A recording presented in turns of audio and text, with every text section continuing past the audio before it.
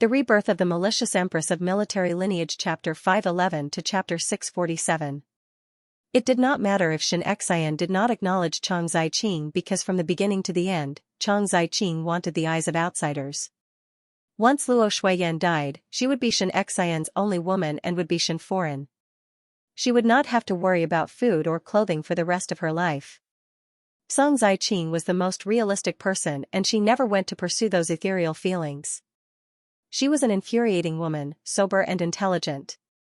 If there were no accidents, perhaps Chang Ziqing would live on as a victim and Shen Miao would even feel that she was a pitiful woman. But the paper could not wrap up the fire. 2 years after Luo Shuiyan's death, Chang Ziqing's husband and son in the Lu province came knocking. Yes, it was Chang Ziqing's husband and son. A gambling addict husband and a sick son. Chang Ziqing had married a long time ago and perhaps at that time both parties were in love with each other, but a poor couple had 100 sorrows. Chang Ziqing was such a proud and arrogant person, how could she tolerate growing peonies in a mud basin for the rest of her life? With the money, she abandoned her husband and son and found an excuse to head to the Ding capital. Her husband inquired for a long time before he found out that Chang Ziqing was now in the Ding capital and had become Xianxia's concubine, so he brought his son to visit. The people of the world were in an uproar. Chang Ziqing was so gentle and elegant, but she could even abandon her sick son. It could be seen that she was not as kind as she looked on the surface, moreover she was full of lies, which made people call her evil. Chang Ziqing was taken away but Xianxia became the joke of the Ding capital. After raising someone else's wife for so many years, could this be considered as wearing a green hat? Shen Miao closed her eyes. The past was like a fleeting cloud. She had always been on guard against the day when the past would repeat itself, but she didn't expect it to be too late. Chang Ziqing appeared and was exactly the same as in the previous lifetime. She quickly made Luo Shuiyan feel close to her. In terms of acting, Shen Miao had seen 2 powerful females, one was Chang Ziqing and the other was Mei Foreign. It was just that Mei Foreign would be somewhat free and unrestrained to reveal her true nature, but because Chang Ziqing was too careful, one would not be able to catch a single handle on her. But this lifetime was not the past lifetime, Shen Miao would not let Chang Ziqing live well no matter what. As for how to make good use of this chess piece, he still had to plan carefully. Just as he was thinking, he saw the light in the room flicker. Suddenly, someone said in his ear, "What are you thinking about?" Shen Miao was startled for a moment and subconsciously leaned back and almost fell down. That person grabbed her arm and supported her back with one hand. After supporting her properly, he then withdrew his hand and stood up straight. Under the light, his face was unbelievably handsome, with a familiar mischievous smile on his face. He looked down at her and said, "Why are you so lost in thought? Are you thinking about how to repay me? What are you doing here?" Now that Shen Miao saw Xianxia, she was too lazy to even be angry. But there was a trace of bewilderment in her heart. She had obviously instructed Mo Qing to increase the manpower outside the courtyard, but she did not think that Xianxia would still be in an unguarded state. The people around him were so powerful, one could see the general trend from the small clues. The Great Liang's methods were really overbearing. Xianxia smiled, "I am here to collect my clothes." This afternoon at Princess Ming-En's place, Xianxia took off his black cloak and gave it to Shen Miao to help her out of trouble. Shen Miao then remembered and saw Xianxia looking at the ground with deep meaning in his eyes. Shen Miao came back in a hurry in the afternoon, and afterwards was anxious to see Chang Ziqing, thus she brought Xianxia and Guyu out after changing her clothes. That black cloak was casually thrown on a chair, but one did not know how it slipped down from the chair, and at the moment it was quietly lying on the ground, crumpled up into a ball, looking like a tragic sight. Xianxia crossed his chest and said coldly, "You are really impolite." The clothes of Prince Rui of the Great Liang were at least expensive, but to be casually thrown away like that, it was even worse than a handkerchief used to wipe a table. Only Shen Miao would dare to do that under the heavens. Shen Miao was really not polite with him. "Your Highness's cloak is on the ground." "Many thanks." She was even too lazy to say anything. Anyway, the imperial family of the Great Liang had money, and did not lack 1 or 2 cloaks. Thinking about it, Shen Miao swept a glance at Xianxia. With such good looks, but he had to change into new clothes every day. One did not know how the great Liang could afford to raise this prodigal son. The money in the imperial treasury were all used to make clothes. Could it be that he did not go to war because there was no military pay? Xie Jingxing looked at Shen Miao for a while and spoke with interest. You are strange today. Inexplicably throwing a temper, and your anger is so big. He raised his brows. Is it because of that Song Zaiqing female in the residence? Shen Miao was slightly startled and looked up at Xie Jingxing. Xie Jingxing was in Ming Qi's uninhabited land and was very familiar with it. Naturally, he was familiar with it as he had lived in the Ding capital since young and was familiar with every place in the Ding capital. In addition, there was the Feng Xian pawn shop behind him, which was a relay station for buying and selling information. Xie Jingxing's eyes and ears were perhaps even inferior to Fu Shouyi's. Whatever he wanted to know, he would naturally know. What does this have to do with you? Shen Miao said snappily. Your Highness Prince Rui still have the leisure to worry about other people's family matters? Family matters?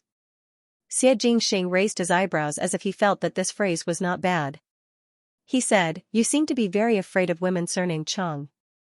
A trace of coldness flashed in Shen Miao's eyes as she said, what is there to fear about a relative who is seeking refuge? Something's not right. Xie Jingxing touched his chin and swept a glance at her before suddenly bending over and carefully staring at Shen Miao's eyes. He did not feel that it was inappropriate for him to be so close to her. He pondered for a moment and said, a woman from the Lu province. You have never been to the Lu province before, why do you seem to understand her so much? Shen Miao suddenly raised her eyes, and when she raised her eyes met with Xie Jingxing's. That youth's appearance was as breathtaking as usual, but his peach blossom eyes hid the sharpest blade. He said, it is the same for Princess Mingyan. You have never been to the Qin country, but have a deep grudge against her. Shen Miao still did not speak. It was clearly an intimate and somewhat ambiguous posture, but her eyes gradually became cold. You have been living in the Ding capital since young, and the furthest place that you have been to was the Shaochen city. In the 2 years that you were in the Shaochen city, you did not step foot in other places, so it is impossible to go to the Lu province and also impossible to see the princess of the Qin country. His voice floated over from the night, bringing with it a faint chill of early winter that almost seeped into one's heart. What do you want to say? Shen Miao looked at him. He spoke in a low voice. His voice was elegant and mellow, seductive, but it also made one's heart palpitate. He said, are you Shen Miao? For a moment, Shen Miao's entire body had a layer of goosebumps. It was as if a thin, piercingly cold wind was pouring down from the top of his head, making him feel cold in an instant. She had seen many people. Relying on her experience as an empress in her previous life, those people were just faces in front of her. There were white faces and red faces, but only this seemingly frivolous purple-robed youth in front of her was a living person. Because it was impossible to see what kind of face was under the mask. Shen Miao's impression of Xie Jingxing was that in the previous lifetime he was a handsome youth who died young. In this lifetime she knew that he was unfathomable, and now she felt that he was even more terrifying. The things that she did indeed caused others to be suspicious, but Xie Jing actually suspected if she was Shen Miao. She was not Shen Miao but Empress Shen. Xie Jingxing dared to think, and his thoughts were somewhat close to the truth. Shen Miao panicked for a moment when she felt that her secret could be seen by others. But she did not do anything. She just stared at Xie Jingxing's face and finally smiled lightly. She often smiled, and it was a dignified and gentle smile, as if she did not care about anything. When facing Xie Jingxing, most of the time it was insinuations and a cold smile that did not reach one's eyes. Now the smile seemed to be a magnolia that bloomed in the night, with a faint fragrance that spread over harmlessly. But that smile was only for a short moment, and very quickly her face turned cold. In this world, not everyone is like your Highness Prince Rui. Xie Jingxing's playful smile slightly stagnated. One did not know if Shen Miao was Shen Miao or not, but Xie Jingxing was no longer Xie Jingxing. The little Xia Marquis of the residence of the Marquis of Lin and had now become Prince Rui. Was this the same person? Perhaps others would find it strange, since Xie Jingxing did not have any relationship with the great Liang in the past. You are not willing to suffer a loss at all. Xie Jingxing stood up straight, and the deep meaning in his eyes disappeared as he said with a smile that was not a smile, it should still be Shen Miao. He seemed to be lamenting to himself and also seemed to be talking to Shin Miao. So many secrets, it is really tiring to inquire about them. Why is Prince Rui grabbing onto me and not letting go? Shin Miao looked at him. No matter if I have a secret or not, that has nothing to do with Prince Rui. Unfortunately, I'm interested in your secret. Xie Jingxing leisurely said, moreover I have thought about it. In Mingqi, the only person that can be trusted is only you. Shin Miao did not get angry but laughed instead. Prince Rui is forgetful. Isn't there still Su Mingfeng and Princess Rong Xian? Xie Jingxing smiled. Didn't anyone tell you not to mention the past? She didn't know why, but under the light, the smile on his lips was still handsome and elegant, but it seemed a little lonely. But in a blink of an eye, Xie Jingxing looked at her and said, how do you plan to deal with Chang Ziqing? If you beg this king can help you. Shin Miao said expressionlessly, I only beg Prince Rui not to intervene in this matter. Looks like you've already thought of what to do. Xie Jingxing raised his eyebrows. Amazing. Shin Miao's eyes hung down and heard Xie Jingxing speaking again. The princess of the Qin country will not leave this matter at that. There is no need to remind me. Shin Miao glared at him fiercely. One still have to thank Prince Rui for his help today. With Princess Ming and jealous temperament, and being infatuated with Xie Jingxing, seeing that Xie Jingxing was helping Shin Miao, she was bound to vent all her anger on Shin Miao. She's no match for you. Xie Jingxing naturally stretched out his hand to rub Shin Miao's head but was flung away by Shin Miao as she looked at her fingers with pity. Shin Miao did not want to speak. Princess Ming did not have any brains. So she was not worried at all. The most important thing was Huangfu Hao of the Qin country. In fact, this time Huangfu Hao and Princess Ming came to the Qin country. It was because of the alliance with the Mingqi. Mingqi wanted to be on good terms with the Qin country because the great Liang was eyeing covetously. No matter what, they could not allow Fu Xiaoyi and Huangfu Hao to mix together.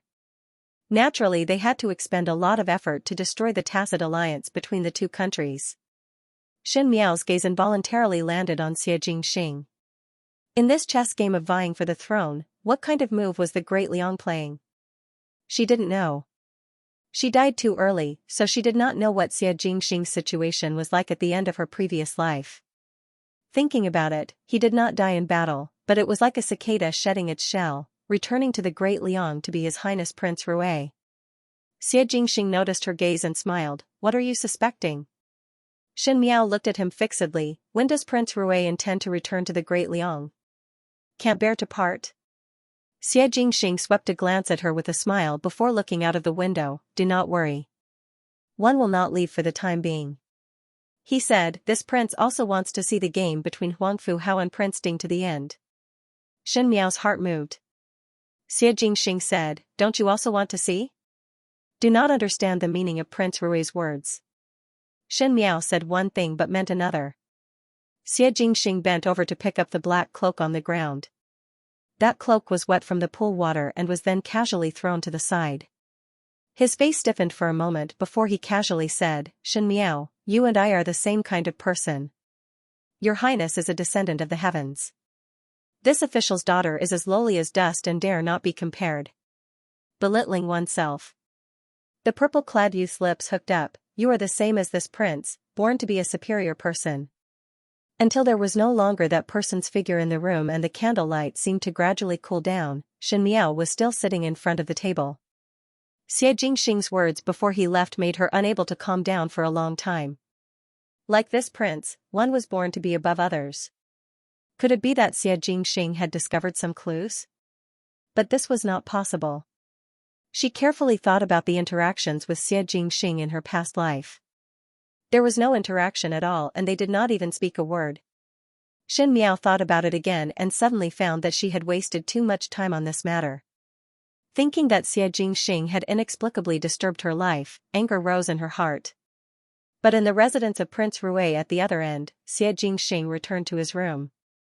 The room that he slept in was almost comparable to an exquisite bedroom. He casually threw away the cloak in his hands and wiped his hands with a silk cloth. A white thing suddenly jumped out from the corner and pounced and bit that black cloak, shaking its head in joy. Xie Jingxing looked coldly at that fur ball playing with the cloak for a while before picking it up from the ground. What kind of conduct is this? His face was filled with disdain. The white tiger cub sneezed and its claws grabbed onto Xie Jingxing's collar before being expressionlessly thrown into the nest at the side of the bed. Tai Yi. Xie Jingxing said. A black figure swept in from the outside. What instructions does master have? Xie Jingxing pointed to the cloak on the ground. Tai Yi's lips twitched. That was a cloak made of black lion fur. It was hard to find even with 1,000 gold. The only black lion fur cloak in the Great Liang's treasury was ruined like this? Tai Yi wanted to shed tears of sympathy for Emperor Yonglu. Take it out and throw it away. Xie Jingxing started to undress. Tai Yimu picked up the robe in a daze and said yes. Everyone knew that Prince Rui was most fond of cleanliness and ordinary people could not touch it. This cloak was ravaged to this state, one think that Xie Jingxing would not want it anymore. And no one dared to secretly keep the things that Prince Rui had worn before. Tai Yi seemed to see the silver flowing away. Just as he walked to the door, he heard Xie Jingxing saying, "Wait." Tai Yi turned his head back. Xie Jingxing hesitated for a moment before frowning, "Never mind. Clean it and keep it." Tai Yi stared blankly for a moment before happily nodding his head. Carrying the cloak, he quickly left the room. His face was filled with gratification. Good, master finally knew not to be arrogant and lascivious. This was the best. Only then could he support the future of the entire Great Liang. The Ding capital welcomed the first snow of this winter. Snowflakes were scattered all over the ground. The snow-white snow was extremely cute. When winter came, the women on the streets began to change into coats and skirts embroidered with all kinds of patterns.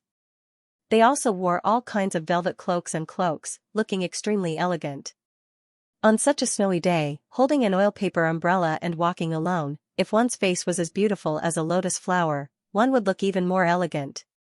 In the western courtyard of the Shen residence, there was someone standing in front of the courtyard looking at the flying snow outside. Young Lady Qing also did not enter the room to sit. Stay outside like this and be careful not to catch a cold. The Ding capital is not as warm as the Lu province and the wind in winter is very cold. Someone spoke with a smile. She was wearing a light yellow robe with big sleeves and a light red Rui 100-bird skirt. She was graceful and her hair was combed into a chow bun.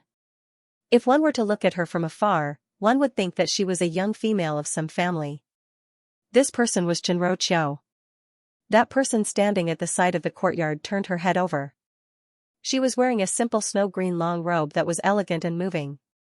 Chang Ziqing smiled. It rarely snows in the Lu province and it is rare for it to snow a few times in a winter.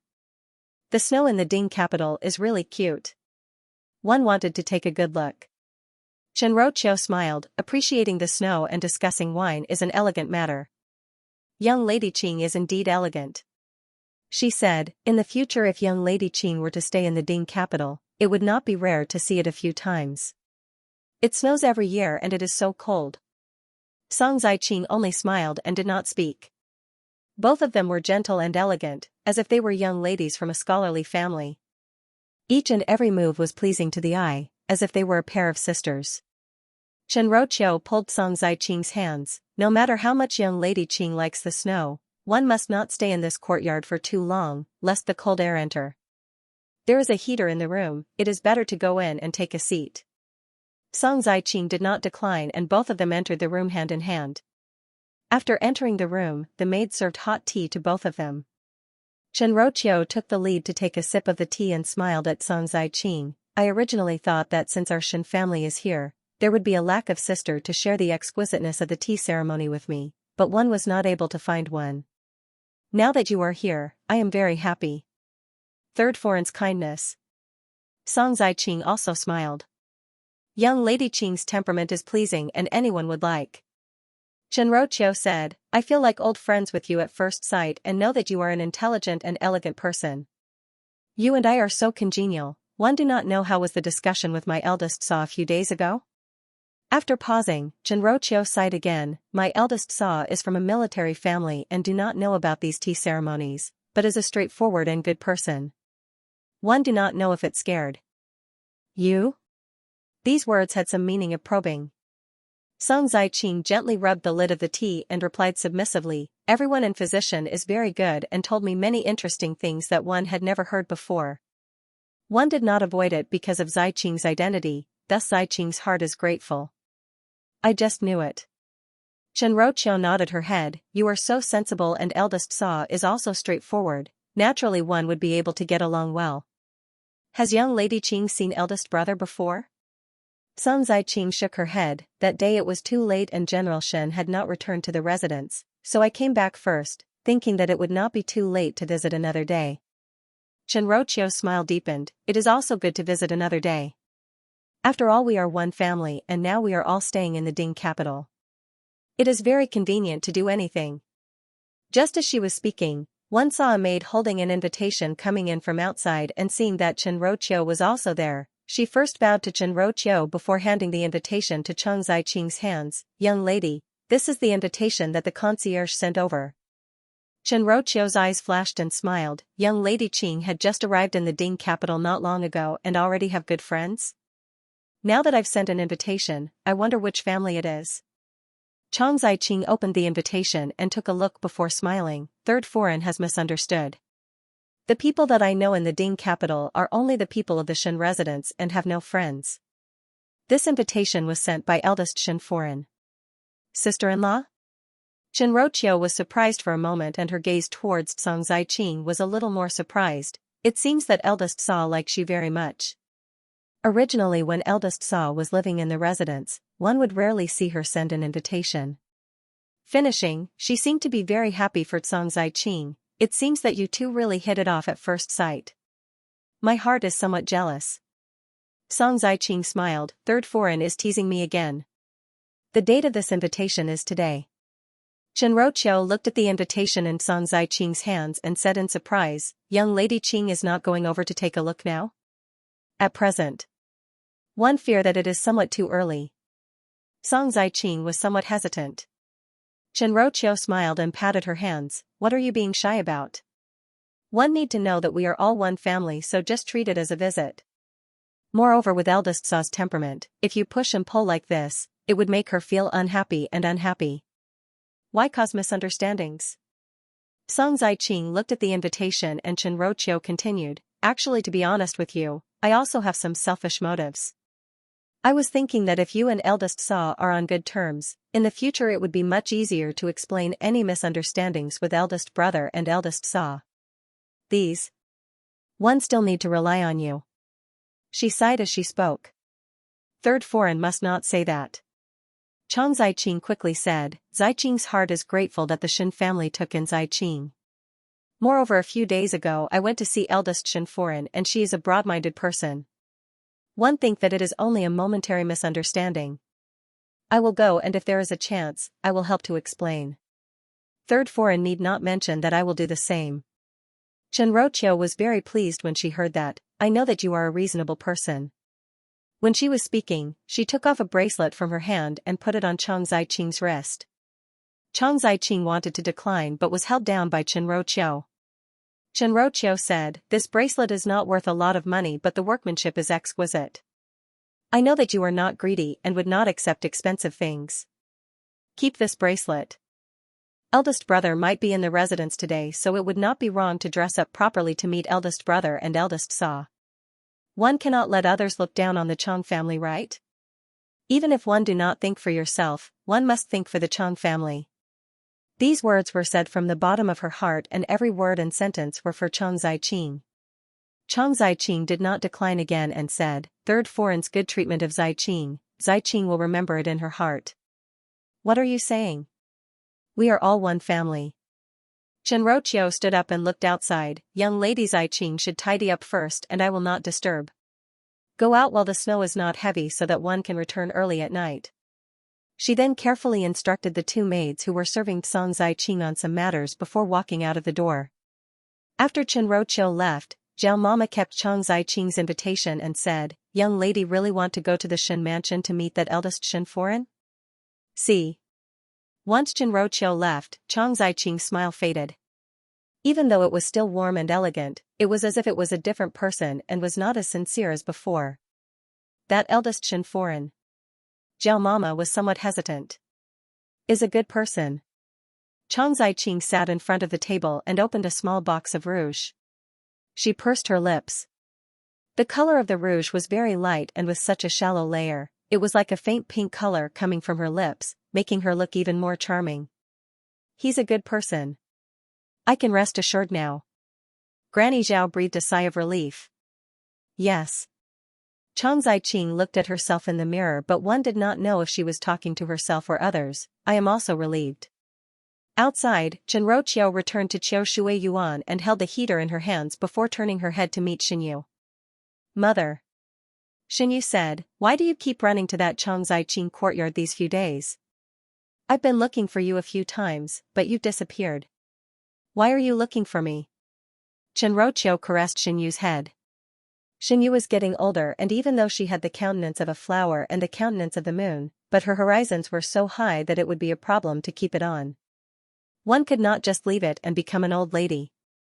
Zhenro Qiu knew that her daughter's heart adored Prince Ding, but how would she have the means to let Xinyu marry Fu Xiuyi?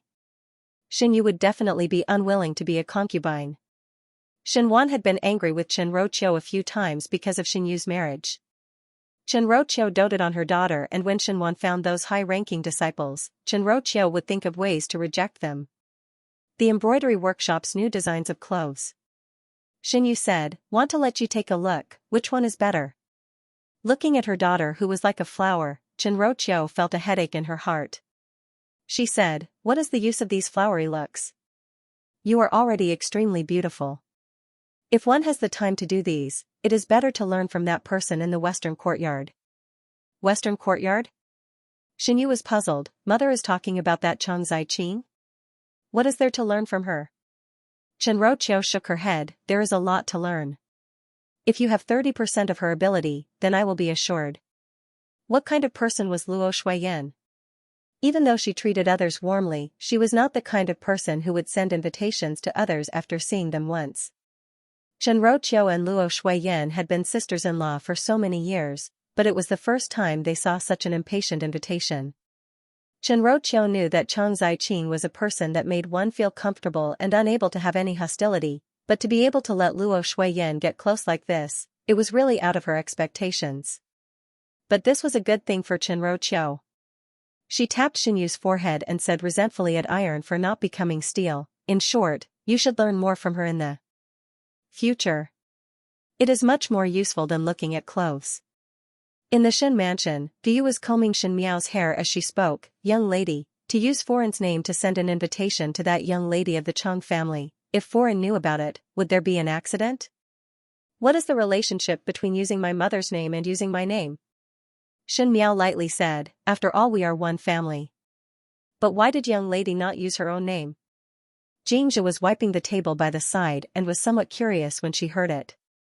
Xin Miao stole Luo Shuiyan's seal and wrote an invitation to be sent to the Xin residence, which made all the maids in the room drop their jaws in shock.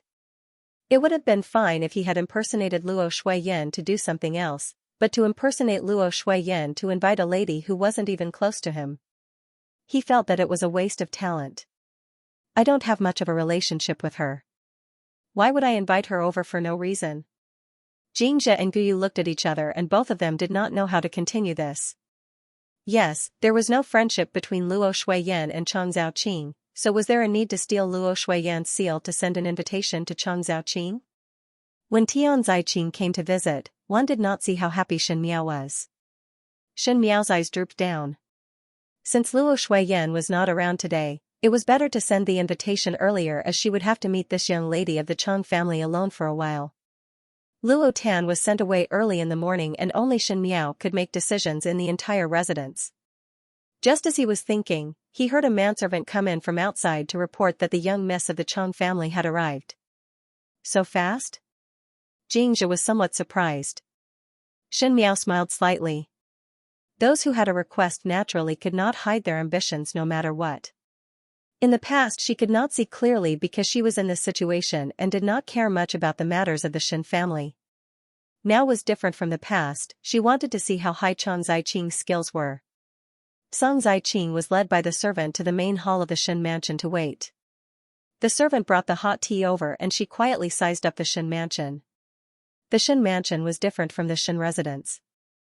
Because the Shin residence was the residence of the old general, the feng shui was very particular, and in addition to old Shin foreign's habits, it was somewhat gaudy. Perhaps it was because Xianxia and Luo Shuiyan were martial artists in the Shin mansion. The courtyard was spacious and the furnishings in the main hall were squarish, giving one a look of awe-inspiring righteousness. Even though the ornaments were simple, one did not know why, but there was a dignified feeling.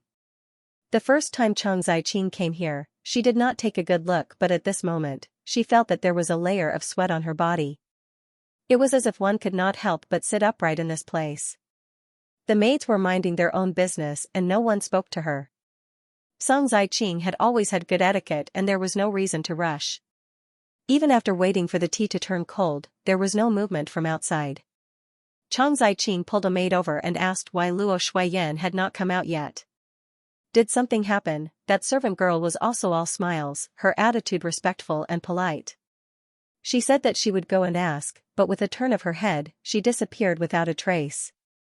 No one knew what was going on. It was like this several times in a row and Chang Ziqing could not sit still. The first time she saw Luo Shuiyan, she had a good grasp of the other's temperament. She had a candid temperament and was very enthusiastic when dealing with people. Why would she deliberately make things difficult for others this time? For the first time, Chang Ziqing's heart was somewhat uncertain. The maids that were coming and going seemed to be looking at her, but also seemed to not be looking at her. She finally could not sit still and wanted to get up to leave, but heard someone laughing behind her. Qingyi has waited for a long time. Really apologize. Just now one wet one's clothes in the room and had to freshen up and was delayed for a moment. Chang Ziqing was startled for a moment and quickly stood up, but saw a few maids following behind as Shen Miao walked in from outside the door. The young female was wearing a jade green embroidered feather cloak and had a heater in her hands. Most likely she felt warm after entering the room and took off the cloak, revealing a dark purple embroidered long coat and skirt. It was a very gorgeous and complicated pattern, but it was in such a heavy purple color. What was rare was that she did not wear it at all and instead had an air of nobility. That dark purple color made the young female's skin as white as jade. She was petite and delicate, but it was as if she was walking in the 9 palaces. Every step she took was filled with smiles, and one's wealth gave birth to lotuses. Chang Ziqing's mind felt dizzy for a moment. She had seen a lot of people and had also seen a lot of females who said that they had a graceful bearing, including Xinyu, who was held up by Chenro Qiu without batting an eyelid. But only this Shen Miao could give her a feeling of amazement. That day it was still alright when she was beside Luo Shuiyan, but today she appeared alone and directly stole all the limelight, making one feel pressured. Fifth young lady? Chang Ziqing's gaze swept behind Shen Miao. No need to look. Shen Miao smiled gently. It was me who sent you the invitation. It is me who sent you the invitation, Qingyi. Chang Ziqing was startled and asked with a puzzled smile, fifth young lady is. Last time Qingyi came and left in a hurry, so I did not have a good chat with Qingyi. Qingyi said that she would come over another day and I waited for a long time but did not see any movements from Qingyi, so I could only send the invitation myself. Fearing that my seal was not appropriate, I used my mother's seal. Qingyi would not blame me, right? Chang Ziqing looked at the young female in front of her. She was smiling gracefully without any awkwardness at all. If one were to get entangled, it would seem that Chang Ziqing was being calculative. Chang Ziqing immediately smiled. How could it be? It is Chang Ziqing's luck to be invited by fifth young lady. As she spoke, she quietly sized up Shen Miao. Last time when she returned to the Shen residence, even though Shen Miao was not cold to her, it was not considered warm and there were even a few places where she was rude. For an inexplicable and sudden invitation, Chang Ziqing's heart was secretly vigilant. It is very cold in the main hall. Qingyi better go to my room to sit. Shen Miao smiled as she stood up. It is not far from here. I really cannot stand the cold wind. Chang Ziqing complied obediently. When they reached Shen Miao's room, Shen Miao let the maid serve tea and pastries. The stove was burning brightly and a small gap was opened in the window before closing the door. The room was warm but it was not stuffy. Shen Miao pushed the teacup in front of Chang Ziqing. Chang Ziqing smiled as she picked it up to take a sip and her expression suddenly became somewhat strange. This is Judan tea. The taste is very bitter and astringent without any fragrance. Most likely Qingyi is not used to drinking it. Xin Miao smiled as she explained. Chang Ziqing's expression slightly paused. She was somewhat puzzled by Xin Miao's actions. The way to treat a guest was naturally to bring out the best tea leaves. Why would one use such poor quality tea to treat a guest? Was it to humiliate her? But Xin Miao's expression did not seem to be like this. Although this tea is bitter, it is very good for the body. Drinking it in winter can drive away the cold and keep warm. My father and brothers are all martial artists, so they always drink vermilion pill tea in winter. Later on, the whole house drank this kind of tea. Xin Miao looked at Song Ziqing. Qingyi is from a scholarly family and most likely do not like to drink this kind of tea, but our military family is not so particular about it. Chang Ziqing waved her hands and smiled. Fifth young lady must be joking. The Chang family is just an ordinary family. Even though this Judan tea is bitter, it is very good to people. After drinking it for a long time, one would not feel bitter. Xin Miao shook her head. It is easy to force it for a while, but it is difficult to force it for a lifetime. Song Ziqing was surprised for a moment and only felt that there was more to Xin Miao's words and could not help but look at Xin Miao. Xin Miao smiled. Speaking of which, one heard that Qingyi is currently living in the Shen residence. Are the people in the Shen residence treating Qingyi well? All are very good. Chang Ziqing smiled. They all take good care of me. You and Third Aunt are like-minded, so you must be very compatible. Xin Miao smiled. Third Aunt has always liked to play with words, and in the beginning Third Shu was very respectful towards her because of this. One think that you have also seen how well Third Shu treats Third Aunt. In the entire third household, Third Aunt is the matriarch of the household. She then sighed. It is a pity that Third Aunt does not have a D son. If there was a D son, one need not be so worried. Song Ziqing had stayed in the Shen residence for so long and naturally knew that because of the matter of the third household not having a son, Chen Roqiu and old Shen Foren were in conflict almost every day. It was just that she did not expect that Xin Miao would actually say such words to her. Xin Miao was after all an unmarried young lady, so it was somewhat awkward to talk about the matters of the third household. However, when Xin Miao spoke, her expression was natural, as if it was not something not worth saying. This made Song Ziqing unable to differentiate whether Xin Miao was precocious or naive. Third Foreign is so kind that in the future there will be many children and grandchildren. Song Ziqing followed Xin Miao's words and said. One always loved to compare our first household with the third household. Xin Miao picked up the teacup and blew the tea leaves on the surface before smiling. One is civil and one is military. In the courtyard, there is only one matriarch, but our residence is still all right, as at least there is my eldest brother. My eldest brother is about to reach the age of marrying, and in a few days, one will pick a good marriage in the Ding capital for him. With a sister-in-law and a nephew, this room is considered lively. Xin Miao seemed to be somewhat proud, but in the third household, it is not as lively as our first household. Song Ziqing first thought that Xin Miao was childish and was angry with the third household, but after listening to the complete sentence, she seemed to have thought of something and her expression changed. Correct, in Xianxia's residence, Luo Shuiyan was stupid and direct and did not know how to use her heart. The inner courtyard was clean and it was not difficult to tidy it up. But she almost forgot that there was still a Xianxia. Xianxia was Luo Shuiyan's eldest son and was young and promising. If he married a powerful wife, even if she did not fight for it, she would be suppressed by 3 points. Xin Miao saw the change in Song Ziqing's expression and her eyes became slightly cold. In the previous lifetime, Song Ziqing finally stayed in Xianxia's inner courtyard, and at that time Xianxia was already unable to make it. Xin Miao married into the residence of Prince Ding, and there was almost no one in the entire inner courtyard that could be a threat to Song Ziqing. With such smooth sailing, how would Song Ziqing not grasp the opportunity? But now it was different. Xianxia was perfectly fine and a healthy eldest son was here, thus the possibility of Song Ziqing becoming a wife was forever empty.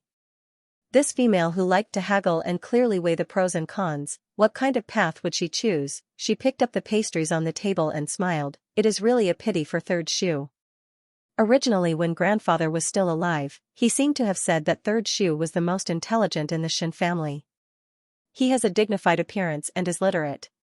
If he had a son, he would definitely be as smart as him. It's a pity that there's only one woman in the third branch, second older sister. Second older sister is now at the age where she's about to get married. When second older sister gets married, there will only be third uncle and third aunt in the third branch. Song Zaiqing was originally listening absent-mindedly, but when she heard that, her heart moved. Speaking of which, the situation in Xianxia's and Xinhuan's inner courtyard was similar. Both of them only had one woman, and both of them were so-called lovers. It was just that Xinyu was older than Xin Miao by 2 years and Xinyu was about to get married. It was even rarer for the third household to not have a son. Aunt Qing and third aunt's temperament is similar, and their expressions are also somewhat similar. They are both gentle and understanding, and they know a lot of elegant things.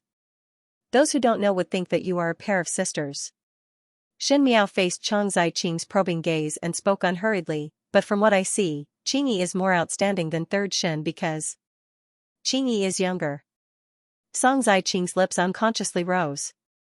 She also knew that the people in the Xin residence compared her with Chen Roqiu. Like Chen Roqiu, they were all scholarly and delicate talented females, but what Xin Miao said was right. No matter how beautiful a female was, when they get older, even if they had great talent, their colors would wither. In comparison, Song Zaiqing was more moving. Moreover, Chen Roqiu considered herself as a daughter of a noble family and her actions were somewhat virtuous, but Song Zaiqing grew up in a commoner's family and knew how to compromise. When it was time to lower one's head, one would lower one's head and look at others' face, thus everyone would praise her. Song Zaiqing's gaze was deep as she thought that she was stronger than Chen Roqiu. Shen Miao picked up the tea to drink. The taste of the tea was astringent, but she drank it like honey and revealed a warm smile.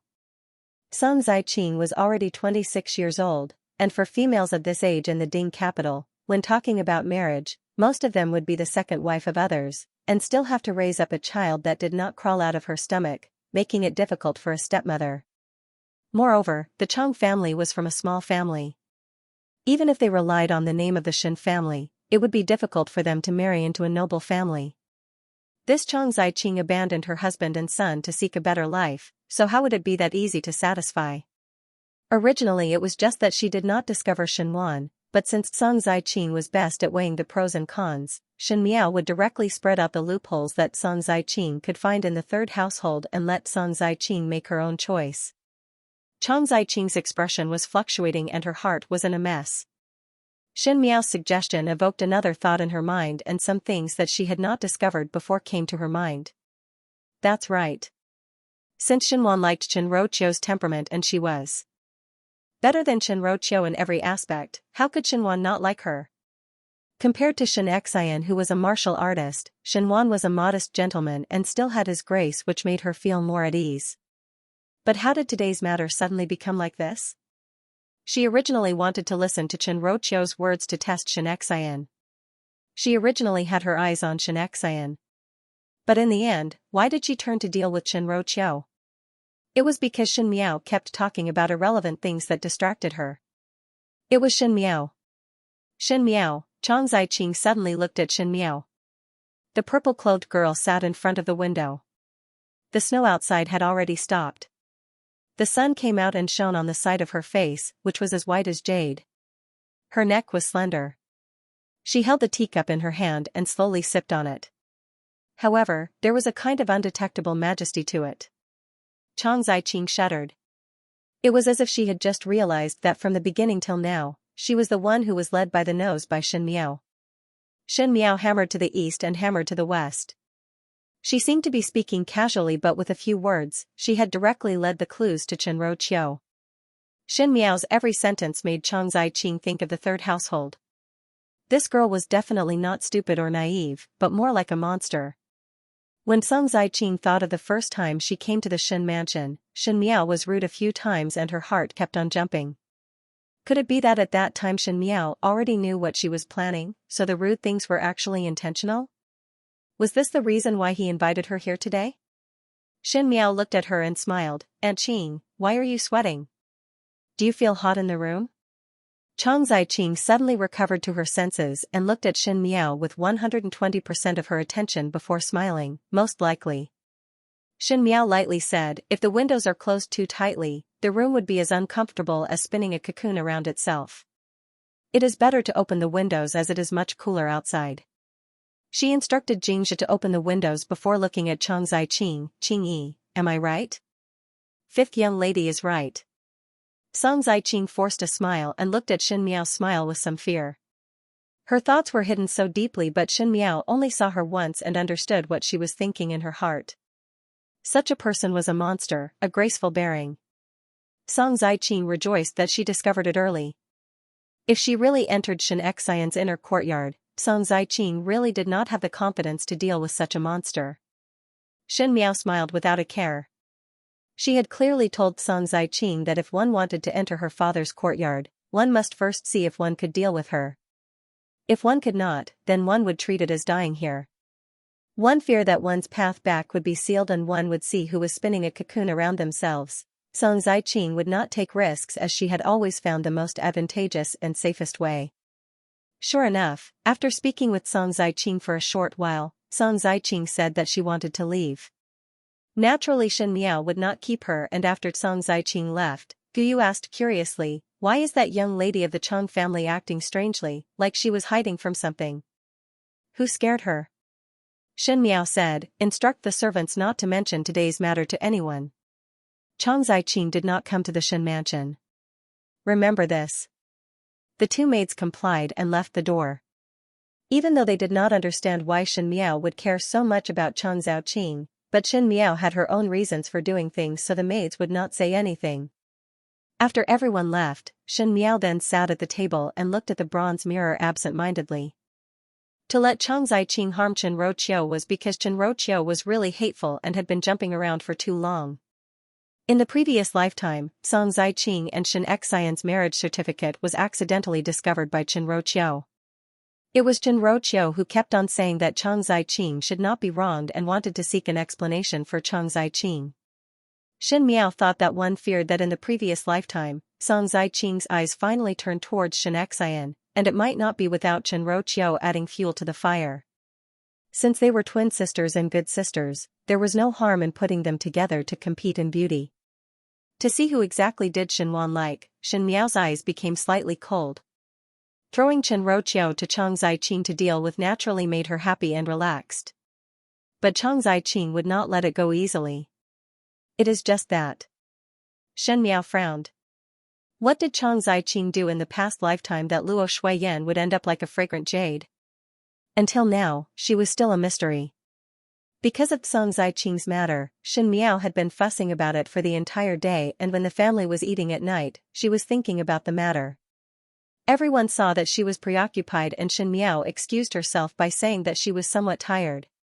Luo Shuiyan got someone to make some sweet milk soup for Shen Miao and let her rest early. Lying on the bed, Xianxia and Guyu tucked her in and blew out the lamp. After putting down the curtains on the bed, Shen Miao closed her eyes. The sky darkened and her breathing gradually calmed down. The dark night shrouded the entire Ding capital and Shen Miao's body floated lightly. The sun outside suddenly brightened. She opened her eyes and felt that it was a little dazzling. The air seemed to have become a little hot, like it was summer. It was supposed to be early winter, so how could it be summer? Shen Miao sat up and felt a strange headache. When she looked down, she discovered that she was sitting on the soft couch in the room. A woman's voice came from the inner room. An extremely bitter medicinal smell wafted out from within. The medicinal fragrance was actually somewhat familiar. Shen Miao stood up. There was not a single maid in the room and the voice of the woman inside was getting clearer. She thought for a moment, then went into the house to take a look. In the spacious room, the windows were tightly shut. The weather was already very hot, and with the windows tightly shut, it was almost suffocating. Coupled with the irritating bitter smell of medicine, it was as if something was stuck in his chest, making him feel strangely stuffy. Shen Miao walked a few steps and wanted to close the window, but she heard someone saying, "Go and open the window. My heart is so stuffy." Shen Miao was surprised for a moment. The female lying on the bed had a haggard face and was wearing a dark apricot-colored cotton gown. Most likely it was because it was too hot that her hair was soaked in sweat and the clothes on her chest were mostly drenched in sweat. Her face was ashen and there was a look of death in her eyes. Shen Miao's eyes widened. That was Luo Shuiyan. When had Luo Shuiyan ever looked so haggard? It is better for older sister to lie down properly. The female sitting by the bed comforted, it would not be good if one were to catch a cold in this kind of weather. Shen Miao turned her head to look at that female. Her light green clothes were simple but the material was expensive. The refreshing and refined dressing was of a good age and was a sharp contrast with the lifeless Luo Shuiyan. If this person was not Chang Ziqing, who else could it be? At this moment Chang Ziqing was holding the female's hair bun and holding Luo Shuiyan's hand. Older sister still have to get better. I cannot do it anymore. Luo Shuiyan's breath was like silk and there was no more vitality in her eyes. My child is gone and there is no hope. So what if the days are peaceful, wasting these medicinal herbs for no reason? Older sister must not say that. Chang Ziqing said, if fifth young lady knew that you were thinking like this, one do not know how sad her heart would be. Jiao Jiao. Luo Shuiyan's eyes were in pain. Shen Miao took a step forward and wanted to hold Luo Shuiyan's hands but passed through Luo Shuiyan's hands. It was as if she did not exist. Jiao Jiao hates me. Luo Shuiyan closed her eyes, but what can I do? The Shen family cannot be tied together with Prince Ding. Prince Ding can hide from Jiao Jiao but not me. Jiao Jiao now even hates me and Xian and is not even willing to see me. With Prince Ding's current actions, what would Jiao Jiao do in the future? There is no way out. The more she spoke, the more painful her heart became. Suddenly she used a handkerchief to cover her mouth and coughed violently a few times. When she opened the handkerchief again, there were dark red bloodstains on it. Older sister, do not think about it. Chang Ziqing supported her and comforted, fifth young lady is only thinking wrongly for a moment. Perhaps His Highness Prince Ding really treats her well. Moreover, there is no overnight hatred between parents and children. Fifth young lady will understand in the future that this hatred is only temporary. Shen Miao glared at Chang Ziqing. Chang Ziqing's words seemed to be comforting but in fact it was adding oil to the fire as it confirmed that Shen Miao hated Luo Shuiyan. In the past life when she married Fu Xiuyi, even though she wanted the Shen family to help but Fu Xian was not willing, thus there was some resentment but it was not worthwhile to say that she hated. Now that Luo Shuiyan was on her last breath, how would she not be distressed when she heard Shen Miao hate her? Shen Miao's eyes blurred for a moment before she saw Chang Ziqing's opposite. There was a female wearing a golden embroidered autumn dress sitting on a chair with an impatient expression. The woman was also young. She had delicate features, but she wore heavy makeup, which made her look a little strange. Shen Miao opened her mouth. Who else could it be if it was not her? Chang Ziqing smiled, fifth young lady must not be angry with foreign. It is just a matter of military strength and it is very important. The general and elder sister probably have their own considerations, that's why they're doing this. We are all one family. Since I have married into the residence of Prince Ding is also half a Shen family. Why would father and mother treat him like an outsider? I know that father and mother did not like me since young, so they left me in the Ding capital and even implicated your highness. Chang Ziqing smiled again, what is fifth young lady saying? Even though the general and older sister are not as close to young lady as eldest young master, but blood is thicker than water. I do not care. The young Shen Miao said arrogantly, it is said that Qing Yinyang is the most intelligent. Can you think of a way for me? Let father and mother agree to lend troops to your highness? Chang Ziqing seemed to be in a difficult position and said after a moment, since fifth young lady is foreign's biological daughter, foreign would definitely love fifth young lady. Not to mention anything else, if fifth miss were to complain to madam, perhaps madam would agree to fifth miss's conditions. If it is really not possible, one can be like that young child and make a fuss. She smiled, but these are all my nonsense. Fifth young lady should reconsider. Shen Miao, who was watching at the side, was already livid with anger. How was Chang Ziqing mediating? This was clearly instigating. Shen Miao recalled that in the previous lifetime, Luo Shuiyan did not tell anyone about her miscarriage. She wanted to wait until the fetus was stable before spreading it out, but who knew that there was a change in the middle? Coincidentally, Prince Ding wanted to borrow troops from Xianxia, but Xianxia was naturally not willing. Shin Miao looked for Chang Ziqing to complain, so Chang Ziqing led her to speak and let her be angry with Luo Shuiyan. Shin Miao did not know that Luo Shuiyan had an abortion at that time and passed away. Perhaps at that time Shin Miao thought it was some ordinary words, but at Luo Shuiyan's most vulnerable time, it was tantamount to ending Luo Shuiyan's life. In Luo Shuiyan's view, what did Shin Miao mean when she said that she hated her? No mother would want their child to hate themselves. And at the same time when Shin Miao stabbed Luo Shuiyan, she also said some ambiguous words about how Prince Ding did not treat her well, making Luo Shuiyan worried.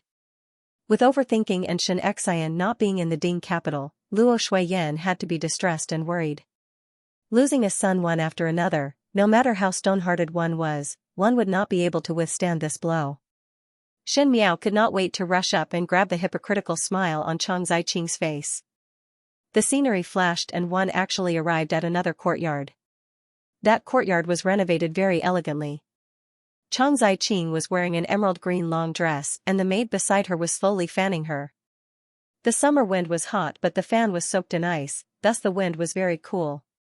One heard that foreign will not be able to last much longer. The mama beside Chang Ziqing said, the physician said that it would be around these few days. Let the servants serve better. Chang Ziqing said, do not let others talk. The mama complied and said, Yang finally managed to endure. Yes. Chang Ziqing picked up the purple grapes in the jar to eat. After so many years, one finally managed to endure. It is just that one do not know about master's side. The general deeply loves older sister and naturally would be sad. Chang Ziqing gently smiled, but what does this have to do with me? I only need to sit in the position of the only mistress in the eldest household. The general does not recognize me, but the servants recognize me. The mama also nodded her head, Yang is right. Originally one thought that foreign would be able to hold on a little longer and did not think that it would be so fast. Heart is broken and worried all day long. It is already considered that she has a long life to endure till now. Chang Ziqing lightly said, Luo Shuiyan was born with a good life to marry into such a good family and there were no other females in the courtyard. Unfortunately, to give birth to a daughter like Shin Miao, it ruined her good luck. Shin Miao was startled for a moment and heard Chang Ziqing speaking again, believe whatever that is said. His Highness Prince Ding's methods are indeed very high to make Shin Miao dead set on him. Even father and mother are not wanted. But if it was not that Shin Miao was stupid, how would I be able to have good luck? Shin Miao stood opposite Chang Ziqing. It was a hot summer day but her heart was like an ice house. Shin Miao did not even know that the New Year's gifts and food that Shin Miao sent from Prince Ding's residence were all tampered with. She herself was stupid but Luo Shuiyan doted on her so much that she ate all the medicinal meals. However, he did not know that his daughter had sent him poison. You also saw it that day when Shin Miao fed Luo Shuiyan the medicine. Spoonful by spoonful, it was all poison but Luo Shuiyan was still filled with joy. Shin Miao's body trembled and almost fell down. At that time, in order to help Fu Xiui to convince Xianxia, she wanted to please Luo Shuiyan, so she ordered people to buy medicinal herbs and learn how to make medicinal cuisine and return to the Shin residence to cook it for Luo Shuiyan to eat. Luo Shuiyan had always felt that Shin Miao treated her coldly, so when she was suddenly warm, she was naturally very happy and ate everything without leaving a single spoonful. So it turned out that those things were tampered with. Luo Shuiyan would not suspect that her own daughter would harm people, but Shin Miao did not think that at that time, the people around her already had the opportunity. She suddenly felt very cold and her mind was in a mess. From an onlooker's point of view, she was so vicious and stupid that she did not even have the qualifications to be forgiven. It was she who personally pushed her own mother into the road to the Yellow Springs. She was the most unfilial person. Luo Shuiyan had been strong for a lifetime but was defeated in her own daughter's hands. Speaking of which, I want to thank Shin Miao. Chang Ziqing smiled comfortably, she gave her mother's fate to me with both hands. From now on, I have the final say in the Shin family's inner courtyard. Luo Shuiyan did not lose anything in this lifetime, and if one were to talk about the biggest mistake she made, it would most likely be giving birth to Shin Miao. Shin Miao is indeed a harmful person. Suddenly there were maids rushing over from a distance and their shadows were pulled into a long line under the summer sun. That voice was also sluggish and had beads of sweat on it. They said, Chang Yinyang, Foreign just breathed her last. Foreign is gone. Foreign is gone. There was a rumble of thunder as it spread out between heaven and earth, lighting up the Ding capital in the night. The sound of the rain and the thunder and lightning completely covered up the cries of the people in the room. Xin Miao's face was full of tears as she screamed, "Mother, mother, it is my fault. It is my fault.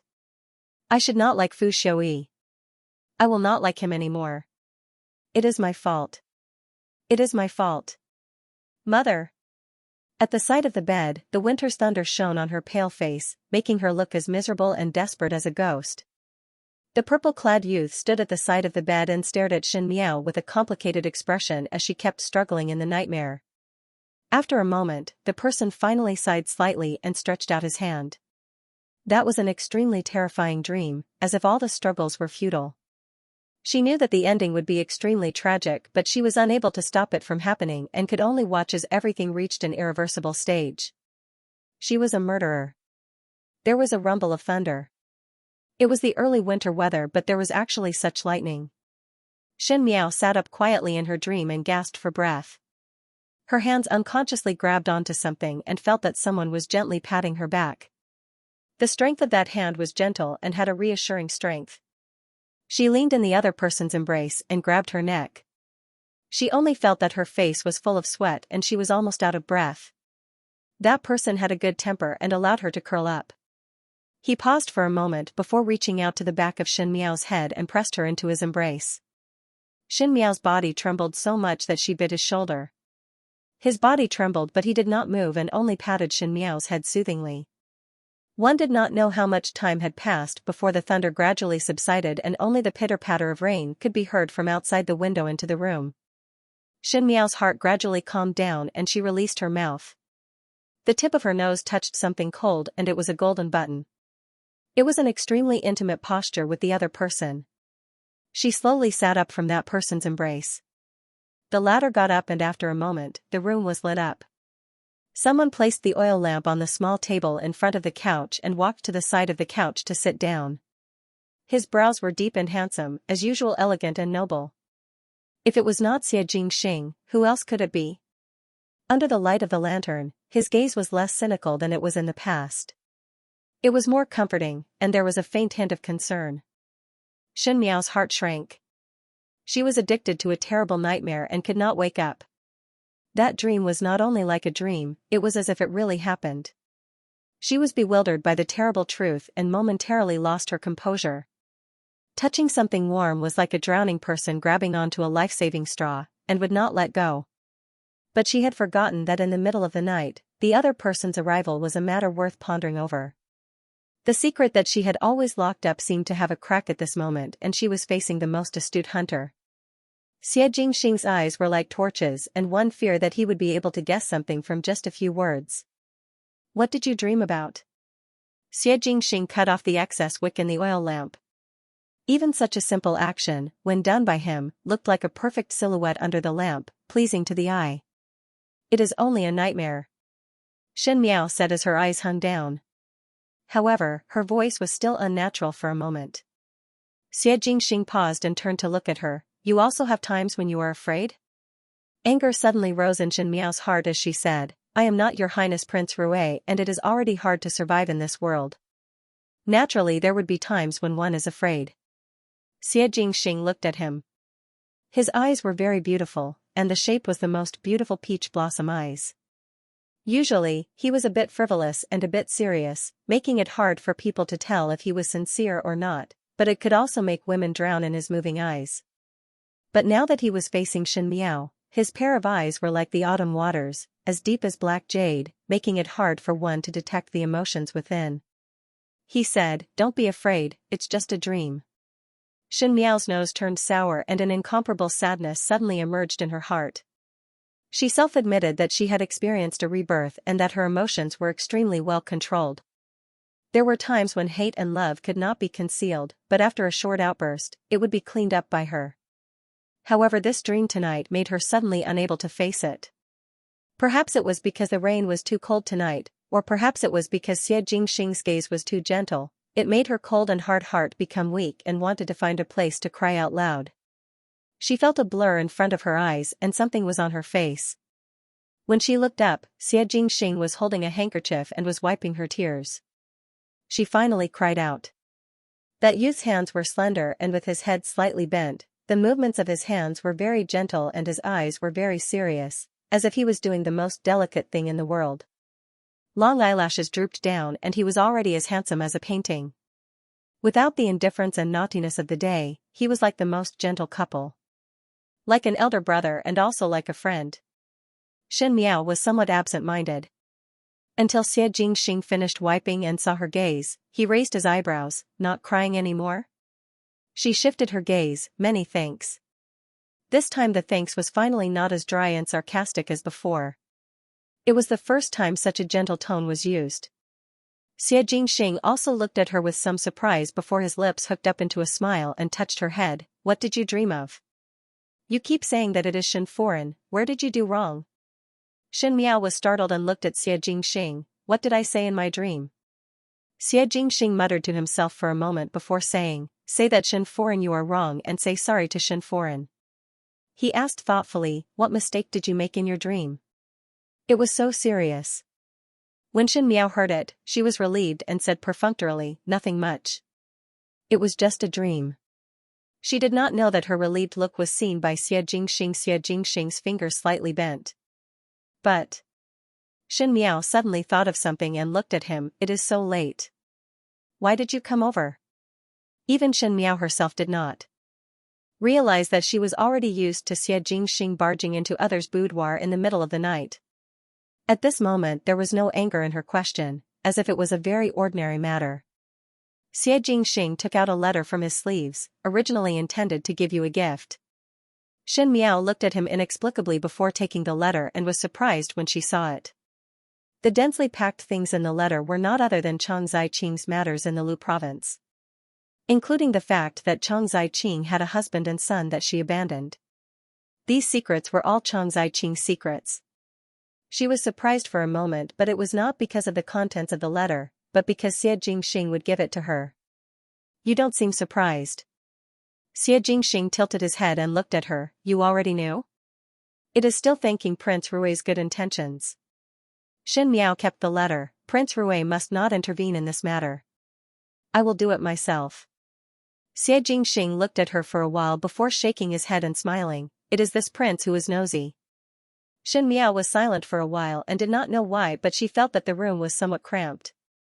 She lowered her head and her eyes unconsciously landed on the corner of Xianxia's robe by the side of the bed.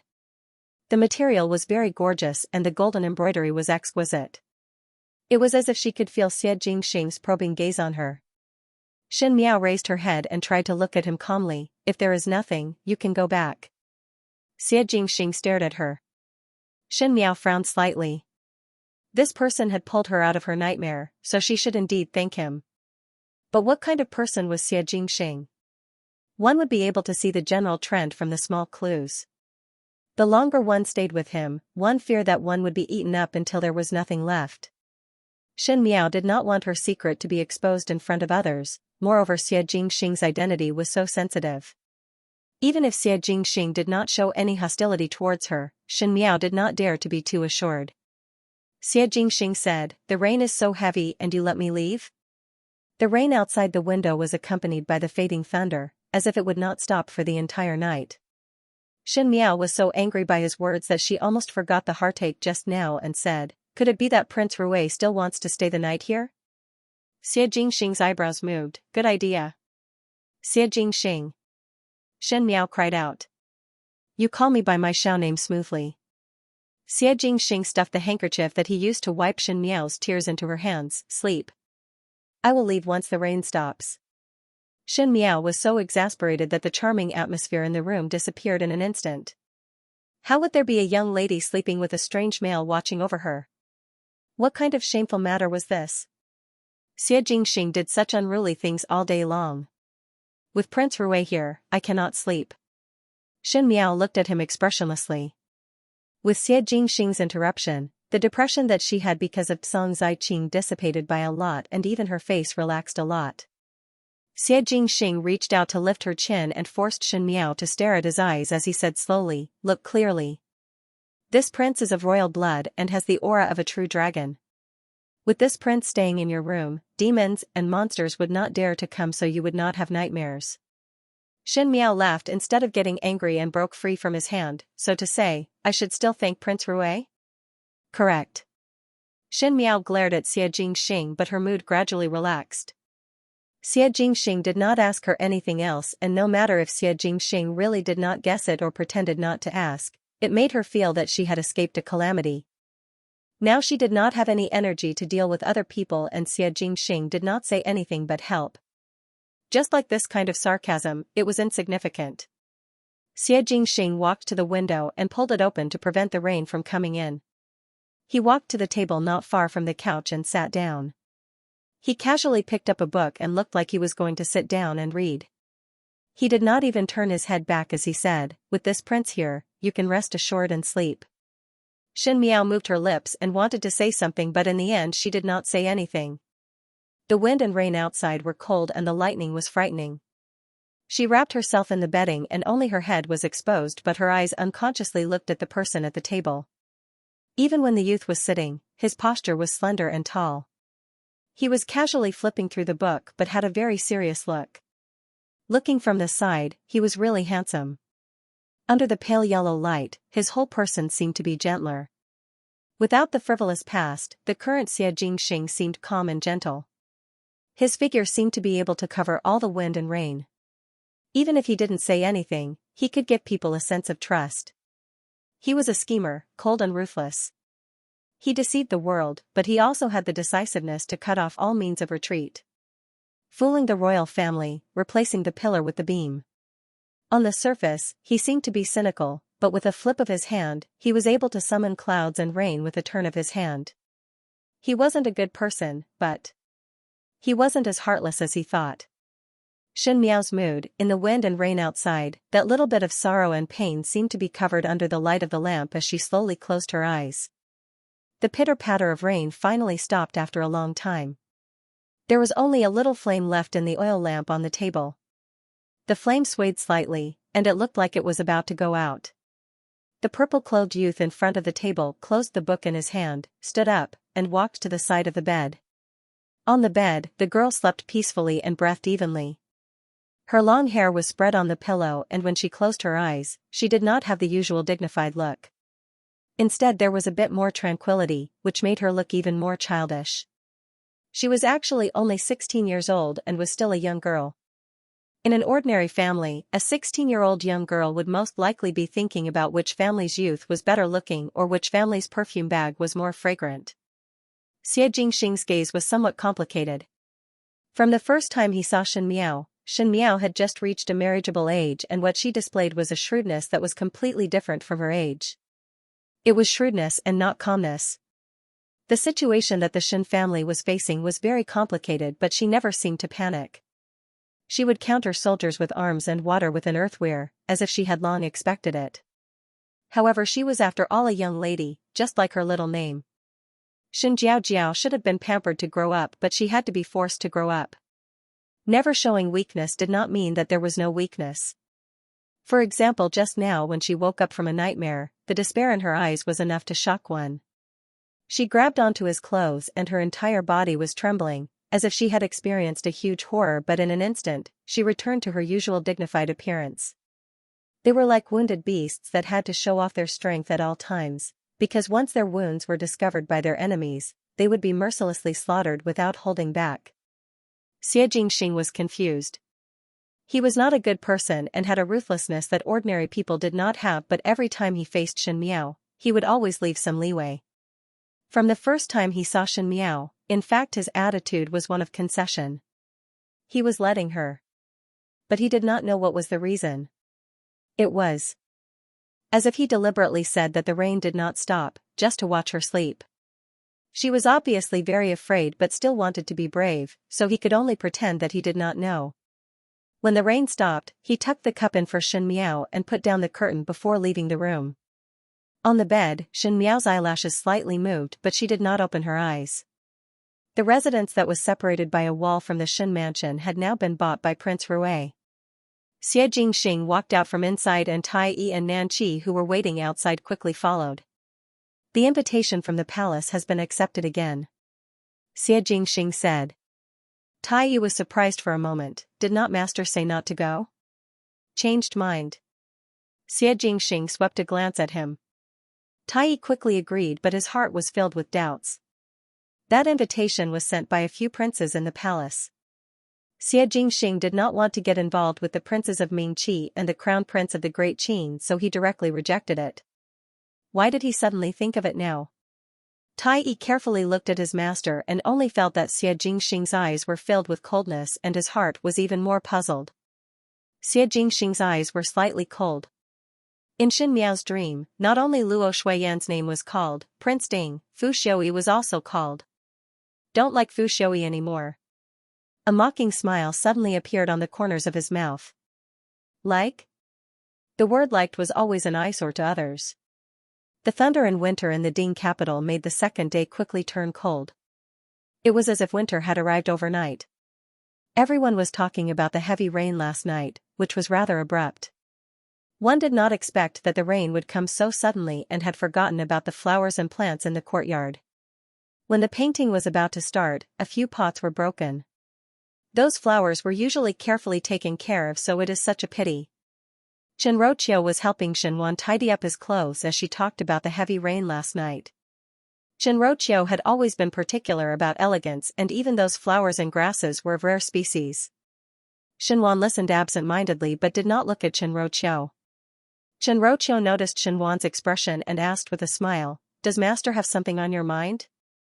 Xinwan recovered to his senses and looked at Qianruoqiu. "I was thinking that Yu'er is now at the age of marriage." Qianruoqiu's heart thumped, but she smiled. "I know. I have been looking for a suitable family for Yu'er, but this family has to be picked slowly. One cannot blindly marry Yu'er over, and master will also feel heartache. One have already been looking for so long." This time Xinwan was not brushed off by Qianruoqiu as he said with a straight face, "Ever since Yu'er turned 16, it has been a full 2 years. Even if the young ladies of other families were not married, they were already settled. If Yu'er continued to drag on like this, it would be difficult to find a suitable family in the future. The few families that I gave you a few days ago are all not bad. I have seen that the families are well matched and there are not many worries in the residence. Yu'er would not suffer a loss if she were to marry over." Even so, Qianruoqiu forced a smile. "It is just that in this short period of time, one must let Yu'er familiarize with it. It's been 2 years.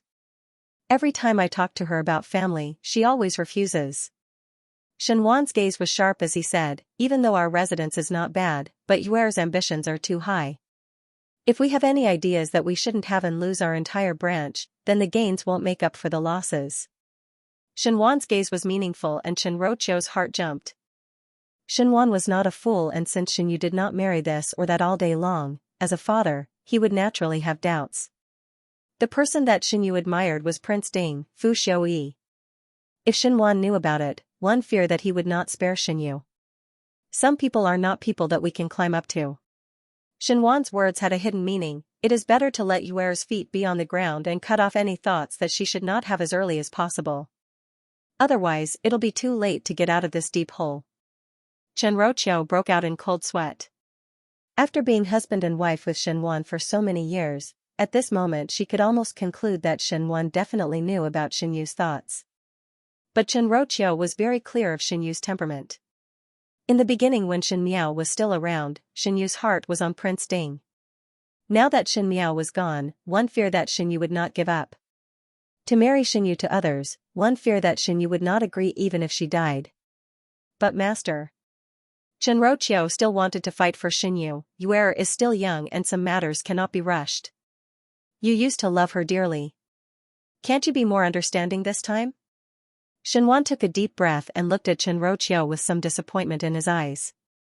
He said, "Madam has always seen the big picture, why can't you see it clearly until now?" Prince Ding was not as simple as he looked on the surface. In the past, when the first household was still around, the Xin family held the military power and perhaps Prince Ding had some scruples. Now that the first household has separated from the family, second older brother and I are both civil officials and have smooth careers, so Prince Ding would not pay much attention to us. When Prince Ding married, he would definitely marry a wife that was beneficial to his clan. You didn't mean much to him, so how could he let you be his wife? At most, she would be a concubine. Even if you won his favor, how could a side concubine compete with the main wife with such a huge background? At that time, the one who will suffer is still you. When Shinroqiu heard it, she broke out in cold sweat. She originally thought that Shenwan did not approve of Xinyu marrying Prince Ding because in the fight for the throne, he was not optimistic about Prince Ding. But now it seemed that Shenwan's evaluation of Prince Ding was not that of an ordinary man but one who knew how to weigh the pros and cons. It was difficult for such a man to have sincerity. Even if he had sincerity, Shinroqiu was not willing to watch her daughter being subservient to other women. She said, "So that's how it is. It was I who didn't think it through. Master is always thinking of you, yet I still blame Master. It's all this concubine's fault." "I don't blame you either." Shenwan sighed. Yuer's current temperament is more arrogant and willful than before. You have to let her tidy herself up properly so that there won't be more trouble in the future. I've already ordered my subordinates to compile the names of the disciples from the good families in the capital into a booklet. I'll have someone send it to you later. Pick some of them and let Yuer meet them another day. After a pause, he said, "This matter really cannot be dragged on." Shinroqiu just got to know of the matter and this time she stood on the same side as Shenwan, thus she immediately agreed. After Shenwan went to court, the booklet was sent back. Shinroqiu carefully counted them and if she felt that it was suitable, she would make a mark. She actually really intended to let Xinyu meet them. But she did not see that in Qiushui Yuan, among the maids who were sweeping the courtyard, there were some who quietly put down the work in their hands and went out. The brush in Xinyu's hand suddenly paused and a long ink mark instantly appeared on the unfinished painting.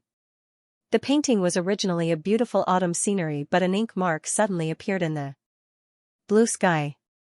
But she did not take it to heart and instead questioned the maid in front of her in a flustered and exasperated manner.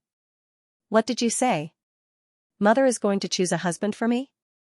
Replying to second young lady. That maid lowered her head and said carefully, Foreign had already selected a few people from the list and sent someone to send the invitation. Thinking that in a few days' time, second young lady would come along to visit. Shameful. Xinyu threw the brush down in a flustered and exasperated manner. One did not know who she was scolding. Her original gentle and elegant appearance was now gone and the surrounding maids did not dare to breathe loudly. Everyone knew that this second young lady looked gentle and weak but would not show any mercy when dealing with servants that she could not stand. Xinyu revealed an irritated look. She was now 18 years old. At 18 years of age, she could marry in the Ding capital and even if she was not married, she would have already settled down with someone. But until now she had not betrothed to anyone. She was a talented female with unlimited talent and good looks. She had a gentle and intelligent temperament and there were countless males that liked her but she only wanted to marry one person and that was Fu Xiuyi. Prince Ding Fu Xiuyi was the youngest among the princes and also the one that had not married a consort. In the beginning, Shen Miao fell in love with Fu Xiuyi at first sight and was bewitched by Fu Xiuyi's charm. How would one know that Xinyu was not the same? Perhaps that kind of male was born to dazzle others. He did not have the eccentric temperament of the princes and was young and handsome. He was of noble descent and was most probably the most distinguished male in Mingqi other than the emperor. Xinyu had always felt that only she was worthy of Fu Xiuyi. So at the beginning when Shen Miao shamelessly announced her love for Fu Xiuyi to the public, Xinyu felt that Shen Miao was insulting her own sweetheart.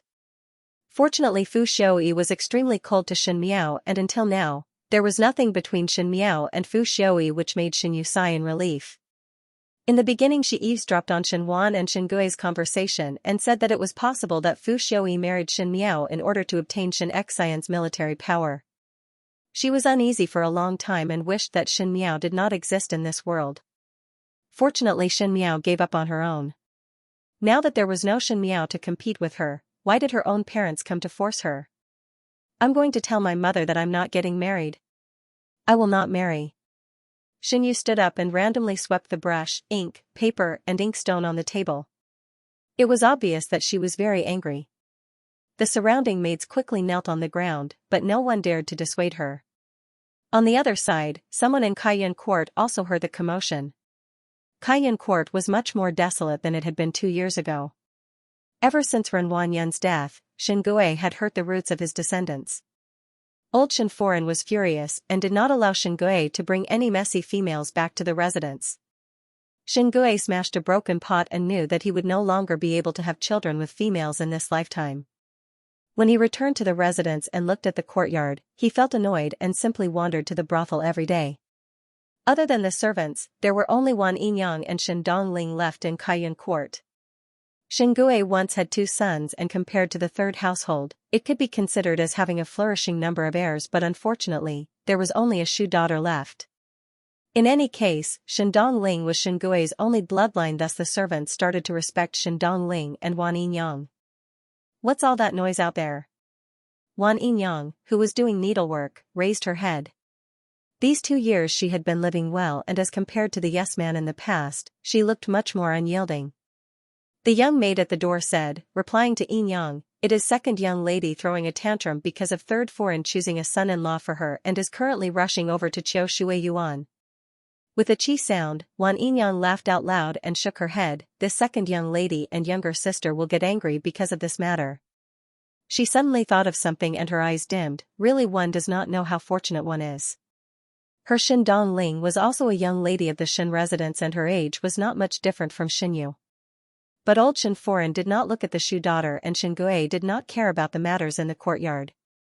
Shen Dongling's status was not high, and after such a long time, there were very few people who came to talk about marriage. Even if there were, they were all inexplicable families, and one would know that they were not good people. She was worried about Shen Dongling's marriage on this end, but Shen Yu was dissatisfied that there were people managing her. Reincarnating was indeed a matter of accumulating good karma. Just as she was thinking, she saw Shen Dongling standing up from behind the screen. She had grown a lot and her figure was slender and slender. With her sharp brows and sharp eyes, she had the same graceful bearing that Wan Yinyang had when she sang the role. "Where are you going?" Wan Yinyang casually asked. Shen Dongling said, "Isn't Yinyang always worried about my marriage?" Wan Yinyang was surprised for a moment, as she did not know what she meant. "I waited for 2 years and now this opportunity has come," Shen Dongling said. Shen Yu made a ruckus in Chiu Shui Yuan for a while, but unfortunately this time Chen Roqiu seemed to have steeled her heart and was indifferent to her pleas. She even got angry and said that if she continued to make a ruckus, she would be placed under house arrest. Shen Yu's heart was really flustered, but Chen Roqiu no longer bothered about her, and when she left Chiu Shui Yuan, she was filled with anger and anxiety. One saw a few people walking out of Kaiyun Yuan, and when the blue-clad young female in the lead saw her, she was startled for a moment before going forward and said, "Second older sister." Shen Yu swept a glance at that female and made an end sound, but her attitude was somewhat cold. This female was not someone else but the Shu daughter of the second household, Shen Dongling. In the past, Shen Dongling was suppressed by Ren Wanyan and would not leave the courtyard all year round. Even the servants in the Shen residence did not recognize her. Ever since Ren Wanyan's death, Shen Gui was diagnosed to be unable to have an heir, and Shen Dongling became the only bloodline of the second household. But even so, Shen Yu treated her gently on the surface, but in fact she looked down on Shen Dongling's background. Even if it was the bloodline, it could not change the fact that Shen Dongling was a Shu daughter. If one were to say that Shen Yu was jealous and resentful towards Shen Miao, then towards Shen Dongling, there was no hesitation of contempt. Shen Dongling, however, did not seem to see her cold eyes and still smiled. "I intend to spin a few bolts of silk to make silk cloth." A few days ago Yinyang was talking about the patterns that are currently popular. Just happened to draw a few patterns. "Does second older sister want some?" Her words had a sense of fawning. "No need," Shen Yu said. Even though she was given a cold shoulder, Shen Dongling still said in a good temper, "Forget it like this." Originally one wanted to make a few for second older sister. Shen Yu was somewhat impatient. Currently she was worried about the matter of Chen Roqiu choosing a husband for her, so how could she care so much? But seeing Shen Dongling lowering her head and revealing a white neck, her heart slightly paused.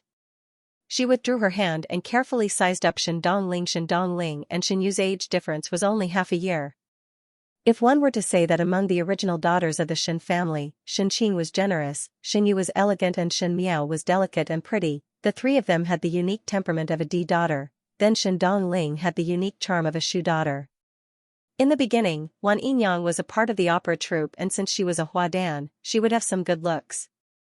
Shen Dongling did not look like Shen Gui but was almost the same as the young Wan Yinyang. She had big eyes and a sharp chin, which made her look like a pretty lady. However, compared to those domineering concubines, Shen Dongling was always submissive and docile. She didn't fight or make a fuss, so she suppressed her concubine a bit. But after a careful look, she also looked like a beautiful woman who had just grown up. Shen Yu's heart suddenly moved and she took the initiative to pull Shen Dongling's hand and said with a smile, "I did not let you do it for me because I am afraid that you will be tired. You are a proper young lady in the residence and not an embroidery lady in the embroidery workshop. What is the matter with doing needlework all day long?" Shen Dongling was surprised for a moment, as if she was surprised that Shen Yu was suddenly so intimate. Her face turned slightly red and she was somewhat overwhelmed by the favor. Second older sister's words are too heavy. Normally I do not have anything else to do and Yinyang told me to do needlework, so I did some. It is not a hindrance. Wan Yinyang seemed to have been suppressed by Ren Wanyin for too long that her temperament became tamed. Now that she had turned around, what she loved to do the most was to do embroidery in the courtyard. Shen Dongling followed her temperament. Seeing Shen Dongling being so obedient, the smile in Shen Yu's eyes became even more intense. Your temperament should be changed. It is a good thing to be honest and love to do embroidery, but which young lady would do it all day long? Tomorrow I will go to the jewelry shop to pick some jewelry. Come along with me.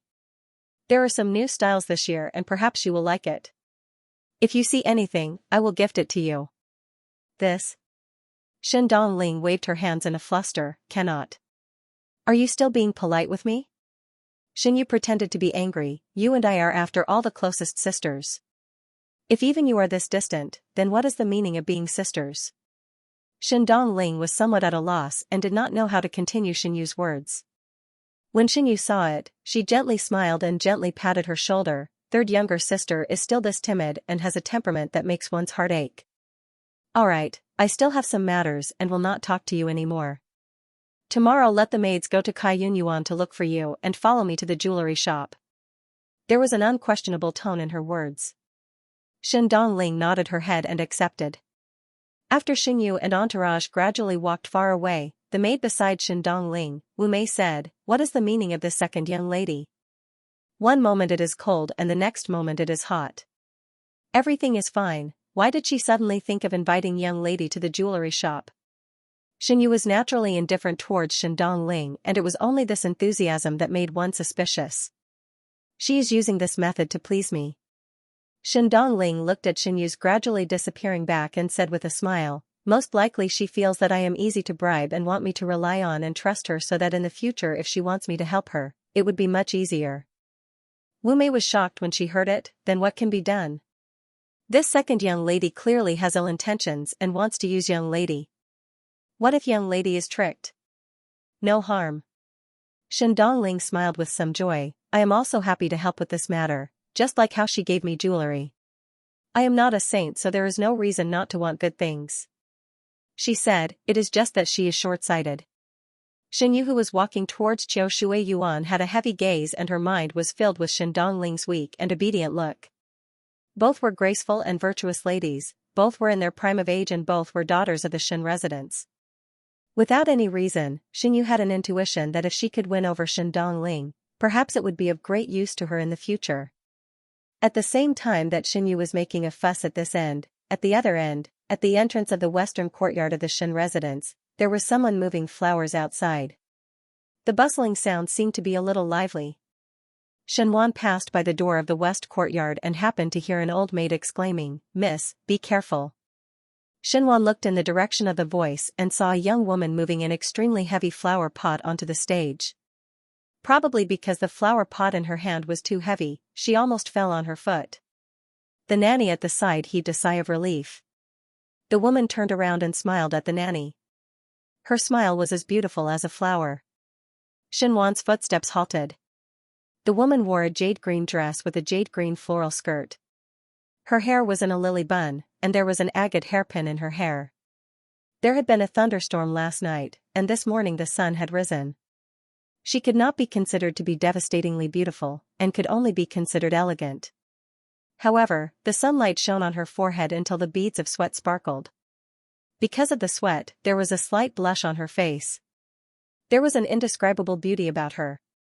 Everyone had the heart to love beauty. Even though Xianxia did not like female charms, it did not mean that he would be indifferent to beauties. In his inner courtyard, there was only Qiao. Even though he was in love, as time passed, he would feel somewhat bored. But now that he saw this beauty in the midst of heaven and earth, naturally he could not help but stop. It was like admiring a painting or a poem that he liked. At this moment, Xianxia did not have any other emotions. He had never been very enthusiastic about the matters between men and women. That female seemed to have noticed that someone was looking at her and turned her head over. When she saw Xianxia, she was surprised for a moment before walking over. She walked in front of Xianxia without any embarrassment or shyness, and gracefully bowed, "Third Master." Xianxia swept a glance at her and suddenly realized her identity before saying, "Young Lady Chang." Song Ziqing only saw Xianxia once, and that was when she just came to the Shen residence. At night, Qiao brought her to Rongjing Tang to greet old Shenforen. The lights were dim at night and everyone were thinking about the matters of the day, thus Xianxia did not pay attention to Song Ziqing. One did not expect that upon closer look, it was a rare beauty with such temperament. Thinking that Qiao and Song Ziqing seemed to be on good terms, his attitude became more intimate. "What is young Lady Chang doing?" Xianxia asked with a smile. Song Ziqing turned back to look at the flower terrace at the courtyard entrance and smiled. "It rained last night and many of the flowers were drenched and damaged by the wind. I am bandaging them." "Bandaging?" Xianxia was somewhat curious and asked, "How to bandage flowers?" Song Ziqing gently smiled, "Third Master, just watch." Xianxia walked over to the flower terrace to take a look and indeed saw those scattered flowers. Some were wrapped in cloth strips and some were smeared with something like medicine, but it was carefully arranged neatly. There were some scissors and cloth strips around and there was a flower that was broken in half, but it was actually connected back together. "You really have a heart." Xianxia sighed, "It is rare to be willing to put in effort." After the thunderstorm last night, the flowers and plants were inevitably damaged. Even Qiao, who loved flowers, felt it was a pity before throwing away those flowers and plants. The flowers and plants that were destroyed were no longer as beautiful as before and it was annoying to keep them. One did not think that Song Ziqing was willing to take care of these flowers and plants. Not only did she not throw them away, she even bandaged them properly. Flowers and plants also have life. Song Ziqing smiled, "Since one say that one love flowers, one cannot forget one's original intention upon encountering such a matter. All living things have a spirit and one cannot be a person who says one's mind is different. Keep on saying that one love flowers and plants but one cannot even do such a small matter." Song Ziqing said straightforwardly, "Moreover, it is just a matter of moving one's hands. Pleasing others and pleasing oneself, why not? Good pleasing others and pleasing oneself." Xianxua's gaze towards Song Ziqing was filled with appreciation. "Young Lady Chang is the one who is truly elegant. It is me who is vulgar. Third Elder praises me too much." Song Ziqing teased, "Everyone are common people and I also have selfish motives. If I can raise the flowers and plants well, in the future I will feel more at ease living in the residence. There's always something we can do." Xianxua laughed heartily, "Chang young lady worry too much. Even if Chang young lady do not know how to plant anything, there would not be anyone in the Shen residence who would want to chase you away." Song Ziqing also laughed along, "Then many thanks, Third Master." She suddenly thought of something and looked at Xianxua. "Speaking of which, I accidentally set up a game of chess yesterday, but I couldn't solve it no matter what. I originally wanted to ask Third Madam to help me take a look, but Third Madam seems to be a little busy today. I heard that Third Master is also a chess expert. Could you give me a few pointers?" Thinking of something else, he smiled and said, "I can brew tea for Third Master. Third Foreign might have told you that the tea I brew is very delicious." Her attitude was natural and unrestrained. If she refused, it would seem that Xianxua was being rude. In the end, she used tea as a condition, showing a bit of mischievousness.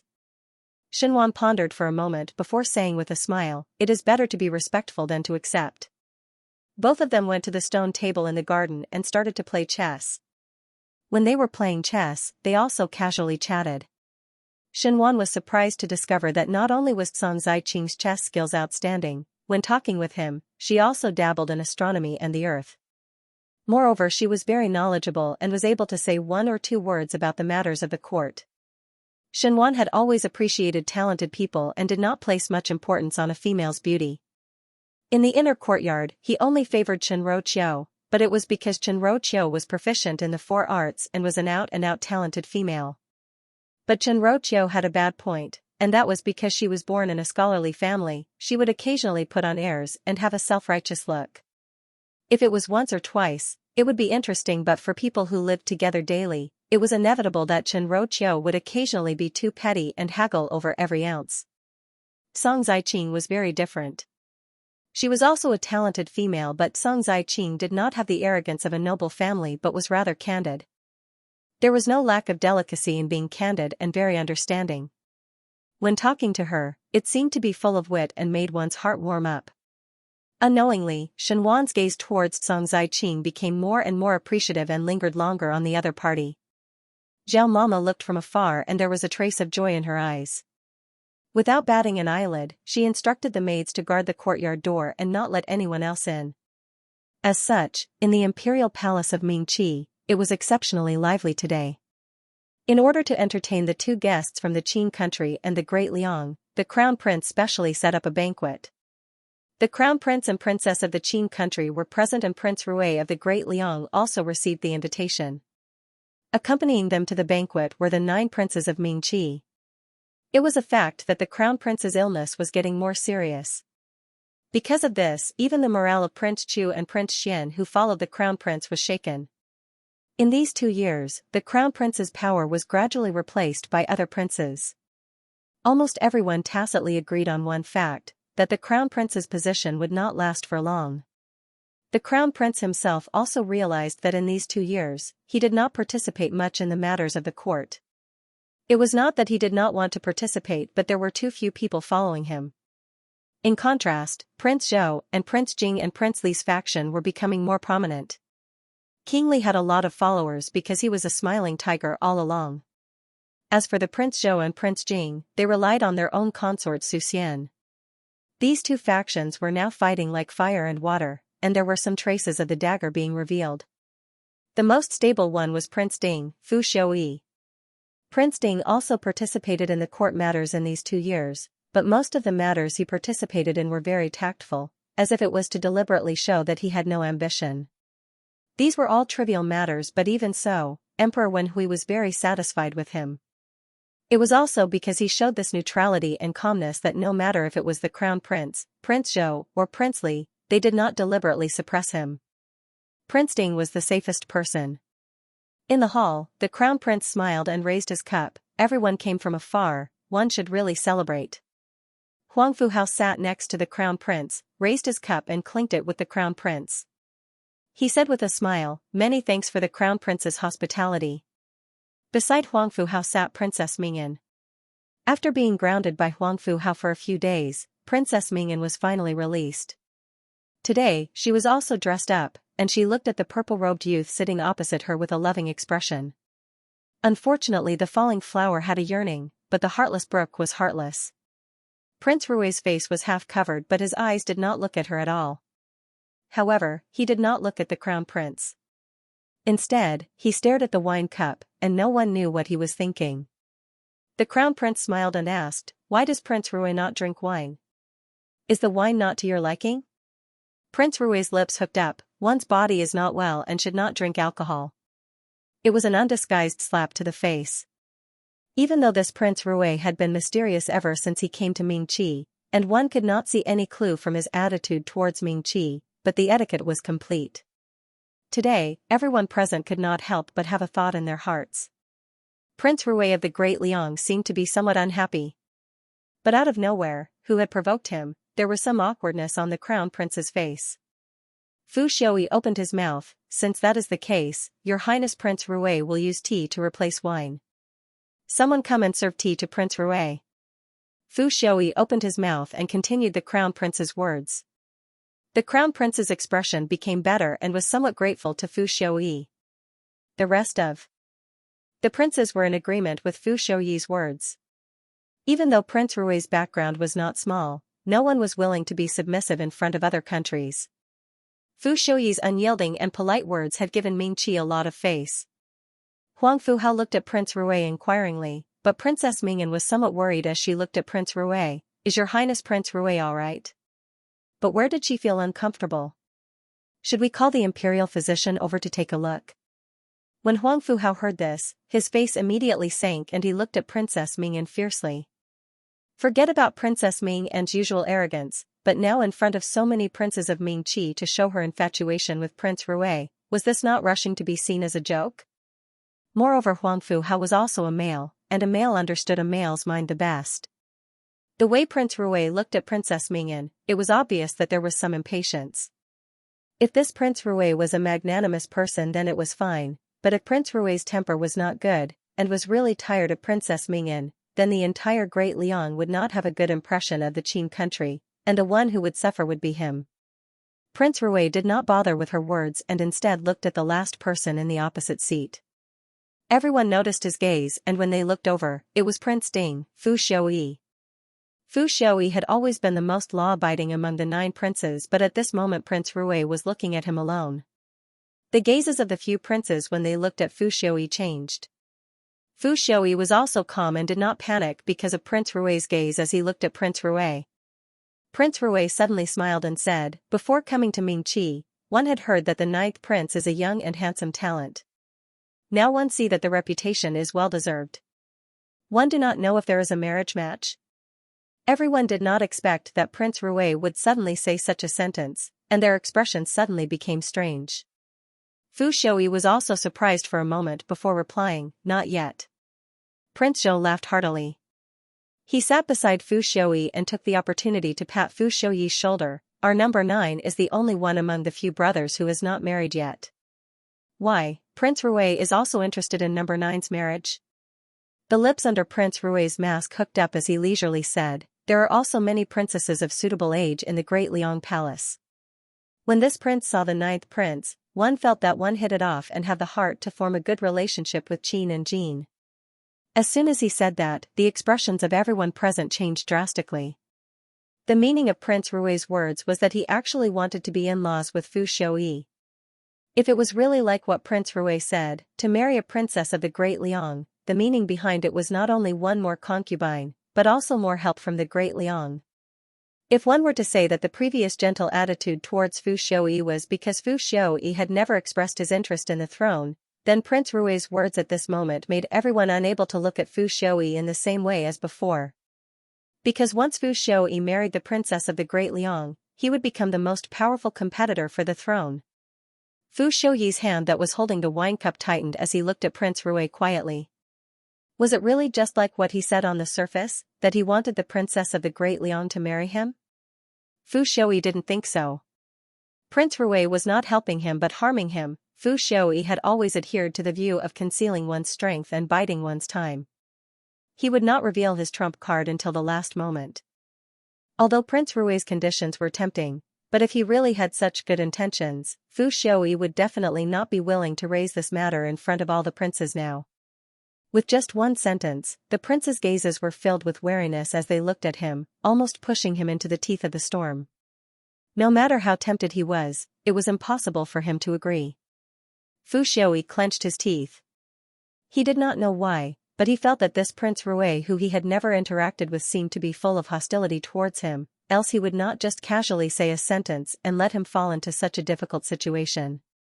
His heart was on guard against Prince Rui, but on the surface he blushed. Many thanks to Your Highness Prince Rui's kindness, but currently this one does not have any thoughts of marrying.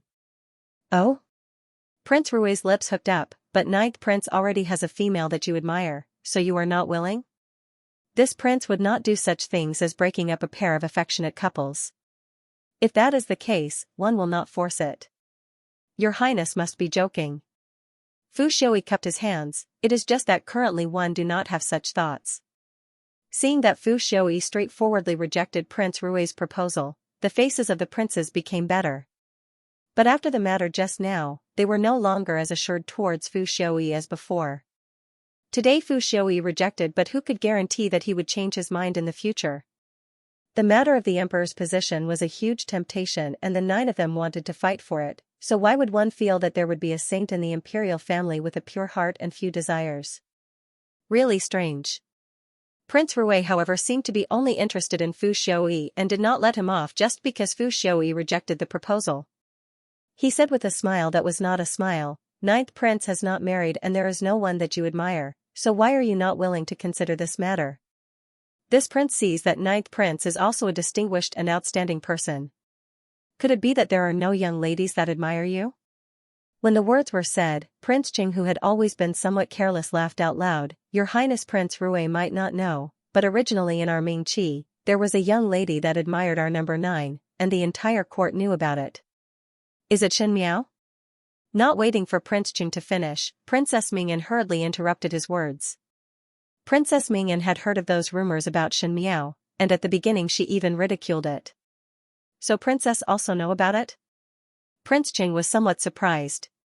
The matter of Shen Miao being infatuated with His Highness Prince Ding is known by the entire Qing country, so it is not considered strange. Princess Mingyan said gloatingly. As long as it was something that could make Shen Miao lose face, she was always willing to stick a stick in. "Correct." Prince Qing smiled. "Your Highness Prince Rui might not know, but this Shen Miao is the daughter of the formidable great general, and the one that competed with your Highness at the tribute banquet. You have also seen her before." He sighed, to think that Shen Miao was still young and would think of ways to look for number 9 all day long. She was also shameless and directly told number 9 about her admiration. She also did needlework, made pastries, learned to play the qin and learned to write poems. She really did many things. Even though Prince Qing said so, his words were filled with malicious insults, as if he was watching a joke. That day at the tribute banquet, she was quite graceful. The one who spoke was Huang Fuhao. Hearing it from the outside and hearing it from someone who knows the inside story are two different things. Huang Fuhao could not help but be somewhat surprised.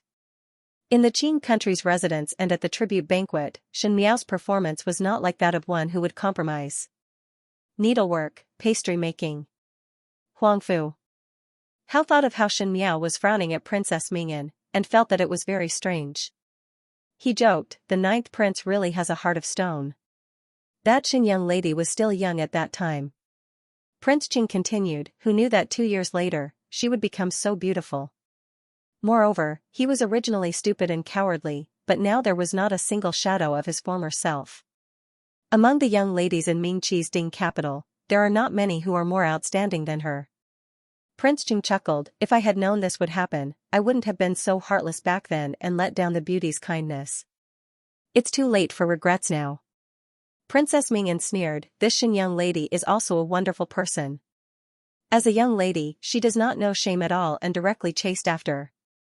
It is really hard on her, sewing, making cakes and following every day. Really considerate." Knowing that Princess Mingyan was dealt with by Shen Miao at the tribute banquet, she was not happy with Shen Miao. All the princes only smiled and did not speak. It was Fu Xiaoyi who gently shook his head and said, "Shen young lady is a good person. Everyone better not make fun of her. No one would be able to bear the sin of ruining her reputation." "Number 9, you are just too serious." Prince Chu smiled, "You do not want others, but do not allow others to want. If it was not that we have already set up a consort, I would also be willing to marry Shen young lady." "Correct." The princes echoed one after another. "It is indeed so." Huang Fuhao smiled, "If I was the 9th prince, I would definitely marry her." Princess Mingyan was extremely unhappy in her heart. She looked at Prince Rui and discovered that Prince Rui did not join in the jeering, but his eyes were quiet.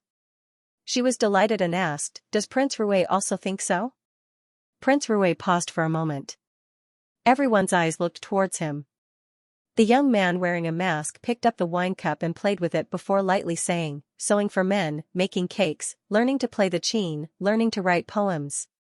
Princess Mingyan said, "Correct. It is simply immoral and a joke." "Such a good young lady." Prince Rui said with a smile, "Unfortunately, this prince also wants." As luck would have it, this prince also wants it. Everyone who was seated was originally smiling, but after a while, they could not smile anymore. Huang Fuhao stared at Prince Rui's eyes, and Fu Xiaoyi also looked at him in surprise. Princess Mingan's face was stiff and her expression was instantly distorted. It was the crown prince who laughed and smoothed things over. A fair and graceful lady is a gentleman's desire. Xianxia lady has both looks and talent, naturally would attract numerous heroes to bow down to her. Everyone followed and nodded their heads in agreement. Prince Rui picked up the wine cup with a smile that was not a smile and did not speak anymore. Everyone thought that he was just casually joking. Not because of anything else. How could Prince Rui of the Great Liang marry a Ming Qi's official daughter? Not to mention that the two of them were not compatible. In such a sensitive and tense situation, to marry a young lady from another country was like a restless trap. Who knew if that young lady was a spy sent by the other country? No matter how big one's guts were, one would not dare to take this risk. Everyone was still smiling as they drank and ate, but ever since Prince Rui said those words, Princess Ming's entire person was immersed in resentment, and her eyes were filled with hatred, making Huang Fuhao frown repeatedly. On the whole, the Crown Prince's banquet was considered to be successful. The princes of the Ming Qi most likely wanted to find out what kind of attitude the Qin country and the Great Liang had towards the Ming Qi. Until now, the Qin country was very close to the Ming Qi, and did not have any intention to be enemies. It was Prince Rui who came from the Great Liang who was neither cold nor warm, and was not considered close, much less hostile, which made one unable to fathom. Even when everyone was drinking to their heart's content, he was still clear-headed because he did not drink any wine, and his words were watertight, which made one feel depressed. At the end, Prince Rui was the first to leave the banquet. Because of his departure, Princess Ming's expression became even worse. The extremely angry Princess Ming punished several servants on the way back, and even the subordinates who came over to Prince Ding to hand over the official letter were scolded by her. Those two people were not bystanders, but Xia Changwu and Xia Changchao. Fu Xiaoyi reprimanded both of them before Princess Ming and let it go. Upon returning to Prince Ding's residence, Fu Xiaoyi informed his advisors about the matter that happened at the banquet today and pondered that Prince Rui of the Great Liang seemed to have some enmity towards this prince and deliberately suppressed him at the banquet. Fu Xiaoyi had recruited a group of capable people. As a prince, other than forbearance, perhaps his scheming was not the highest, but in terms of recruiting talents and perseverance, no one could compare to him among the 9 princes. He could wait outside the wooden door for an entire night in the coldest weather, and he could also plan a stable and prosperous life for the family of the other party. As a result, his advisors were not only talented but also loyal to him. Whenever there was a problem, he would be able to get the answer from his advisor. And the art of controlling people was what an emperor should learn the most. On this point, Fu Xiaoyi was indeed the best emperor. All the advisors were deep in thought when Fu Xiaoyi looked at the green-clad male at the front. Does gentleman Pei have any opinion? If one were to say that every advisor here were people that Fu Xiaoyi trusted, then Pei Lang was definitely Fu Xiaoyi's confidant. Pei Lang was recruited by Fu Xiaoyi 2 years ago. At that time Fu Xiaoyi fancied Pei Lang's talent, but Pei Lang himself was not greedy for power, so at the end Fu Xiaoyi had to put in all his effort and even use the righteousness of the world to convince Pei Lang to be moved. And this person that he had spent a lot of effort to win over did not disappoint Fu Xiaoyi's high expectations, and in these 2 years, he helped Fu Xiaoyi to solve many difficult problems. Thus until now, whenever he encountered a difficult problem that he could not solve, Fu Xiaoyi would first think of Pei Lang. Pei Lang frowned. Did your highness have any interaction with Prince Rui in other places? Fu Xiaoyi shook his head. This is strange. Pei Lang analyzed, since Prince Rui is representing the Great Liang, he should not only value your highness. If they hadn't interacted before, he really couldn't think of any reason to make things difficult for his highness. Your highness did not obstruct his path, so even if the Great Liang wanted to make things difficult for Ming Qi, the person they would look for should be His Majesty or the Crown Prince. Fu Xiaoyi nodded his head. I also think so. Perhaps? He pondered for a moment. Perhaps it's for Shen Miao? Your highness, what do you mean by that? Another advisor asked. I thought about it. In those words that Prince Rui said, only Shen Miao was related to me. It was just that at that time I could not tell if he was joking or doing it on purpose, and also felt that Xianxia had nothing to do with him. Now that I think about it, it is somewhat strange. An advisor said, could it be that Prince Rui and Xianxia have an unspeakable relationship in private? Pei Lang said flatly, that's impossible. Everyone looked at him as Pei Lang's words were very convincing. Whatever he said or prophesied in front of Fu Xiaoyi would always be confirmed in the end. No matter how dissatisfied they were with his conjecture, they had to admit it. Prince Rui had just arrived in Mingqi and Xianxia had just followed Xianxia back to the capital not long ago, thus it was absolutely impossible to have any contact before this. If after this, Pei Lang cupped his hands and said, Your Highness has dealt with Prince Rui for so long, and should know that Prince Rui is not a person that is easy to understand. Since the great Liang had sent him to Mingqi as an envoy, Prince Rui would certainly be a person who would weigh the pros and cons. In such a short period of time, to go against His Highness because of Xianxia, a woman, is not in line with benefits. Hearing this, Fu Xiaoyi muttered, What you said makes sense. In Mr. Pei's opinion, what should we do now? Since Your Highness was not implicated too much today, if we act rashly, it will make Prince Zhou and the others vigilant. Ever since the tribute banquet, Prince Rui had not mentioned anything about leaving, so he must have other things to do in the Ding capital. Now that the state of Qin was still here, there was nothing to fear. Why not wait and see what Prince Rui has in mind before making a decision? Pei Lang said slowly. Fu Xiaoyi nodded, since that is the case, then do as Mr. Pei says. He pressed his forehead and said, I've drunk too much today, and there's a long court session tomorrow. I'm going to rest first. Everyone, please disperse. After Fu Xiaoyi left, the aides in the hall also dispersed in twos and threes. No one was with Pei Lang because Pei Lang was alone and was too trusted in front of Fu Xiaoyi, thus it would more or less cause others to be jealous. In the residence of Prince Ding, no one was on good terms with him. Pei Lang walked out of the house and stared at the stars in the sky. 2 years. It had been 2 years. He followed the agreement with the young female and finally became Fu Xiaoyi's confidant. The days passed comfortably like this. With his own intelligence, he gained Fu Xiaoyi's trust and everything was very natural. Sometimes Pei Lang even felt that this should be his life. But Xin Miao's reappearance broke this illusion. From the beginning, Pei Lang knew that this deal with Xin Miao was like negotiating with the devil. From the moment he got close to Fu Xiaoyi, there would be a day like now, where he would become a spy that he originally despised. Fu Xiaoyi treated him extremely well, but he was a person who betrayed him from the beginning. Pei Lang sighed deeply. The comfortable days were over. From now on, the road that he had to walk would be the same as today, trembling with fear. If he was not careful, he would fall into a bottomless abyss, and there would be no room for redemption. Shen Miao. The purple-clad young female's delicate face appeared in front of Pei Lang's eyes. It was already so difficult for him as a man, so how could the young female who schemed behind the scenes shoulder everything? He would not be able to understand this logic in his entire life. Under the oil lamp, Shen Miao was carefully writing.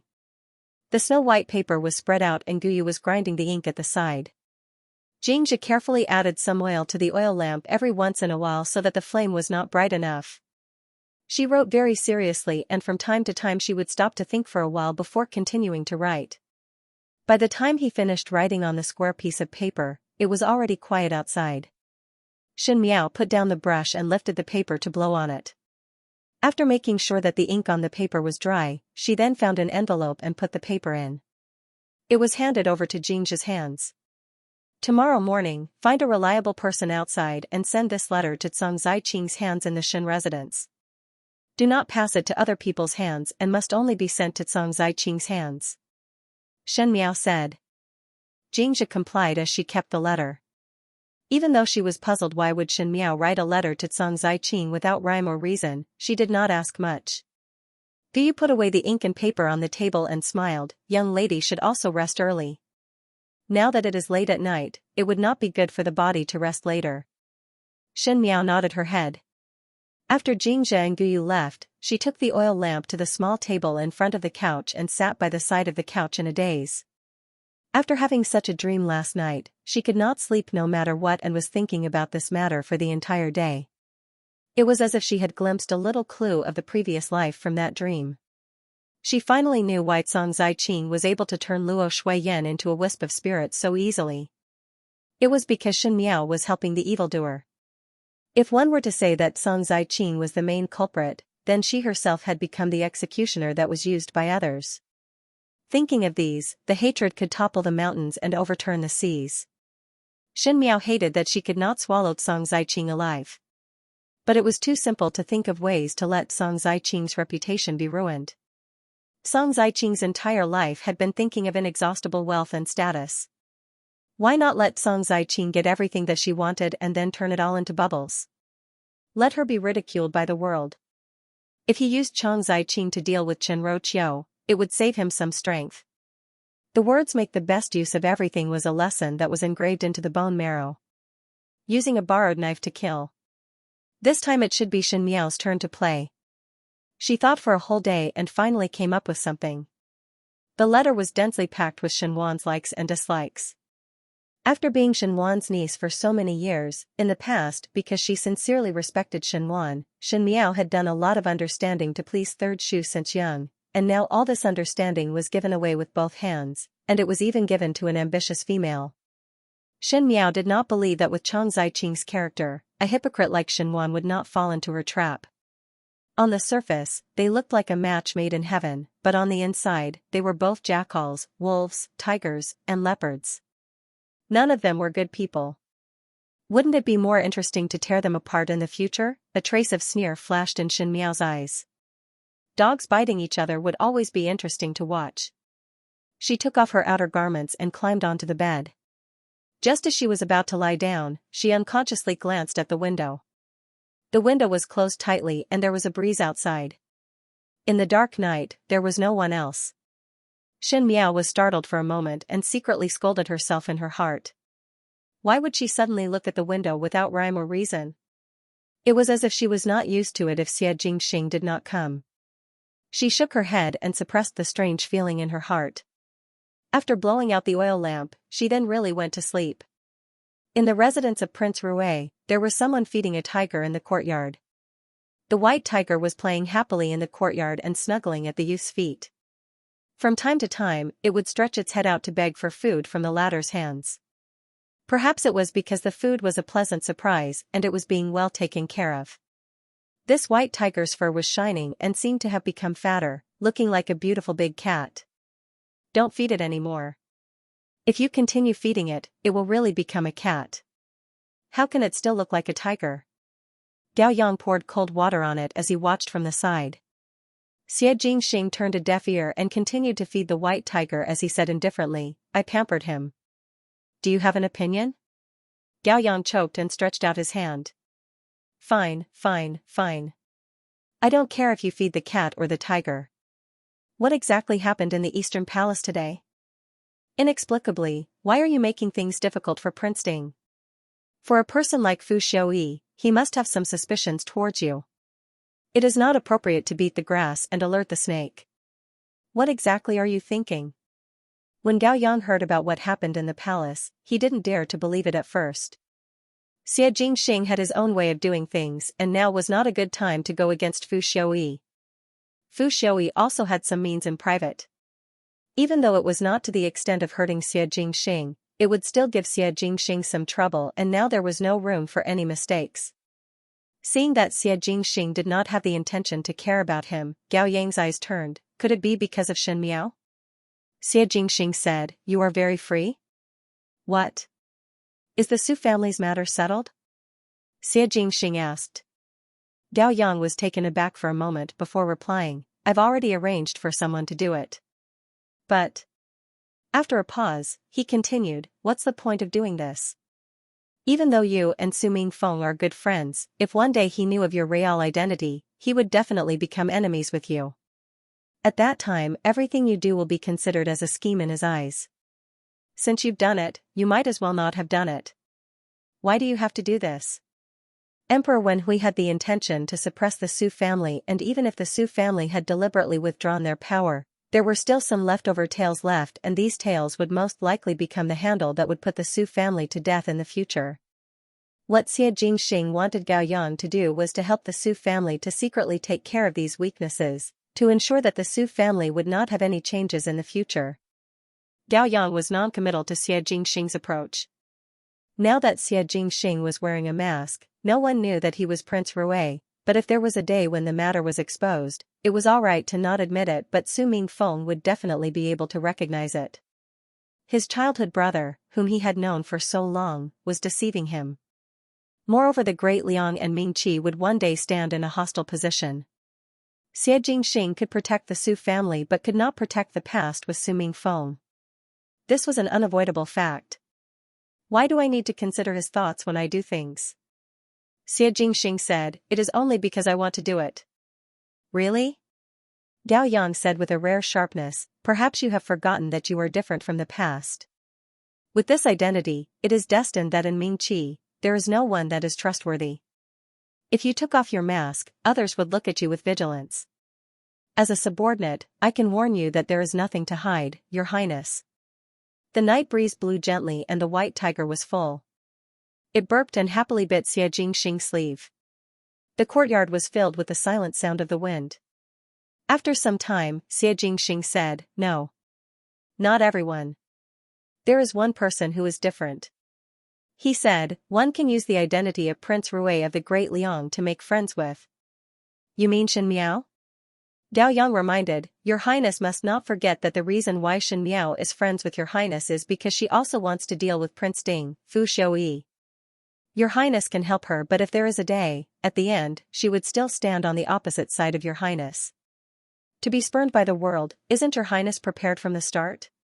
If it is just a momentary pleasure, it would be a golden millet dream, and after waking up, it would only increase sadness. So what about that? Gao Yang was surprised for a moment.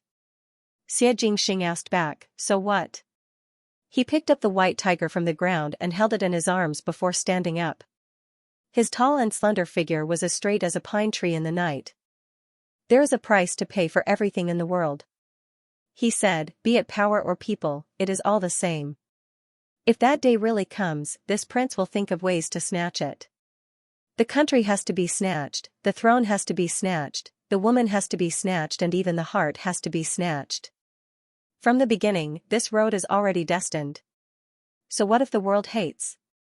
If one cannot even bear this little bit, one should return to the Great Liang as soon as possible. This prince had never forgotten the road that one wants to walk. On the contrary, this prince is very clear about what one wants. So do not doubt this prince's decision. If everything is a pipe dream, then turn the dream into reality. He said lightly, but without a doubt, this prince has this confidence. Gao Yang, do you doubt? Many years later, when Gao Yang once again recalled this winter night, he seemed to be able to feel the boiling blood in his bones. He had seen that youth's arrogance and naughtiness and saw his youth's arrogance and haughtiness, but in that instant, it was as if many years had passed and he saw the natural overbearingness and majesty that came from the imperial family. If everything is a pipe dream, then turn the dream into reality. How many people in the world dared to say such words? But Xie Jingxing said it. Gao Yang paused, and after a moment, he knelt down and gave the other person a greeting of a ruler and official. This official vowed to follow Your Highness to death. Get up. Xie Jingxing teased the white tiger in his arms. Gao Yang patted the dust on his knees and thought for a moment before asking solemnly, so how does Your Highness plan to snatch Shen young lady? Xie Jingxing, get lost. After entering the early winter, the days passed exceptionally quickly. But it seemed that everyone was busy and there was nothing new happening in the Ding capital. If there was anything new, it would be the matters in the Shen residence. After Chen Roqiu's conversation with Shen Wan that day, she steeled her heart to marry Shen Yu out. She would bring Shen Yu to socialize with various Furins. Even if Shen Yu was 10,000 unwilling, after being locked in the ancestral hall by Shen Wan, she dared not do it again. Shen Yu had a delicate temperament and could not take hardship, thus she could only obediently follow Chen Roqiu to see those Furins. Even though Chen Roqiu wanted to marry Shen Yu, she also doted on her daughter, thus she was very careful when picking the person. Even though Shen Wan was an astute person, he was more humane than Shen Gui. Shen Yu was the pearl in his palms, and those families that were drawn out, other than the residents being well matched and Shen Yu being able to marry over, The other party's males were all outstanding youths in the Ding capital, and there were no messy groups of concubines in the residence. This was all thanks to Xianyu's reputation as a talented female. A talented and refined young lady would easily gain the goodwill of others. Because she was always worried about Xianyu's matters, Chen Roqiu neglected Xianyuan. One did not know from when Song Ziqing became Xianyuan's confidant. After Xianyuan left court tomorrow, he would confide in Chen Roqiu if there were any problems on his mind. Now that Chen Roqiu did not have the time to relieve him, Song Ziqing instead became Xianyuan's room. Not only that, Song Ziqing would occasionally help Xianyuan to see the moon. One did not know why, but Song Ziqing had many interests and habits that were exactly the same as Xianyuan. For example, Xianyuan did not like sweet things, and the pastries that Song Ziqing made were also not that sweet.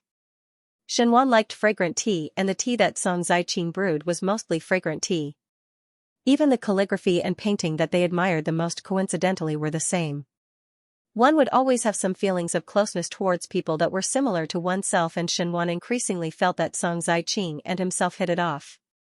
After being used to Chen Roqiu's gentleness and aloofness, Song Ziqing's clear-cut intelligence was like a cool breeze, causing Xianyuan's heart to have waves that had not been stirred for a long time. It was just that Chen Roqiu did not know about all these. Naturally, Chen Roqiu did not know that Song Ziqing's methods were superb, and every time she would not take the initiative to look for Xianyuan, it was always Xianyuan who took the initiative to look for Song Ziqing. And when both of them were together, they were separated far apart and looked very courteous. It was just a casual conversation, and even if others saw it, they would not think much about it, so why would they go and remind Chen Roqiu? On Chen Roqiu's side, there was another unimaginable matter, which was that the third young lady of the Shen residence, Shen Dongling, suddenly had a close relationship with Xianyu. Even though there were only these two young ladies in the Shen residence, Xianyu was like Chen Roqiu in her bones and looked down on people with a lower status than her, not to mention a Shu daughter that crawled out from a Yinyang's womb.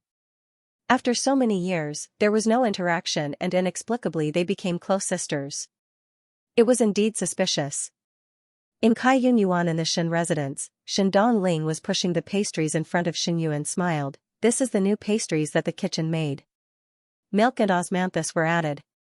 Second older sister should also try it." Xianyu glanced at the pastries but did not reach out to take it. Instead she sighed somewhat irritatedly, "How would I have the mood to eat now? I am already full from anger." Shen Dongling looked at her and said worriedly, "Second older sister is still distressed about your own marriage? You do not know." Xianyu said in a bad mood, "Yesterday I went to the residence of the Minister of Land, and my mother was extremely satisfied with that gentleman Wang. If I guessed correctly, she always had the idea of marrying me to gentleman Wang. Now I am unable to eat and am so anxious that my head hurts." "Minister of Land?" Shen Dongling said curiously, "Is it that gentleman called Wang Bai? You actually know about it?" Xianyu looked at her suspiciously. "Once heard father talk about it." Shen Dongling smiled shyly. Shen Gui was also an official in the court, and it was possible that he knew about the Wang family's matters. Xianyu said, "Correct. It is him.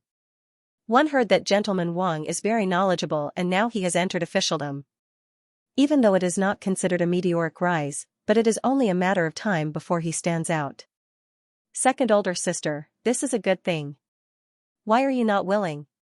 Shen Dongling asked. "No matter how much you praise him, I don't like it." Xianyu said in a bad mood, "If I want to marry, I must marry a person who is born with unlimited glory." "What is he?" Hearing this, Shen Dongling probed, "Could it be second sister has someone she likes?" Xianyu was surprised for a moment before covering it up, "No. What nonsense are you talking about?" Shen Dongling smiled apologetically, "I thought that young Master Wang was a good person. If second sister didn't like it, was it because she already had someone she liked, so she didn't like anyone else? It was I who misunderstood second sister. Second sister, please don't be angry with me." Xianyu waved her hands, but her eyes were somewhat absent-minded. She thought of Fu Xiaoyi and her heart could not help but ache. Chen Roqiu had told her that Fu Xiaoyi wanted to marry someone who could help him. She was just a daughter of an ordinary civil official, so Fu Xiaoyi would not marry her. But Xianyu still could not help but think that if there was a day when Fu Xiaoyi fell in love with her, Would he not care about those worldly possessions and treat her soberly? She was so beautiful and intelligent, with the reputation of a talented female throughout the Ding capital. Naturally she would marry a man of unparalleled elegance. In Mingqi, only Fu Xiaoyi was able to enter her eyes. She had waited for Fu Xiaoyi for so long, but now all her efforts were in vain and she had to marry someone else? Xinyu was extremely unreconciled. Xinyu heard Shen Dongling speaking softly. Why does second sister not try? Actually, gentleman Wang is not as bad as you think. After all, the Wang family and the Shen family are well matched in terms of social status. Speaking of which, gentleman Wang himself is also a good person. If second sister marries over, one would not suffer grievances and live a stable life. Isn't that good? The more she said it, the more annoyed Xinyu was. What Xinyu wanted was not stability but glory.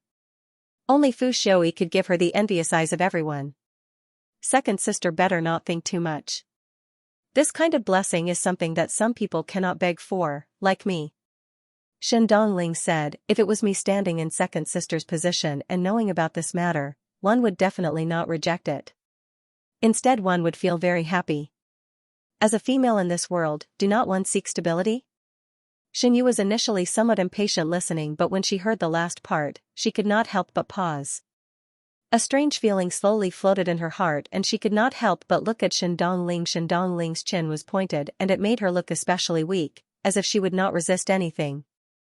There was a look of trust between her brows, as if she really treated Xinyu as a sister who treated her wholeheartedly. She seemed to be an extremely easy person to manipulate. A thought slowly floated in Xinyu's heart. For the next few days, the Ding capital was very peaceful. In the residence of the Crown Prince of Qin, Princess Mingyan also had a rare few days of peace. Other than going out to stroll around Dingjing Street these few days, he did not do anything else. It was just that this was the case on the surface, but it might not be the case in private. Above the residence, Princess Mingyan had a dainty appearance and was dressed in a golden red muslin dress, and was currently eating the preserved fruits on the plate. In front of her, two people who looked like officials were kneeling. Both of them faced Princess Mingyan's humiliation, but there was no trace of anger in their professionalism. These two people were not others but the two Shu sons of the residents of the Marquis of Linan, Xie Chongwu and Xie Chongqiao. Ever since Xie Jingxing's time, Xie Ding had no interest in court politics and gave his authority to his two Shu sons, letting them make their way in the court. Xie Chongwu and Xie Chongqiao's skills were not low as they were currently working under Prince Ding. Even though Prince Ding did not rely heavily on them, he treated them as people who would be useful to him in the future. Both of them hoped to achieve something. If there was anything that Xie Chongwu and Xie Chongqiao hated, it would be that even if Xie Jingxing died, Princess Yuqing's descendant would be gone. Xie Ding was also unwilling to make Madame Feng the legitimate wife. If Madame Feng was not made the legitimate wife, the two of them would always be the sons of a concubine. Now that Xie Chongwu and Xie Chongqiao were anxious to produce some results, it was to wait till their merits reached a certain height, then they would be able to force Xie Ding to change them to sons. Even if it was for the prestige of the residents of the Marquis of Linan, one could only do this. The reason why they appeared in the Crown Prince's residence was because of Fu Xiaoyi's instructions. Fu Xiaoyi now had the intention to befriend the Crown Prince of the Qin and wanted to reach some kind of agreement in private. Towards Huang Fuhao's younger sister, Princess Mingyan, naturally he had to put in some effort. Thinking that Princess Mingyan might not be familiar with the Ding capital, she sent Xie Chongwu and Xie Chongqiao. Xie Chongwu and Xie Chongqiao were Fu Xiaoyi's people, but it was in private, and what they usually did was to accompany the important people. Thus others would not find it strange if the two of them flattered Princess Mingyan. Princess Mingyan's temper was explosive, and these few days she had given Xie Chongwu and Xie Chongqiao much hardship. It was the same today. She looked at the two people in front of her and mocked, "The two of you follow me all day, don't you feel bored? Did the officials of Mingqi like to follow behind the princesses of other countries? That Mingqi's rivers and mountains came too easily. This official's duty is to let your Princess Highness enjoy to the fullest." Xie Chongwu said, "If your Princess Highness is satisfied, then these officials will be at ease." Princess Mingyan sneered, "You are not Bengong's official, and Bengong will not accept such idle people." Heard that in the residence of the Marquis of Linan, there was once a brilliant and outstanding heir of the marquis, but unfortunately he died young. If it's him, I can consider making him one of my subjects." The two people who were crawling on the ground lowered their heads, but their expressions were clouded for a moment. Even if some people died, the shadows they left behind would not lessen at all. Ever since Xie Jingxing appeared 2 years ago, Xie Changwu and Xie Changchao thought that they would no longer live under Xie Jingxing's shadow. However, whenever people mentioned the residence of the Marquis of Linan, the first person they thought of was still Xie Jingxing. They would always say, "If that little Xie Marquis did not die, one do not know what kind of graceful bearing he would have now." One feared that the Marquis of Linan would be extremely proud. But they had forgotten that both of them were the young masters of the residence of the Marquis of Linan, but no matter how outstanding they were unable to surpass the heroic bearing that Xie Jingxing had left in the hearts of the world. Xie Changchao's eyes flashed. Older brother is indeed brilliant and outstanding, and had a close relationship with the formidable great general's daughter, 5th Xin young lady. Speaking of which, it is fate. Hearing Xin Miao's name, Princess Mingyan was first surprised for a moment before her eyebrows raised and her tone involuntarily became heavy. "What is going on? Hurry and tell this Empress." Xie Changchao raised his head and looked at Princess Mingyan with some surprise. "Does your Princess Highness remember that in the academy examinations of Ming Qi, 5th Xin young lady came out on top in archery?" Princess Mingyan's expression became more and more gloomy. When Xie Changchao said that, it made her think of how ugly she was when she competed with Shen Miao at the tribute banquet, and could not wait to tear Shen Miao apart. "When Kai Lin left the stage, my second older brother wanted to challenge 5th Xin young Mississippi. If it was my second older brother, he would definitely be able to defeat 5th Xin young lady, but at this time my eldest brother rushed out to protect Xin young lady and replace her," Xie Changchao said. He would always remember that time when he wanted to help Kai Lin vent his anger and rope in Kai Darren, but who knew that Xie Jingxing would suddenly jump out? Even though Xie Jingxing looked romantic on the surface, when did he take the initiative to help a young lady out of trouble? Xie Changwu and Xie Changchao almost determined at that time that Xie Jingxing had some other intentions towards Shen Miao, otherwise why would he help Shen Miao out of trouble? It was because of Xie Jingxing's appearance that the two brothers were utterly defeated by Xie Jingxing in the academy examinations, almost becoming a joke, and it became a grievance that Xie Changwu and Xie Changchao could not let go of in their lifetime. "I see."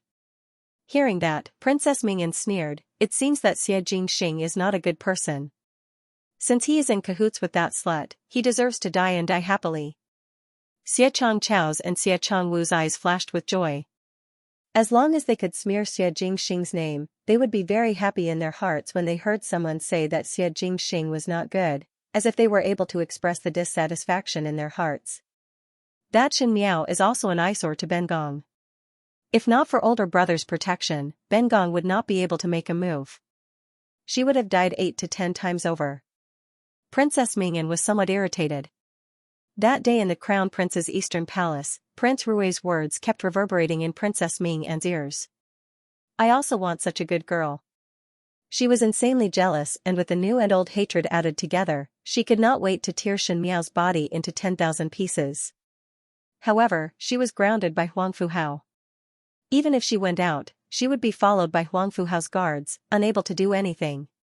Now that Xie Changchao mentioned Shen Miao, those vicious emotions started to grow in his heart. Princess Mingyan had been arrogant for a lifetime, and there was nothing that she could not obtain. Now that Shen Miao had become a stone blocking her path, there was no reason for her to stay.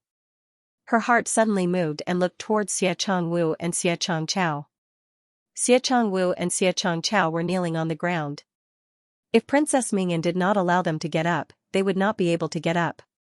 He had been very obedient the entire day. It was as if he would obediently carry out any order given to him. She suddenly smiled. Princess Mingyan picked up a piece of pastry and carefully looked at the exquisite patterns on the pastry. "Xie Changwu, Xie Changchao. You have followed Prince Ding for a few years, so why are you still running errands now?" Xie Changwu and Xie Changchao paused, as they did not expect that Princess Mingyan would suddenly make things difficult for them. But Princess Mingyan's words seemed to have poked the sore spot of both of them. One had to know that 2 years ago they had secretly helped Fu Xiaoyi to do some unimportant things. For example, now, they were no different from those servants in the palace, and had to please a princess. The reason why they were not valued by Fu Xiaoyi, in their eyes, naturally had nothing to do with themselves. Xie Changwu and Xie Changchao considered themselves to be outstanding in both literature and martial arts, and the reason why they could not stand out till now was because of the title of a Shu Sun. Princess Ming'an's words were filled with ridicule, and even though they did not speak, their faces could not help but reveal some anger. Princess Ming'an said, "Both of you want to be promoted, right? Want to be brought along by Prince Ding's side and be valued by him? Want to have a meteoric rise one day and do not need to carry the insulting name of a Shu Sun?" The two Xie brothers did not speak. "Ben Gong has a way to let both of you get what you wish for," Princess Ming'an said unhurriedly. Xie Changwu and Xie Changchao looked at one another before bowing at the same time, begging your Princess Highness to enlighten. "That is Ben Gong." Princess Ming'an smiled. "Ben Gong is the princess of the Qin country and now Prince Ding has a request for my crown prince older brother. That is why both of you are here to please me. If Ben Gong were to put in a few good words for you in front of the crown prince older brother, and let the crown prince older brother and Prince Ding succeed, Prince Ding would also remember both of your contributions." She looked at her nails that were painted with nail polish. "Isn't it because of this that the both of you have been trying to please Ben Gong these days?" Xie Changchao and Xie Changwu did not speak. Generally speaking it was so, but they were sent here to make Princess Ming'an happy, and from the beginning they did not hold the thought that Princess Ming'an would put in a good word for them. One knew that Princess Ming'an was domineering and condescending, and it was a good thing that she did not vent her anger on them, so how would they dare to have the thought of gaining her favor? Xie Changwu and Xie Changchao were not fools, and knew that Princess Ming'an suddenly mentioned this matter. There must be some exchange conditions, thus they did not speak for a moment. Seeing that both of them did not speak, Princess Ming'an was somewhat unable to hold back and said it herself. She said, "It is just Ben Gong's words, but how many people would not be able to beg for it? Both of you are not related to Ben Gong, and for Ben Gong to speak up for you without rhyme or reason, naturally there must be some compensation." These words could not be said any more, so Xie Changwu said, "May your Princess Highness instruct. You also know." Princess Ming'an raised her little nails and said, "Ben Gong has always been very benevolent, and in Mingqi, have the idea of being kind to others, but there are always some sluts who do not have eyes that want to provoke Ben Gong." Her voice suddenly became sharp. "What Ben Gong hate the most now is that little slut of the Shen family." Xie Changwu and Xie Changchao knew about the discord between Shen Miao and Princess Ming'an. Princess Ming'an would haggle over every penny, and after suffering a loss in Shen Miao's hands, she would definitely not leave it at that. But now that they were in Mingqi's territory, Shen Miao was not some insignificant young lady from a commoner's family. If something really happened, Princess Ming'an would also be a big trouble. Princess Ming'an looked at Xie Changwu and Xie Changchao, and for the first time, her gaze was so amiable. She said, "I know that both of you are Mingqi's top young talents and have outstanding courage. One do not know if you are willing to help Ben Gong with this." Xie Changwu and Xie Changchao were surprised for a moment before Xie Changchao probed, "What does your Princess Highness plan to do?" "Don't worry, this consort is kind, I don't want her life." Princess Ming'an smiled, "But you have to sell her to the lowest brothel in Mingqi, and when she slowly gets used to the life there, then think of ways for the authorities to rescue her." The Xie brothers sucked in a breath of cold air. If one were to be sold to the lowest brothel, the female would almost be ruined. The guests in the lowest brothel were the most boorish martial artists and robbers, and the torturing methods would make one's life worse than death. Many of those who made a mistake and were sent in by their master's servants would not be able to breathe after a day. But Princess Ming'an had specially instructed not to let anyone die, so when Shen Miao was tormented to the point that she became a walking corpse, it would be the biggest joke in the world if the authorities were to rescue her. One feared that everyone would know that the fifth young lady of the Shen family had become a prostitute that anyone could marry, and their spittle would be able to drown Shen Miao. To let the most distinguished young lady be ravaged by the most boorish and barbaric men, it would be better for Shen Miao to die. Xie Changwu forced a smile. The Shen family's guards are all highly skilled in martial arts, so how would one sell fifth Shen young lady to that place? This is your matter. Princess Ming'an reverted back to her high and mighty look. Since Ben Gong said that you have guts, then how to kidnap Shen Miao would depend on your abilities. Otherwise, if Ben Gong had to consider everything for you, then what use do Ben Gong have for you? Seeing that Xia Changwu and Xia Changchao were still hesitating, Princess Mingyan softened her tone and guided them patiently, but after the matter is done, Ben Gong will also put in a good word for you in front of Prince Ding, and at least let Prince Ding find a good job for the both of you, and not like now where you can't achieve anything. Such a good deal, do you still not agree to it? Xia Changwu and Xia Changchao looked at each other and saw the entanglement in each other's eyes. Riches were sought in danger, and for people like them who had been on the official path but did not enter, what they desired the most was nothing more than a day of meteoric success. Princess Mingyan had provided a shortcut to both of them, and it seemed that they only needed a short period of time to be able to take a step closer to the things that they yearned for. But to kidnap Shen Miao, it was indeed not an easy matter. Even now both of them had some of their own people, but the Shen family was a military family, and those guards were extraordinary. One feared that any random guard around Shen Miao would have high martial arts skills. Moreover, once Shen Miao disappeared, Xianxia would definitely seal off the entire Ding capital, and at that time it would take a lot of effort to hide Shen Miao and transport her to a brothel. Success, glory, and wealth, but failure, everything would be an illusion. Both of them could not grasp the gains and losses. When Princess Mingyan saw it, she sneered, "Since both of you are hesitating, then treat it as Ben Gong did not mention this matter. There is only one chance, and Ben Gong will not give it a second time. Both of you can withdraw. There are not only the two of you who have guts in Ming Qi. Ben Gong think that there will be someone who is willing to gamble on riches and honor. This official is willing."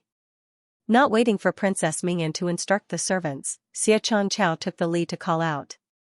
He pulled Xia Changwu, and when Xia Changwu saw that Xia Changchao had already said it, there was no reason for him to say no.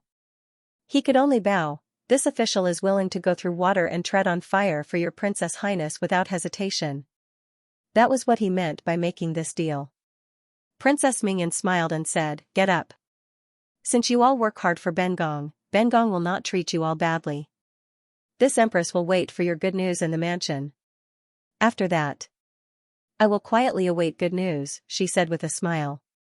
After coming out from Princess Mingyan's residence and returning to the residence of the Marquis of Linan, the Xia brothers closed the doors and discussed the matter. Xia Changwu grumbled, "Third younger brother, you are too impatient. Just now you agreed in front of the princess. This matter is extremely difficult and one would make a mistake if one is not careful." Xia Changchao did not agree with his words and said, "Second older brother, the princess also said that if we do not do it, she will find someone else to do it. What you and I lack now is not ability, but opportunity. If he succeeds, he will naturally rise to the top. Isn't that what you and I both want to see? But Shen Miao is not a daughter of an ordinary family." Xia Changwu sighed, "Even if we are able to rescue Shen Miao out, what should we do afterwards? Xianxia is searching the entire city and it is not safe for us to hide her anywhere. Isn't there still our residence?" Xia Changchao smiled. Xia Changwu looked at him, "You are saying, no matter how much Xianxia searches the entire city, there is no reason for him to search his colleague's house. No matter how suspicious outsiders are, they would not suspect that it was us who kidnapped Shen Miao. We have no enmity with Shen Miao, so why would we kidnap her?" Xia Changchao smiled, flawless. Xia Changwu's originally somewhat worried expression gradually relaxed, only to hear Xia Changchao saying, "It is just that. On how to rescue Shen Miao, both of us need to plan at length." Shen Miao did not know about the agreement between the Xia brothers and Princess Mingyan. The winter days in the Ding capital darkened early, and not long after dinner, the skies turned completely dark. These days the matters in the court were rather busy, and Xianxia and the rest were extremely busy, thus it was an advantage for Shen Miao. But today she was replying to the invitation under the light. Previously Feng Ning had sent her a number of invitations, but because she was thinking about Song Ziqing's matter, she did not go even once. She would let Luo Tan accompany Feng Ning to shop, and in the end, Feng Ning's eldest young lady temper flared up, and sent her an invitation today, asking her to come out 2 days later to shop together. If she did not come out, then there was no need to be friends. Shen Miao thought about it and felt that Feng Ning could still be considered as her friend. In order to maintain this hard-to-come-by friendship, she mercifully prepared to reply the invitation, and agreed to Feng Ning's invitation. After writing the invitation and handing it over to Guyu, Xianxia and Guyu went out to close the door. Xianmiao yawned and planned to sleep early, so she walked to the side of the bed. Just as she walked to the side of the bed, she suddenly saw that there was something at the side of the bed that was wriggling under her bedding. Xianmiao jumped in shock. Just now Xianxia and Guyu were in the room, but they did not notice when this thing came in. In a moment, her mind actually thought of some strange and chaotic thoughts, and she instinctively had a layer of goosebumps. But after a moment of silence, she calmed down. Speaking of which, she was a person who had died once, so what was there to be afraid of? Even if she really saw a ghost or god? She immediately walked to the side of the bed and lifted up the bedding. Under the bedding, there was a big cat-like thing. Its fur was a rare snow-white color, and was furry and curled up into a ball. When the bedding was suddenly lifted, it paused for a moment before looking up at her. Xianmiao was stunned for a moment. The little thing ran over to her bed and happily picked up the sleeve of her shirt with its mouth. When it got closer, one could see clearly that it was a white tiger. Xianmiao was crazy. Where did such a white tiger come from? In the dark, she heard someone laughing in the shadows, calling out, "Jiao Jiao." Xianmiao subconsciously looked back and saw that the white tiger cub that was biting her sleeve had stood up with a whoosh and was running to the other side. Under the light of the lamp, his purple robe was illuminated inch by inch, and the places embroidered with golden dragon lines reflected a tiny glimmer of light. Her face was also coated with a layer of warm color by the dim yellow candlelight. She was so beautiful that she didn't seem like someone from the mortal world. Xie Jingxing bent down and picked up the white tiger that had turned its head to bite the corner of his sleeve and casually put the white tiger into his sleeve, mischievous. Xianmiao blinked her eyes and suddenly reacted. Looking at the white tiger in Xie Jingxing's sleeves, she said incredulously, "What did you call it?" "Jiao Jiao." Xie Jingxing raised his eyebrows and walked over unhurriedly. He even asked, "Are we a good match?" Xianmiao was so angry that she did not want to talk to him. Was Xie Jingxing still a human to use her little character to name the beast? Xie Jingxing had already walked over to the small table and sat down. He poured a cup of tea for himself and said, "The tea is still hot." "It seems that you are very considerate for me." Xianmiao said, "Shameless. How could there be such a shameless person in the world?" But Xie Jingxing actually took a look at the chrysanthemum cake on the small table and said, "Tsk. You even prepared snacks, but I am not hungry. Thank you for the trouble." That was a snack that Xianxia prepared in fear that Xianmiao would be hungry at night. Xie Jingxing actually thought that she specially prepared it for him? Xianmiao looked coldly at Xie Jingxing. It was better for her not to speak when this person was like this. "These few days are very tiring." Xie Jingxing said, "It is fortunate that I can rest here for a while." "Many thanks." Xianmiao's heart moved. Xie Jingxing had not come for some time. Even though Xianmiao was not used to it because he did not come uninvited at night, but now she had some other thoughts. She asked, "What did you do?" Xie Jingxing looked at her with a faint smile. "Do you want to trick me again?" Xianmiao declined to comment. "It's not fair to keep doing this." Xie Jingxing leisurely said, "You know many of my secrets, but I know nothing about you. Why don't you talk about your own matters?" Xianmiao rolled her eyes at Xie Jingxing in her heart. One had to know that Xie Jingxing had the Fengxian pawnshop as his subordinates and all the major matters of Mingqi were not in his hands. He still had the cheek to say that he knew nothing about Xianmiao. Xianmiao then felt that Xie Jingxing was more dangerous. "Whatever Prince Rui wants to hear, you can go and find Manager Ji." Xianmiao said coldly, "Manager Ji will be very happy to tell your highness. Manager Ji does not ask about romantic matters." Xie Jingxing said, "Manager Ji also cannot answer what this prince wants to know. Only you can tell this prince." Xianmiao asked, "What do you want to know?" Xie Jingxing held his chin and looked at Xianmiao calmly. After looking for a while, he suddenly said, "What do you like about Fu Xiaoyi?" Xianmiao was slightly startled. She had thought that Xie Jingxing would ask her some inexplicable questions. In these years of dealing with Xie Jingxing, she also clearly realized that her understanding of Xie Jingxing in her previous life was very shallow. A young talent who died young was definitely not the best description for him. Xie Jingxing was a smart and dangerous hunter. If he didn't grasp it properly, it would be easy for the hunter to capture his fatal weakness. She was clear that she had revealed a lot of information and made some mistakes that made Xie Jingxing suspicious. She even wanted to know how to answer when Xie Jingxing asked her how she knew so many things that would happen in the future. She did not expect Xie Jingxing to ask such an irrelevant question. What did she like about Fu Xiaoyi? What did it have to do with the plans of the world? Shen Miao asked. Why ask this? After not hearing Xie Jingxing's reply for a long time, Shen Miao turned her head and happened to meet Xie Jingxing's gaze. Under the light, Xie Jingxing was staring at her. He was born handsome and charming. At this moment, under the light, his black eyes were like stars.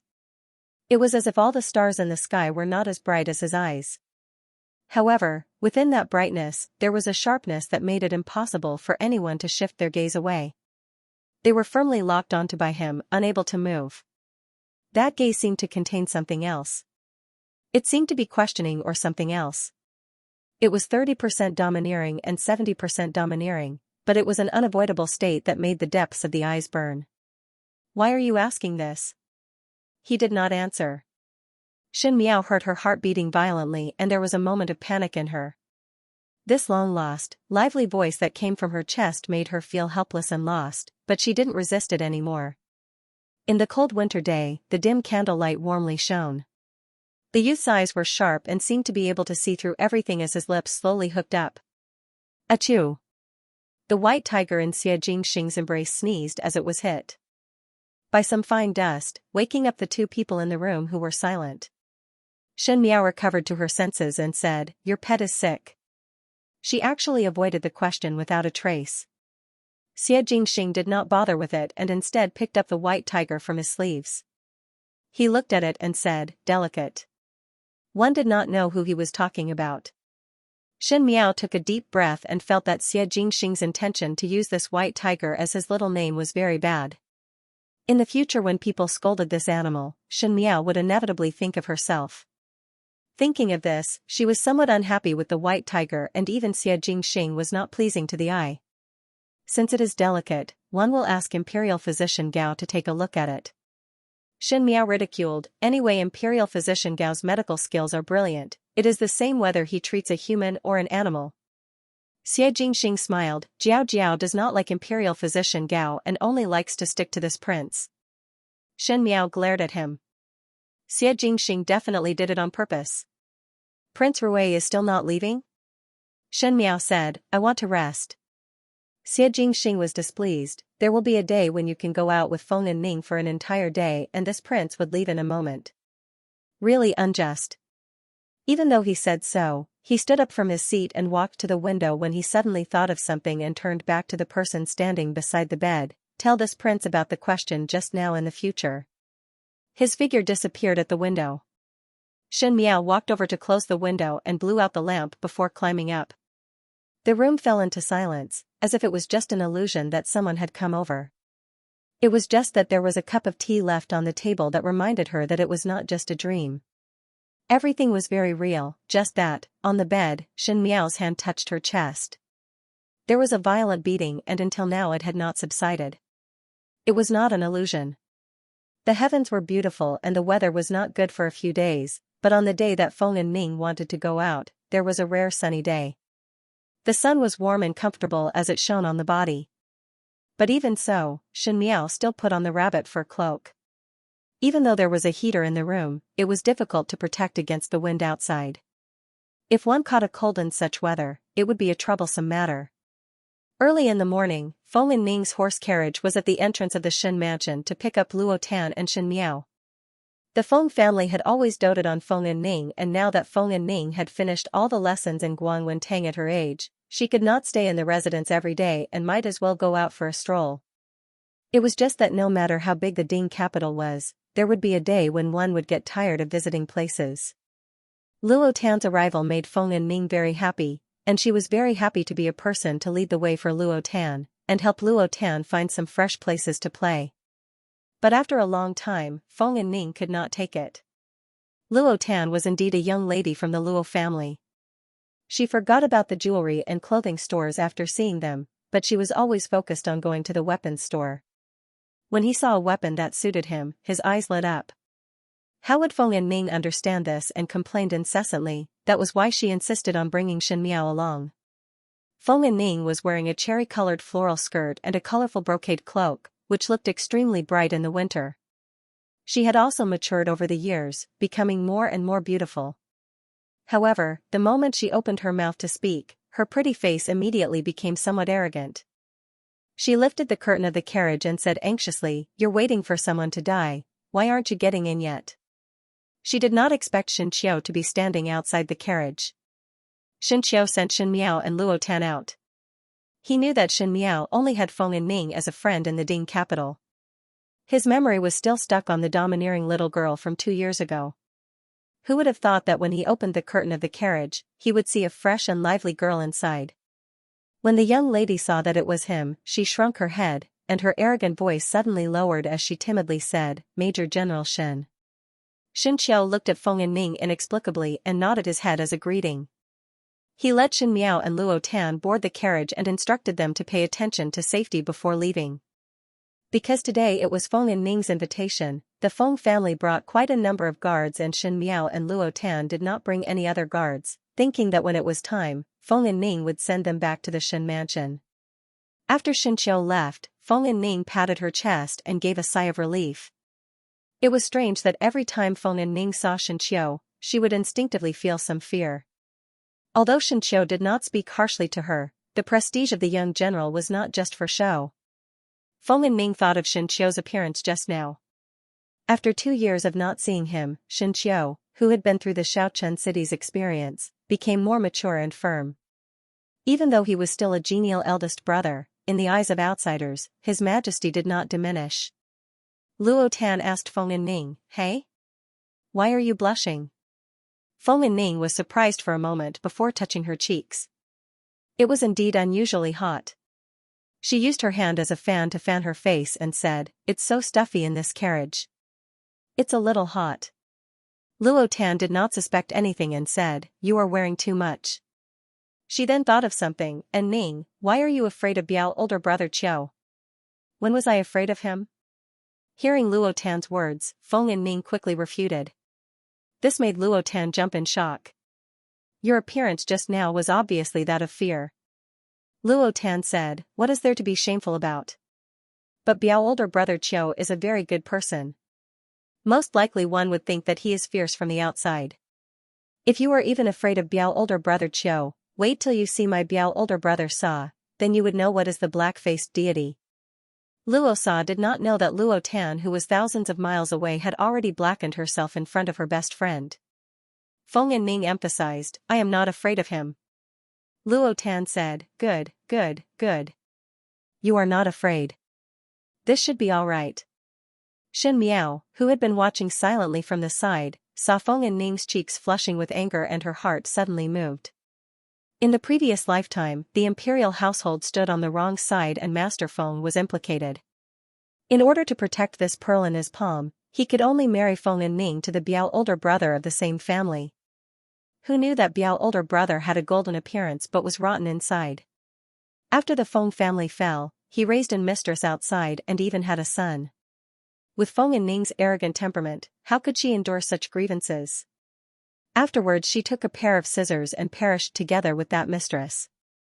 In this lifetime, because of Shen Miao's messing around, the forces in Ming Qi's imperial family were evenly matched and Master Feng did not pick a side.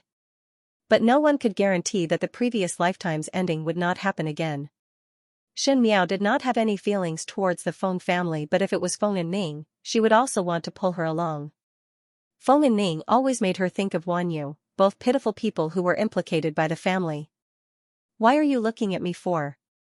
Feng Yanming saw Shen Miao staring straight at her and did not know what she was thinking about. She thought that Shen Miao was brooding over Luo Tan's words. She said in a flustered and exasperated manner, "You also think that I am afraid of your eldest brother?" Luo Tan snickered at the side and Shen Miao recovered to her senses and shook her head, "Not that. It is just that your dress is somewhat unique." But any female would love to hear others praise themselves, so no matter how angry Feng Yanming was, Shen Miao's words made her unable to get angry. She then said proudly, "Of course. This is the flower that my mother asked someone to find for me. Xianxia's eyes drooped down and her heart sighed slightly. Forget it. Everyone had their own fate and one would not be able to eat hot tofu if one was anxious. Some things were better to take it slowly. One had to say that it was more tiring for 3 people to wander around than 2 people. Because Feng Linning wanted to shop at the jewelry tailor's shop but Luo Tan wanted to look at weapons and the like, so they strolled from the east to the west and from the south to the north. Luo Tan and Feng Linning always bickered and Xianxia's head hurt from the quarrel. When she went out with both of them, she was as mature as a mother with a child. In the end, both of them quarreled for a while and at the end coincidentally pointed the spearhead at her, saying that Xianxia was young like an old woman and more boring than the monks in the temple. In the end, Xianxia simply ignored both of them. The day was exceptionally lively. The 3 young ladies strolled around and bought so many things that there was almost no space left in the carriage. Feng Linning was very heroic and whenever Xianxia and Luo Tan saw something, she would wave her hands, buy. If it was not for Xianxia stopping her, one feared that Feng Linning would have moved the entire jewelry shop back to the residence. They ate, drank, and played around. When the sun was about to set, everyone decided to return home. Because Xianxia and Luo Tan were invited by Feng Linning, it would be inconvenient to bring more guards, so Xianxia did not bring any guards from the Xin residence and wanted to take the Feng family's horse carriage back. Who knew that just as they went out from the shop and sat on the horse carriage, Feng Linning flipped through her pouch and there was some anxiety on her face, the cat's eye hairpin that I just bought is missing. Feng Linning shopped around the jewelry shops in the Ding capital and if one were to talk about what she was most satisfied with, it would be the butterfly-shaped cat's eye hairpin. That cat's eye was a rare and transparent sapphire blue color and was very beautiful to look at. When Feng Linning was eating in the restaurant, she took it out to look at with Xianxia and the rest. Xianxia said, "Look again. Just now it was still in your hands, how could it be missing?" Feng Linning flipped through her pouch and asked her personal maids, but they all said that they did not see it. Luo Tan asked, "Could it be left in the restaurant?" Feng Linning said, "I do not know." "Why not go back and take a look?" Xianxia said, "You just left and if you were to drop it, the people in the restaurant would pick it up." "I will accompany you to take a look." Feng Linning thought about it, "I will go myself. It is just a matter of a sentence. If one could not find it then it is all right. It is not a pity about the 2 silvers but it is rare to meet one who likes it so much." Luo Tan was somewhat speechless. Feng Linning was indeed rich and overbearing. In fact, even though the Feng family was wealthy, it was not to the extent of squandering. It was nothing more than the Feng family truly doting on Feng Linning as their daughter and did not lack in silver. This caused Feng Linning to not have any impression of silver and when she lost something, her first reaction was it is rare to meet one who likes it so much. "I will bring a few guards up to take a look." Feng Linning said, "All of you wait here for me. I will come down immediately." Xianxia nodded her head. Feng Linning brought most of the guards and left. Most likely it was to strengthen the momentum and in case the waiters in the restaurant wanted to hide it, they would be timid after seeing Feng Linning's actions. After Feng Linning left, there was only Luo Tan and Xianxia left.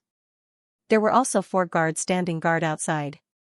Luo Tan looked at the sky and said, "When it is peaceful, it would be dark when we return to the residence." She stretched her waist and said, "Today is really tiring.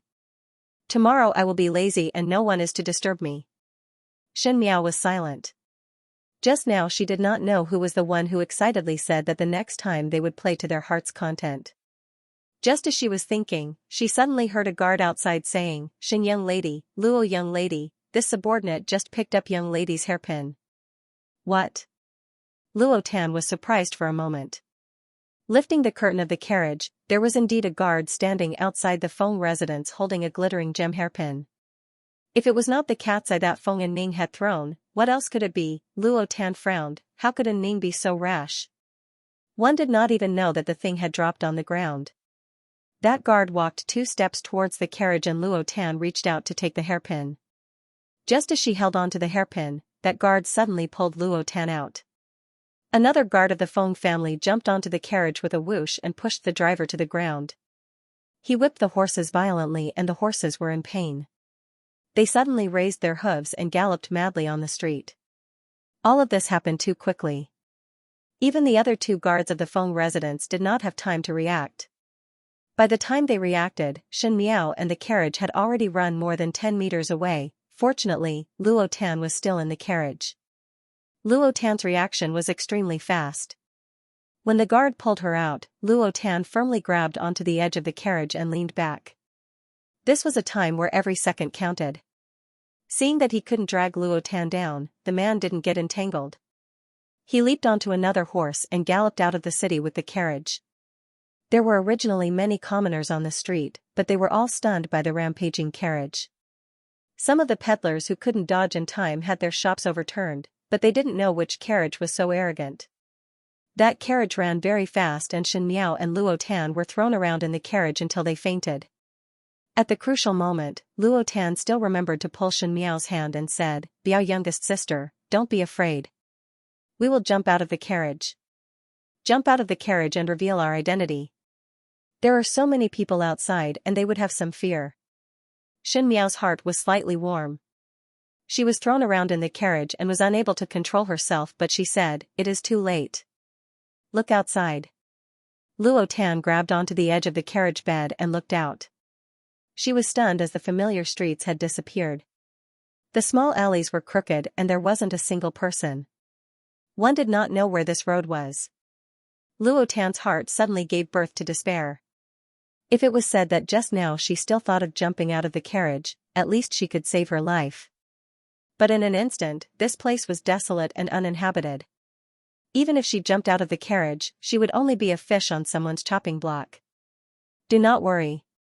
They should be coming for me. At that time you can pretend to faint or think of a way to escape, and they will not do anything to you," Shen Miao said. "How can I leave you and escape by myself?" Luo Tan grabbed Shen Miao's hands. "In the beginning you saved the Luo family in the Shaochen city. Even if I cannot save you, I will not leave you behind. If we are to die, we will die together." Shen Miao did not know whether to laugh or cry. Now was not the time to talk about heroism. She barely straightened her body in the shaking carriage and whispered in Luo Tan's ears, "Remember, if you successfully escape, think of a way to send a letter to Prince Rui's residence. Just say that there is a transaction and the price will be discussed later." Luo Tan was stunned when she heard it and looked suspiciously at Shen Miao. "How is it related to Prince Rui?" "Biao youngest sister, do not ask so much." Shen Miao said, "This matter is of great importance. Do not mention the matter of Prince Rui to anyone. I will only tell you if I trust you." Luo Tan nodded her head and then shook her head, "No way. I will not leave you alone." Shen Miao still wanted to say something, but the horse carriage suddenly stopped. Shen Miao and Luo Tan could not react in time and crashed into the small table in the carriage. Following that, the curtain of the carriage was suddenly lifted and a person came in and dragged Shen Miao out. Luo Tan hugged Shen Miao's thighs, "Biao youngest sister." She used all her strength, and with this pull, the person outside actually did not manage to drag Shen Miao away. That person was most likely very angry as he suddenly kicked Luo Tan. Even if Luo Tan practiced martial arts in the Luo family all year round, she was after all a young female. After being kicked in the pit of the heart, she immediately fell out of the carriage. With a dong sound, Shen Miao's heart was shocked when she heard it. The remaining guard urged, "Move faster. Do not be discovered by others." They directly cut off the carriage and one of them did not say a word as he stuffed Shen Miao's mouth with a cloth and tied her hands and feet. After knocking Shen Miao unconscious, he threw her onto the back of the horse. That action made Luo Tan want to spit fire. Luo Tan's eyes suddenly caught a glimpse of a short knife that fell out of the carriage. Today Feng and Ning had shopped enough at the jewelry shops and mercifully accompanied Luo Tan to shop at the weapons shop. That dagger was bought from there. Without thinking, she grabbed the dagger and rushed towards one of them. That person was a martial artist. He threw Luo Tan to the ground. Luo Tan's gaze suddenly froze. Military school, these were not ordinary guards. These moves were clearly unique to the military. At the very least, these two people were related to the army. Hearing Luo Tan's words, an ominous glint suddenly appeared in the man's eyes. He snatched the dagger from Luo Tan's hand and slashed it backhandedly. Luo Tan clutched her waist and slowly fell down. The other person was still urging, "Stop dawdling, let's go." Only then did the man throw down his knife and mount another horse. The two of them quickly disappeared into the alley. In the gloomy alley, there were only a few messy horse carriages. Luo Tan was lying on the ground, her apricot-colored dress was gradually dyed red, making her look exceptionally frightening. With a paw slap, Feng and Ning gave the two guards a slap. The two guards immediately knelt down and kowtowed. "We failed to protect our master, please punish us, miss." "Punish?" Feng and Ning did not get angry but laughed instead. "How should I punish you? Flogging or selling? What is the use of punishing you? Would Xin Miao and Luo Tan be able to return?" The two guards did not make a sound. They also tried to chase after the carriage, but the carriage was extremely fast. By the time they started chasing, there was already a distance between them. The other party seemed to have come prepared, taking small alleys. Towards the end, they had no idea where the carriage had gone. Feng and Ning was going crazy. She had only gone to the restaurant to ask the waiter if he had seen her cat's eye hairpin. When she came back downstairs, she saw that the carriage had disappeared, and the surrounding people were all pointing at it. She sent a maidservant to inquire and found out that someone had stolen her carriage. And in that carriage, there were Xin Miao and Luo Tan. Not long after, the remaining two guards returned, but they couldn't find the carriage. Feng and Ning looked at the hairpin that was stained with dust and closed her eyes. Even if she was usually heartless, she was well aware of the current situation. Today's matter was planned by someone. Someone had infiltrated their Feng family's guards in order to kidnap Xin Miao and Luo Tan. What kind of person was Xin Miao and Luo Tan? One was Xianxia's daughter and the other was Luo Shuiyan's biological niece. No matter which one it was, they were considered to have some fame in the Ding capital. Someone actually dared to plot against them. That meant that if the other party was willing to take such a big risk, Xin Miao and the rest would definitely be in danger. Thinking of this, Feng and Ning's body trembled. It was she who invited Xin Miao and Luo Tan out to tour the Ding capital. It was she who brought the guards and it was she who wanted to go to the restaurant midway. If she hadn't gone back to look for the hairpin, a few more guards might have been able to stop the murderers. If she did not seek convenience and agreed to let Xin Miao bring some guards from the Shen residence, then this kind of accident would not have happened. If she did not invite Xin Miao, then today's matter would not have happened. It was her. It was all her fault. Feng and Ning's body was tottering and the maid beside jumped in shock when she saw it and quickly went forward to support her. "Young lady must not blame yourself. If one injures one's body, master and foreign would feel distressed when they see it." Feng and Ning shook her head and smiled bitterly. "Father and mother would be distressed if I am like this." After knowing about Xin Miao and Luo Tan's matter, what would Xin Foreign and General Xin do? "Even if you killed me, you wouldn't be able to compensate me for my mistakes." She covered her face. For the first time, she disregarded her status and burst into tears in front of everyone in the restaurant. What's going on? Where was Jiao Jiao? Where did Cousin Tan go? A solemn male voice suddenly came from outside the restaurant. Feng and Ning released her hand and saw Shen Qiu striding in with a group of soldiers following behind him. Each one of them had an imposing manner and the people in the restaurant could not help but shrink their heads. Today Shen Qiu came down early and wanted to return to the residence to ask Xin Miao and Luo Tan if they wanted to go hunting together on another day. Who knew that before he could return to the residence, he heard his subordinates reporting that Xin Miao, Luo Tan, and Feng and Ning went out today and met with an accident at the restaurant. Xianxia and Luo Shuiyan had not returned to the residence and naturally did not know of this news. After Shen Qiu knew of it, he rushed over without stopping. Who knew that when he arrived, he would see a gloomy atmosphere in the restaurant and that arrogant and willful young lady of the Feng family was crying bitterly in the middle. In an instant, Shen Qiu's heart surged with a bad premonition. He strode over to Feng and Ning and asked, "What happened?" Feng and Ning was surprised for a moment as Shen Qiu stood in front of her. He had a tall stature but his eyes were filled with anxiety, making Feng and Ning suddenly speechless. Shen Qiu and Xin Miao had a very good relationship and this was a fact that everyone knew. For Xin Miao, Shen Qiu was willing to kill and commit arson.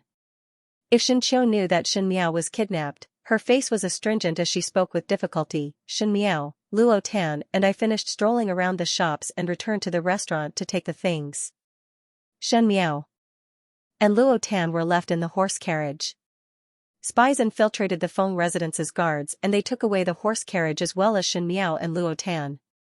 I have already asked my father to send people to secretly investigate but... Feng Yanning held back her tears. Sorry, it is all my fault. Shen Qiu did not even look at Feng Yanning but everyone saw him clenching his fists tightly and one could even hear the crisp sound of his joints. He took a deep breath and his voice was very calm as he instructed Mo Qing, report to the officials to seal the city and search for the person. The Shen family's army can be dispatched and take my spiritual tablet to pass down the order to search the entire city. If the person is found, the Shen family will hand over 10,000 taels of gold. 10,000 gold taels. The surrounding people gasped in shock. Feng Yanning was also surprised when she heard it but when she recovered to her senses, her heart felt even more reproachful. Shen Qiu's eyelids did not even blink when he was willing to fork out 10,000 taels of gold. Did it not mean that Shen Miao was a treasure in his eyes but now Shen Miao's life or death was unknown? I didn't kill Boren, but Boren died because of me. That was probably the logic behind it. Mo Qing's expression was also solemn as he turned around to receive the orders.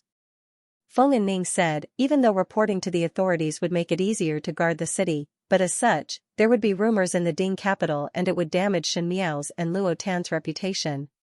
Feng Yanning was a female and naturally understood the importance of reputation to a female. If the matter of Shen Miao and Luo Tan being abducted was spread out by outsiders, it would inevitably be speculated by people with ill intentions. Moreover, it was not that the Shen family did not have any enemies in the Ding capital and could indeed be used by others. Shen Qiu said, compared to one's life, reputation is worthless. Even if their reputation was really damaged, so what if the Shen family supported them for a lifetime? It's not like we can't afford it. He turned around and walked out. Feng Yanning said, I'm sorry. Today's matter is all because of me. I'll definitely pay you a visit another day to apologize. This matter has nothing to do with you. Shen Qiu's voice was emotionless, those people came prepared. They knew their identities and still made a move. Even if it wasn't you, they would have found a chance to do so. Feng Yanning's heart was slightly comforted but before she could speak, she heard Shen Qiu's faint words. But I'm sorry, I can't help but vent my anger when I see you, so it's better that Miss Feng doesn't visit for the time being. He did not even turn his head back as he strode away, leaving Feng Yanning standing alone in the hall. Outside, Achi asked Shen Qiu, young master directly mobilize the Shen family army and not ask foreign's and master's opinion? Ask a fart. Shen Qiu scolded, now there is no time to think about this and that. Those people dared to take the risk, Jiao Jiao and cousin Tan were in great danger. He actually dared to have designs on my Shen family. Wait till I catch him, I will ***king kill him.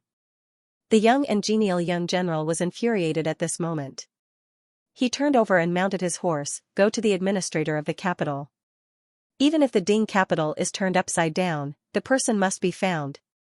The news of the Shen family's young lady and Biao young lady being kidnapped in the Ding capital spread throughout the entire Ding capital in no time.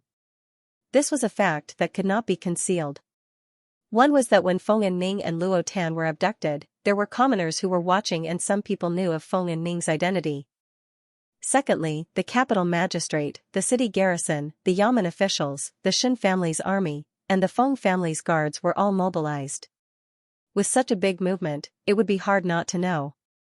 Everyone knew that Xianxia doted on his daughter, but this kind of doting method that almost overturned the entire Ding capital still scared a lot of people. After Luo Shuiyan and Xianxia got to know of the news, they personally led people to search every house. Unexpectedly, they didn't stop searching until the middle of the night. Xie Jingxing returned from outside and just reached the residence of Prince Rui. He saw Ji Yushu and Gao Yang waiting in the residence. These two people would usually gather at the Feng Xian pawnshop, but because Gao Yang's identity was sensitive, in general, they would not all go to the residence of Prince Rui. Xie Jingxing looked at the two of them in surprise and handed the things in his hands to Tai Yi. When the white tiger in the courtyard saw him enter, it leaped over to Xie Jingxing's boots and intimately bit on his trousers.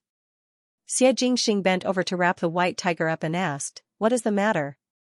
Gao Yang looked at Ji Yushu and Ji Yushu stared at the white tiger for a while before making a decision. "There is something to tell you."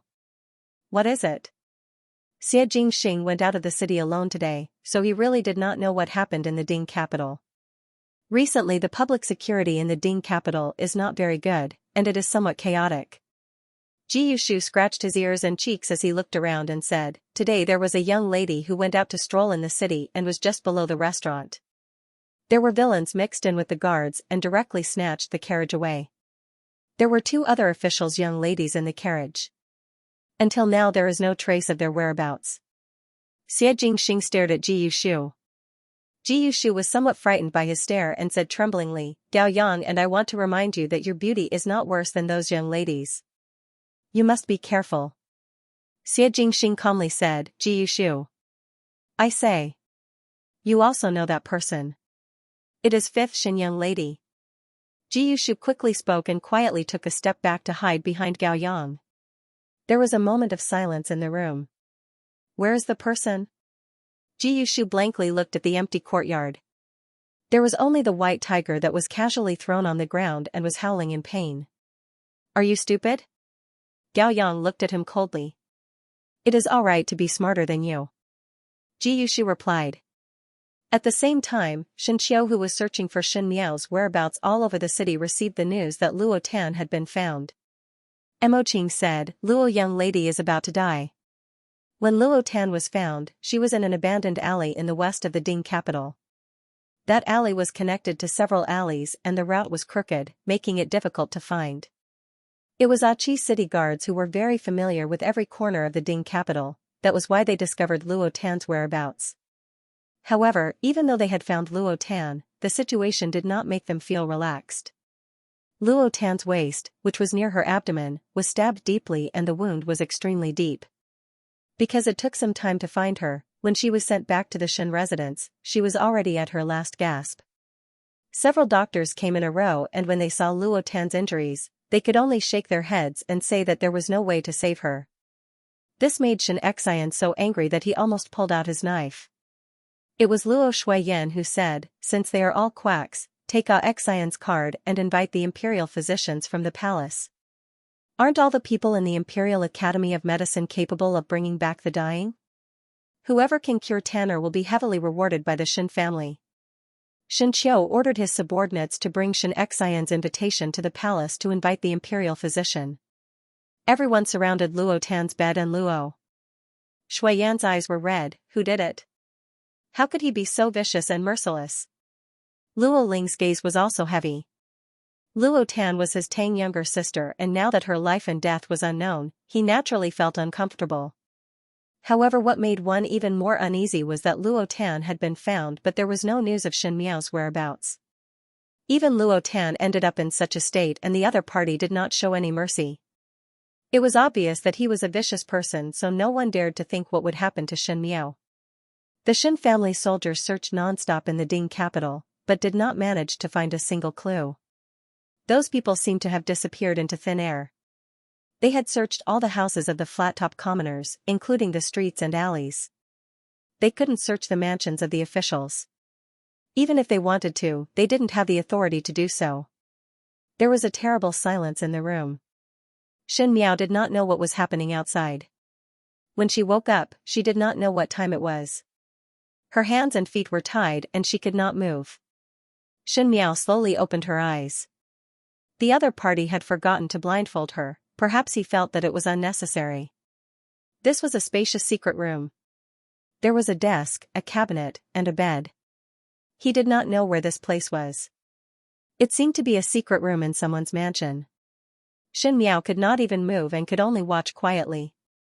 There was no sound from outside. Nothing could be heard. Previously Shin Miao was knocked unconscious and one did not know what happened. One did not know if Luo Tan had escaped or if she had brought the words to Xianxia. Now Xianxia was a character that everyone in the Ding capital feared, especially when the envoys from the Qin country and the Great Liang had yet to leave. Because Emperor Wen Hui had to rely on Xianxia's status rose steadily, and with the withdrawal of military power, ordinary people would not dare to touch Xianxia's head.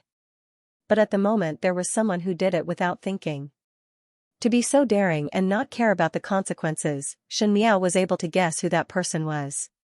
Other than Princess Mingyan, who else would use such simple and crude methods? But she did not expect that Princess Mingyan would find a helper in the Ding capital so quickly. Obviously Princess Mingyan would not do it herself, and even Huangfu Hao would not allow Princess Mingyan to use such stupid methods. And the person who kidnapped her that day was actually able to mix in with the Feng family's guards, and had some understanding of the Feng family. It seemed that he had inquired about her and Feng and Ning's itinerary very clearly, especially when he drove the horse carriage to get rid of the Feng family's guards, and walked into a deserted alley. Everything was clear and clearly showed one fact. The helper that Princess Mingyan found was very familiar with the routes in Mingqi, and was obviously a native of the Ding capital. Princess Mingyan was such an opinionated person, so it was impossible for her to be related to any small characters, but if it was someone with an official position, how would he be willing to take the risk and bet his future with Princess Mingyan to kidnap Shen Miao? One had to know that if Xianxia found out about this in the future, Xianxia would definitely not let it go. The officials of Mingqi had always sought benefits and avoided harm, thus they would never do such a dangerous thing. Therefore, it could only be those who had a certain official position but were extremely eager to climb higher, to the point that they didn't even care about their own lives. Among the bureaucrats of Mingqi, who was such a person? Shen Miao could not remember for a moment. But as the matter concerned Princess Mingyan, Xianxia would be implicated in many things. One did not know why, but the first thing that Shen Miao thought of was that if Xie Jingxing were to take action, he would be able to find her very quickly. Thinking about it, Xie Jingxing also had the Fengxian pawnshop, and the Fengxian pawnshop's information was spread out in all directions, so if the person who abducted her was familiar with every place in the Ding capital, and the Fengxian pawnshop had been doing business in Mingqi for so many years, so how could it be defeated? Shen Miao could only hope that Xie Jingxing would discover her as soon as possible. She strenuously pulled her hands into her sleeves and the other party tied the rope very tightly. Shen Miao almost scraped her wrists before she was able to find the hairpin in her sleeves. It was specially made by her.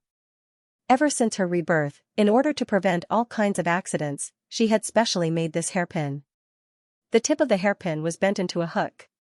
In a critical moment, it could probably be used to blind the opponent's eyes. This was a trick she had learned in the palace in her previous life. But now, it could be used to sharpen the ropes binding her hands and feet. Just as she was about to make a move, she heard footsteps coming from outside. Shen Miao's heart moved and she quickly stuffed the hairpin back into her sleeves. She leaned against the wall and closed her eyes, pretending to be unconscious. The door was opened, and it seemed like someone was walking in from the outside. Judging from the footsteps, there was more than one person. One of them said, "The Shen family's movements are too big. If this goes on, how long will it take to transport the people away?" Another person replied, "What are you panicking for? He's in our hands now. It won't be too late to send him out after we avoid the limelight for a while." There were two people. Shen Miao calculated in her heart. Listening to the other party's tone, she was only here temporarily to avoid the limelight, and in the end, they would still send her out. Wherever Princess Mingyan could send her to, it would not be a good place. What was slightly comforting was that Xianxia's actions were extremely fast. Now that the entire city was on high alert and with so many pairs of eyes watching, it would be difficult for the other party to send her out. At least for a short period of time, she would not be in any danger. It was just that. Shen Miao's heart was suspicious. Why did the voices of these two people sound so familiar? But she was pretending to be asleep, so she couldn't open her eyes to look. Seeming to feel that there were eyes on her, Shen Miao heard one person saying hesitantly, "Why is she still not awake? Was it because I was too heavy-handed? Second older brother, what time is it now, and you still have the mind to care if she wakes up or not?" Another person said, "Do not worry. Even if Shen Miao does not wake up, the princess side will be happy. You have also seen the princess attitude. The more miserable Shen Miao is, the better. It doesn't matter if she is dead or alive. I am just worried." The person who was called second older brother had some worries in his voice. If this matter is discovered by father, so what if father discovers? Do not forget that you and I are father's biological sons. Ever since that little bastard died, father can only rely on us two brothers in the future.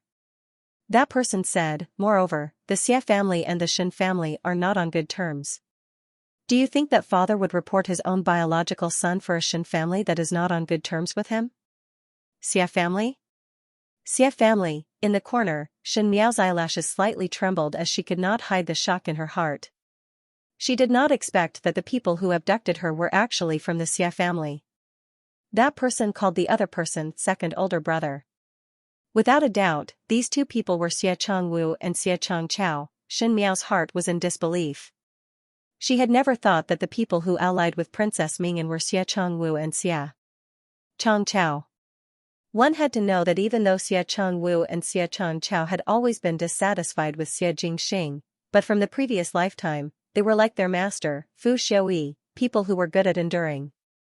How could they be so arrogant and conceited in this lifetime, not hesitating to put themselves in danger, and even did the shady business of abducting people? The residence of the Marquis of Linan was a large aristocratic family in Mingqi, and even if it was a Shu son, it was better than many of the D sons of the official families.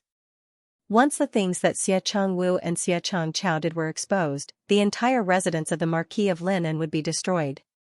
Were these two people crazy? Xia Chongwu spat out. Is this place safe? Naturally safe. Xia Chongqiao said proudly. Who would think that the young lady of the Shen family would be hiding in our residence? Besides, in this mansion, the only people who know about this secret chamber are you and me. Even if Xianxia really received His Majesty's verbal order and was lucky enough to search our residence, I guarantee that he would return in defeat. That is good. Xia Chongwu let out a sigh of relief. Whether this matter succeeds or fails, it is all in a single thought, and there must not be a single mistake. Once the commotion outside is over, quickly send the person out. Xia Chongqiao nodded his head and took out clean water and rice from the basket before walking to Shen Miao's side and placed 2 bowls in front of her. Wake her up. Eat now? One cannot starve to death. Xia Chongwu asked. No need. Xia Chongqiao said, tie her up. It is not like she does not have a mouth. Don't you think that to let a young lady eat like a dog, Her Princess Highness would be very happy? At that time, the princess would be happy, and it would be good to put in a few good words for us in front of His Highness. Xia Chongwu then said, it is also good. Third younger brother is thoughtful. Since that's the case, let's go out first to avoid suspicion. The two of them left after saying that. When there were no more sounds outside, Shen Miao slowly opened her eyes. There were 2 bowls on the ground in front of him, one was clear water, the other was. Fortunately, Xia Chongwu and Xia Chongqiao did not give her something more disgusting to eat. Shen Miao sighed in her heart. It wasn't like she hadn't eaten before. There were even rancid dishes in the cold palace. So what? In order to survive, a person's dignity could be temporarily set aside. As long as there was a chance one day, they could take revenge. But Xia Chongwu's and Xia Chongqiao's words finally made her frown slowly. This was actually the secret chamber of the residence of the Marquis of Linan. If it was really so, then it would be difficult for Xianxia to find this place. First, without Emperor Wen Hui's verbal order, it was impossible to search the residence of a bureaucrat's family unless there was concrete evidence. But without any rhyme or reason, the Xia brothers and Shen Miao did not have any interactions, so how would others think that they were the culprits of the abduction? Second, if Xianxia really obtained the verbal order, as the Xia brothers said, this secret chamber was very secretive. Xia Ding did not know about it, so how would Xianxia be able to find it? The Xia family took a different approach. The most dangerous place was the safest place. As such, the matter became more troublesome. Shen Miao looked at the clear water in front of her. Could Xia Jingxing find it? At the other end, in the Shen mansion, the imperial physician from the palace finally came. The person who came was dressed in white and was holding a folding fan. If it was not for the medical box on his back, he would have looked like a gentle young master of a noble family. He did not look like he was here to save someone, but to appreciate the flowers. This person was the young imperial physician of the palace, Gao Yang. Luo Shuiyan and Xianxia had a suspicious look on their faces. Even though Gao Yang's medical skills were praised in the palace, those who treated the patients in the palace were all female concubines. Females would always like flashy things, and no one could say that it was not because of Gao Yang's good looks that everyone praised his medical skills. Moreover, with regards to doctors, most people had a kind of thinking, that the older one was, the more outstanding their medical skills were, and as for the younger ones, they only knew some superficial things. Xianxia did not expect that the imperial physician that the palace invited was actually Gao Yang, and in a moment he could not refuse. If he were to invite again, one feared that it would delay a lot of time. That legendary imperial physician Gao was very knowledgeable about worldly affairs. He was first welcomed in and put on an air of grandeur as he walked over to the unconscious Luo Tan and took her pulse. Everyone looked at him with bright eyes, and after a long while, Gao Yang then shook his head and sighed, "Weak breath, disordered pulse, the wound is too deep and injured the internal organs, and there is a lot of blood. It is difficult." Luo Shuiyan immediately said, "So it is another quack doctor. Chou'er, take your father's invitation to invite another doctor." "Slow down." Gao Yang said unhappily, "I only said it is difficult and did not say that the serious illness cannot be treated. You all invited me over for a house visit and now look for another doctor. What is General Shen's intention? You really can save younger Biao sister?" Xianxia took a step forward and asked. "If it is delayed for a while more, this one would be helpless." Gao Yang said. "Good." Xianxia said, "Do not doubt the person you use.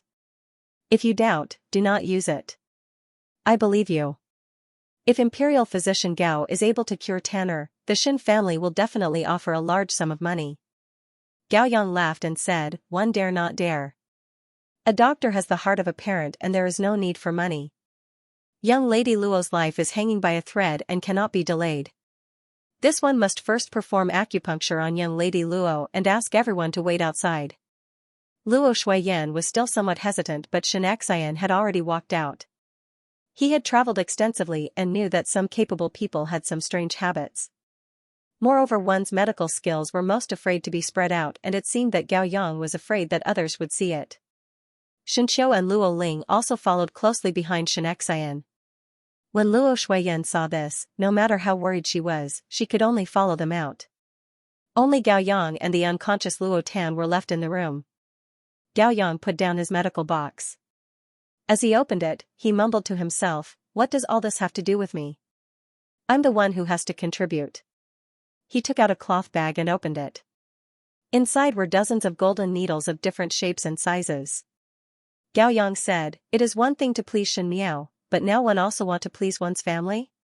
He shook his head and reached out to untie Luo Tan's clothes and said rather helplessly, "I have offended you." This one also did not want to do so. "If you want to be responsible, then go to the residence of Prince Rue, the one wearing the mask." Time passed quickly and 2 days passed in a row. In these 2 days, Imperial Physician Gao from the palace had indeed displayed his outstanding medical skills. While the group of physicians were at their wits' end, Gao Yang performed 2 acupuncture treatments and had someone brew 2 bowls of medicine for Luo Tan. Luo Tan's breathing gradually stabilized, and her pulse was much stronger than before. If another physician came to take a look, they would at least say that her life was saved. Changing from her previous suspicious attitude towards Gao Yang, Luo Shuiyan treated Gao Yang as a distinguished guest.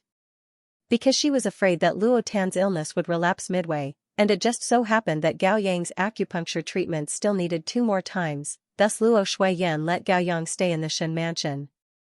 It was convenient to check on Luo Tan's illness daily. Luo Tan's illness was stabilized, but there was no good news from Shen Miao's side. When Emperor Wen Hui learned of the matter, he flew into a rage. Putting aside his prejudice against Xianxia, someone had kidnapped a daughter of an official's family under the feet of the Son of Heaven, especially when the Qing country and the great Liang's envoys had not left. Was it not a clear indication that there was a rebellion in the Ding capital and the commoners could not live and work in peace and contentment? Thus he acquiesced to Xianxia's actions of searching for a female. But even after digging 3 feet into the Ding capital, one could not find Shen Miao's whereabouts. It was as if those people had vanished into thin air. The common people's families had been checked from house to house, so the next step of investigation would be to investigate those official households in the Ding capital. But the relationships between the officials were complicated, and if one was not careful, it would cause great chaos, thus Emperor Wen Hui was not willing. Thus, they fell into a stalemate. The soldiers patrolled the streets all day and the public security in the Ding capital was much better, but to the Shen family, it was tantamount to a raging fire, making them even more anxious. In the study of the residence of the Marquis of Linan, Xia Changwu and Xia Changchao were chatting. Xia Changwu said, "The Shin family is watching too closely and we have no way to transport Shin Miao out. If this goes on, one fear that Princess Mingyan would blame." In fact, Princess Mingyan was already angry. Even though the Xia brothers had successfully captured Shin Miao, but Princess Mingyan now hated Shin Miao to the bones, and could not wait to see Shin Miao reduced to the brothel, where she could neither live nor die. Who knew that because Xianxia had created such a big scene outside to search for someone, Xia Changwu and Xia Changchao dared not act rashly, and Shin Miao had been locked up in the secret chamber of the residence of the Marquis of Linan, so how could Princess Mingyan, who was an impatient person, endure it? Early in the morning, someone was sent over to warn Xia Changwu that if he did not send Shin Miao out, then the previous transaction would be invalid. In front were Xianxia's subordinates going door to take stock, and behind was Princess Mingyan's indiscriminate pressure. No matter how astute Xia Changwu was, he could not help but feel a headache. Second older brother need not be anxious. Xianxia is very powerful and we naturally need to ensure that we are not exposed. Xia Changchao said. I'm not in a hurry, but the princess is urging me very much. When Xia Changwu spoke till here, he could not help but complain. She did not think that at such a time, if there was a mistake, she would not be able to escape. Enough. Xia Changchao said, what the princess wants to see is nothing more than Shin Miao being humiliated by others. Even though we cannot send Shin Miao out, we can send people in. It was not illegal for the residents of the Marquis of Linan to recruit rough servants and buy people from the Momo's hands, right? There shouldn't be anything suspicious, right? Xia Changwu was stunned. Not bad, Princess Mingyan only wanted to see someone humiliate Shin Miao. Now that the situation outside was tense and Shin Miao could not be sent out, why not bring outsiders back? If Shin Miao were to become an exclusive slave, would it satisfy Princess Mingyan's mentality? Third brother, you. Xia Changwu said, you have already thought of it? Father has a social event with the Minister of Revenue today. You and I cannot be absent at the same time, otherwise we will be suspected. Xia Changchao said, second older brother, you go first. I will get the mama in charge to buy a few servants. After the matter is done, then report to the princess. These days because they were since they were they to Shin to the matters to Shin, they that Shin affairs. Xia and they Xia that they to meet. They and people. Yang people and Xia. Changhe and Xia to buy to say, third Xia people too. Xia Changchao complied. After Xia Changwu left, Xia Changchao then took out the secret room key from his sleeve and a strange light flashed in his eyes. Shin Miao stayed in the secret chamber for 2 days. Even though she did not know how long it was, she could guess from the number of times the food was sent. Her heart could not help but sink. It had already been 2 days and since these people did not make a move on her, it meant that Xianxia's movements were really big. However, no one had found this place even after making such a big commotion. This could only mean that the Xia brothers' bargaining chip was correct. It was very difficult for anyone to think of this place. While he was deep in thought, he heard footsteps outside and the door was pushed open. In the dim light, that person met Shin Miao's gaze and was startled for a moment before smiling. These few days you always pretend to be asleep every time I come. Why not today? Xia Changchao was somewhat similar to Xia Changwu, but compared to Xia Changwu's forbearance, he was more impetuous. At this moment he walked closer to Shin Miao and saw that Shin Miao had already used up half of the water and rice.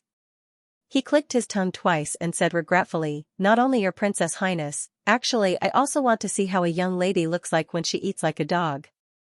Why did you not wait for me? Shin Miao looked at him coldly. For a moment, Shin Miao felt that she could understand why Xia Jingxing hated these two Shu younger brothers, just like Shin Qing and Shin Yu. Shin Qing and Shin Yu still had to cover up their evil intentions, but Xia Changwu and Xia Changchao had the face of a villain and did not even bother to cover up their viciousness. Seemingly angered by Shin Miao's contemptuous gaze, Xia Changchao suddenly pinched Shin Miao's chin and forced her to stare at him. Xia Changchao said, Shin young lady still do not know. General Shen and Shen Foreign are currently searching for your whereabouts in the entire Ding capital. There is a reward of 10,000 taels of gold, but unfortunately no one has claimed it. Say, if I were to send you out, would I be able to get 10,000 taels of gold? Shen Miao did not speak. Unfortunately, I am also working for others and naturally cannot let you out so easily.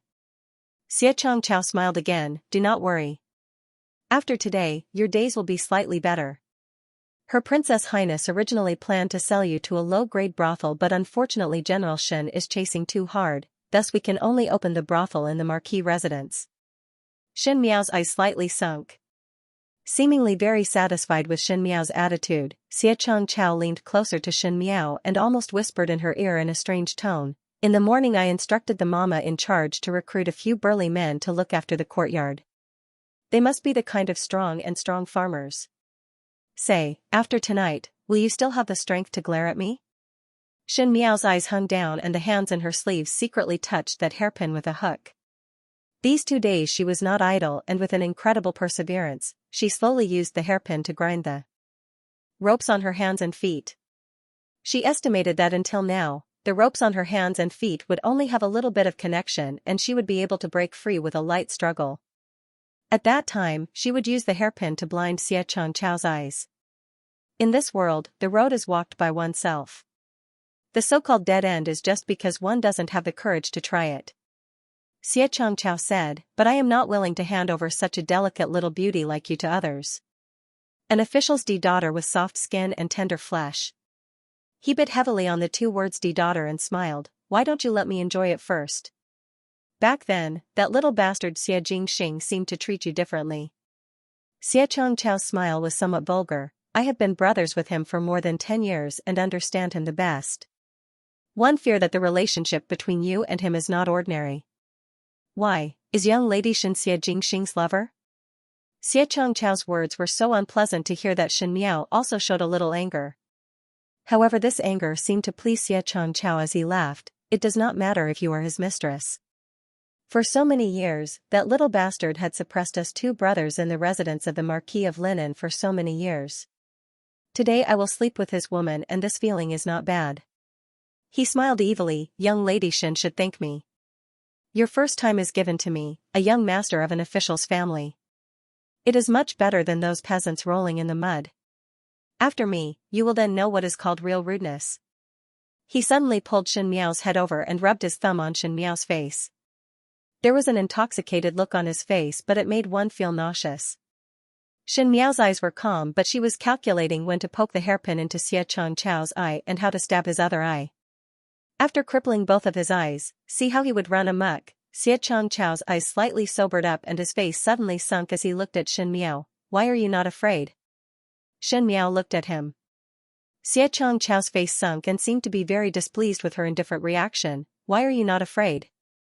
Are you still waiting for someone to save you? Shen Miao said, what exactly do you want to do? Xianxiao suddenly leaped up and Shen Miao could not dodge in time and was thrown onto the ground by him. This time she could not care about anything else and used her hands and feet to break free from the ropes. But before she could reach out to take out the hairpin, Xianxiao started to gnaw on her body. It was as if he was crazy as he mumbled, who are you waiting for to save you? Could it be that Xia Jingxing who died? Shen Miao managed to take out the hairpin with much difficulty. Xianxiao's back was facing her and his face was buried in Shen Miao's neck as he was about to tear off her clothes. Shen Miao's eyes were cold as she raised her hand and was about to stab at his back, but when her peripheral vision swept to the door, she suddenly stopped. Do you think that Xia Jingxing will come and save you? Xianxiao shouted, that little bastard has already been skinned and beheaded. He died until not even his bones were left. A calm and restrained majestic voice sounded faintly in the empty secret room. Is it? Really? A male's low and deep voice sounded in the spacious secret chamber. This voice was very calm and could even be said to be pleasing to the ears, but at this moment, it seemed to have a power that made one's heart palpitate, making one's hair stand on end. Xianxiao was surprised for a moment and let go of Shen Miao in a lightning speed before turning his head to look at the incoming person. There were bull horns hanging on the walls of the secret chamber, and torches were placed in the horns. The burning torches were bright, and the dim secret chamber seemed to be divided into 2 parts. The person on the other side was standing in the dark, and with the dim light from the torches, his appearance could be vaguely seen. It was a young man with an extremely tall and straight stature. He wore a dark-colored cloak made of embroidered rat fur, revealing a violet gold brocade robe, deerskin green boots, and a dark gold belt. Even in such a gloomy place, it didn't conceal his noble aura in the slightest. And he was wearing a half-silver mask on his face which clearly had an extremely cold color, but under the illumination of the torches in the secret chamber, there was some warmth that made one involuntarily attracted. Xianxia was sluggish for a moment before suddenly calling out, "Your Highness Prince Rui." He had seen this person at Ming Qi's tribute banquet and also met this person at the Crown Prince's Eastern Palace banquet. If the person wearing the half-silver mask was not Prince Rui of the Great Liang, who else could it be?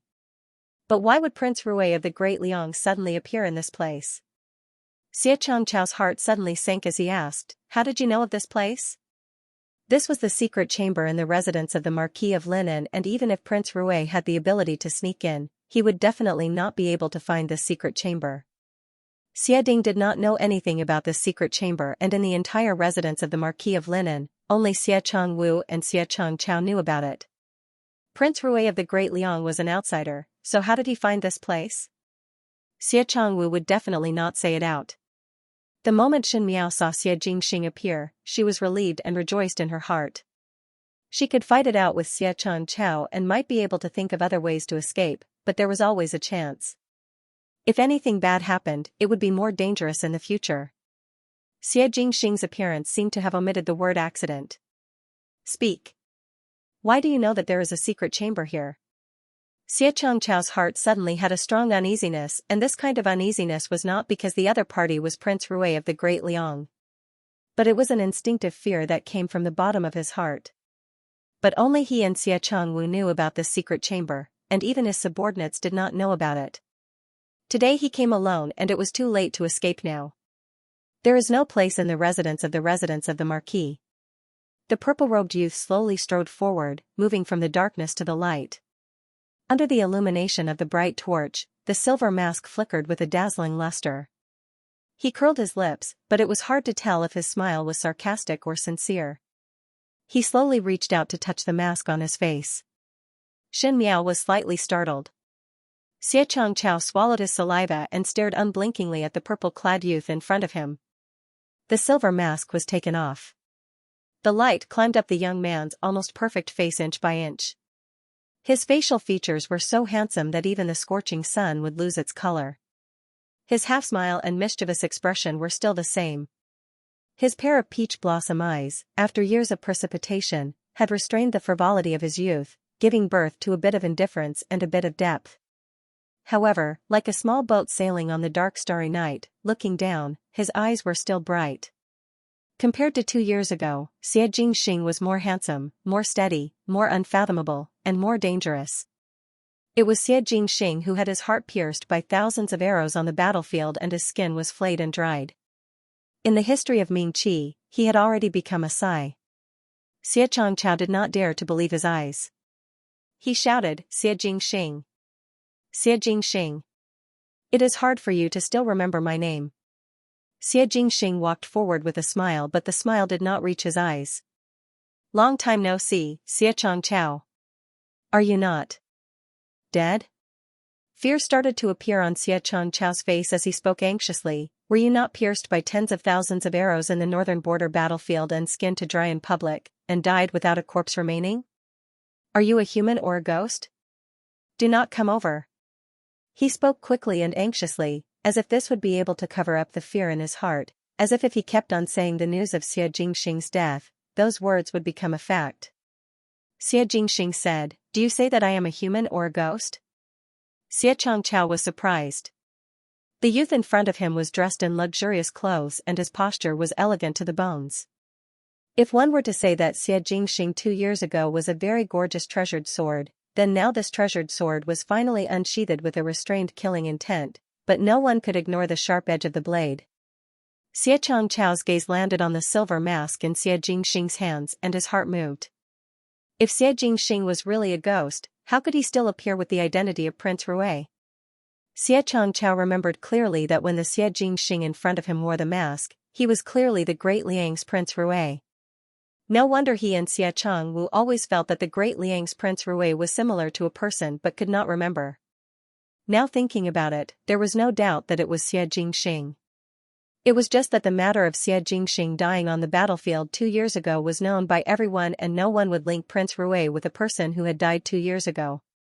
One did not know that this person had long stolen the beam and replaced the pillar. Thinking about this, Xie Changchao suddenly sneered, "So it was like this. So you did not die but ran to the Great Liang to seek shelter. One did not know what methods you used to become the Great Liang's Prince Rui.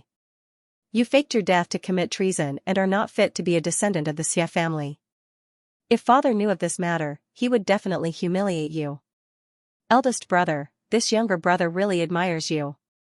Shen Miao had already retreated to a corner and was somewhat surprised when she heard that. She did not expect that Xie Changchao would think that Xie Jingxing had become a thief of Ming Qi and sought shelter in the Great Liang.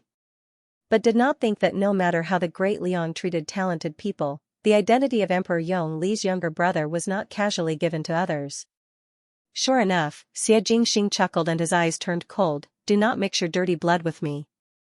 Xie Changchao, you are not qualified to be my brother." Xie Changchao smiled in disdain. "Could it be that you think that with the identity of Prince Rui, you are really the younger brother of the Great Liang's Emperor Yonglu? Xie Jingxing, you have always thought that you are a cut above others, but now you have learned to daydream." Xie Jingxing declined to comment.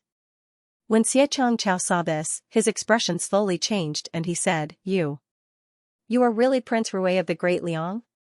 So? Xie Jingxing stared at him. "Did I tell you not to touch my things?" Xie Changchao was startled. Ever since he and Xie Changwu were young, they hated Xie Jingxing. The servants of the residence of the Marquis of Lineage were originally old people who followed Princess Yuqing, and when they gathered together to talk, Xie Changchao heard that it was Madame Feng who forced Princess Yuqing to death. Xie Changchao did not know that Princess Yuqing, who died when they were born, but he hated Xie Jingxing. There was no other reason but because Xie Ding doted on Xie Jingxing for no reason. Xie Jingxing forever occupied the best things in the residence of the Marquis of Lineage: food, clothing and toys. No one dared to stop Xie Jingxing from doing anything, even if he committed a huge mistake, even if he beat a prince or a young master of a high-ranking official's family. Xie Ding would only personally apologize and treat Xie Jingxing lightly. There was a time when a tiger skin was sent over from the sea and was given to Xie Jingxing by Xie Ding. It was a very rare complete tiger skin. Xie Changchao and Xie Changwu were young and secretly went to Xie Jingxing's room to play with that tiger skin for an afternoon. Afterwards, when Xie Jingxing returned, Xie Changchao would always remember Xie Jingxing's expression. Xie Jingxing looked at the fur that was crawled over by the Xie Changchao brothers and casually let the housekeeper take it and burn it. He said, "Do not touch my things. Dirty." Xie Ding scolded the two Xie brothers but did not scold Xie Jingxing, who made a big fuss over a minor issue. From that time onwards, Xie Changchao had an obsession with Xie Jingxing's things. It was the same for Shen Miao. So when he heard Xie Jingxing's words, he immediately laughed and looked at Shen Miao, who was at the corner, before saying maliciously, "Xie Jingxing, so what about it?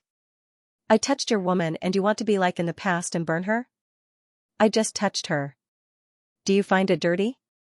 Shen Miao's gaze was heavy. Xie Changchao indeed had the ability to make others want to kill him the moment he opened his mouth.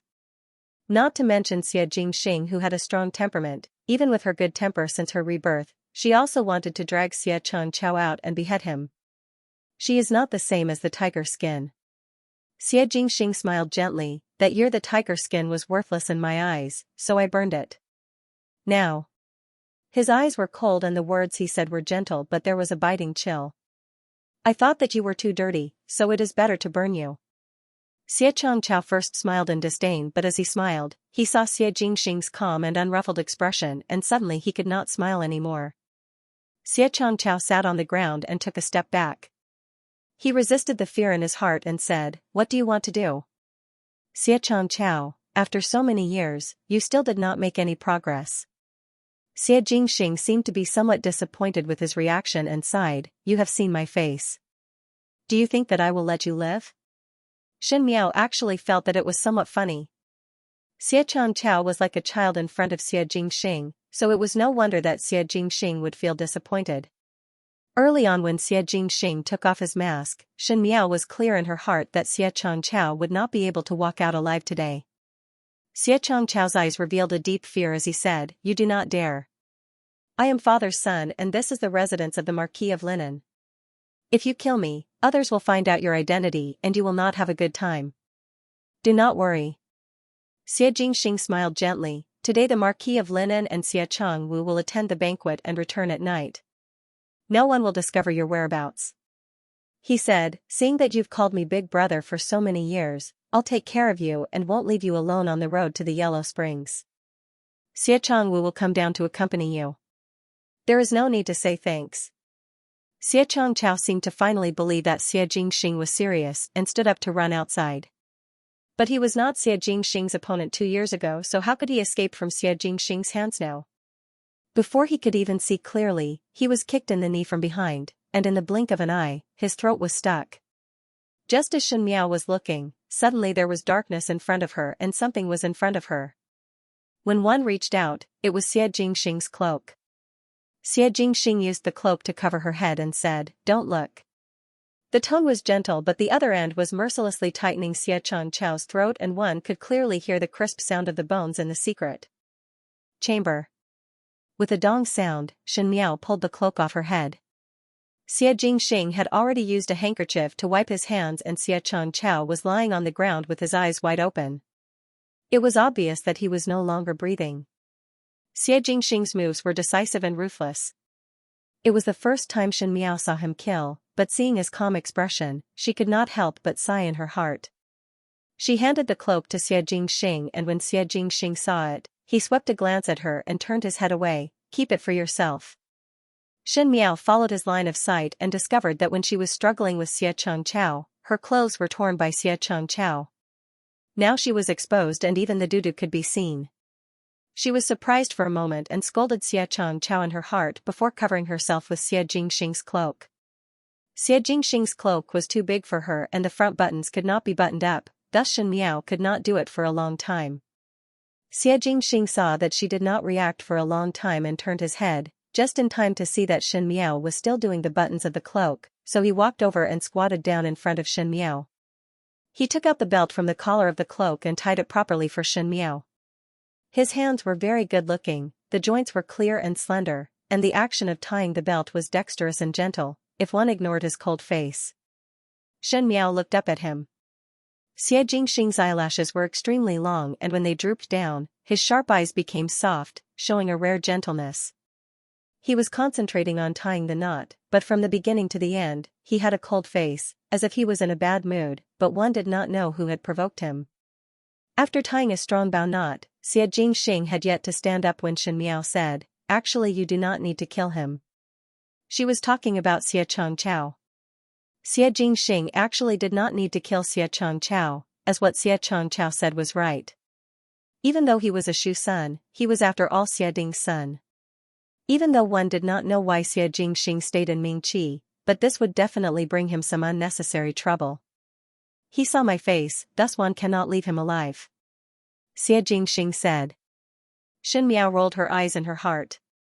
No one wanted to see Xie Jingxing's face, and from the beginning till now, it was Xie Jingxing who took the initiative to take off his mask. Xie Jingxing basically had the intention to kill Xie Changqiao, so there was no need to find such a far-fetched reason. Go out less in the future. Xie Jingxing said, "If I came any later, something would have happened to you today." When he said those words, he slightly frowned and had a cold face, with some appearance of inculcating. Shen Miao was speechless for a moment and thought for a moment before saying, "How are my father, mother, and eldest brother now?" The entire Shen family's army was dispatched and searched from house to house in the Ding capital, but returned without any success. Xie Jingxing said, "No one guessed that you are hiding in the residence of the Marquis of Linan." Pausing, he then said, "Luo Tan's injuries are very serious and she has been unconscious." Dao Yang had already gone to the Shen mansion to save her and one heard that the situation is not bad. Luo Tan is injured?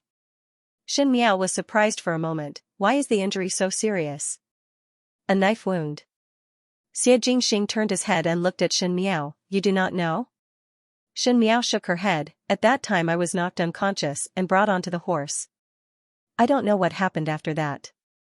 After a moment of silence, Shen Miao suddenly thought of something and looked at Xie Jingxing. Luo Tan was injured and did not wake up, so how did you find this place? Xie Jingxing was somewhat puzzled. What do you mean? Shen Miao's heart moved. Luo Tan was seriously injured and unconscious, so naturally it was impossible for her to see Xie Jingxing, and it was also impossible for her to tell Xie Jingxing about what she entrusted to him. Then Xie Jingxing coming to save them was his own idea. Shen Miao's mood was somewhat complicated in a moment. It was Xie Jingxing's eyes that slightly flashed and he suddenly got close to Shen Miao. His hands were by Shen Miao's side, as if he was holding her in his embrace. He said with his lips raised, "From your meaning, you let Luo Tan look for me? Ask me for help?" Shen Miao pushed him away. She knew that Xie Jingxing was smart and could not hide it from him.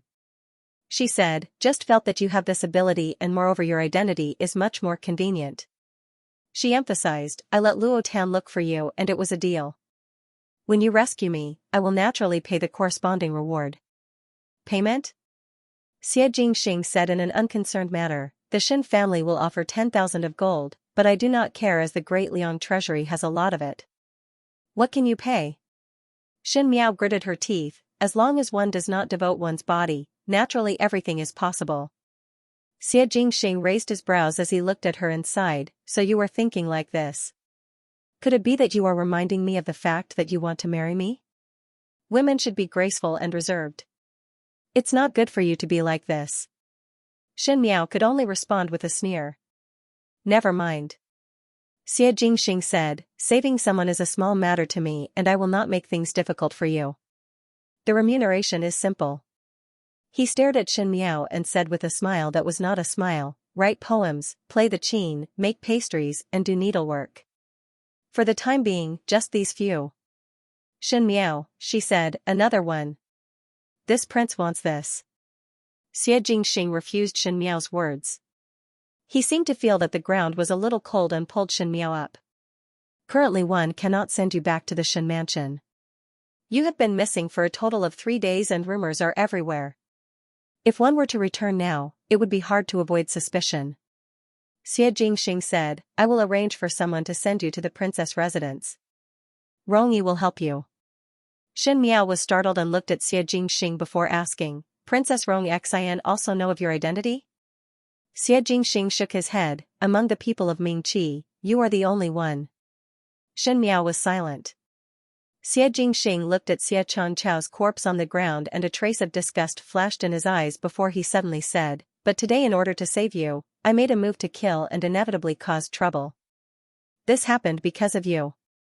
From now on, we're in the same boat. You're my ally. Do you understand?" I did not seem to agree. Shen Miao was flustered. "It's enough that I agree," Xie Jingxing said cheerfully. He snapped his fingers and 2 men dressed in black walked in. "Move it back." Xie Jingxing used his feet to touch Xie Changchao's body. Shen Miao was surprised, "What do you want his corpse for?" Xie Jingxing raised his eyebrows, "There is a great use." Tai Yi and Nanqi carried Xie Changchao's corpse out. It was also fortunate that Xie Changwu and his brother had built such a secret chamber that even the servants in the residence of the Marquis of Lineage did not know that there was a tunnel dug in the secret chamber and one could directly go outside. It was much easier to walk. It had been a long time since a guest came to the princess mansion. Ever since the news of Xie Jingxing's death on the battlefield spread, Princess Xianxia fell seriously ill and after recovering, it seemed that the illness had taken root and she rarely attended imperial family events. He left the princess mansion less and less often, and even when people came to visit, he refused to see them. Everyone knew that this was because Xie Jingxing was dead. Princess Xianxia did not have any sons in her entire life and only treated this nephew as her own son. Originally when Xie Jingxing was alive, he would visit the princess residence every few days, but after Xie Jingxing died in battle and Princess Xianxia had such a strange temper, it was almost deserted. But today, there was a guest in the princess's mansion. The maid that was sweeping outside was an old servant in the princess residence, and with one look she could tell that the young lady sitting in the carriage had come to the princess residence 2 years ago. At that time Princess Xian had warmly received her, and was called Shen something. That maid could not remember clearly. But the person who reported did not have to wait for long before he saw Princess Xian's personal female official rushing out and welcoming the female guest and the guards by her side. When the remaining few maids who were sweeping saw this, they gathered together and whispered, "Which family's young lady is that?" The princess had not seen any guests in these 2 years and actually saw one today. Looking at that appearance, it seemed that she could not wait. Most likely she had some friendship with the princess in the past. It is rare to see such a person. 2 years ago she also came over. At that time Shigugu, who was by the princess's side, also sent her back to the residence. She is surnamed Shin. The maid at the outermost, who was trying to recall, suddenly had a flash of inspiration and slapped her head. I remember that young lady's name. That young lady is not the daughter of the formidable great general, Shin Miao. Everyone was first enlightened before their eyes became very interesting. They naturally recognized Shin Miao. Recently there was an uproar in the Ding capital. She had disappeared for 3 days and Xianxia was even willing to offer 10,000 taels of gold to save her. Everyone guessed that Shin Miao had met with an accident and did not think that the main topic of discussion would actually appear in the princess residence. What was Shin Miao doing in the princess residence? Shin Miao sat in the main hall and the maids came over to serve her tea and snacks, but at the end she could feel some eyes that were quietly sizing her up. Shin Miao calmly accepted it. If someone recognized her, they would naturally find it strange that she would appear in the princess residence. But there was no choice. Just like what Xianxia said, she had returned to the residence alone and could not stop the rumors from happening. One had to find a person of high status and power to prove it for her. The last Lantern Festival, Princess Xian had proven it for her, and this time she still needed Princess Xian's help. There was no choice. Princess Xian was an upright person and everyone knew that she was fair to the point of being unreasonable. If it was said from Princess Xian's mouth, no one would doubt it. After a moment, footsteps were heard from behind. Shin Miao turned around and saw Princess Xian, who was being supported by a female official, walking over slowly. Shin Miao could not help but be surprised. The person who came was wearing an autumn-colored robe with a cloak on the outside. Most likely there was some powder on her face, but it could not hide her old age and haggard look. The last time Shin Miao saw Princess Xian 2 years ago, she was still an energetic woman, but now it was as if her soul was taken away in one night, making one's heart feel a little sad when looking at her. Even in the previous lifetime, when Shin Miao reached the end, when Princess Xian had really aged, she did not have such a haggard look. And Shin Miao was well aware of the reason for all of this. It seemed that the news of Xianxing's death was a huge blow to Princess Xian, that she had become this haggard in 2 years. She got up and greeted Princess Xian. When Princess Xian saw her, she revealed a nostalgic expression and there was a smile on her lips. Not seeing you for 2 years. At that time General Shen left in a hurry and Bengong did not have the time to let people send you some farewell gifts. When you returned to the capital, Bengong caught a cold and did not attend the tribute banquet, thus there was no chance to see you. She sat down in front of the table and indicated for Shin Miao to sit down. Shin Miao nodded her head slightly. It should be this official's daughter who came to visit. Previously I knew that you were good-looking. Princess Xian smiled as she looked at her. Seeing you now, it is what Bengong's heart thought. Since young you are a beauty and now you are more outstanding. If this consort's nephew was still alive. Her voice slowly trailed off and a trace of pain flashed through her eyes, but she couldn't continue. Shin Miao also did not know what to say. It was Princess Xian who started laughing again. Bengong always say such unhappy words. Every time, he would tell himself not to think about it, but in the end, he would always think about it. Who told you to be unhappy with this consort? You are also sad. Bengong only cared about my own sadness and did not think about how you would feel after hearing it. It is really Bengong's fault. Princess Xian was such a tough person in her bones, but she actually apologized to others. Shin Miao's heart was somewhat surprised, but there was even more sympathy. Xianxing's identity could not be explained to Princess Xian, but from Princess Xian's point of view, the nephew that accompanied her for so many years died so miserably on the battlefield, one could imagine the pain in her heart. Princess Xianxia smiled, "Bengong have heard of your matters. Do not worry, 2 years ago Bengong helped you, this time Bengong will naturally help you." Xianxia only said that she was kidnapped by criminals, but because of the conflict with the residents of the Marquis of Linen, she was saved by Xie Jingxing's original secret guard. Because Xie Jingxing's secret guard had seen Xianxia before, he extended a helping hand, but if one were to return to the Shen family rashly, it would cause rumors, thus one had to ask Princess Xianxia to come forward.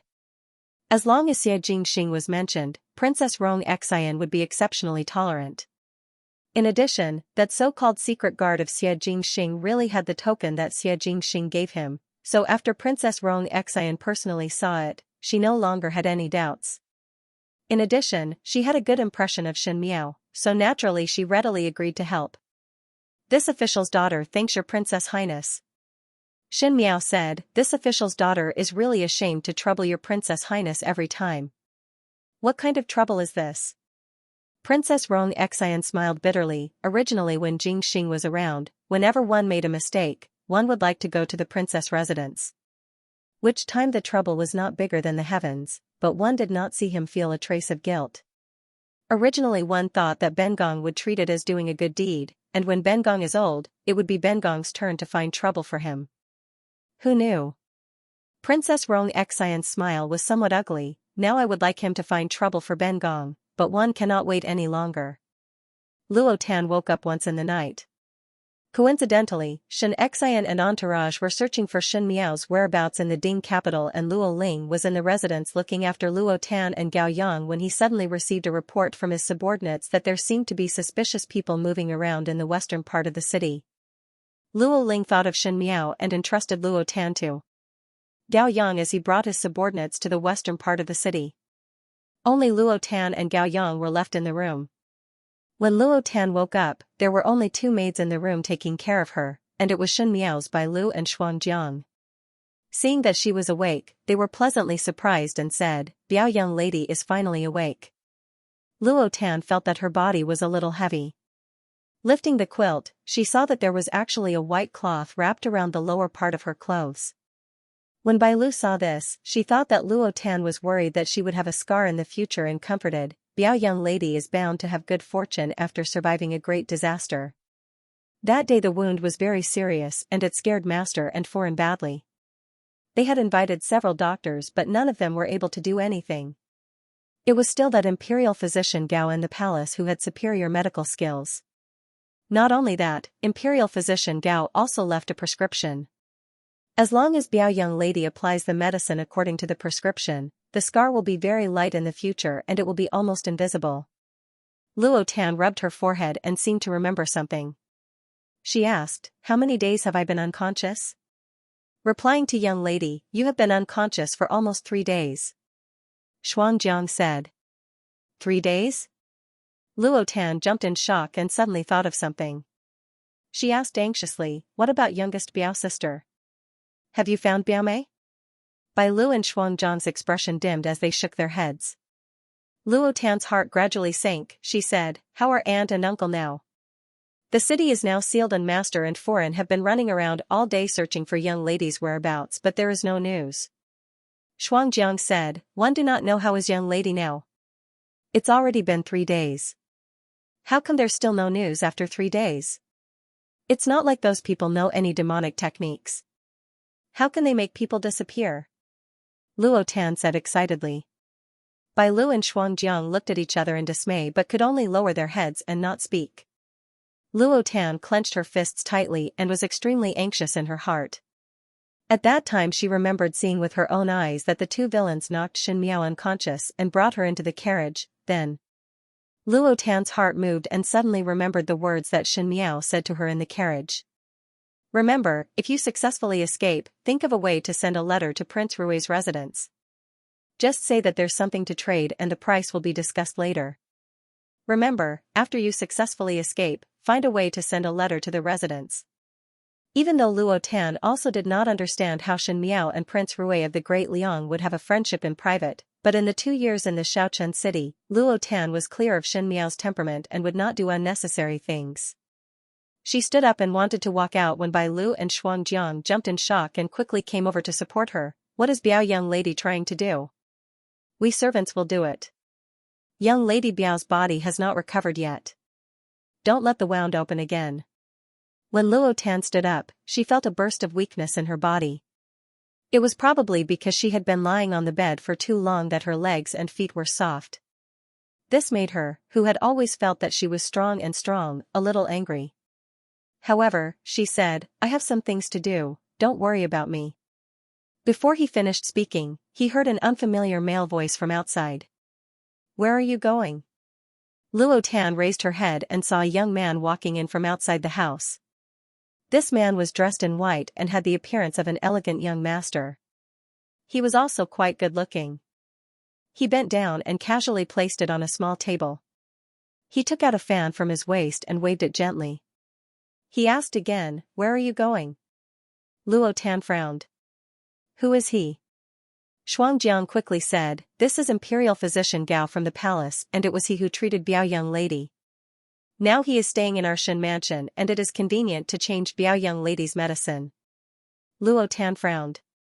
Even though Luo Tan was somewhat masculine and lacked the delicateness of a female, she was the same as thousands of females and loved good-looking things. Previously in the Shaochen city, there would occasionally be a handsome young man on the stage and Luo Tan would pull Shen Miao to reward that young man, which showed that Luo Tan attached great importance to a male's appearance.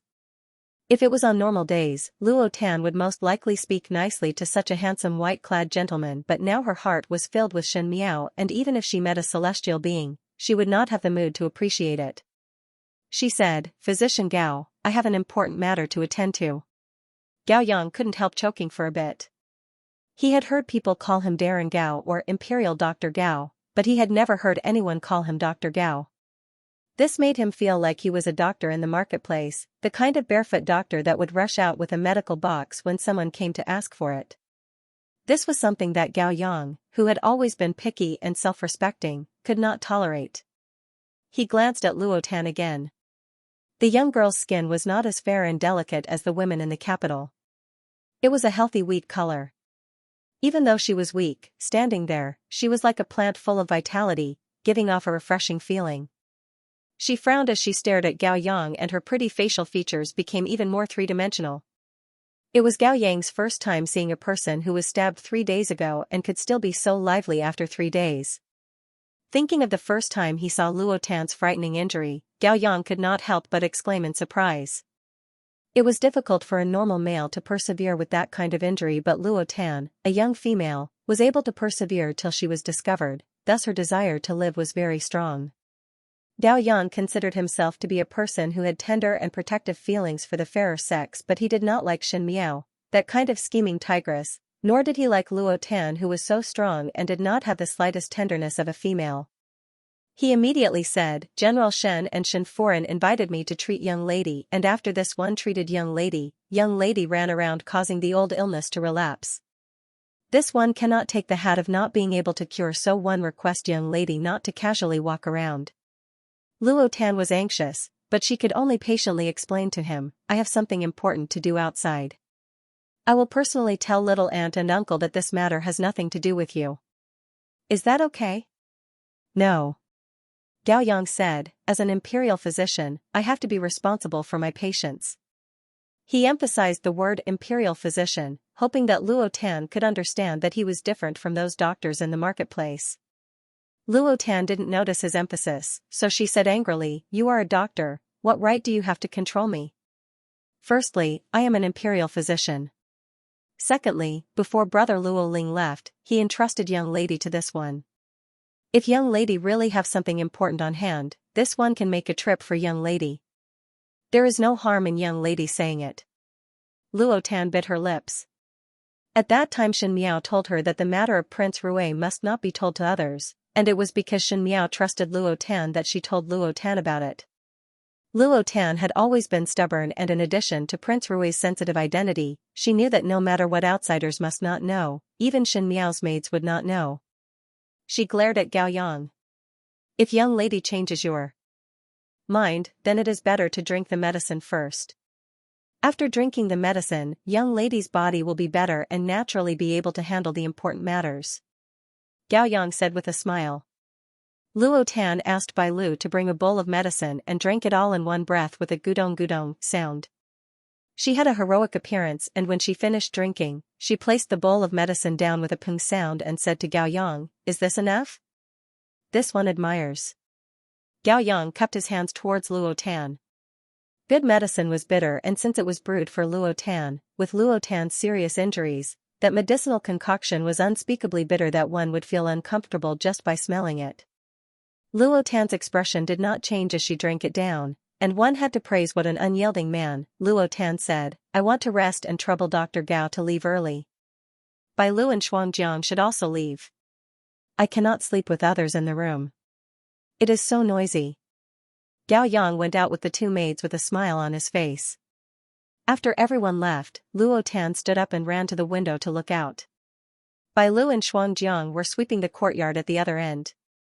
She quickly took out her outer clothes and cloak from the room and put them on in a few moments.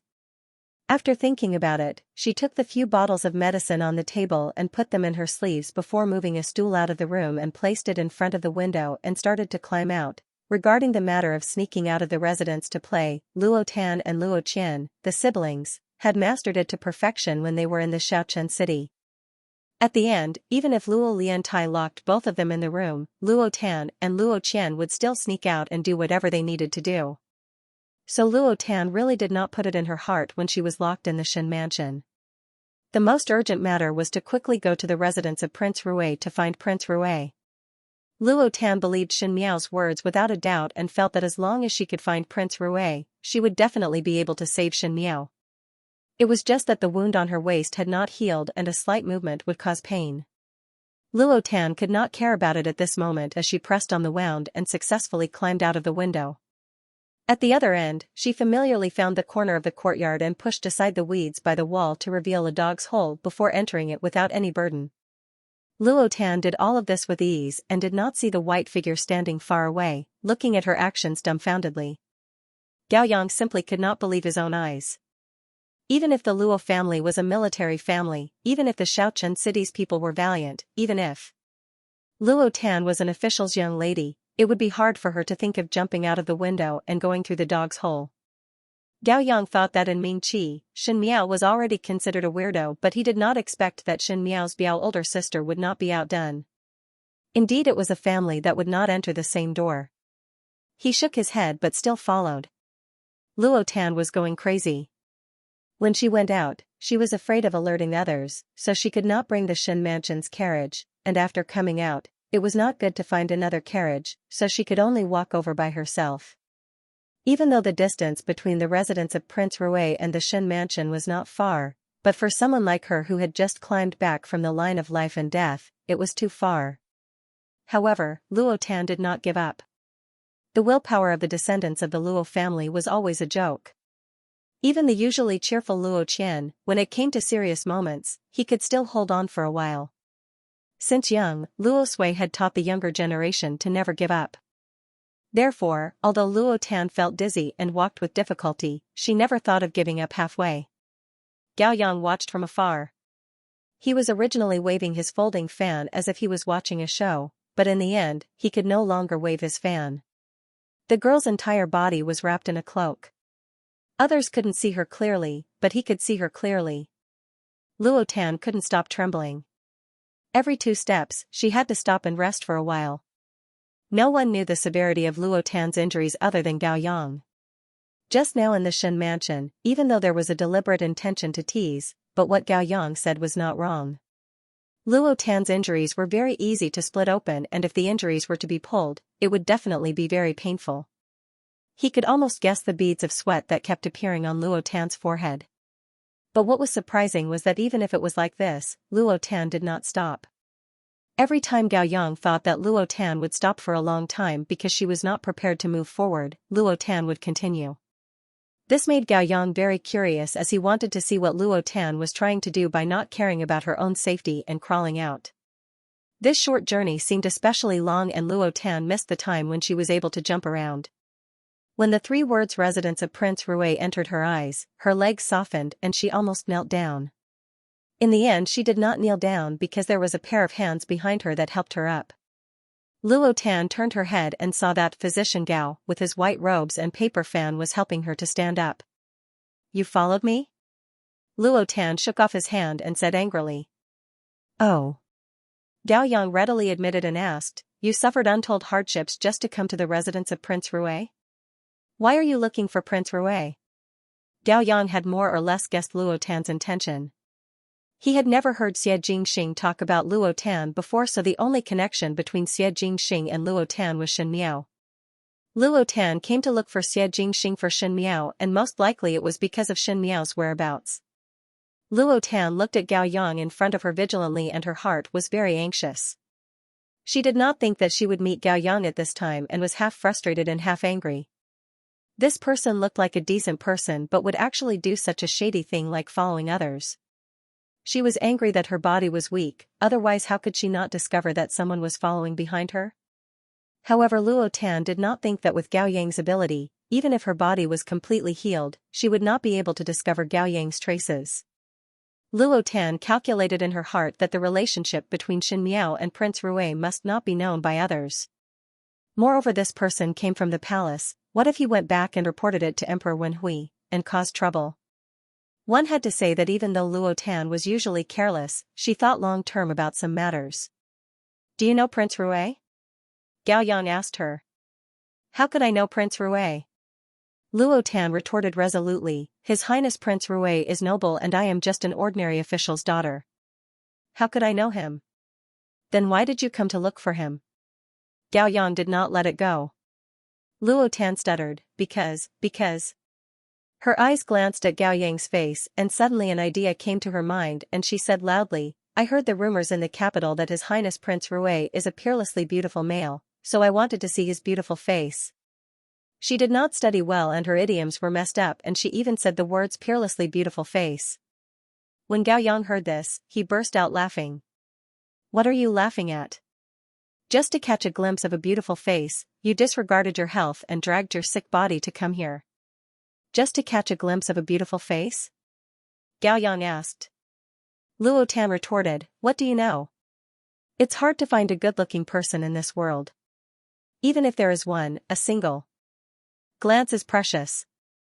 Gao Yang shook his head. "I'm also very good-looking. Why don't you look at me? Why did you have to come here?" Luo Tan said, "Dr. Gao, it is important to know oneself." She said, "I will not talk to you anymore. I need to go and see His Highness Prince Rue." As she spoke, she went up the steps and arrived at the entrance of the residence of Prince Rue before innocently saying, "Trouble both of you to inform that I have an important matter to see His Highness Prince Rue." Gao Yang followed closely behind and gave the two guards a look. The guards naturally recognized Gao Yang, so they didn't say anything and opened the door. One of them said, "I'll bring the two of you inside to wait." Luo Tan looked at Gao Yang. "What are you doing here?" Gao Yang said, "I also want to see your beautiful face. If young lady does not allow me to enter, then this one can only return to the Shen mansion. If Shen foreign and General Shen return and ask." "Wait." Luo Tan interrupted his words and glared at him hatefully, "Follow me in." The two guards looked at each other in dismay and were somewhat unable to make heads or tails of the situation in front of them. Originally they thought that gentleman Gao brought a young lady to the residence of Prince Rue. Looking at it now, it seemed that young lady came to the residence of Prince Rue and brought gentleman Gao? Gao Yang and Luo Tan waited for a moment in the main hall and after half an incense stick of time, His Highness Prince Rue who was wearing a mask appeared. Luo Tan's heart was anxious.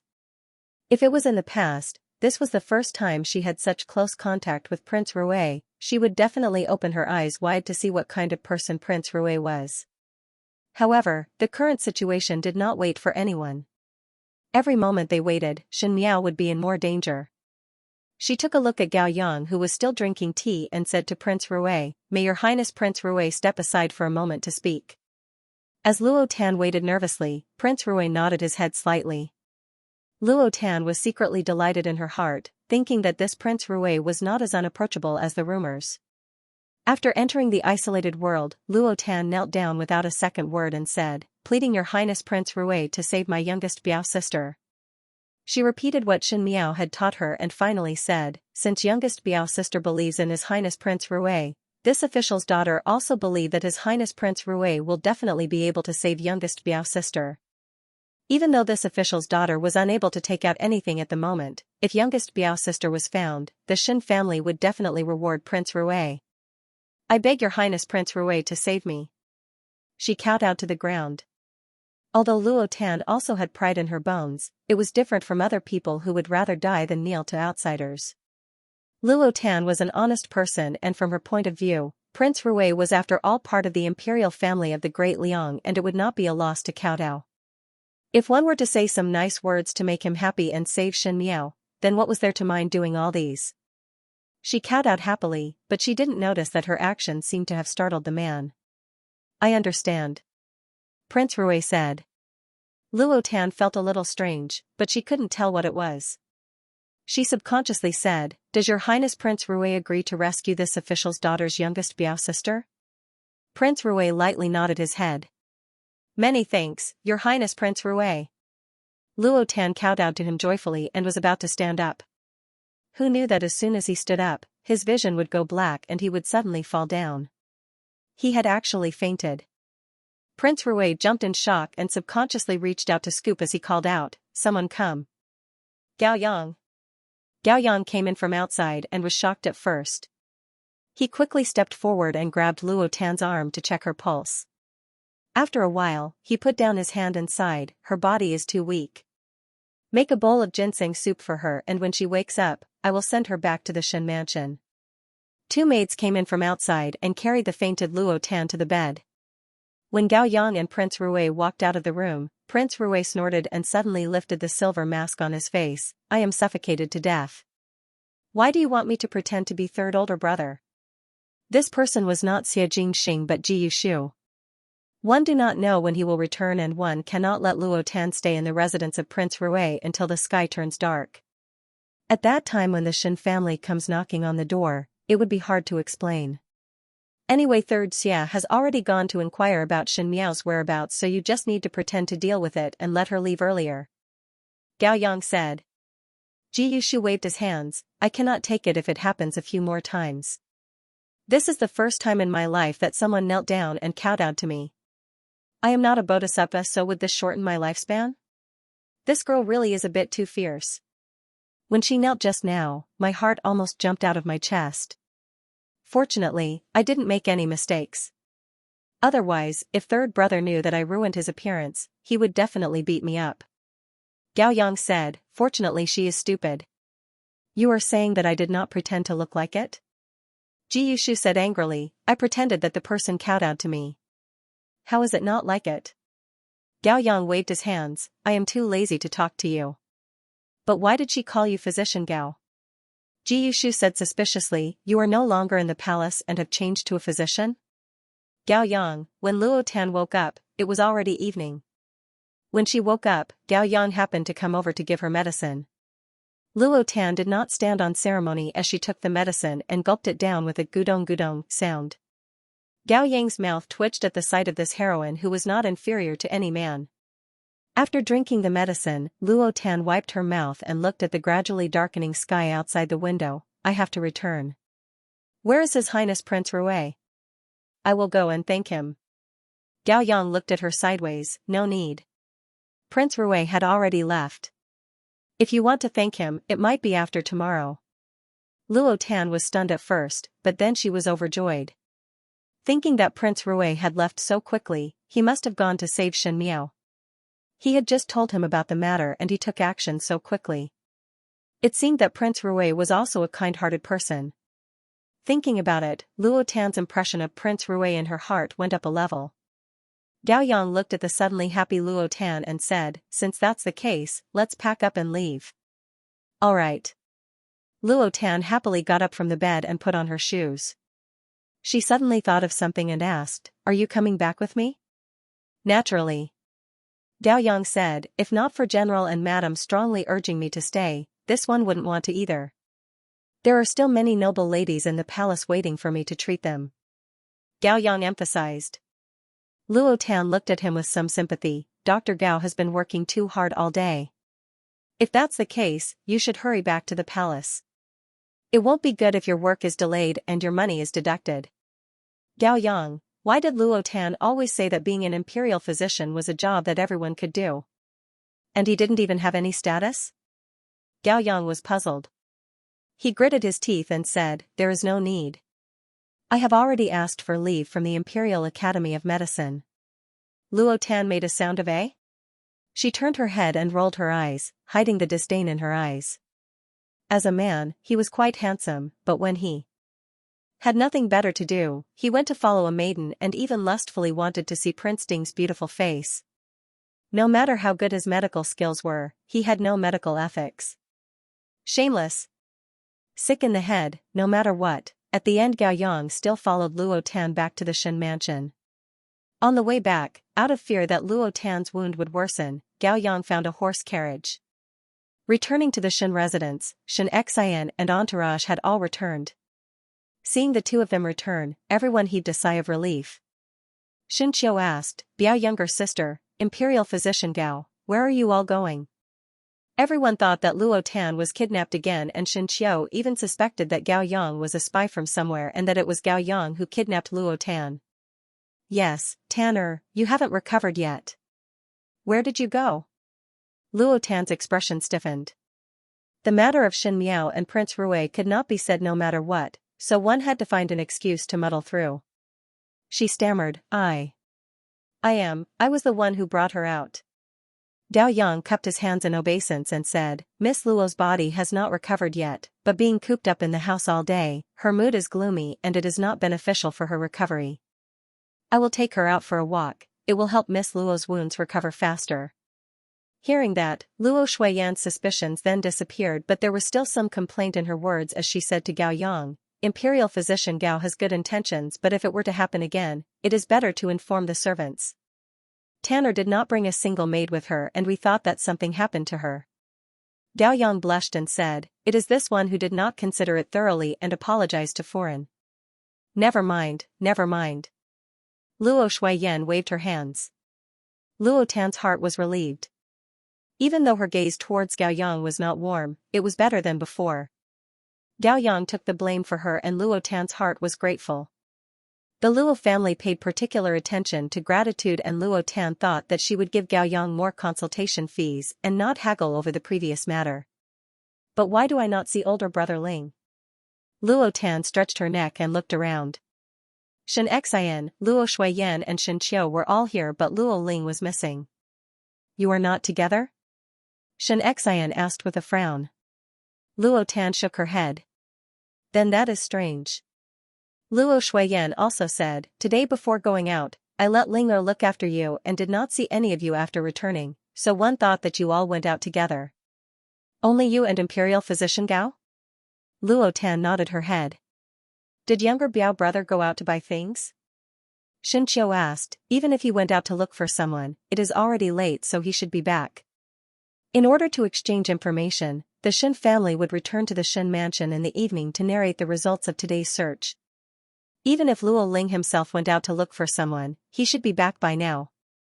Could it be that he found her?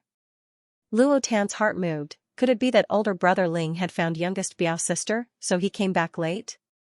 Xianxia and Luo Shuiyan were surprised for a moment before a look of joy appeared on their faces. It would be good if it was like this. But just at this moment, a flustered voice was heard from outside, not good. Not good. Everyone looked over and the person who came was Luo Ling's subordinate. He was covered in blood as he said, not good. Something has happened to young Master Ling. Not good. Something has happened to young Master Ling. Everyone hurriedly walked out and saw someone supporting Luo Ling in. Luo Ling's right hand was full of fresh blood and it was a ghastly sight. Older brother Ling. Luo Tan jumped in shock and saw that Luo Ling was being supported by someone. Even though he tried his best to endure the pain, his face was very pale and big drops of sweat rolled down from his forehead. Imperial Physician Gao.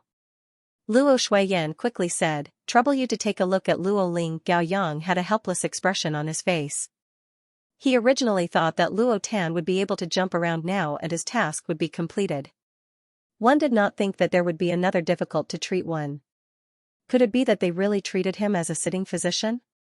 Even though he thought so in his heart, he did not show it on his face. Gao Yang said, "Help him into the room. I will take a look at him."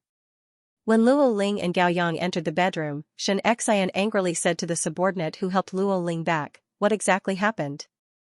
How did Linger get such a serious injury without rhyme or reason?" That subordinate was almost about to cry. "A group of us received a tip-off that someone seemed to have seen young lady Shin's whereabouts. Young Master Ling brought us along to look for her, and later someone sent a note, asking young Master Ling to go alone. Who knew that it was a trap?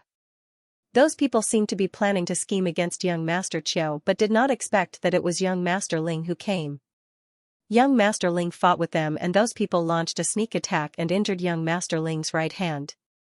That subordinate paused and revealed a worried expression. Young Master Ling had injured his right hand once when he was training his troops in the early years and it was considered to have healed. But today the knife wound was on top of the old injury and young Master Ling immediately did not feel well. Afterwards, when our people rushed over, young Master Ling was like this.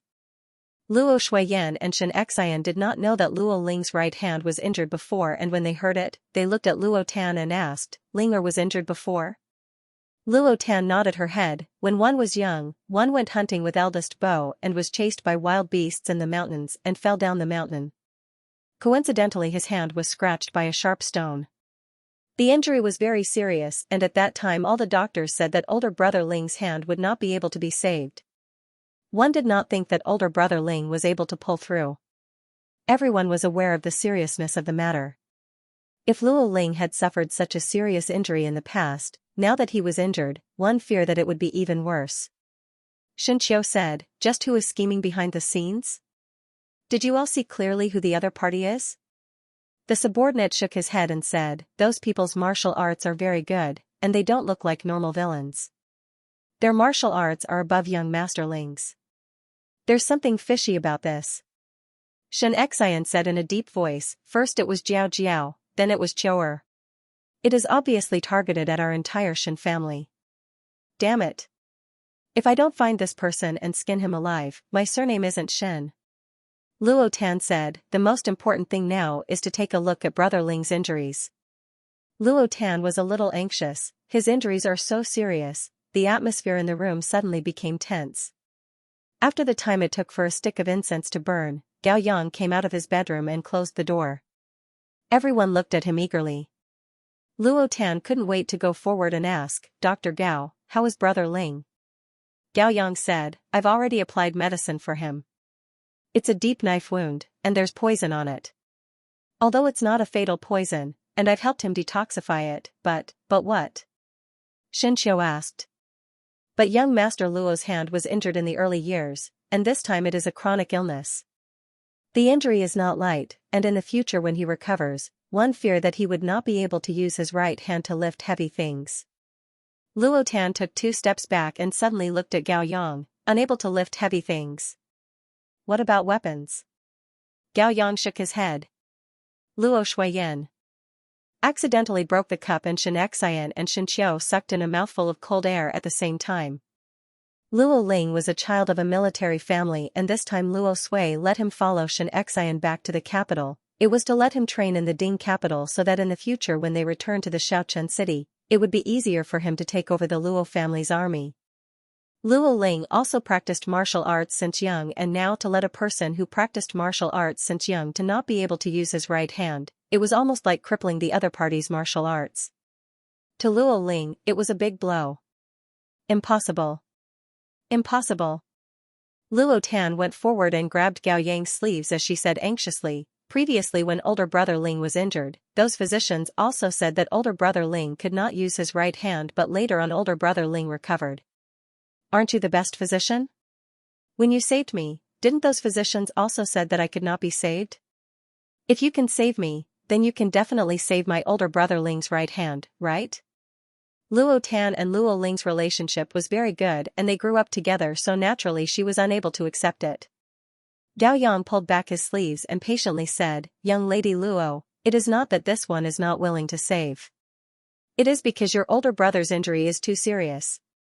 He said, to say something that would make young lady sad, this one say that one cannot treat, no one in this world can save. These words almost cut off everyone's last hope and also meant that in the future Luo Ling could no longer use his right hand to hold a sword. How can it be? Luo Shuiyan almost fainted. How can I explain to eldest brother and eldest Sa? Does younger Biao brother already know about his own injury? Xianxia asked.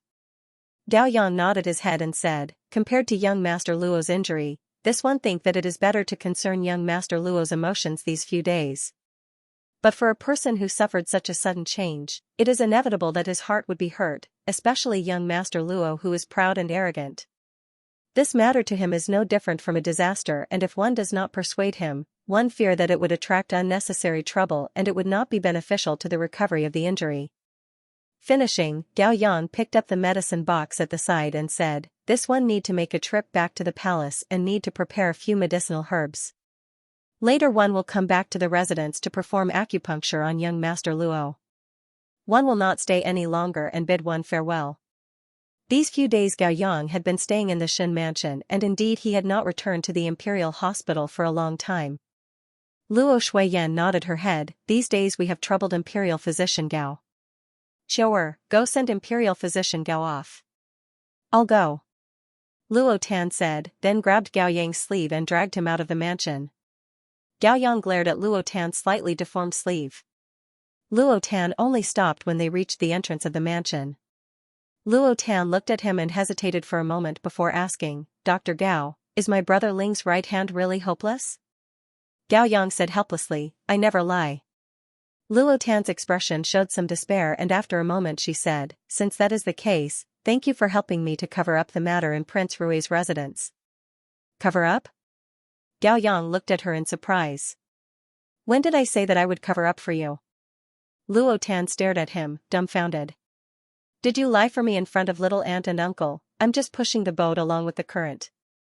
I'll discuss this matter with Miss Luo in detail when I think of the conditions of the transaction in the future. Gao Yang did not care about Luo Tan's sudden change in expression as he looked outside and said, TSK, it is too late. This one must leave first. See you another day, Miss Luo. He cupped his hands and left. After calling him Dr. Luo so many times, if Luo Tan did not suffer a bit, Gao Yang would definitely not agree. Just as he thought about it, he heard a sound of grinding teeth behind him. Have a safe journey, Dr. Gao. Gao Yang almost stumbled and fell. When Gao Yang's figure could no longer be seen, Luo Tan then sighed and prepared to return to the residence with a heavy heart, but saw a horse carriage rushing over from the other side. This horse carriage looked a little too gorgeous. Now that the sky was somewhat dark, Luo Tan could not see clearly. She only saw that the horse carriage stopped at the entrance of the Shen mansion and two people walked out. Luo Tan rubbed her eyes and after making sure that she did not see wrongly, she suddenly exclaimed, Biao youngest sister. Shen Miao was sent back by Princess Rong Xian's personal female official, Lu Shi, and upon reaching the door, she first heard Luo Tan's shout. Previously when she heard Xie Jingxing say that Luo Tan's injuries were extremely serious, Shen Miao was very worried in her heart but upon hearing her shout, she was relieved. Luo Tan's shout directly alarmed Xianxia and entourage inside. Everyone rushed over and were somewhat in disbelief when they saw Shen Miao. Luo Shuiyan was stunned for 2 seconds before quickly stepping forward and hugging Shen Miao. Hot tears flowed down, Jiao Jiao. As if he just reacted, Shen Qiu also quickly ran over and shouted excitedly, younger sister, you have finally returned. Xianxia also wanted to go forward. Shen Miao swept a glance at the surroundings. Because it was already late in the evening and because of Xianxia's search, most of the commoners did not go out at night, thus no one saw anyone coming over from the Shen mansion. Shen Miao said, let's return to the residence first before talking. In addition, do not make this matter known. Even though Xianxia had some doubts, he also gave Shen Qiu a look. Shen Qiu quickly complied and went out to instruct the servants outside before the entourage entered the residence. When they reached the hall, Luo Tan asked, Biao youngest sister, what is going on? And this person is? She looked towards Lu Shi. Lu Shi bowed to everyone. After all, she was a female official by Princess Rong Xian's side. Her every move was in accordance with etiquette and did not look like an ordinary person. She said, "This servant is a female official by Her Princess Highness's side. The day before yesterday, Her Princess Highness's guards saved young Lady Shen from the hands of the evildoers. Her Princess Highness was afraid that young Lady Shen would not be able to explain clearly and let this servant send young Lady Shen off. Now that the person has been sent off, this servant should return." 2 years ago at the Lantern Festival, Shen Miao was saved by Princess Rong Xian once, and 2 years later she was saved by Princess Rong Xian again. If it was said to be a coincidence, it would make one think too much. Shen Xian and Luo Shuiyan were somewhat puzzled and wanted to say something more when they saw Shen Miao standing up and smiling at Lu Shi. "Many thanks to Shigugu for these few days' matters." One hoped that Shigugu would help this official's daughter to thank Her Princess Highness. "Shen Miao will remember your Princess Highness's life-saving grace and dare not forget it. In the future, I will definitely pay a visit to express my gratitude." Lu Shi quickly moved sideways to avoid Shen Miao's greeting and smiled, "One do not dare. Since young lady and Her Princess Highness are old acquaintances, there is no need to stand on ceremony. This servant will return first. Young Lady Shen, take good care of your body. Tomorrow, Her Highness Princess will explain to the capital governor." Shen Miao thanked again, and after sending off Lu Shi, everyone finally could not help it as Shen Qiu asked, "Younger sister, what exactly is going on?" Just now from the conversation between Shen Miao and Lu Shi, everyone could see that Shen Miao clearly already had her own idea. Shen Xian and Luo Shuiyan now understood Shen Miao's character the best. Shen Miao was a young lady with big ideas and most likely already had other plans. Shen Miao smiled, "Nothing much. That day the person who kidnapped me actually implicated me in another matter and kidnapped the wrong person. Later, when they were about to send me out, they happened to meet the people from the princess's residence. The guards of the princess residence had seen me before, and they felt that something was wrong, so they saved me. Afterwards I explained the matter clearly to Princess Rong Xian, and Her Princess Highness intended to help me clarify. She temporarily did not want to tell the matter to Shen Xian, because it involved Princess Mingyan. The Qing country and Ming Qi's current power was complicated, and if Shen Xian was not good, it would be hard for him to get away. She had painstakingly managed it, and it was not easy for the current Shen family to gradually move away from those messy whirlpools, so how could the same mistakes of the previous lifetime repeat? Most importantly, this excuse was something that she and Xia Jingxing had discussed before. Even though she did not know what Xia Jingxing would do at the end, but Shen Miao thought that with Xia Jingxing's means, Princess Mingyan and the Xia brothers would definitely suffer a big loss. Since it was like this, it would not be good for Shen Xian to intervene. Shen Xian frowned, "Jiao Jiao, tell father honestly, does this matter have anything to do with Princess Mingyan?" Shen Miao's heart jumped. Shen Xian was not a fool. They had just returned to the Ding capital and those people deliberately abducted Shen Miao because of personal grudges. And from the time the Shen family returned to the Ding capital till now, if one were to talk about who they offended, it would most likely be that arrogant and despotic princess of the Qing country. If it was the Qing country's people, it was not that they would not do such a daring move. Shen Miao said, "What is father thinking about? This is Ming Qi's territory, and even if Princess Mingyan wanted to deal with me, the crown prince of the Qing country is not a fool. How would he let her stir up trouble at this juncture?" Seeing that Shen Xian and Luo Shuiyan still did not believe, Shen Miao simply raised her arms and said in a sweet voice, "That day they threw me out of the horse carriage and my hands were in pain and my stomach was very hungry. Mother, I want to eat something." When Luo Shuiyan heard this, she could not care about anything else and immediately felt extremely distressed.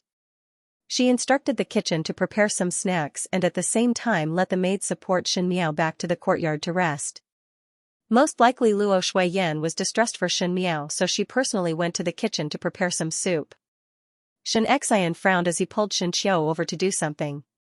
Luo Tan and Shen Miao returned to the room together, and seeing Shen Miao sitting down on the couch, Luo Tan said, "Biao youngest sister, you were lying just now. Actually it was that Duke Mingyan who took the initiative to do this, right?" Shen Miao's heart jumped as she thought, when did Luo Tan become smart, and asked, "Why do you say so?" Luo Tan rubbed her arms and pretended to be unable to bear it. "Just now you acted coquettishly and really gave me a layer of goosebumps. You were clearly acting coquettishly, and with one look it was done perfunctorily to please Gufu and Gufu. It is because they dote on you that you diverted. Xin Miao laughed and sized up Luo Tan again. I heard that you suffered a serious injury. Why did you get off the bed now and not recuperate? Luo Tan waved her hands. That Dr. Gao from the palace has brilliant medical skills and was able to revive the dead and regrow the bones.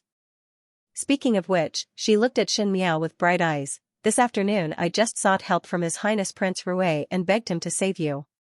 His Highness Prince Rui is indeed resourceful. This speed is unexpected, and I thought that I would have to wait for a few more days. So in fact that Lu Shigugu is also fake? Luo Tan sighed. This Prince Rui of the Great Liang is really thoughtful. Xin Miao, Xie Jingxing had already rescued Xin Miao before Luo Tan went to the residence of Prince Rui, so when Luo Tan went, one feared that Xin Miao was already in the princess residence. The pitiful Luo Tan really thought that Xie Jingxing had such a great ability. Xie Jingxing was not an immortal. How could he possibly save people in such a short time? Xin Miao secretly criticized in her heart but did not correct Luo Tan's words. She thought of something and said, but why haven't I seen Cousin Ling? She asked, did Cousin Ling go out? Luo Tan's happy expression instantly dimmed.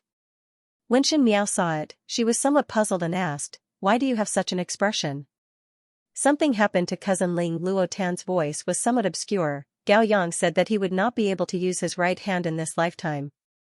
Go and take a look. In the residence of the Marquis of Linen, Xie Changwu was also very anxious.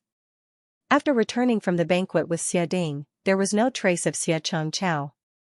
Not only was there no trace of Xie Changchao in the secret room, there was also no trace of Xin Miao. After looking carefully, there were no traces of fighting in the entire secret room, which made Xie Changwu feel even more puzzled. Even though it was because of Xianxia that Xin Miao could not be sent out, but now the captives had indeed disappeared without a trace. Princess Mingyan sent someone over to ask when Xin Miao could be sent out, so Xie Changwu could only be perfunctory on the surface, but his heart was burning with anxiety. However, no matter how he searched, even sending out people, even searching the places that Xie Changchao was most used to, Xie Changchao and Xin Miao seemed to have evaporated from the world. Not a single trace was left behind. He did not know why, but the longer time passed, the more uneasy Xie Changwu's heart became. He tried to inquire about the formidable great general Shen family's news, but there was no news of Xin Miao's whereabouts. This made Xie Changwu's heart slightly comforted, as at least it was not the people who came to save Xin Miao that took Xie Changwu away. But as time passed, even Xie Ding became suspicious and asked why Xie Changchao was not seen for a day. Xie Changwu could only say that Xie Changchao went out of the city to hunt with his friends, and when Madame Fang asked, she also said the same. Princess Mingyan had already sent people over to question, and if the Xia brothers did not take any action, then Xin Miao would be handed over to her to personally deal with.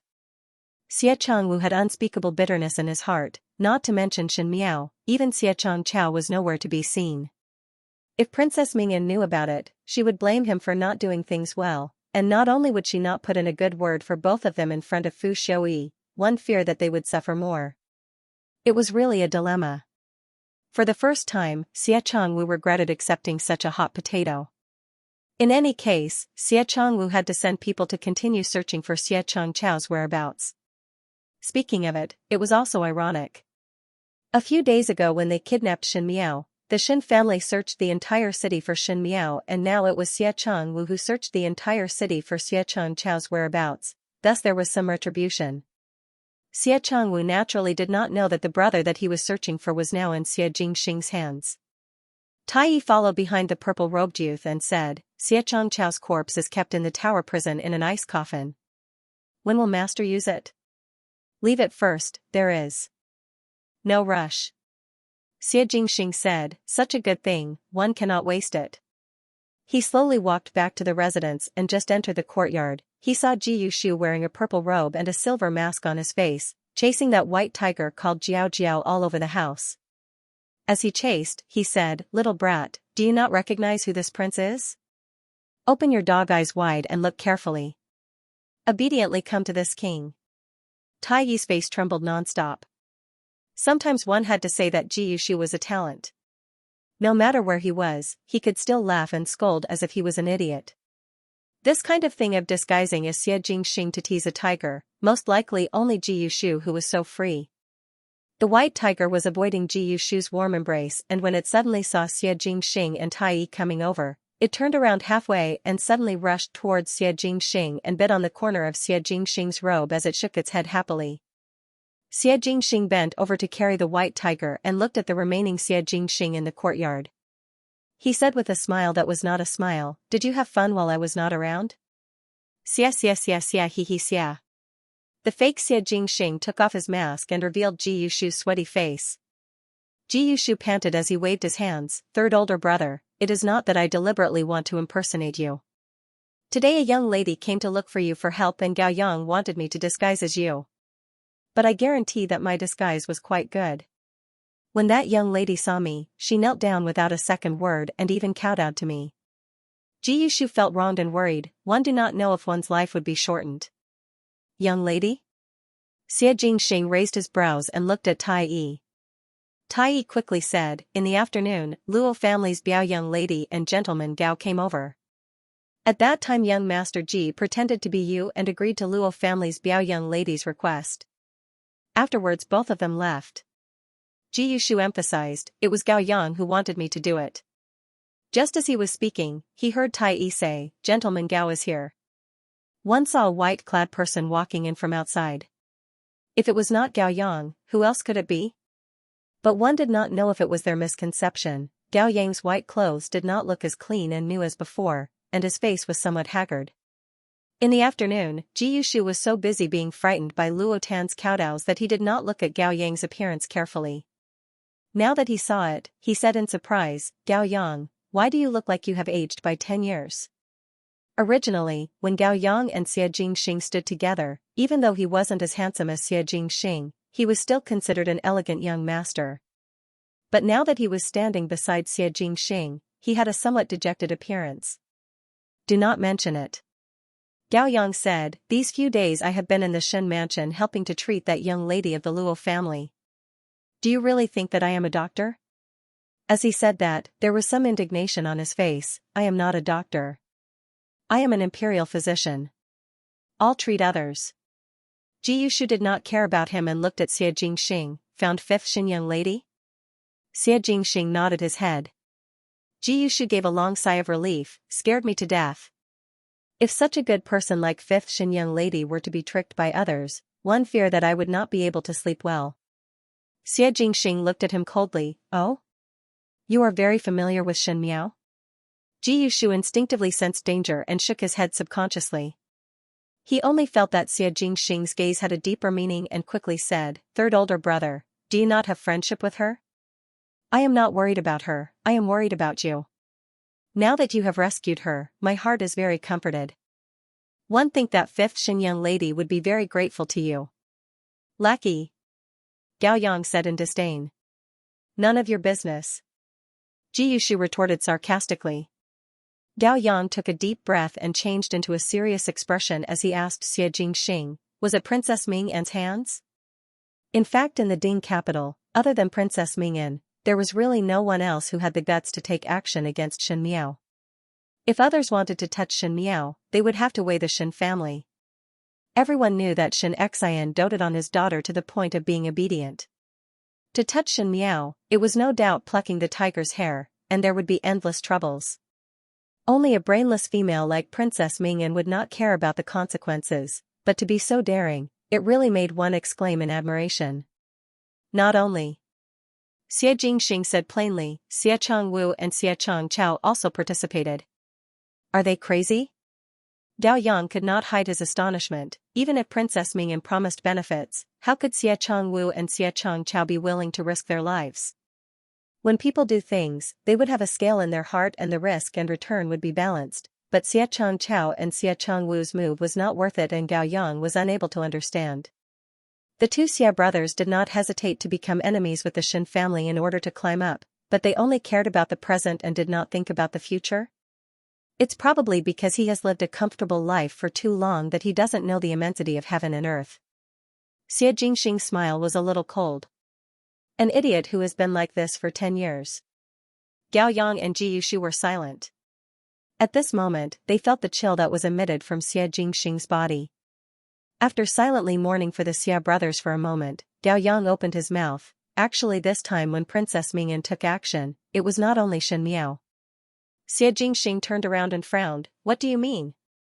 They also had the intention to scheme against Shen Qiu.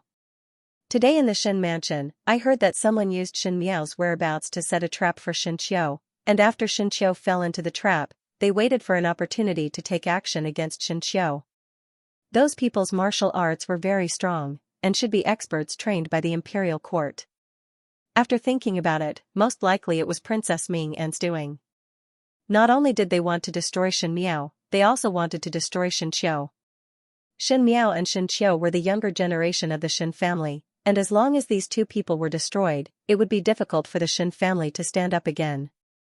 Moreover, with Shen Miao and Shen Qiu's sibling relationship, if in the future Shen Miao returned and knew that Shen Qiu had fallen into such a predicament because of her, one feared that he would blame himself for a lifetime. There was no punishment more painful than living in pain. Princess Mingyan was indeed vicious and merciless. Xie Jingxing's countenance was slightly moved as he asked, what was the result? Shen Qiu was not fooled. Gao Yang said. Xie Jingxing's gaze then eased up, but before he could speak again, Gao Yang's words rang in his ears. But even though Shen Qiu was not fooled, the Biaoyang master of the Luo family in the Shen mansion was not very good. Those people thought that Shen Qiu was called out, but in fact it was Luo Ling. Luo Ling's martial arts were not as good as Shen Qiu's, and did not end up well in those people's hands. Xie Jingxing raised his brows. How is he now? Not very good. Gao Yang said, even with my medical skills, I am also helpless. In this lifetime, most likely he would not be able to use his right hand to hold a sword. Xie Jingxing was startled, and his good-looking brows gradually sank as his gaze turned cold. On this day, the weather was warm. The sun was just right outside, and in the eastern courtyard of the Shen residence, Chen Roqiu was sitting and chatting with Shen Yu. These days, because Chen Roqiu let Shen Yu start to choose a son-in-law, Shen Yu had quarreled with Chen Roqiu several times. But the usually gentle Chen Roqiu showed extreme toughness for the first time. Shen Yu had no choice and could only follow Chen Roqiu to socialize with a cold face. Over time, there was a rift between mother and daughter. It was somewhat rare for them to sit together peacefully today. Heard that Shen Miao was kidnapped and there is no news of her until now. Shen Yu picked up a fruit from the porcelain plate on the table and ate it while showing a gloating mood. One do not know if she is still alive or not. Chen Roqiu frowned. She had always wanted to train Shen Yu to not be affected by favor or humiliation, at least to look gentle and elegant in front of others. But compared to the younger Chen Roqiu, Shen Yu was lacking in calmness. It was still all right outside, but in the room, any emotions would be revealed, making Chen Roqiu worried. Who would kidnap her? Shen Yu muttered, eldest Bo has a lot of enemies in the Ding capital and one do not know who was the one who took action this time. Since one dared to take such a risk, one must have a deep hatred with Shen Miao. One would not target other families and only kidnap Shen Miao meant that they were targeting Shen Miao. Chen Roqiu said, moreover the Shen family's army had searched outside for so many days without any news of her whereabouts. The other party had hidden very well. This time Shen Miao is fraught with grim possibilities. Hearing that, Shen Yu first had some fear on her face, but she suddenly thought of something and smiled. Speaking of which, I would rather she was alive. She did not continue speaking. After being kidnapped for so long, if she was alive, she would have suffered a lot of inhumane torture. The invisible rumors in the world were the most hurtful. If Shen Miao died, all troubles would end and one would not care about what happened before one's death, but if she was alive, who knew what ugly things would be said? How many young ladies in the Ding capital were kidnapped and rescued by bad people? Even though their lives were saved, at the end they could not stand the criticism from the crowd and perished. Moreover, Shen Miao was the daughter of the formidable great general. Chen Roqiu glanced at Shen Yu and sighed, no matter what, this is ultimately her matter. You haven't spoken to your father these days. How long are you going to be angry for? If one were to say that Shen Yu was busy with the matter of choosing a son-in-law, then Shen Yu had some resentment towards Chen Roqiu, then towards Shen Wan, Shen Yu had some resentment. From the mouths of the servants, one knew that it was Shen Wan who made Chen Roqiu hurriedly settle the marriage for Shen Yu. Thus Shen Yu pushed all the blame onto Shen Wan and wholeheartedly thought that Shen Wan wanted her to marry early for the sake of his career, so that the third household would have an additional in-laws. Thus for these few days, Shen Yu did not speak to Shen Wan. At this moment when she heard Shen Roqiu say that, Shen Yu said impatiently, "Father is not seen all day, how can I talk to him?" Finishing, she turned her head away in a fit of pique and no longer cared about Shen Roqiu. Shen Roqiu was slightly startled and suddenly remembered that what Shen Yu said was not wrong. These days one did not know if it was because the official matters were too busy that Shen Roqiu and Shen Wan's meeting time was shorter. In the past, he would gently recite poems every 3 to 5 days, but these days Shen Wan was somewhat absent-minded. Shen Roqiu sighed in her heart. Old Shen Foran was pressing Shen Wan to take in concubines, and if the husband and wife became estranged, then she would have to face the biggest crisis. Shen Roqiu did not know that at this moment Shen Wan, who was busy with official matters in her eyes, was playing chess with Song Zaiqing in the western courtyard of the Shen residence. Song Zaiqing was wearing a green pipa top and a light yellow palace satin plain snow silk skirt. Her hair was in a cool bun, making her look especially refined and gentle.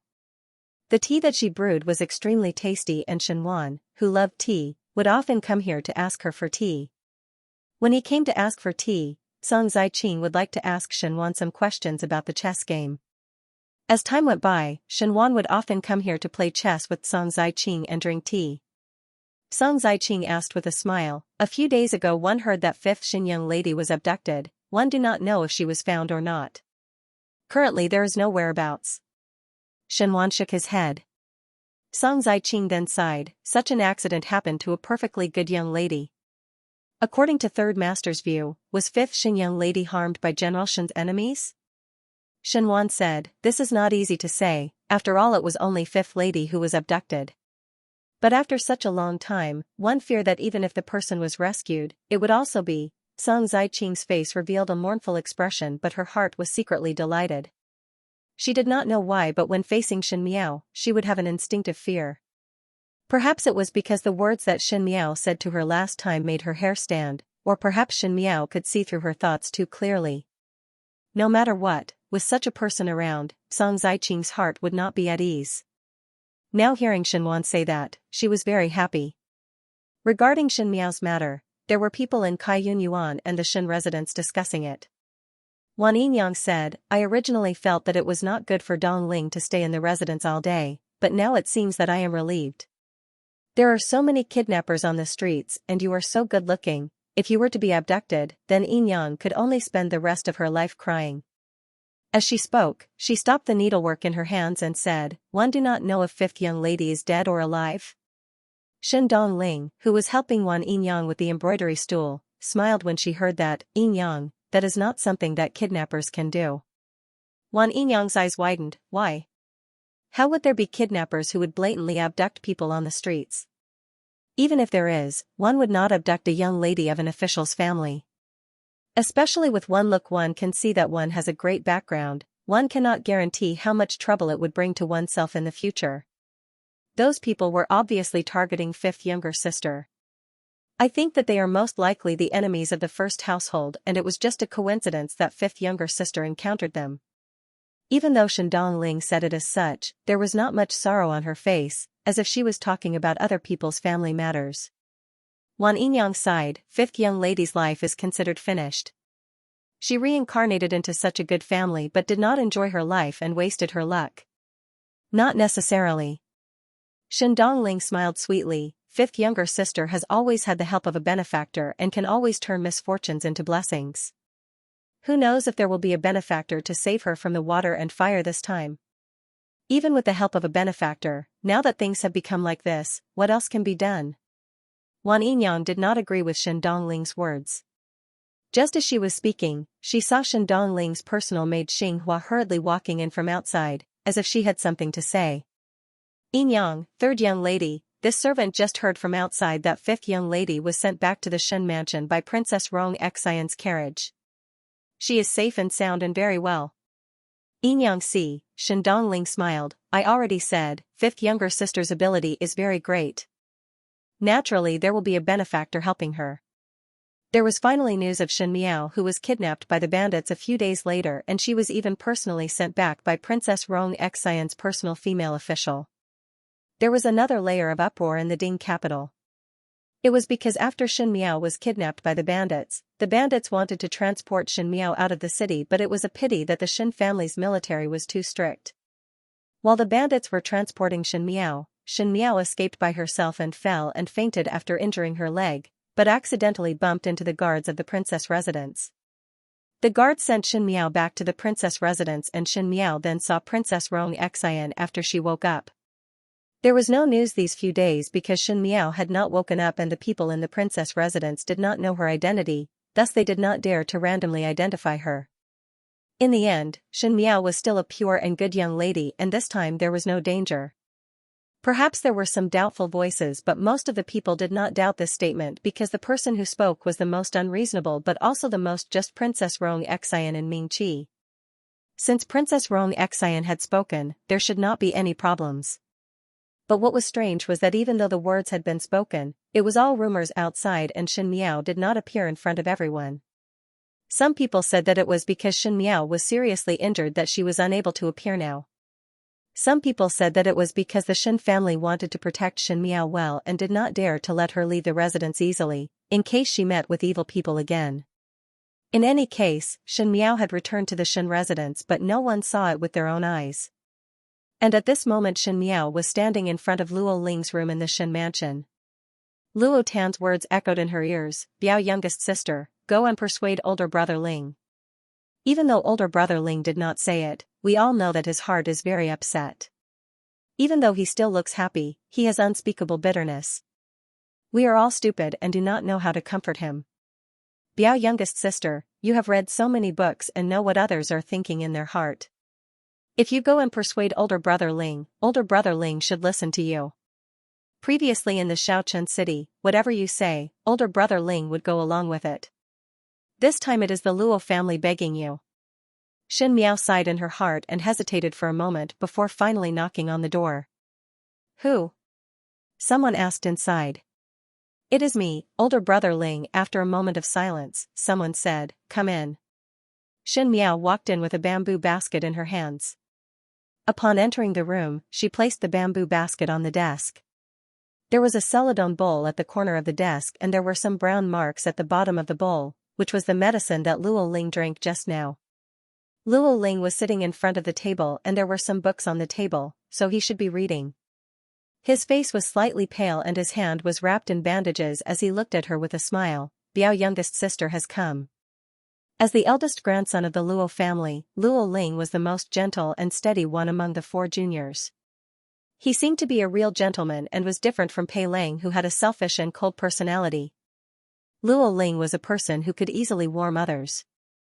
After Luo Ling knew that Shen Miao had returned safely, naturally he was happy for Shen Miao but did not mention a word about his right hand being injured. Even when they were eating and talking, they were still generous and gentle, as if they had never experienced this. If he did not say it, no one would dare to mention it, but the calmer Luo Ling appeared, the more uneasy it made others feel. That was why Luo Tan came to beg Shen Miao, hoping that she could help to persuade Luo Ling. I brought you some cakes. Shen Miao smiled and took out the plate of pastries from the bamboo basket. I added milk and honey, most likely it will be good for your injuries. She was the first person to directly say injury to Luo Ling. Luo Ling paused slightly before smiling, but I just drank the medicine and cannot eat it now. Younger Biao sister, leave it here. After a while, I will taste younger Biao sister's cooking. Can't eat? Shen Miao looked at him and asked, or can't eat?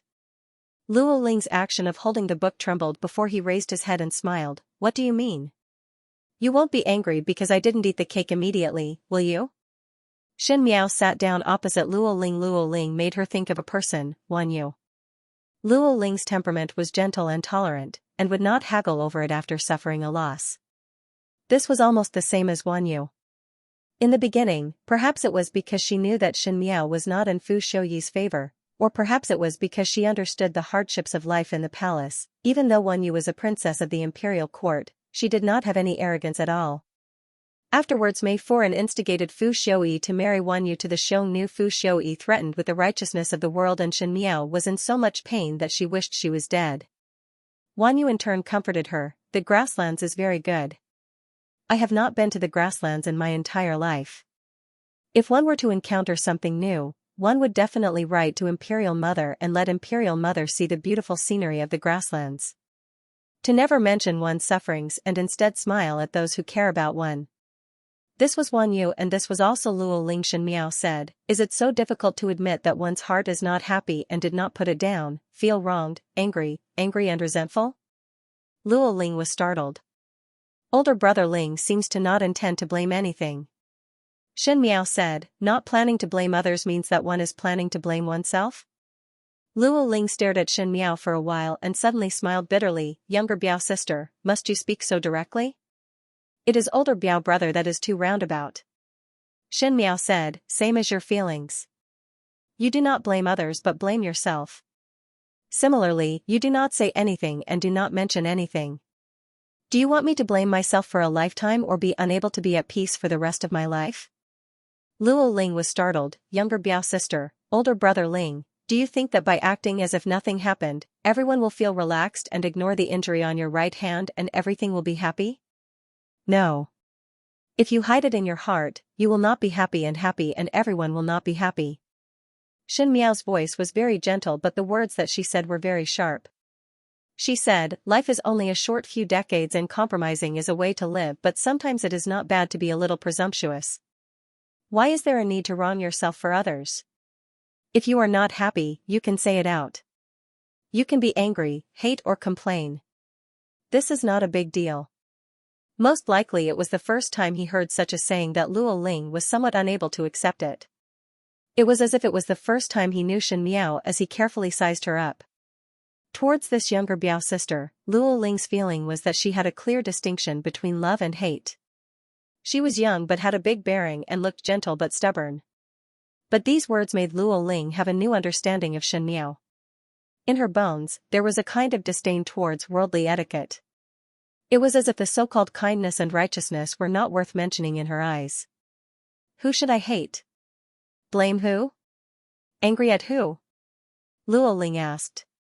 You can blame me because it was because of me that you were tricked by others. You can hate the mastermind because it was those people who caused you to be injured.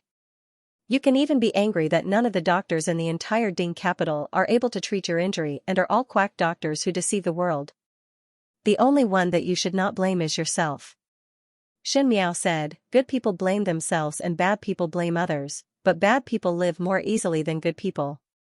So, if you can make yourself happier, what's so sad about blaming others?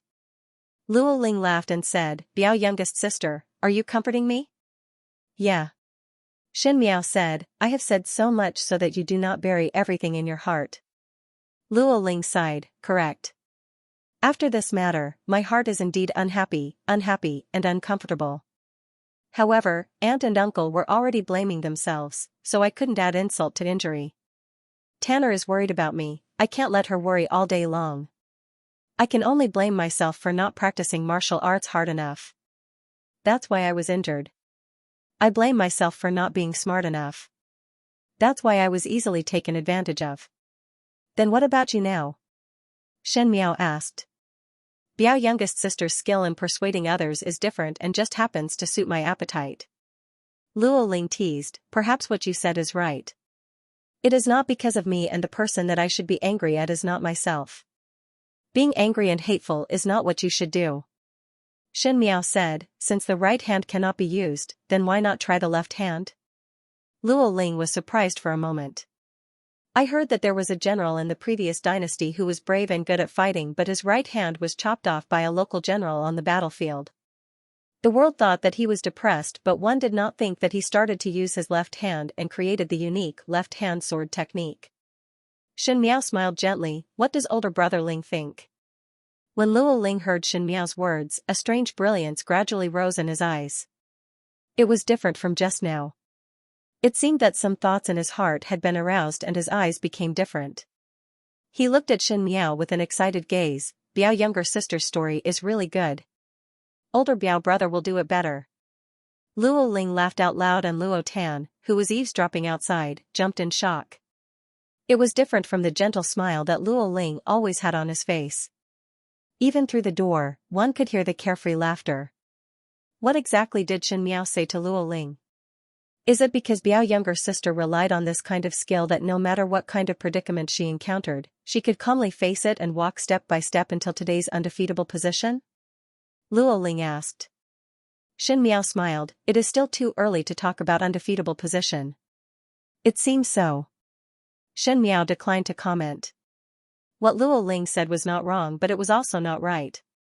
It was not possible to rely on these.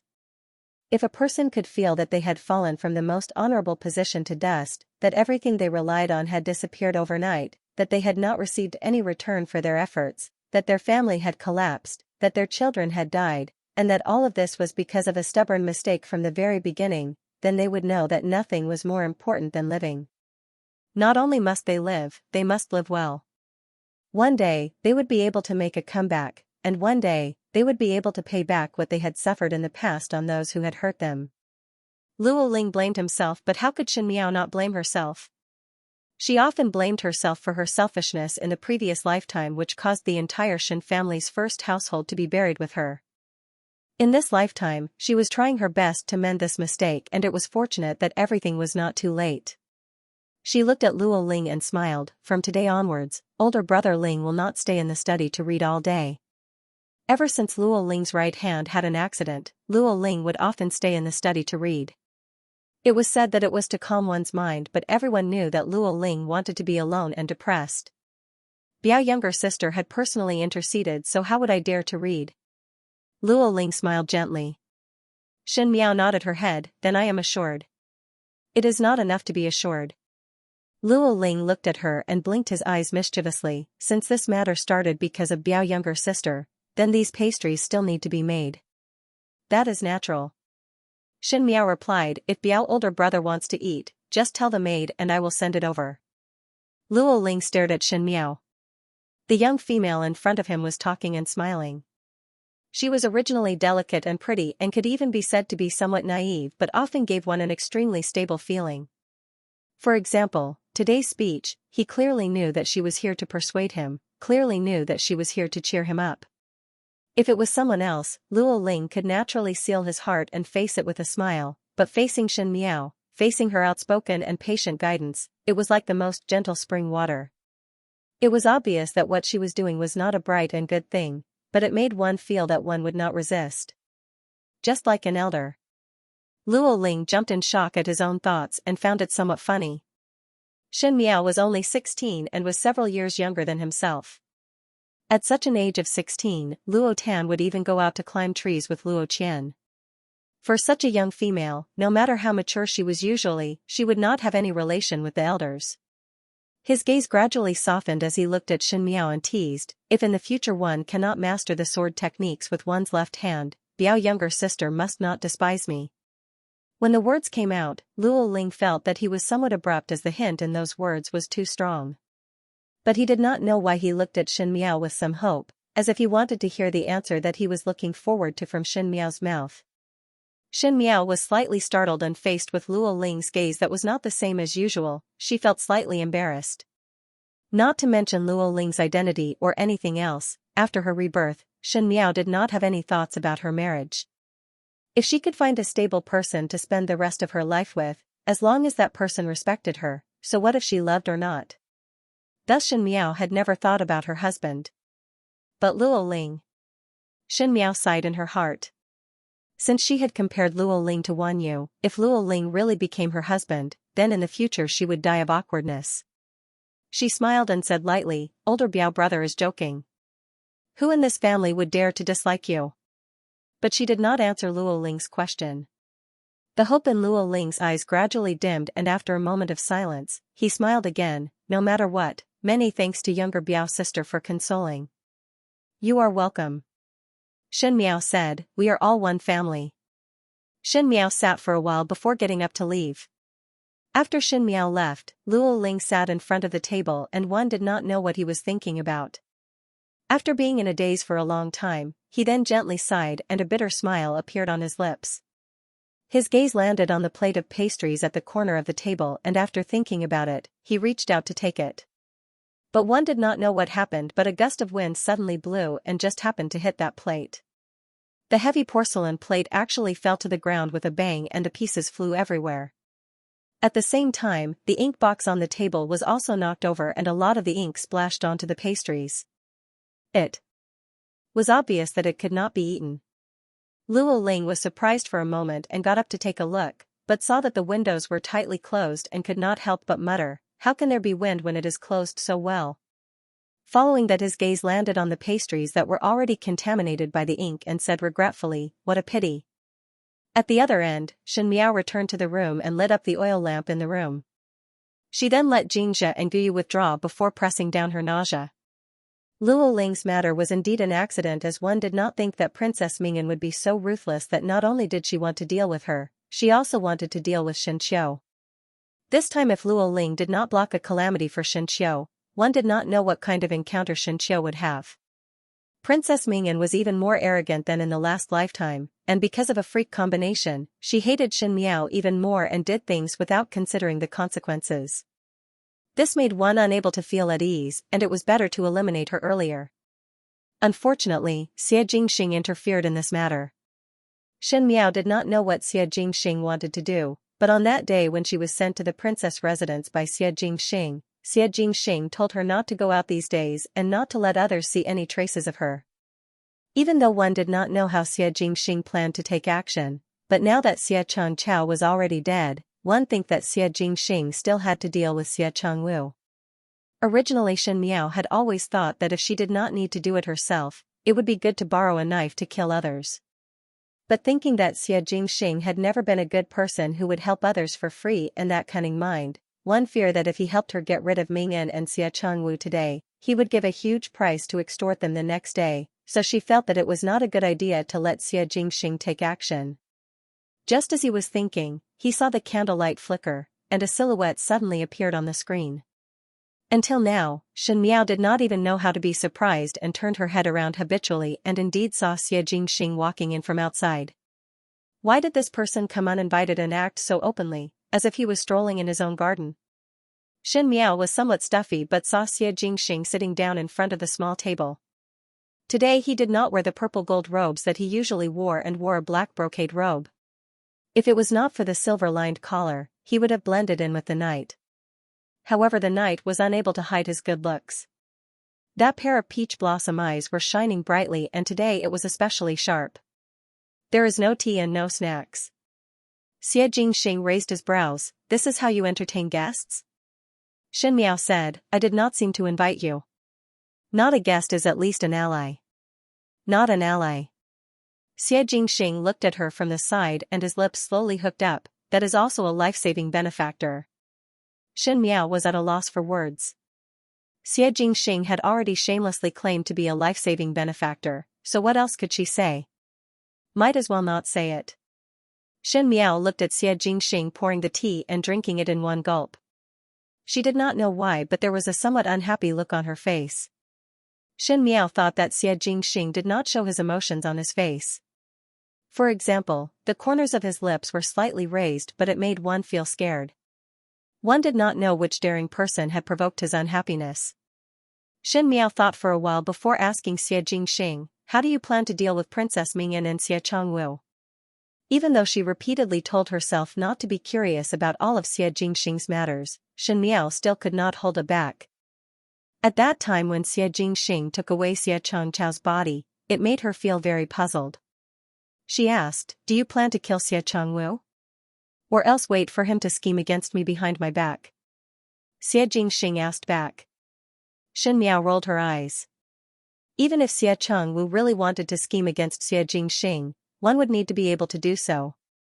Not to mention that Xie Jingxing still had the noble identity of the great Liang's Prince Rui. Even when he was still the little marquis of the residence of the Marquis of Linan, the Xia brothers did not have a good result when they crossed swords with him. That Madame Feng, who had a lot of means, could only honestly watch Xie Jingxing being unrestrained and arrogant for so many years. "Actually, you do not have to kill him. You also do not have to kill Xie Changchao," Xianxia said. "Your father, the Marquis of Linan, has consecutively lost sons and will definitely investigate the matter thoroughly. Perhaps you have other means and at the end there will be some unnecessary trouble. Xie Jingxing's eyes were slightly cold. It is up to me to decide whether to kill them or not. Suddenly he glanced at Xin Miao and his lips hooked up. Now you seem to have the awareness of an ally. Why? Worried about me? His tone suddenly became a little more frivolous, but compared to the youth's frivolous attitude 2 years ago, when the more handsome Xie Jingxing did these things, it made one unable to move their eyes away. One obviously knew that it was dangerous, but it was as if one was fascinated to get close. Xin Miao moved her eyes away without batting an eyelid. I am worried that you will implicate me. Xie Jingxing sneered and there was some rumination in his smile. No need to worry. If I have a way to protect you, then I also have a way to protect myself. One will not give trouble to others. Xin Miao felt somewhat strange in her heart as she felt that Xie Jingxing's words were insinuating something. However, there were only the two of them in the room, thus one did not know who he was insinuating to. Xin Miao only thought that she was being overly sensitive and simply followed along with his words. His Highness Prince Rui naturally has remarkable abilities. There are also areas where one cannot be compared to others. Xie Jingxing lazily said, one does not know the trick of injuring oneself to win one's heart. Xin Miao said, what? Never mind. Xie Jingxing stood up and walked to Xin Miao. He was extremely tall and when he stood shoulder to shoulder with Xin Miao, he could not help but feel pressured. Usually when he spoke to Xin Miao, he would be inattentive or flirtatious, which diluted the pressure, but today she did not know why or if it was Xin Miao's misperception, but she felt that Xie Jingxing's gaze was much sharper than usual. How do you want me to deal with Mingyan? He leaned close to Xin Miao and whispered in her ears. Xin Miao subconsciously took a step back but her shoulders were held down by Xie Jingxing. His expression was somewhat strange as if he was enduring something. Abruptly, he loosened his grip, turned around and coldly said, what do you think? Why ask me? Xin Miao said, do you already have an idea? Xie Jingxing had already taken Xie Changchao's body away, so Xin Miao thought that Xie Jingxing had already thought of the next step in his heart, so why would he still ask her now? That's up to you. Xie Jingxing didn't turn around. If Prince Rui were to take action, how much success would he be able to achieve? Xin Miao quickly calculated in her heart, I mean, if you were to kill Princess Mingyan, is there a guarantee that no one would be able to use it against you? Xie Jingxing paused and turned around to stare at Xin Miao for a while before suddenly smiling, Xin family's girl, you really know how to do business. Xin Miao was slightly surprised for a moment. Xie Jingxing had not called her Xin family's girl for a long time, and now that he called her that, it made Xin Miao feel that it was 2 years ago when she and Xie Jingxing first met. At that time both of them feared that they were evenly matched and were on guard against each other, and thought that they would not be in contact for the rest of their lives. One did not expect that in just 2 years' time, they were able to sit together and calmly discuss the business of silencing someone. Life was indeed full of twists and turns. Seeing Xin Miao in a daze, Xie Jingxing said again, you want to kill her? Xin Miao recovered to her senses and said, she and the Xie brothers conspired to kidnap me, and attempted to sell me to a brothel, and prepared a path that is worse than death for me. She also secretly plotted to murder my eldest brother. I am not a saint, and will not repay evil with good. As long as she keeps her life, compared to what she did to me, it is already very benevolent. Vicious and merciless girl. Xie Jingxing smiled unconcernedly, as if he did not feel that it was inconceivable for Xin Miao to say that she wanted to kill a country's princess. He folded his arms and looked at Xin Miao, but why should I do that? Xin Miao, she had always heard that when females came to Kuei water, their character would be somewhat moody. Now Xin Miao could not help but suspect that males would also come to Kuei water. Otherwise why would Xie Jingxing be so moody today, and make one unable to figure it out? A few days ago when Xie Jingxing tried to tie Xin Miao to him, he took the initiative to stand up for her. Now that he was the one who stood up, Xie Jingxing instead put on airs. Even those slippery old officials in the court who had been up and down for many years, would not make one's heart as irritated as this youth in front. She said, didn't you already consider me as your ally? Is it not a matter of course to stand up for an ally? Xin Miao could see that Xie Jingxing was a person who did not play his cards according to common sense. Pei Lang once taught Fu Xiaoyi the art of managing his subordinates. If there was an eccentric official, if he was shameless, one would be more shameless than him. She might as well use Xie Jingxing's own words to block him. Xie Jingxing choked for a moment and looked at Shen Miao. His gaze slightly moved as he said softly, even though it is so, not only did I save you, I also helped you to provoke a murder case, and now help you to assassinate a country's princess. Allies are all mutually beneficial, and you do not do anything. To help others unconditionally is husband and wife. I see that you do not treat me as an ally, but as a husband. Shen Miao was exasperated and sneered, Your Highness Prince Rui is respected like gold and precious like jade. If one is not willing, then forget it. I will not force it. As for Princess Mingyan's matter, I will think of a solution myself. Think of what way? Xie Jingxing said faintly, Ask your cousin for help? Shen Miao asked, What does this have to do with Cousin Ling? Xie Jingxing said, What are you anxious for? I did not say that I will not agree. Since we're allies, it's not a difficult task. This king can just lend a helping hand. But you have to do something for this prince? Shen Miao glared at him. TSK, I can't remember.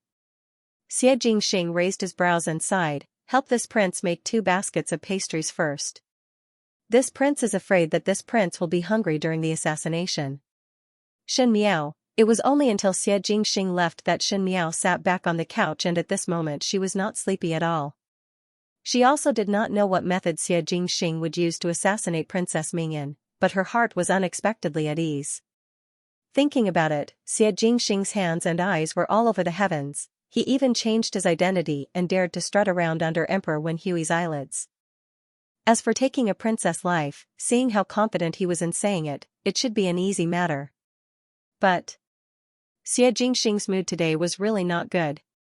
Shen Miao was thinking as she removed the cups from the couch. He was so angry that he was somewhat temperamental.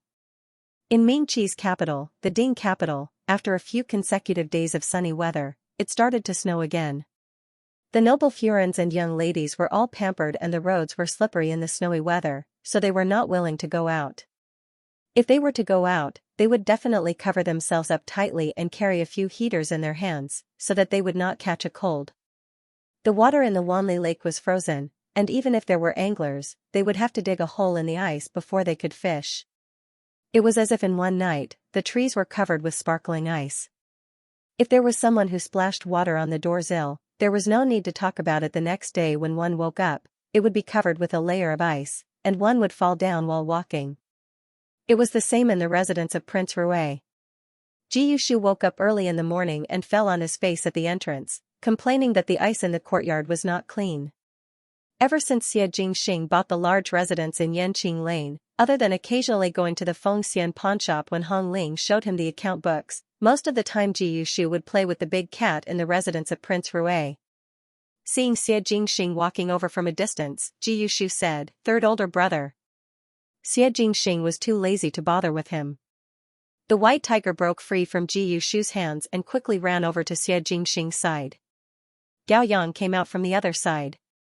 He did not return to the palace yesterday and stayed in the residence of Prince Rui.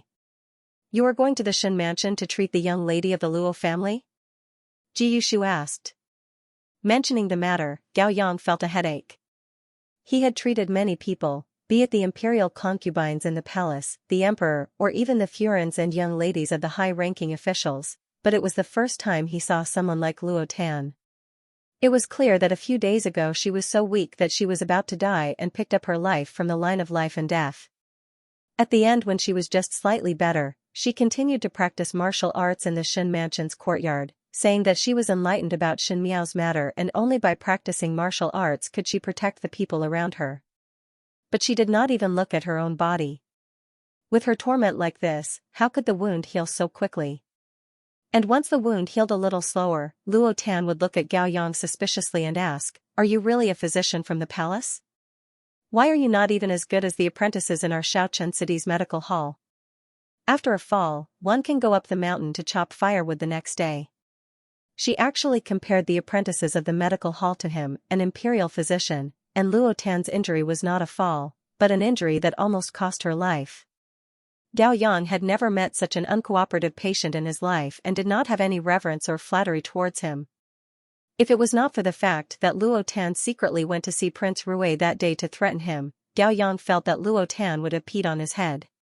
Seeing Gao Yang's rare distracted look, Ji Yushu used his elbow to poke him. Why are you in a daze in broad daylight? Gao Yang recovered to his senses and looked at Ji Yushu in disdain. You think that everyone is the same as you? Xie Jingxing, who was at the side, suddenly spoke. How is Luo Ling? Gao Yang was surprised for a moment as he wondered why Xie Jingxing would suddenly ask about Luo Ling and said, he originally did not suffer any serious injuries. Isn't it the same? How's your hand? Hand? Gao Yang said, I can't use my right hand. Are you doubting my judgment? Xie Jingxing turned around and looked at Gao Yang unhappily. Can't you heal his hand? Although my medical skills are brilliant, I'm not a divine doctor. Gao Yang felt helpless. His hand has already been injured deep within his muscles and bones. He already had an old injury to begin with, so there's nothing I can do. Without rhyme or reason, what kind of friendship do you have with him? Even if you want to treat the Shen family well, Luo Ling is also a Biao relative, and you even need to take care of a Biao relative? Gao Yang said in disbelief, you might as well help the world. Xie Jingxing raised his brows. Who wants to take care of him? Then why do you care about his injuries? Gao Yang was baffled. I know that. Ji Yushu, who had been left hanging at the side, finally found a place to speak and cut in. I know. I know. He proudly touched his chin and put on an unfathomable look. Young Master Luo was injured because of fifth Shen young lady. If young Master Luo is not well, fifth Shen young lady would inevitably blame herself. Third older brother and fifth Shen young lady have a deep friendship, so naturally one would not be willing to see fifth Shen young lady sad. Isn't that right, third brother, am I right? Xie Jingxing looked at him coldly. Ji Yushu touched his nose and said softly, I feel that it makes sense. Gao Yang, however, pondered over Ji Yushu's words and seemed to have suddenly understood something. When he looked at Xie Jingxing again, there was some puzzlement in his eyes. If it is really like this, actually it is a good thing that Luo Ling's hand is injured. In this way, in front of you, he would be dwarfed. Joke. Xie Jingxing did not get angry but laughed instead. Even if he had an extra hand, he would still be dwarfed in front of this prince. Ji Yushu and Gao Yang, did they say something wrong? Why did they feel that Xie Jingxing seemed to be even angrier? Ji Yushu tried to appease Xie Jingxing, of course. Do not see who third older brother is? Prince Rui of the Great Liang, His Majesty's younger brother. Who under the heavens would dare to look down on you? That Luo family is only the young master of a small official at the border of Mingqi and in our Great Liang, that is a sesame official. Moreover, he is currently unable to lift his right hand. How can he be compared to third older brother? Ji Yushu's bootlicking skills were also top-notch, as his eyelids did not even blink once. Comparing this prince with someone who does not even have the power to protect himself. Ji Yushu, do you want to return home? Xie Jingxing's voice was even colder. Ji Yushu was stunned. Bootlicking had fallen on the horse's leg. What should he do now? It was Gao Yang who finally found his conscience and changed the topic. The people in the tower prison previously asked how to deal with Xie Chengchao's body. Now that Shen Miao has returned to the Shen mansion, what do you plan to do next? Xie Chengchao was dead, but the matter of Shen Miao being safe and sound and being sent back to the Shen mansion by Princess Rong Xian was known by the entire city. This matter had alarmed quite a number of people, but now that it was so easily brushed aside, it made one feel that it was not enough. But since Princess Rong Xian came forward, it was difficult for the rumors to rise, thus it was gradually forgotten by others. But how would it be easy for the people involved to forget? At least Xie Changwu's heart must be sitting on pins and needles. Xie Changchao disappeared just like that, and Shen Miao, who was abducted, returned to the residence safely. How would he feel, hearing that? Xie Jingxing's lips slowly hooked up. The next step is naturally to settle the accounts. Gao Yang looked at Xie Jingxing for a while and probed, you plan to deal with Princess Mingyan together? Otherwise? Xie Jingxing casually said, the dogs raised by the Qin country are not properly tied up and go around biting people. If they are caught and killed, one cannot blame others. But Gao Yang somewhat disagreed. Even so, His Majesty had previously exhorted that one must not act rashly during this trip to Mingqi. Currently one do not know what His Majesty's plans are. If one were to touch the Qin country's people, Huang Fuhao would definitely investigate, and if he were to find our people, even if you have a way, it would add a lot of trouble. Who said to use Great Liang people? Xie Jingxing chuckled, can't I use my own people? Gao Yang was surprised for a moment before saying, why must you take action against Princess Mingyan?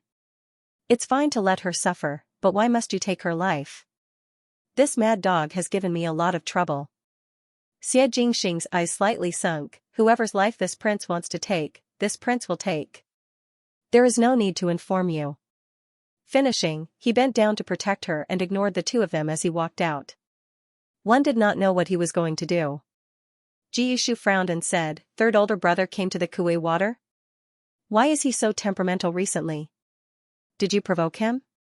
Who has the leisure time? Gao Yang said, I still want to live a little longer.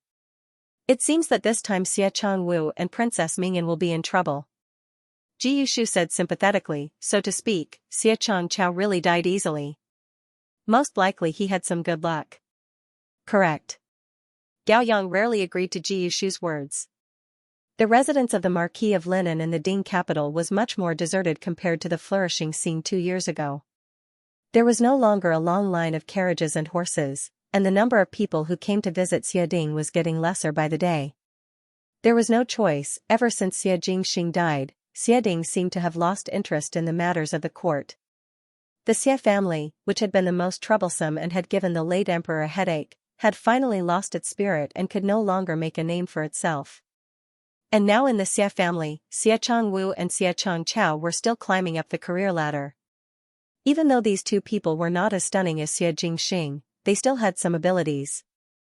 If it was not because of their Shu Sun status, they would have climbed even faster.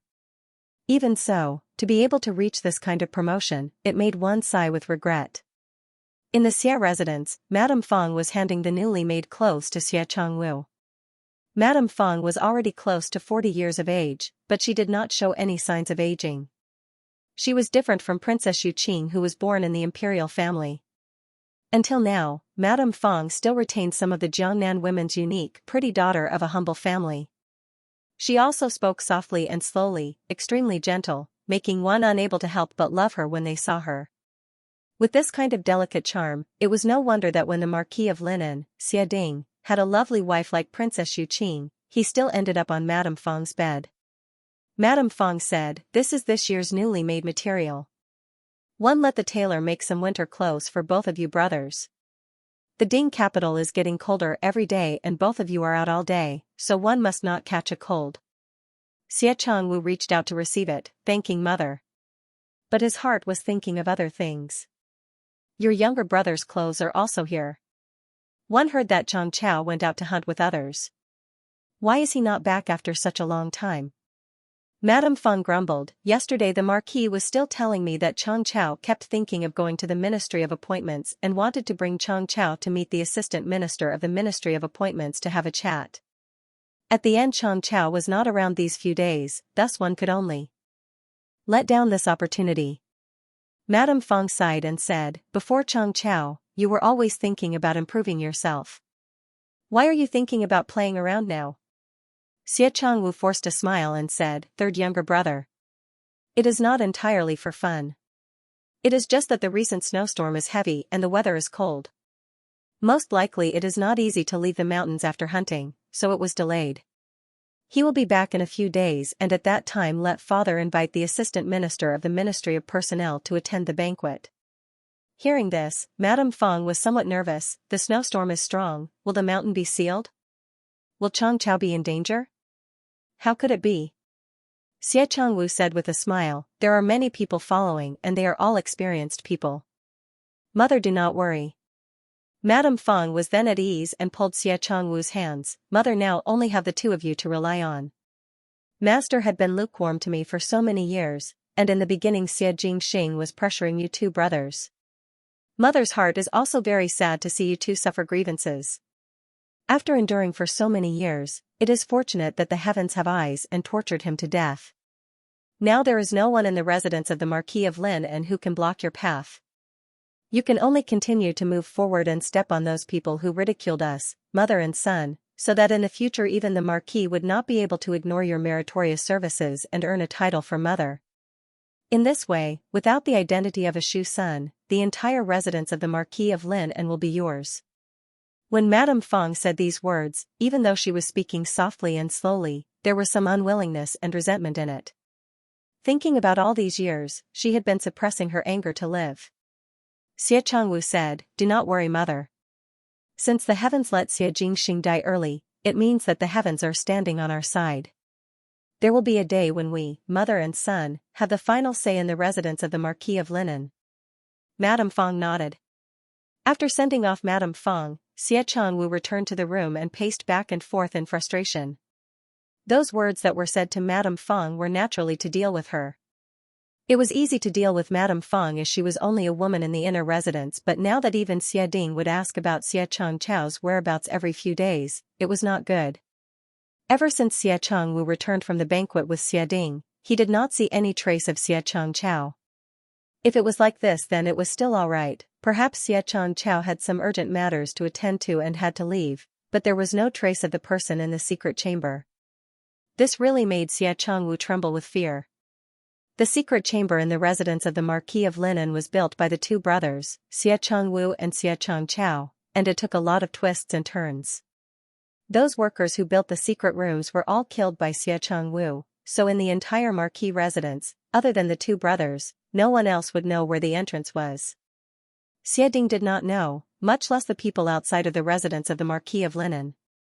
Initially Xie Changwu thought that it was Xie Changchao who brought Shin Miao out. Perhaps he found a way to send Shin Miao to the brothel, or perhaps Xie Changchao had other plans. But after waiting and waiting, the news that Shin Miao was sent back to the Shin mansion by Princess Rong Xian made Xie Changwu immediately felt that it was not good. Shin Miao was saved, but where did the disappeared Xie Changchao go? Those people kidnapped Shin Miao in the secret room? But there were no signs of fighting in the secret room, and it was impossible for anyone else to know about the secret room. Could it be that when Xie Changchao brought Shin Miao out, they were discovered and Shin Miao was rescued? But what was with Princess Rong Xian's words? Xie Changwu felt that he had fallen into a vicious circle. No matter what he did, he was wrong. He wanted to see the person if he was alive, he wanted to see the corpse if he was dead. No matter how Xie Changwu sent out people to search for Xie Changchao, there was no trace of him. Not only was Xie Changchao's long period of disappearance suspicious, in the Qing country's residence, Princess Mingyan flew into a rage when she heard the news of Shin Miao being rescued, and asked Xie Changwu to quickly return to the residence. Xie Changwu could only temporarily make up some reasons to appease Princess Mingyan, but the paper could not wrap the fire, and Princess Mingyan would eventually explode. Xie Changwu was so anxious that blisters formed at the corner of his mouth. He put on his outer robe and planned to let people search every corner of the Ding capital when he suddenly saw a letter on the table. One did not know who placed this letter on his desk, but Xie Changwu never allowed servants to enter his study, thus outsiders were not able to enter. He first looked around vigilantly, but he didn't see anyone. He picked up the letter and opened it. He saw a familiar line of words. It was Xie Changchao's handwriting. Xie Changchao said in the letter that he wanted to bring Shin Miao out to look for a brothel that day, but who knew that they met with soldiers on the way and had no choice but to hide in a private house by the Wanli Lake. These days the news of Shin Miao returning to the Shin mansion was actually a scam that Shin Xian and Princess Rong Xian conspired. The aim was to make the people who abducted Shin Miao relax their vigilance.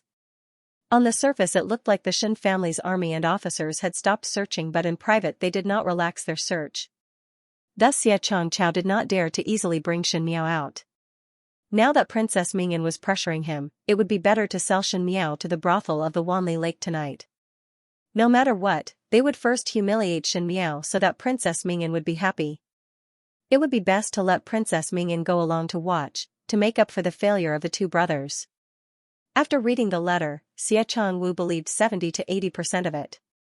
Firstly, as stated in the letter, even though Shin Miao was sent back by Princess Rong Xian and there was an uproar outside, no matter if it was that day when Shin Miao was sent back to the Shin mansion or after Shin Miao returned, she did not show her face outside. That was to say that everyone did not see Shin Miao return with their own eyes. Since that was the case, why did Shin Xian not let Shin Miao show her face outside to make it more real? Could it be that Shen Miao was not found? Secondly, and also the most important point, the handwriting on the letter was undoubtedly Xie Changchao's, and there was even the secret communication method between Xie Changwu and Xie Changchao. When Xie Changchao was outside, even in the officialdom, there were very few documents that he personally wrote. If one were to say that it was just based on that, it was impossible to imitate Xie Changchao's handwriting. If one were to say that there was, it would be when Xie Changchao was practicing calligraphy at home, the manuscripts that were discarded in the residence. There were a lot of those manuscripts, and if Xie Jingxing was still alive, perhaps he would be able to imitate Xie Changchao's handwriting. Not to mention whether Xie Jingxing had the intention to imitate Xie Changchao's handwriting. Even if he had, it was impossible. Xie Jingxing died on the battlefield 2 years ago, and there were no bones left. In this world, no one would be able to imitate Xie Changchao's handwriting. Xie Changwu thought about it and walked to the table. He spread out the paper and started writing. In the Yanqing Alley, in the residence of the imperial family of the Qing country.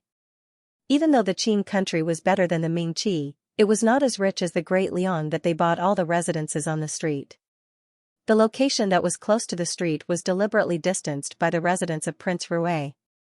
Princess Mingyan sat in the room and there were all kinds of exquisite snacks and tea in front of her, but she was not in the mood at all, and her brows were filled with depression. Today there were a number of maids that were scolded by Princess Mingyan for no reason, and one did not know what was wrong with Princess Mingyan. Is there still no news from Xie Changwu's side? Princess Mingyan asked her subordinate. That person shook his head.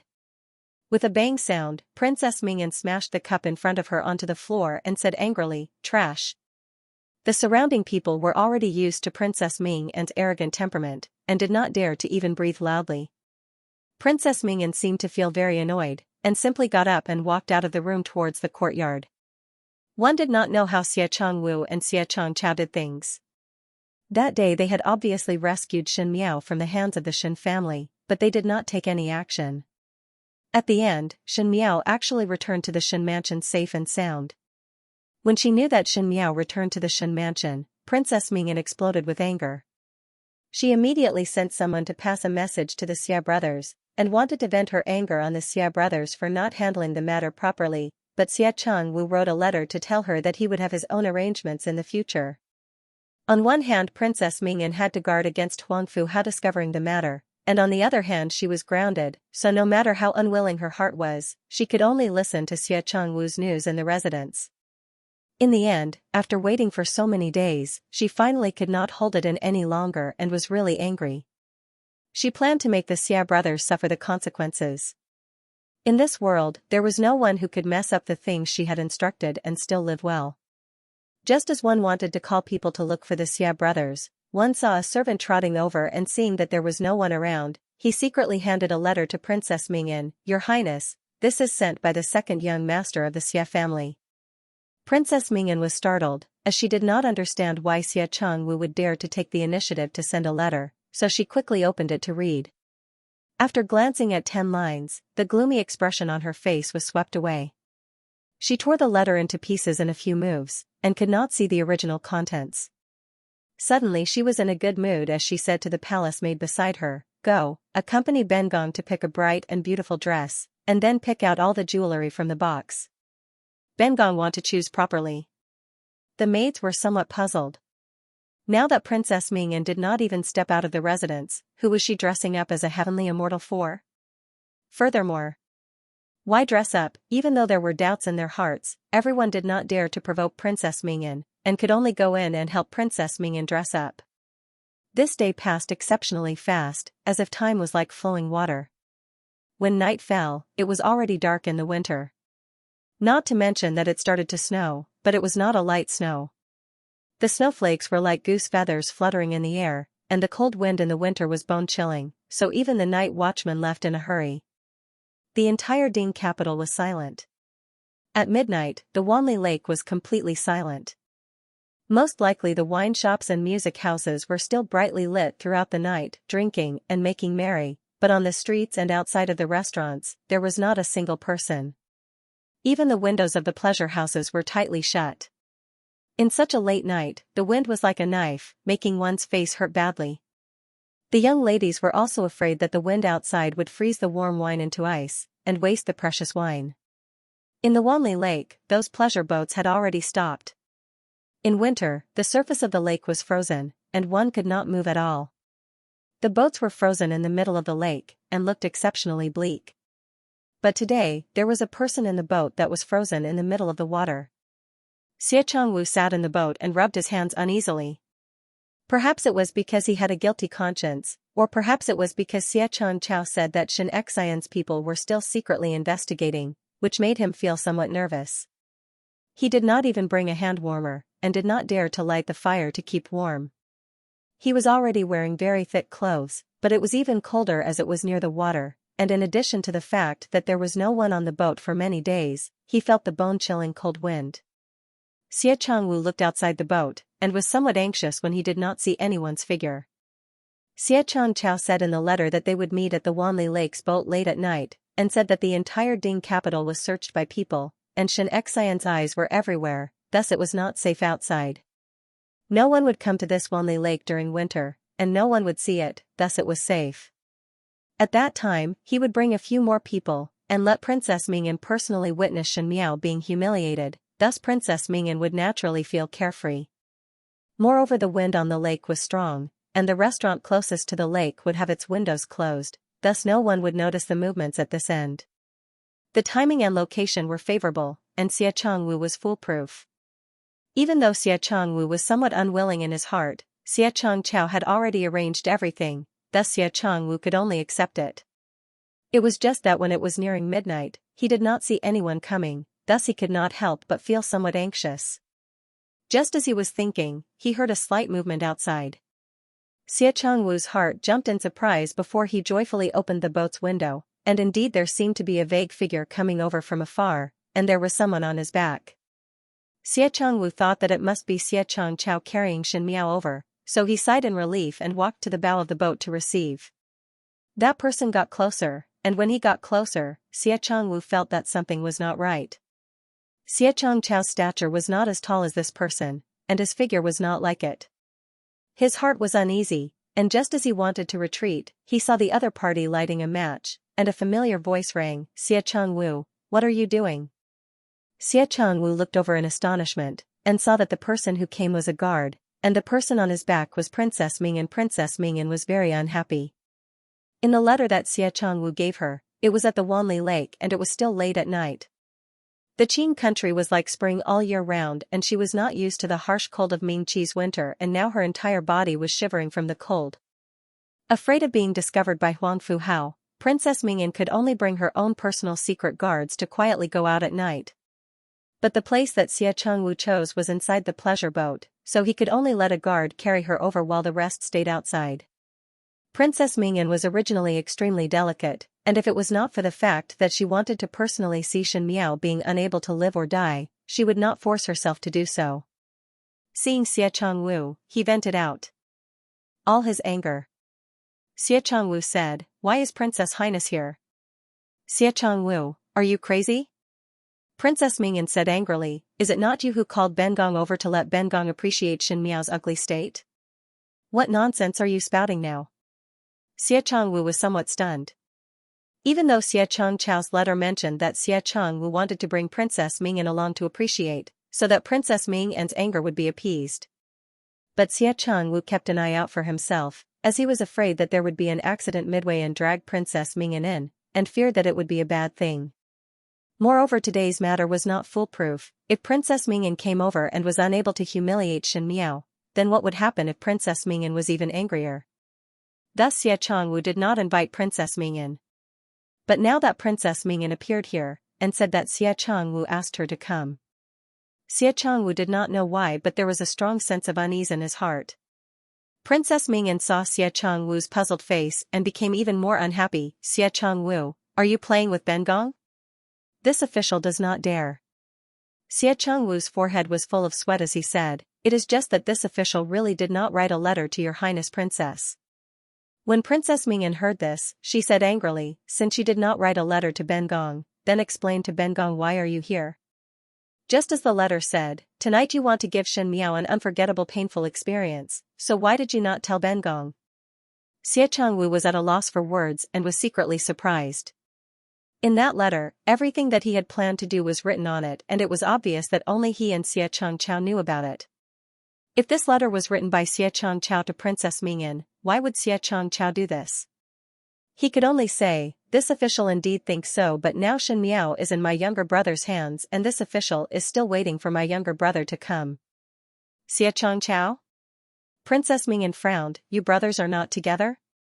Xie Changwu did not dare to say the fact that Xie Changchao had been missing for many days and could only deal with it vaguely, afraid of attracting suspicion. Third younger brother and this official acted separately.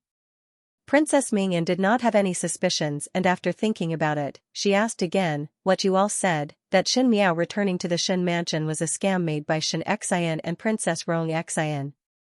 Is this true?" Xie Changwu's heart jumped and said, "Exactly." In fact, Xie Changwu also had some doubts, as this matter was only Xie Changchao's side of the story.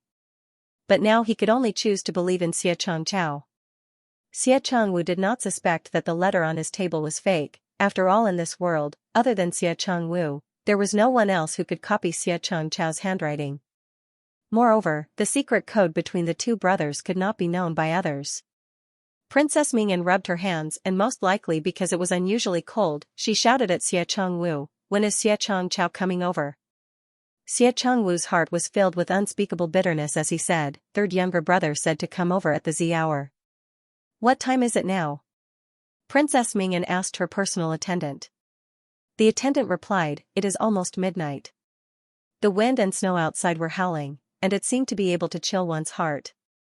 One did not know why, but Xie Changwu's heart suddenly felt uneasy. Looking at the pitch-black night sky, his heart raced as if he sensed danger approaching and instinctively wanted to escape. He looked at Princess Mingyan probingly and asked, "Why not your Princess Highness return first? If there is any news, this official will inform your Princess Highness the next day. Do you think this consort is playing around?" Princess Mingyan flew into a rage. "Bengong have already personally come over, and now you ask Bengong to return. Xie Changwu, Bengong can make you lose your head at any time."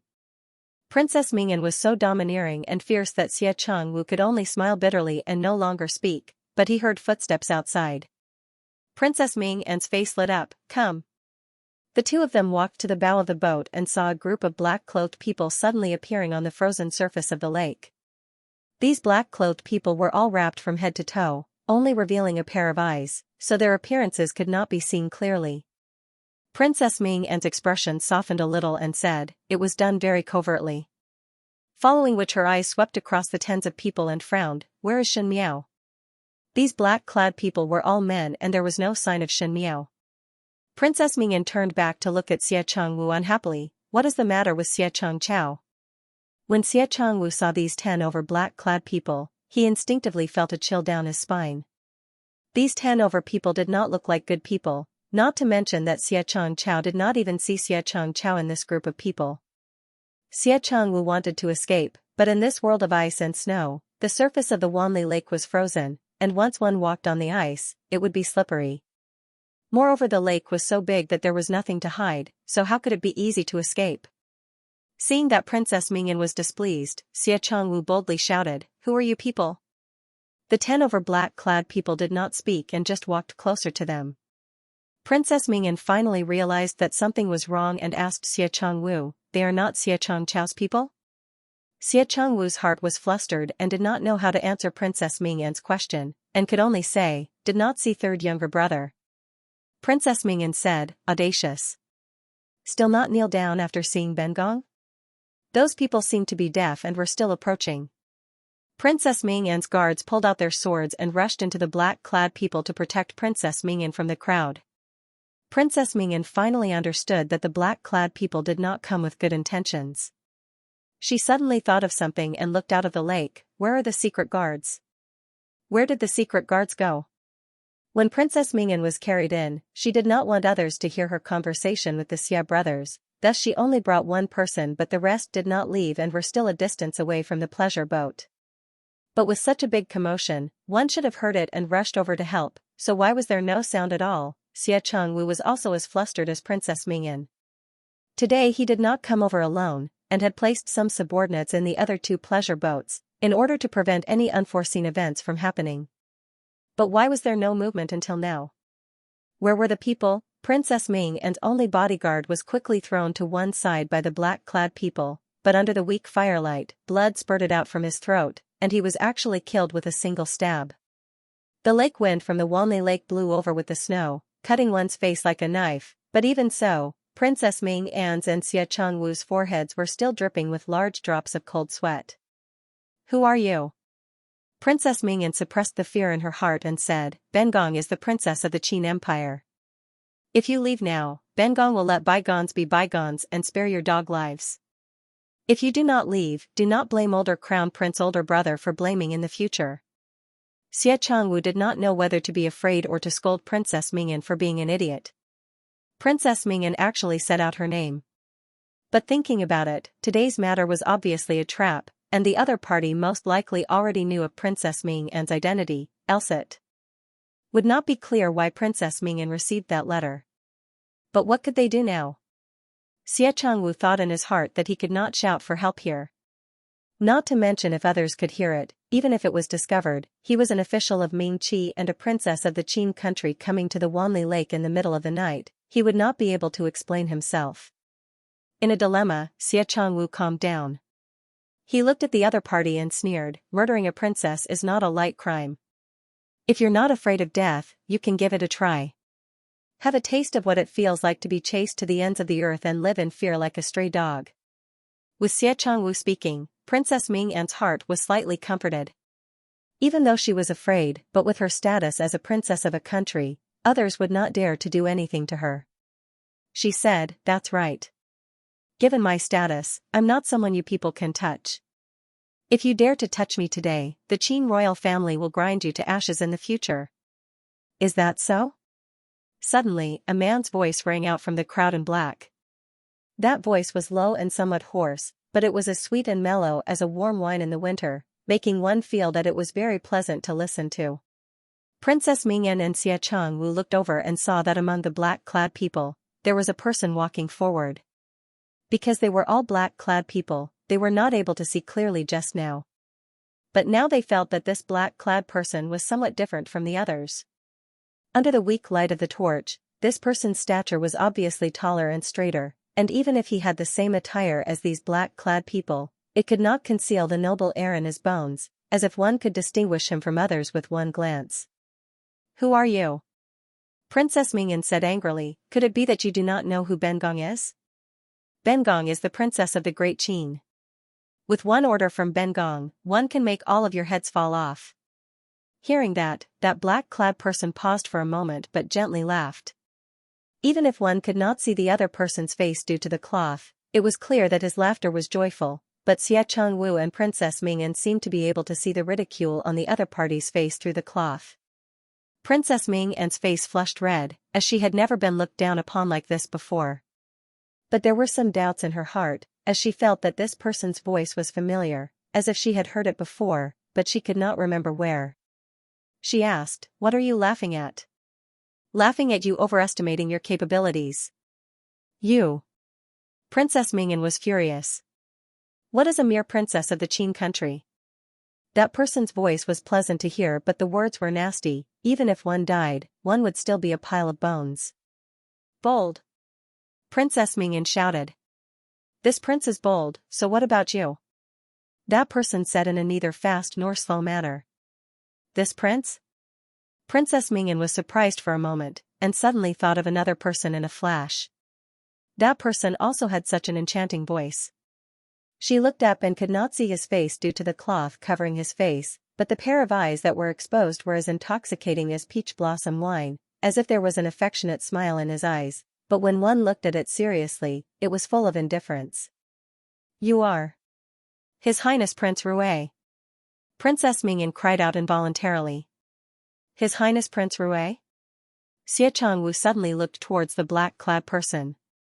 He also felt that this black-clad person gave him a familiar feeling, as if he had seen him somewhere before, but he had never thought that it was His Highness Prince Rue of the Great Liang. The black-clad person did not admit nor deny, and in the eyes of both of them it was a tacit agreement. Xia Changwu hesitated for a moment before asking, what is the matter for His Highness Prince Rui to come down here? Even if Xie Changwu racked his brains, he would not be able to think why Prince Rui would appear here. One know that Prince Rui had no relationship with him at all, and did not seem to have any dealings with Princess Mingyan, so why would he appear here? What did he want to do? Ever since Princess Mingyan recognized that the person in front of her was Prince Rui, the fear that she had earlier completely dissipated, and in a blink of an eye, her eyes were filled with tenderness as she said softly, "Your Highness Prince Rui came here in the middle of the night, what is the matter?" Xie Changwu felt that Princess Mingyan was really stupid. Since the other party had killed the guards that both of them brought, it was obvious that they were not here to reminisce. Moreover, this Prince Rui gave off an extremely dangerous feeling which made Xie Changwu's heart somewhat tremble. Prince Rui did not bother about Princess Mingyan and instead looked at Xie Changwu. "You seem to have something to ask this prince?" Xie Changwu forced a smile. "Dare to ask your highness if you have seen my third younger brother?" That letter had Xie Changchao's handwriting and the person who came was Prince Rui. Could it be that Xie Changchao had fallen into Prince Rui's hands? What grudge did Xie Changchao have with Prince Rui? The man in black smiled. "I have." Xie Changwu's eyes widened. I killed him." When the words were said, Princess Mingyan and Xie Changwu were simultaneously stunned and involuntarily shuddered. After a long pause, Xie Changwu then asked, "Why does your Highness Prince Rui want to kill my third younger brother?" "He provoked someone that he should not provoke." "Provoked someone that he should not provoke?" Xie Changwu's heart was suspicious. Who? Could it be Shen Miao? The only person that Xie Changchao offended was Shen Miao. But why did Prince Rui help Shen Miao to stand up for her? What kind of friendship did Prince Rui have with the Shen family? Xie Changwu felt that he had seen the tip of an iceberg of a shocking secret, but because he could not see the whole picture, his mind was in a mess. For His Highness Prince Rui to come, one do not know for what matter. Princess Mingyan finally woke up from the shock of the other party killing Xie Changchao, and seemed to be aware of the danger shrouded in the night. She opened her mouth to probe, but her heart started to beat violently. That person's voice was as gentle as the wind, but also like the ice and snow falling from the Wanli Lake. It looked beautiful but made one feel cold. He said, "With such a beautiful scenery, is it not good to be a place to bury one's bones?" Xie Changwu said, "Why do you want to do this? I have no enmity with you, so you cannot let us go?" He clearly knew that the other party had the intention to kill, but he had no way out. Xie Changwu finally could not suppress the fear in his heart and cried out loudly. "No enmity?" The other party seemed to have heard a joke. "You are too forgetful. Xie Changwu, after so many years, you and your stupid younger brother do not know how to make progress," he said. Xie Changwu felt that these words were somewhat familiar, and following that, he saw that black-clad person slowly pulling off the mask covering his face. Even if it was an extremely weak light, it was unable to cover up this person's brilliance. Long eyebrows extended to the temples, a nose that was like a hanging gall, and thin lips that had a ridiculing smile as usual. That pair of peach blossom eyes seemed to look over after a long period of time. It was clearly a very gentle smile, but there was a touch of contempt. That was the nightmare of Xie Changwu's entire life. Xie Jingxing. Princess Mingyan was indulging in this man's captivating looks, thinking that the face under Prince Rui's mask was really as shocking as the rumors said, but was interrupted by Xie Changchao's voice. Xie Jingxing? Was that not the residence of the Marquis of Linen, the son of the Xie family who died in the battlefield 2 years ago, the one that made one sigh with regret? It is hard for you to still remember me. Xie Jingxing smiled gently, but that originally handsome smile was exceptionally scary in Xie Changchao's eyes. He turned around and wanted to escape. That was an instinct that came from his bones, like the subconscious reaction of a prey encountering danger, and his brain would not think if it was possible. His body was held down by someone, and his mouth was gagged, making his entire body unable to move. Princess Mingyan had the same experience as him. The pleasure boat was in the middle of the Wanli Lake. It was midnight and there was not a single person on the streets. Even the restaurants that were lit up in the distance were drowned out by singing and dancing. This subtle movement was like throwing a stone into a pool of water. It did not even cause a splash before it slowly sank. Xie Changchao and Princess Mingyan were held down by the black-clad people, and could only watch as the leader turned and walked out of the pleasure boat. Even on the icy surface, he walked gracefully. His voice was separated by the snow that covered the sky above the Wanli Lake.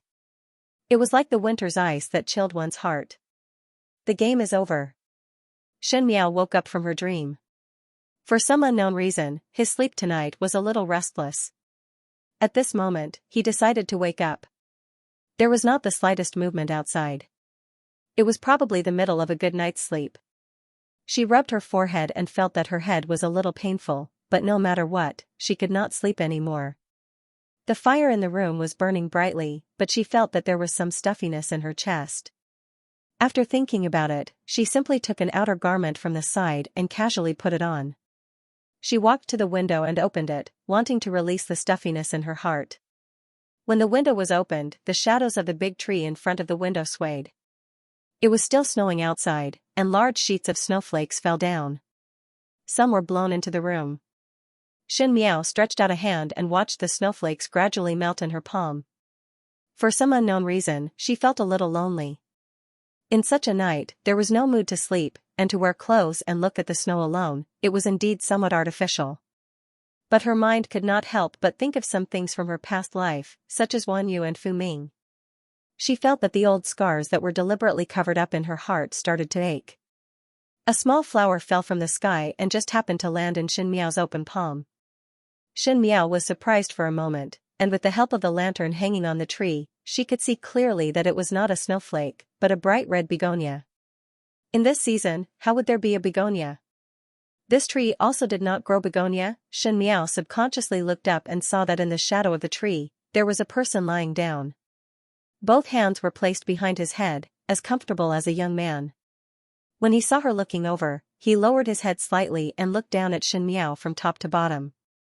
His brows were handsome and his smile was frivolous as he raised his eyebrows. "Why are you in a daze?" Xianxia said, "What are you doing here?" Xie Jingxing had nothing to do and ran to other people's courtyard to sleep on a tree. This hobby of Prince Rui of the Great Liang was too amazing. "Cannot sleep." That person sighed and suddenly jumped down from the tree and landed in front of Xianxia. Separated by the window, one person was outside the window and the other was inside the window.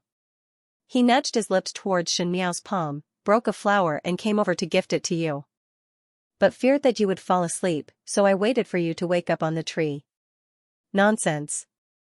Xianxia rolled her eyes at him, but saw that even though this person was smiling, he did not look as energetic as he was in the past. Her heart moved, and without knowing why, Xianxia blurted out, "Come in. There are leftover snacks in the room." On a winter night, the tea was cold and the snacks were also cold, but that arrogant and handsome youth did not have any disdain. Even if it was an ordinary eating appearance, it was as elegant as a painting. Xianxia slightly flicked the wick on the table and noticed that Xie Jingxing's clothes seemed to have a cold air, as if he had just returned from outside. She said, "You have been here all along?" Xie Jingxing would not always be hanging on a tree in the Shen mansion, and it seemed that it was just a casual remark. Xianxia did not believe that the dignified Prince Rui would have nothing to do all day. Xie Jingxing smiled without a care. "Did you not let me kill Princess Mingyan?" Xianxia was surprised for a moment before looking at Xie Jingxing and asked tentatively, "You killed her?" "More than that." Xianxia did not speak anymore.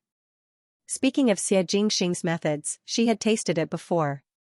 2 years ago when Xie Jingxing was still the little marquis of the residence of the Marquis of Linen, he dealt with those masked people who appeared inexplicably during the Lantern Festival and slaughtered them all. 2 years later in the secret chamber of the residence of the Marquis of Linen, he also dealt with Xie Changqiao cleanly. Actually at some point, Xianxia thought that Xie Jingxing possessed the qualities that an emperor should have.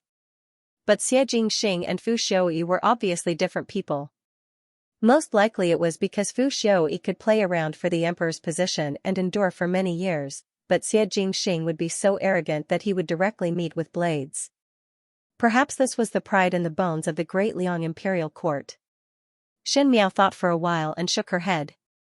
What did the Great Liang have to do with her? Looking at Xie Jingxing again, she suddenly felt that the current situation was somewhat strange. Since when did Xianxia put herself and Xie Jingxing together? Did she really treat Xie Jingxing as an ally? She asked. "What did you do to her?"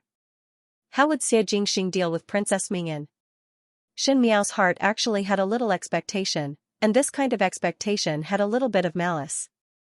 After being in the inner palace for too long, Shen Miao was not a pure and kind female who could not see blood. Moreover, facing such a vicious and merciless person like Princess Mingyan, Shen Miao would not have a shred of pity. That much expectation? Xie Jingxing looked at her in amusement and lazily said, "You will know tomorrow." Shen Miao pondered over the meaning of Xie Jingxing's words. Was it that Princess Mingyan's death would be lively? She asked, "What about Xie Changwu?"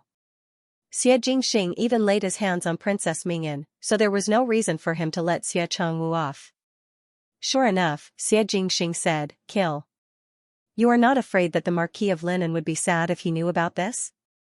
Shen Miao looked at him and asked. The fire in the room was burning brightly and Xie Jingxing picked up the teacup to take a sip.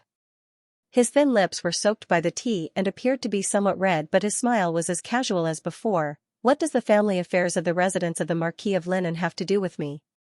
It was clearly a cold sentence, but Shen Miao could see a bit of self-mockery from the youth's indifferent smile and her heart moved slightly.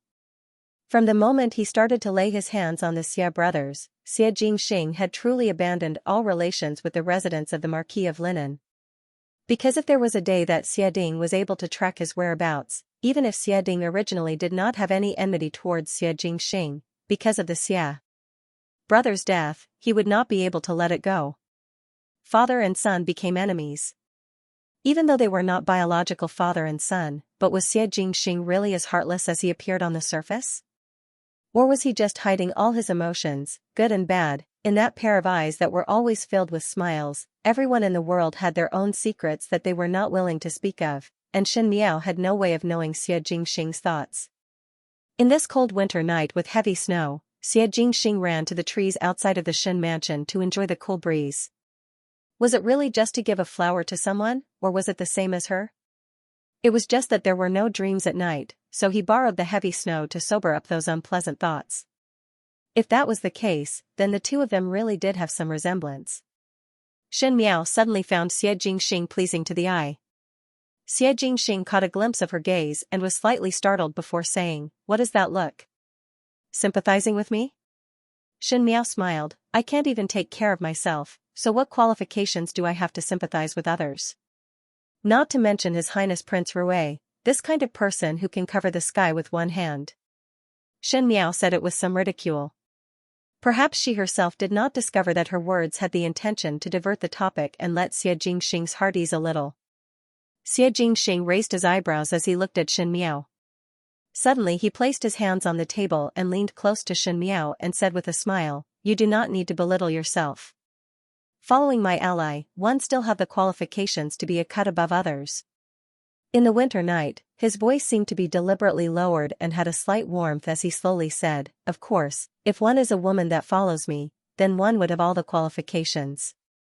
His brows were extremely beautiful, and even in the previous lifetime, Shen Miao had seen countless beauties in the palace, but she had never seen such a good-looking person. It was not that he was good-looking on the surface, but it was as if his elegance was engraved deep into his bones and soul. Every move would make one intoxicated, like a spring flower that could bloom even in winter, making one feel both hot and cold. And when he stared at one carefully, it would give the other an illusion, as if in this world, only one was treated seriously. His eyes landed on Shen Miao's lips and he tilted his head slightly. A smile flashed before he slowly lowered his head. The shadows under the lamp were almost intertwined in a lingering posture. The male was tall and the female was petite, which was a good picture of beautiful flowers and round moon. Shen Miao's heart was slightly sluggish and she pushed Xie Jingxing away. Most likely she felt that her actions were too abrupt and unnatural, so she picked up the herbal tea in front of her to take a sip, but forgot that this tea had just been drunk by Xie Jingxing. She lightly coughed twice and turned her head to not look at the other person's face, but her own face slowly started to heat up. Xie Jingxing was caught off guard and almost fell from Shen Miao's push and squatted down on the chair. When he raised his head, he saw Shen Miao rushing over to drink the tea and the unhappiness just now was swept away and he suddenly felt that it was somewhat funny. He lazily said, "Hey." Shen Miao did not look at him but lowered her head to look at the shadow on the ground. The smile in Xie Jingxing's eyes became thicker as he deliberately teased, "You still know how to be shy?" Shen Miao suddenly raised her head and glared at him. However, even this glare seemed soft due to the warm light in the room, making it even more tempting. Her eyebrows were small and cute, but she usually had a dignified air that was completely different from her appearance.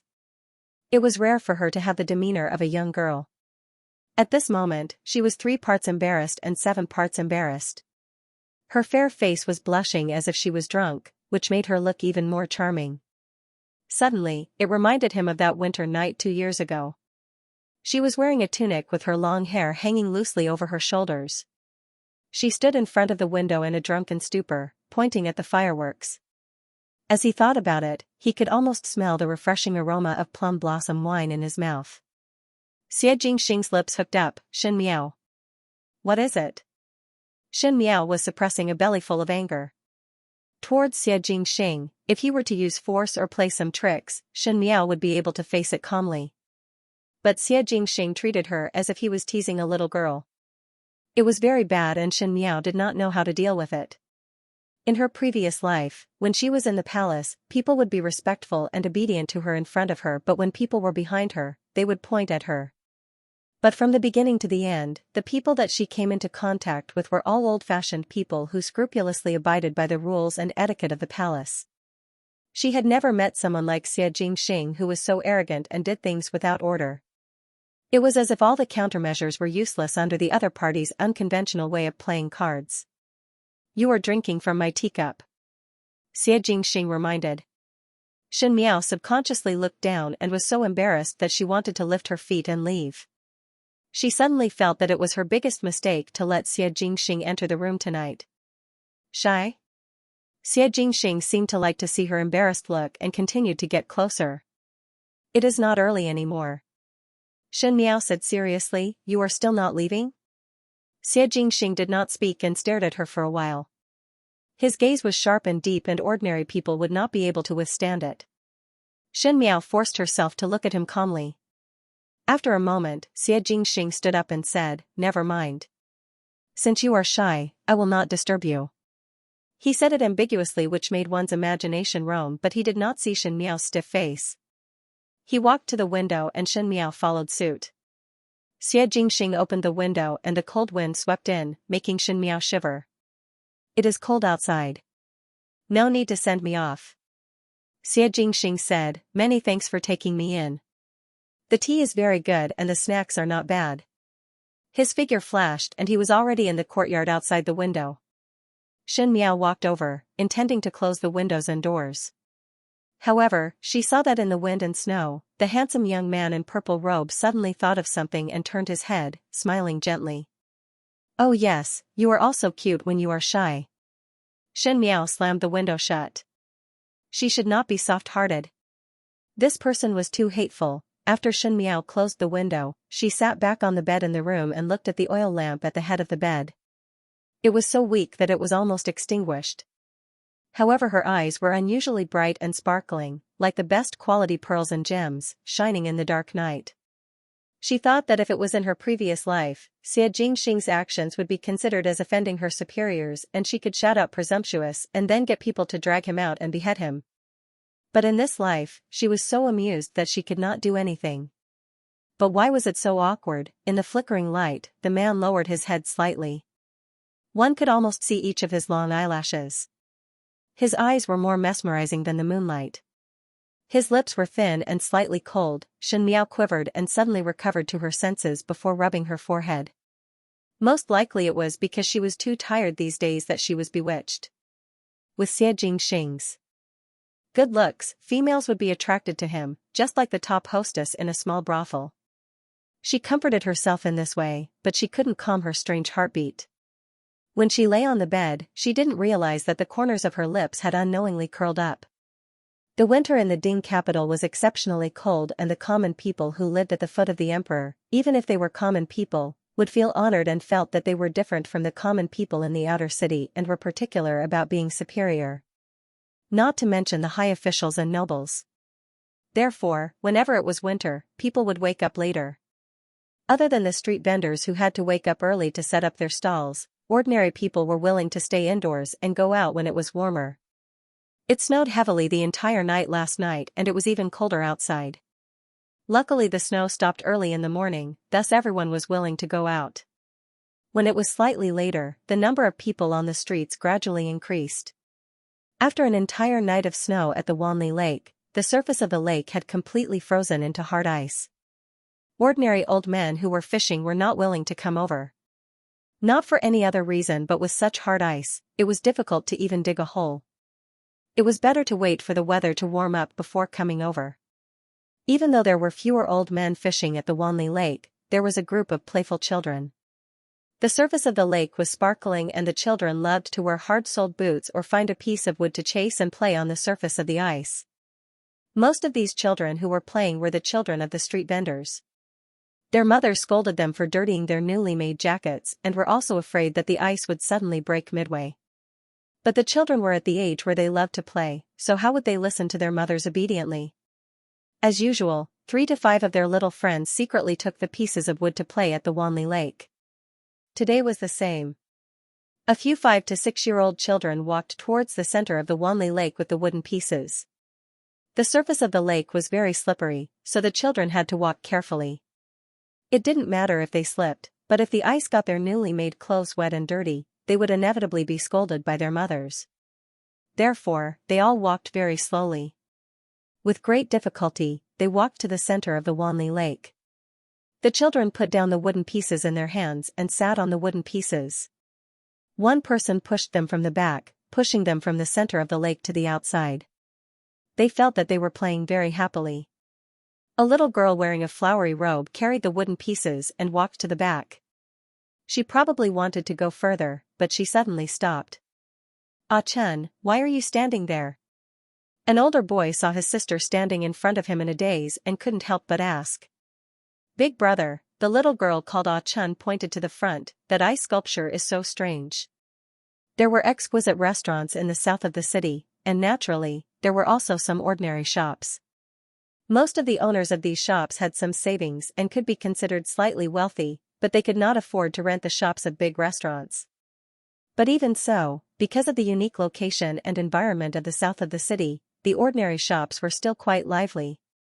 Usually, the shopkeepers or proprietors of the shops were busy with their own things. When they weren't busy, they would always like to sit together and chat and drink tea. And today, it was probably a little early, so there weren't many customers. The shopkeepers of the neighboring shops gathered in front of the door to talk. Just as they were talking, the weather was getting colder and colder. They saw a few children running over at the same time, all of them panting. These children were the children of the hawkers in this area, and they usually played together. The female shopkeeper who sold rouge took a closer look and suddenly frowned. She said angrily, "Dongzi, did you bring Ah Chun to the Wanli Lake again? I made a new cotton-padded jacket for Ah Chun yesterday, and now it's all wet. Are you itching for a beating?" As he spoke, he saw that the other shopkeepers were also teaching their children a lesson. This was because the group of children were all in a mess. Their clothes were torn and wet, and their bodies were in a mess. Some even lost a shoe. It was as if they had rushed back from somewhere. Just as he wanted to say a few more words, the boy named Dongzi cried out with a wah sound and said, "Wanli Lake. Wanli Lake, there's someone." When everyone heard this, they were stunned at first. A middle-aged man in linen clothes said, "Oh no, could it be that some kid fell into the water?" There were cases of children drowning while playing in the water at Wanli Lake all year round. There were fewer cases in winter, but it was not impossible. There was once a child who fell into the water and died while playing on the ice surface when the ice cracked and the child fell into the water. As soon as he said that, everyone's expression changed. The female shopkeeper who sold rouge was a warm-hearted person. She anxiously stomped her feet and said, "Then what are we waiting for? Let's go and take a look. We are all neighbors. Whose child fell into the water? Let's go and take a look." When everyone heard it, they all agreed and followed the female shopkeeper to the surface of the Wanli Lake. When they reached the Wanli Lake, they were shocked. One could see that in winter, other than the children who would come, the cold and cheerless Wanli Lake was already surrounded by a lot of people. Most of the people were actually walking towards the center of the lake. This? Could it be that one fell into the water? The female shopkeeper muttered. If there was any accident, some people would go up to help and some would just watch the bustle, but it was not to the extent that so many people would walk towards the center of the lake. Especially among the people who were walking towards the center of the lake, there were actually many rich and powerful children dressed in luxurious clothing. This was somewhat unusual. It was not that the rich and powerful were not good, but in this world, one should sweep the snow in front of one's own door and not care about the frost on other people's roof.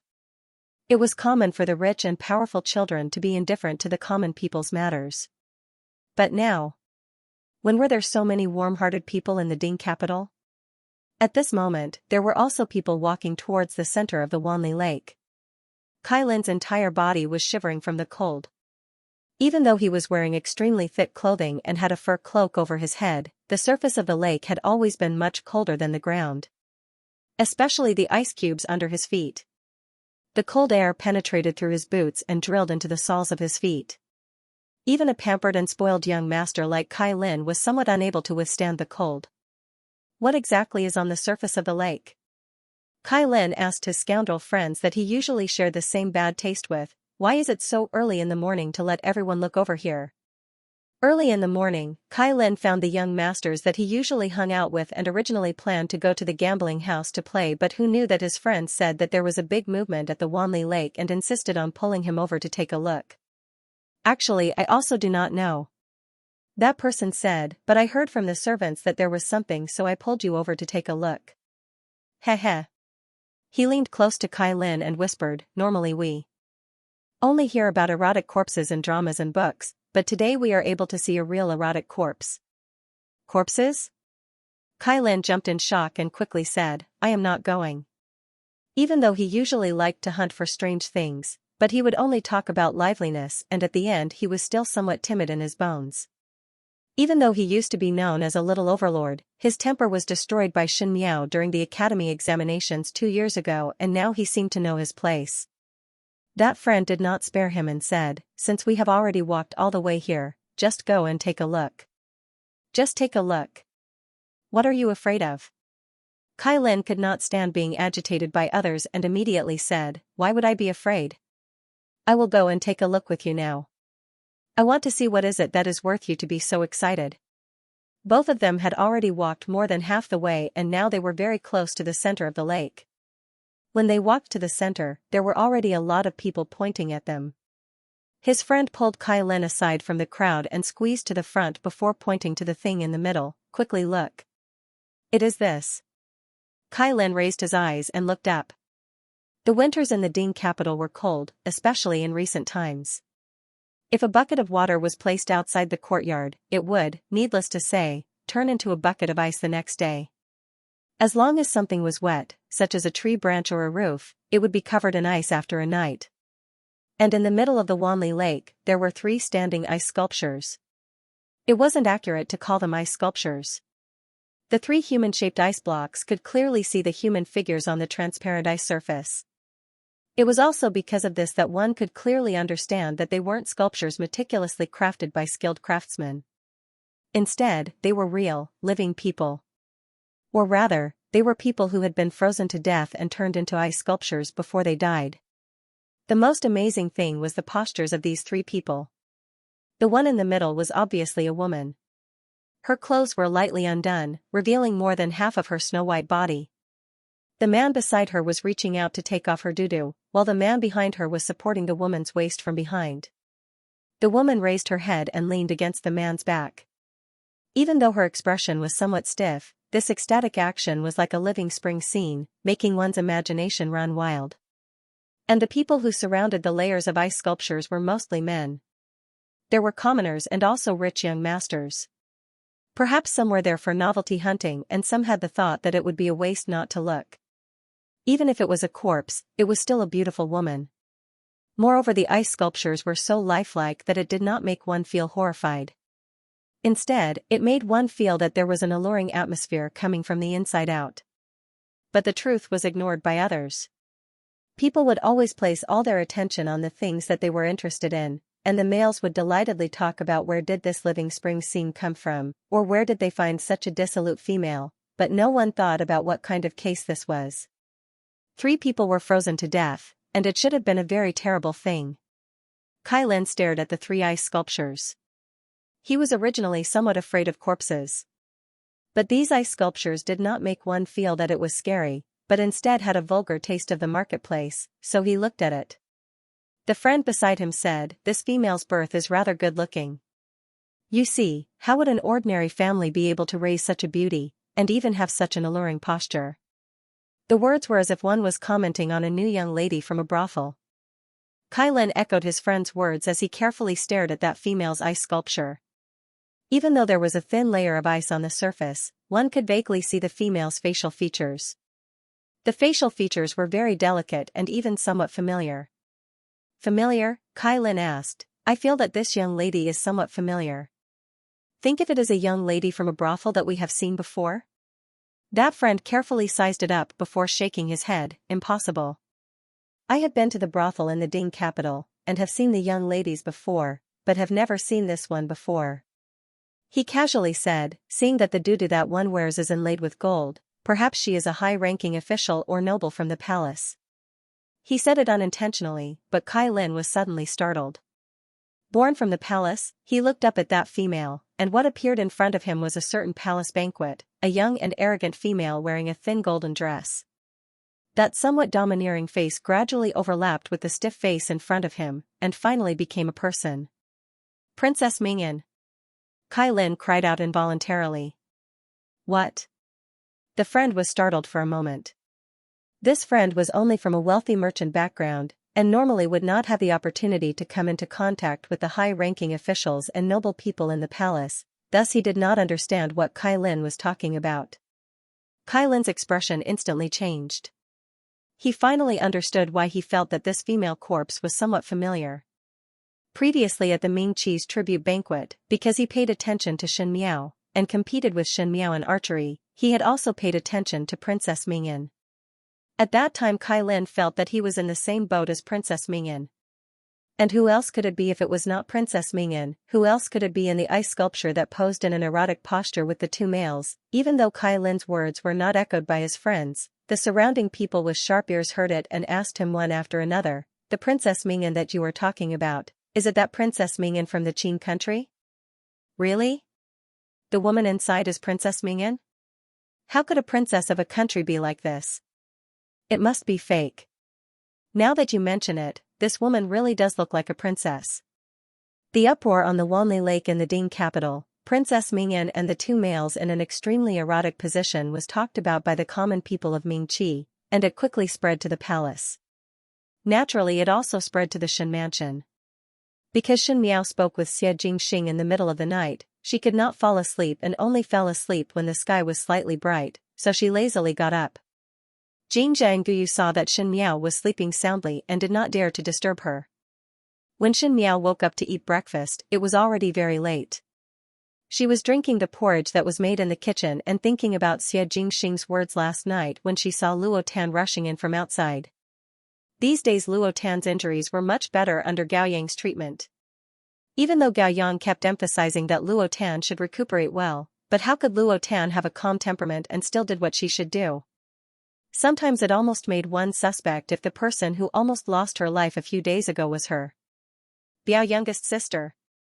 Biao youngest sister. Luo Tan rushed in and sat opposite Shen Miao. Shen Miao did not even lift her eyes and just ate the porridge in her mouth.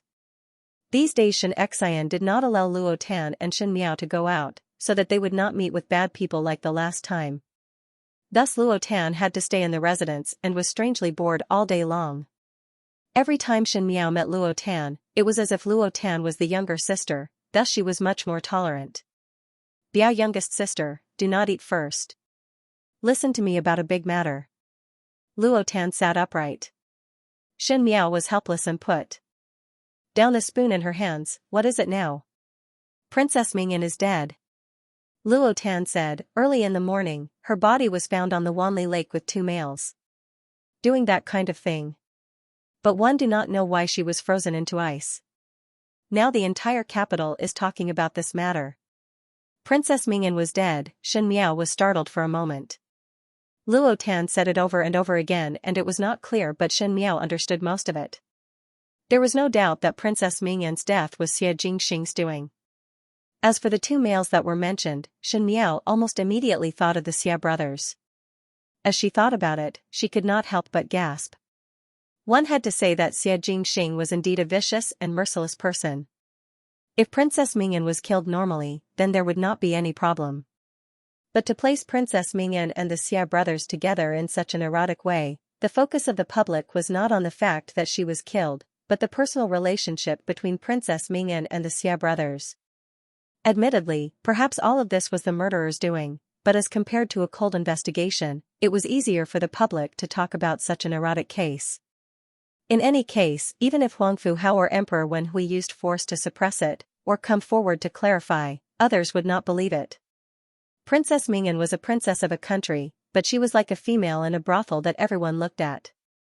One feared that if this matter were to be spread back to the Qin country, it would be a joke in the Qin country. Xie Jingxing was indeed a person who was not soft-hearted. As for the Xie brothers, Shen Miao's thoughts slightly sank. Perhaps Huangfu Hao would be furious, but no one could prove that the Xie brothers really forced Princess Mingyan, because the Xie brothers were also dead. Huangfu Hao could not take it out on the Marquis of Linan because the Marquis of Linan had lost 2 sons in succession, and was very tragic. When Luo Tan saw Shen Miao's thoughtful look, she could not help but ask, "Biao youngest sister, did you guess something? Who do you think the person behind the scenes is, to actually be so daring?" Shen Miao smiled gently, "I am not good at investigating cases. If one wants to know the result, one can just look at how the Supreme Court of Justice investigates the case. No matter what. Luo Tan was a straightforward person, I do not sympathize with her at all. That princess is arrogant and domineering, and one heard that she holds grudges the most. If she was still alive, there would be a day where she would find Biao youngest sister's fault, so it is rather good like this. One do not know which hero is it, to get rid of the evil for the people." Luo Tan rubbed her fists and palms, as if she wanted to make friends with that person. Shen Miao glanced at her and said, "You are very fond of people who commit murder and arson. You are quite broad-minded." Luo Tan said, "Our Luo family has always made a clear distinction between gratitude and grudges." She suddenly paused her words and said, "Talking about clearly distinguishing gratitude and grudges, previously when you were abducted, I went to seek Prince Rui of the Great Liang for help, and in the end he still immediately rescued you. In the future when you are free, youngest Biao sister must not forget to thank him." Shen Miao. "Thank you for your concern." Luo Tan patted her shoulder but heard Jingzhi walking in from outside and said with a smile, "Young lady Luo, Imperial Physician Gao is here to take your pulse." Luo Tan's face instantly changed and she immediately stood up and said to Shen Miao, "That Biao youngest sister, I will leave first. Think again about Princess Mingyan's matter today, if there is any result, tell me about it. I really want to find that brother." Finishing, she was like a mouse that saw a cat as she lifted her skirt and ran away. Shen Miao looked at Luo Tan's back and sighed as her gaze gradually sank. For Xie Jingxing to make such a big movement, naturally it was to vindicate one's resentment. However, she was after all a princess of a country, and this matter involved many people, so would it really pass by peacefully? Shen Miao did not think so. The matter of Princess Mingyan and the Xie brothers being turned into ice sculptures in the Ding capital quickly spread throughout the entire Ding capital. The people from the Yamen quickly drove away the commoners around the Wanli Lake and released the 3 of them. When Huangfu Hao saw Princess Mingyan's corpse, he flew into a rage as expected, and even Emperor Wen Hui could not withstand his anger. Huangfu Hao's face was so gloomy that water could drip out. He sneered, "In His Majesty's territory, my Qin country's princess was actually insulted to death. Bengong cannot help but suspect Ming Qi's intentions. Perhaps this consort should quickly report this matter to Imperial Father and have him make a decision." Emperor Wen Hui pressed his forehead. Huangfu Hao's somewhat threatening words made him very unhappy, as if he did not put him, the Emperor of Ming Qi, in his eyes. But this matter happened so suddenly that even Emperor Wen Hui himself did not know why such a thing would happen. The Marquis of Lin and Xie Ding also knelt down and said with tears flowing down his old face, "Begging your majesty to investigate the matter thoroughly. Give justice to this old official's son. The civil and military officials in the throne room were all sighing. In the beginning, the residence of the Marquis of Lineage was filled with flowers, and the young Marquis of Lineage was so high-spirited that he could even find an excuse to not listen to the emperor's orders and finally married Ming Qi's noble Princess Xianxia. But ever since the time of Princess Xianxia, the residence of the Marquis of Lineage seemed to have lost its vitality and gradually declined. Princess Xianxia's flesh and blood Xia Jingxing was a rare talent but was also buried in the battlefield by the yellow sand. Previously Emperor Wenhui also planned to deal with the residence of the Marquis of Lineage, but after seeing Xia Jingxing's death, the Marquis of Lineage was almost tormented by himself, thus he gradually no longer paid attention to the residence of the Marquis of Lineage. Now that the two remaining Shu sons of the Marquis of Lineage had died so tragically, there was no successor for the huge residence of the Marquis of Lineage, and in the future it would disappear in the torrent of Ming Qi's history. Everyone couldn't help but feel sorrowful when they recalled the glory of the past and looked at the gloomy state they were in today. Huang Fuhao secretly glanced at Xia Ding, a trace of malice in his eyes. No matter if the Xia brothers were the ones who were killed, or if they were put in such a position after death, there was no doubt that Princess Ming An's innocence and dignity was destroyed because of the Xia brothers. Even though the people behind the scenes were hateful, but the Xia family could not be let off. When had the imperial family of the Qin country ever suffered such humiliation? Huang Fuhao looked at Xia Ding and made up his mind. Emperor Wenhui had a headache and waved his hands to indicate everyone to be quiet before speaking in a deep voice. This matter is very bad. Someone committed such a heinous crime under the feet of the Son of Sun. This is the most heinous crime. Zhen have already sent the people from the Supreme Court to investigate the case and will definitely catch the person behind the scenes and give everyone an explanation. Although he said so, Huang Fuhao was not very happy. He cupped his hands and said, "Since the Princess of Qin is in trouble, I hope your Majesty will agree to let the people of Qin investigate this matter. Else in the future when one return and imperial father ask, imperial father would not be able." His words actually showed that he did not believe that the Ming Qi would investigate the matter thoroughly. Emperor Wenhui suppressed the anger in his heart and said, "Since that is the case, Zhen approve." Ming was, he said. Ming and said, "Wenyi hao qing, he.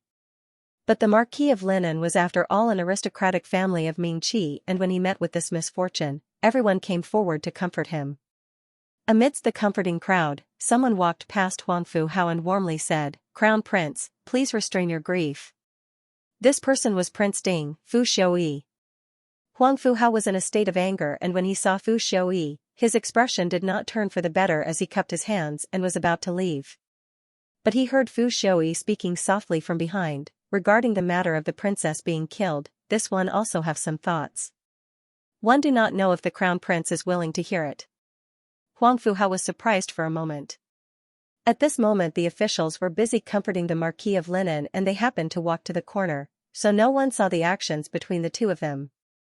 Huang Fuhao sneered and asked, "Could it be that Prince Ding has any brilliant ideas?" One only found something strange. Fu Xiuyi smiled without much care. "If the Crown Prince is interested, this one is willing to explore with the Crown Prince when there is free time." Huang Fuhao turned his head back and Fu Xiuyi smiled before turning to leave. Huang Fuhao stood at the same spot for a while before turning back to look at Xia Ding, who was surrounded by everyone. With a sneer, he strode away. The people who were investigating Princess Ming An's case moved quickly because it involved the princess of the Qin country, thus the people from the Supreme Court did not dare to take it lightly. But one did not know why this time there was not a single trace left behind. After checking the various scenes over and over, the conclusion was that Princess Ming An and the Xia brothers had an affair. It was just that this result naturally could not be shown to Emperor Wenhui, otherwise not to mention Emperor Wenhui, one feared that the Crown Prince of the Qin country would be furious. The case seemed to have reached a deadlock. In the Shen mansion, Shen Qiu entered Shen Miao's study and saw Shen Miao casually flipping through the biographies that were bought outside, so he sat down opposite her. Shen Miao glanced at Shen Qiu and saw that he was hesitating to speak, so she asked, "Eldest brother is looking at me, is there anything that you want to say?" "Younger sister." Shen Qiu hesitated for a moment, as if it was extremely difficult to speak and looked rather tangled. Xin Miao felt that it was somewhat strange and asked him, eldest brother might as well speak frankly. There is no need to worry. Xianxia considered for a long time before asking, younger sister, regarding Princess Ming An's matter, was it done by you? Xin Miao was slightly startled, as she did not think that Xianxia would think of her. But she quickly smiled, why would eldest brother say that? Princess Ming An and the two Xia brothers are things that I alone cannot do. Xianxia looked at Xin Miao and his gaze was somewhat complicated. After a moment, he sighed and said, younger sister, previously father and mother and I were unable to protect you, and let you live with those beast-like people in the Shen residence. Initially I did not understand what you had experienced, but later I understood. I know that you know how to protect yourself, and also know that you have some means, but we are your family. He said seriously and solemnly, there are some matters that you do not need to solve by yourself. Tell father and mother. Even though we do not cover the sky with one hand, we can still do our best to protect you. Xin Miao's eyes drooped and put away the thousands of emotions in her heart before smiling, eldest brother, you are right.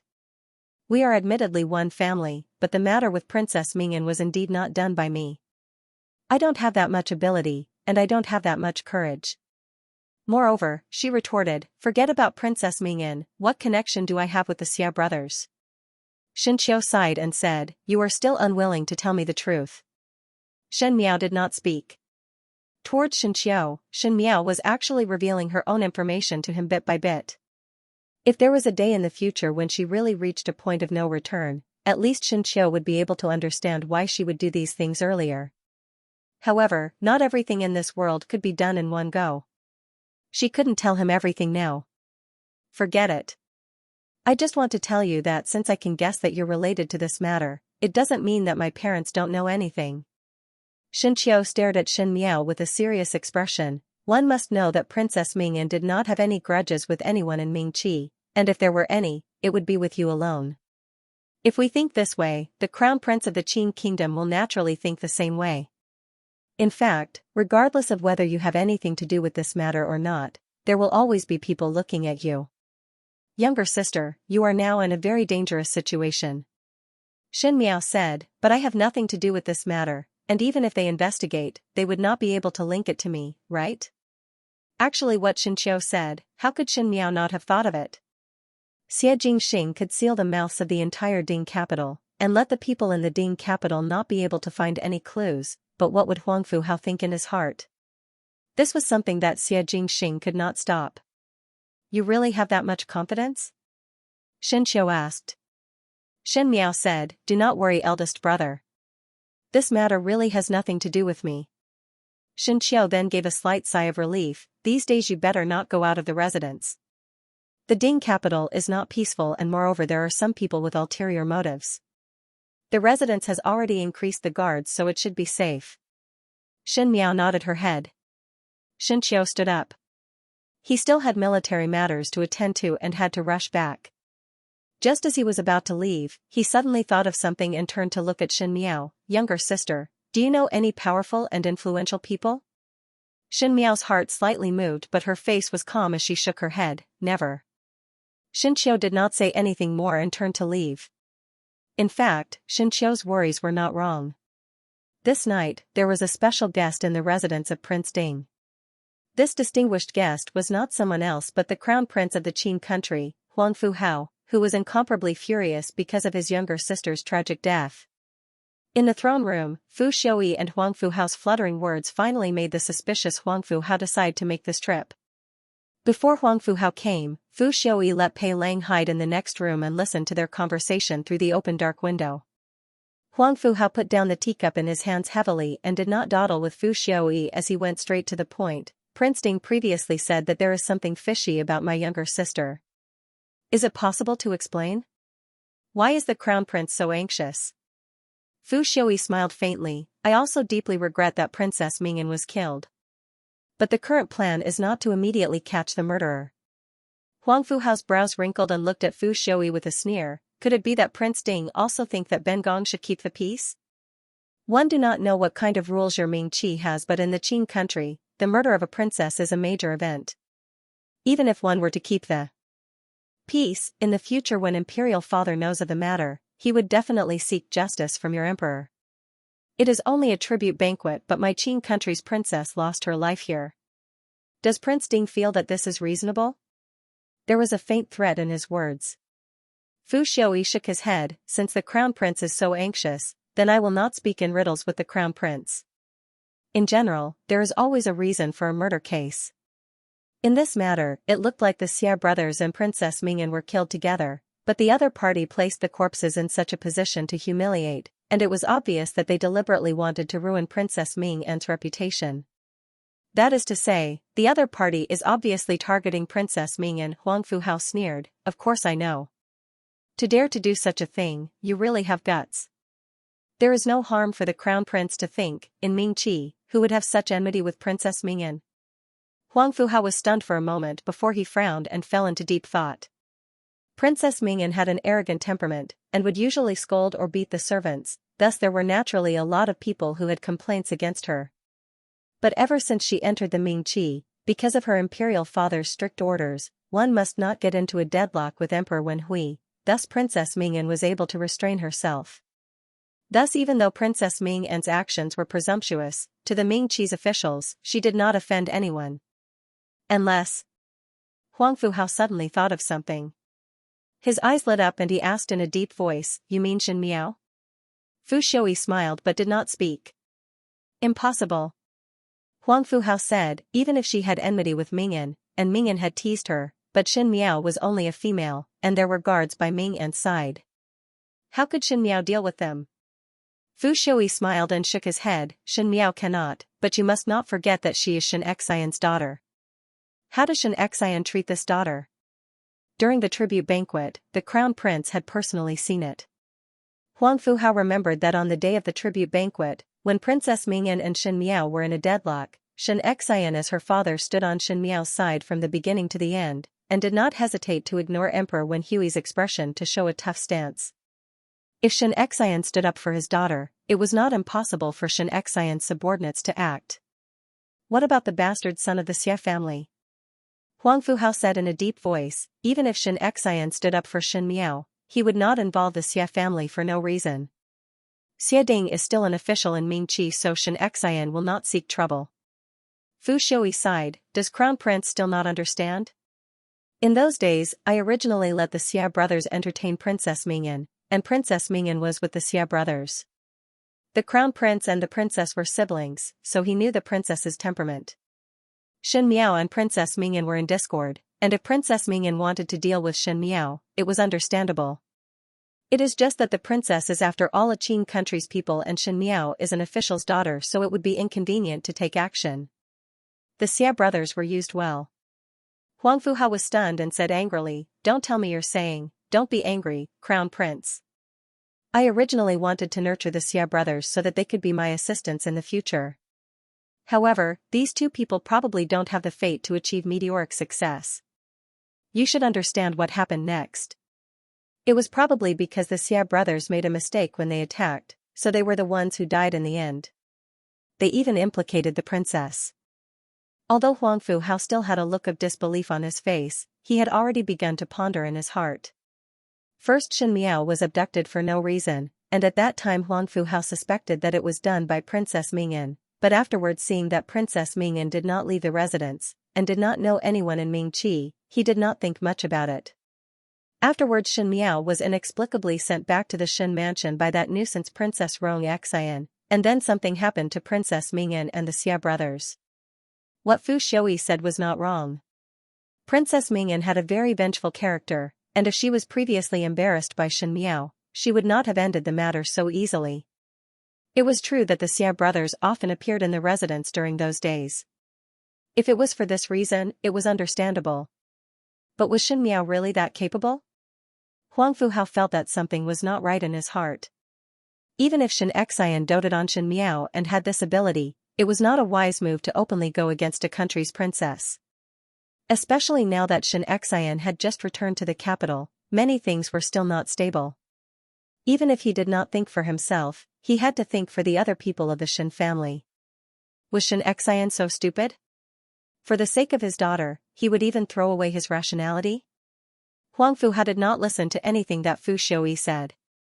He felt that Fu Shouyi's words were somewhat reasonable, but his heart was hesitant.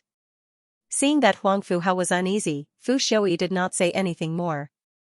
After Fu Shouyi left, Pei Lang came out from behind the screen. "What is the meaning of your highness?" Pei Lang asked. "Why do you want to lead the conversation to the Shin family?" Fu Shouyi looked at Pei Lang and shook his head. "Teacher does not know about this. I thought that Shin Miao might have some involvement with the great Liang's Prince Rui." Pei Lang's heart skipped a beat, but he maintained a calm expression on his face. "Your highness is still hesitating over the matter of the crown prince's residence. Prince Rui is from the great Liang dynasty and Shin Miao had left the capital 2 years ago, so there is no possibility of both of them knowing each other. It would be too far-fetched to say that they were acquainted in these short few months. I know that teacher finds the matter inconceivable," Fu Shouyi said, "but I have an intuition. There is something fishy between Shin Miao and Prince Rui. There were many coincidences that happened in these days. It was because if Shin Miao and Prince Rui were only acquainted in these short few months, then it would be worth pondering. Prince Rui is proud and arrogant, and even Imperial Father could not get close to him. I also want to know what ability Shin Miao has." Pei Lang frowned and asked, "What does that have to do with the Crown Prince's matter today?" Fu Shouyi smiled and looked at Pei Lang. "Teacher think that Shin Miao alone would not be able to do such a thing, and Xianxia is not a hot-headed and impulsive person. Just based on the Shin family alone, one would not be able to do such a rash act of killing and robbing." Pei Lang suddenly understood. "Could it be that your highness thinks, correct?" Fu Shouyi said, "I suspect that this matter is done by Prince Rui." Pei Lang did not speak anymore. Seeing Pei Lang's silence, Fu Shouyi took the initiative to mention, "Prince Rui's actions are insolent and the great Liang has many talented people. Thinking about it, with Prince Rui's ability, killing a princess would be an easy matter. It is just that both of us know that Prince Rui and Princess Mingyan have no enmity, and have no connection with the Xie family, so it is impossible for him to find trouble for himself without any reason. But if it is because of Shin Miao, then everything makes sense."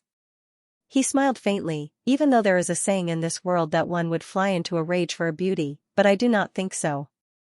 There must be some special relationship between Prince Rui and Shin Miao.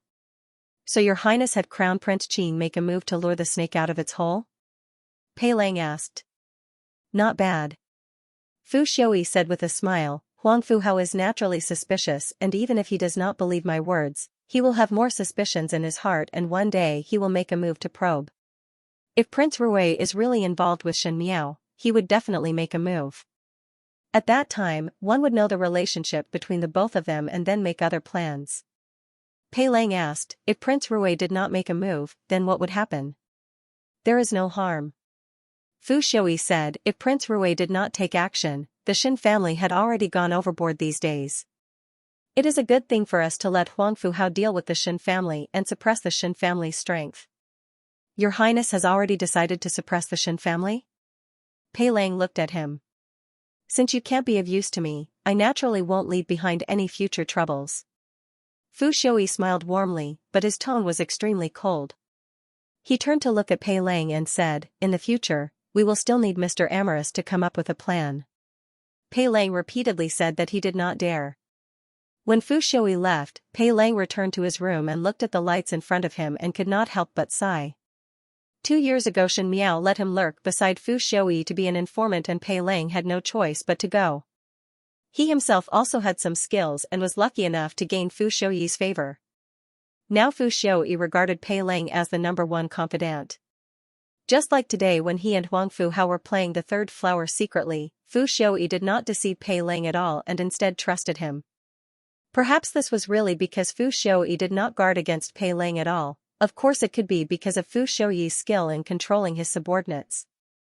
If a normal person saw their master treating them so generously, they would definitely have a more loyal heart. If Pei Lang was not Shin Miao's person. The more he interacted with Fu Shouyi, the more Pei Lang was amazed. Fu Shouyi was indeed a person who had the wisdom and the viciousness of a real man. Hiding a dagger in his smile or willing to be mediocre, he indeed had the means that an emperor should have. Pei Lang even felt that after a few more years or decades, the world would eventually fall into the hands of Fu Shouyi and Fu Shouyi would eventually become the master of the world. There was no other reason, but among the princes of Ming-Chi, there was no one more suitable than Fu Xiuyi for this position. But Xin Miao purposely wanted to go against Fu Xiuyi. Pei Lang was not optimistic about Xin Miao, which also meant that he was not optimistic about himself. It was not that he did not selfishly think of defecting, but Xin Miao firmly grasped his Achilles heel. Thus this little bit of unwillingness could only drift away with the wind. He took a glance out of the window. Fu Xiuyi treated him extremely well. In a separate room, there were no spies placed to guard against him. Pei Lang took a piece of paper from the table and grinded it before picking up a brush and quickly writing. The night was as dark as ink. In the residence of Prince Rui, Xie Jingxing was teasing the white tiger at his feet. The white tiger had eaten a lot recently and was fed by Ji Yushu 5 meals a day. Its body started to swell rapidly and was like an out-and-out furball.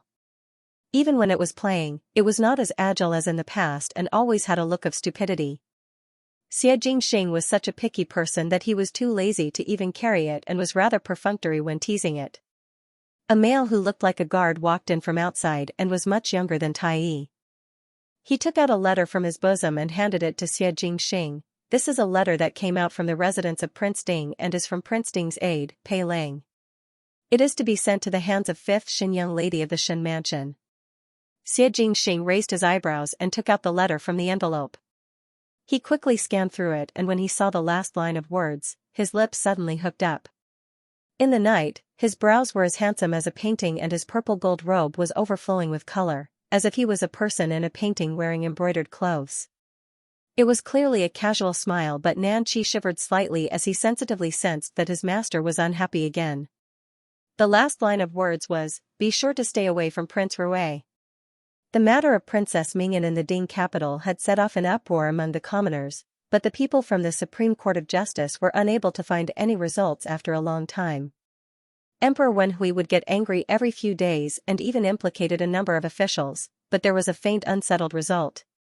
The crown prince of the Qin country, Huang Fuhao, was naturally dissatisfied, but the people that he sent out did not find anything wrong. As time passed, the common people's enthusiasm for this matter gradually faded. After all, one had to eat and live, and one could not withstand the cold of winter even if one guarded an unsettled case. In the cold winter days of the Ding capital, there was a big matter in the Xin residence. Xin Yu was engaged and would soon be married off. The family that Xin Yu was talking about was the Minister of Land, the Wang family that Xin Wan and Xin Roqiu favored. The Wang family only had 2 sons and the younger son was not even 10 years old. The eldest son was Wang Bai, the person who was engaged to Xin Yu. Wang Bai was 24 this year and had already entered officialdom, holding a position in the scholar's residence. He was knowledgeable and was a person with boundless prospects. Even though the position of the Minister of Land was not one of the most important officials in the court, it was inevitable that the colleagues would have more dealings with the Minister of Land. If one was related to the Wang family, there would be a lot of help in one's future career. The help in one's career was naturally seen through Xin Wan's eyes. From Chen Roqiu's point of view, Wang Bai was the eldest son of the Wang family and currently there were no Tongfeng concubines in the residence. Coincidentally, Xin Yu was well educated and had a strong bookish taste, so if she was able to marry over, she would be able to hold on to Wang Bai's heart, and in the future she would be able to stand firm in the Wang family and give birth to a son and a daughter, then she would be able to rest easy for the rest of her life. The marriage was directly set by Chen Roqiu and the Wang family, and the gung card was changed. When Xin Yu knew about the matter, she naturally made a big fuss. It was just that the usually gentle Chen Roqiu seemed to be determined to marry her off, and Xin Wan, who had always doted on her, did not listen to Xin Yu's pleas. Old Xin Foreign was even more happy to see it happen. If Xin Yu did not marry in the Xin residence, she would have one more mouth to eat, and now the days in the Xin residence were difficult. Xin Yu was too noisy, and even if Xin Wan usually did not punish his daughter, this time he felt that Xin Yu was too much, and in a fit of anger, he locked Xin Yu in the ancestral hall and wanted Xin Yu to reflect on herself. This night, Xin Yu sat alone in the ancestral hall and cried silently. There were traces of fire in the ancestral hall. It was ironic to say that the last time Xin Miao was locked up in this ancestral hall, Ren Wanyin attempted to make Xin Miao marry and take the opportunity to exchange marriage with Xin Qing. Who knew that there was a fire midway and coincidentally Xianxia left the capital at that time, thus Shen Miao escaped a calamity. Shen Yu looked at the tightly closed doors of the ancestral hall.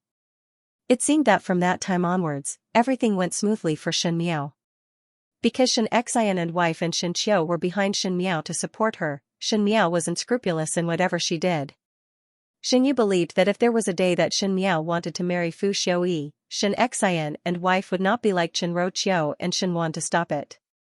And Shen Miao indeed admired Fu Xiuyi in the past, and if there was a day that Shen Miao's old love was rekindled and the current Xianxia made a comeback with power in his hands, would Fu Xiuyi reject? Moreover, Shen Miao was no longer the idiot that was ridiculed by the entire capital 2 years ago. Once she thought that Shen Miao might be together with Fu Xiuyi, Shen Yu's heart was particularly uncomfortable. She unwillingly thought, why did Shen Miao not burn to death during the fire in the ancestral hall? Just as she was thinking, she heard the sound of the doorknob moving outside. Shen Yu thought that it was Chen Qiu who sent someone to deliver food to her and said in a fit of pique, I do not want anything. Go out. That sound continued and Shen Yu angrily said, ask you to scram. The door creaked open and a head popped out.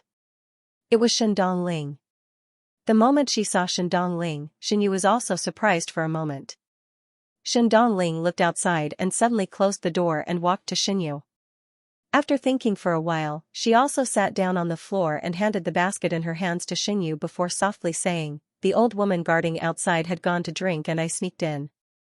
Knowing that you had not eaten for a day, I was afraid that you would be hungry, so I sent you something to eat.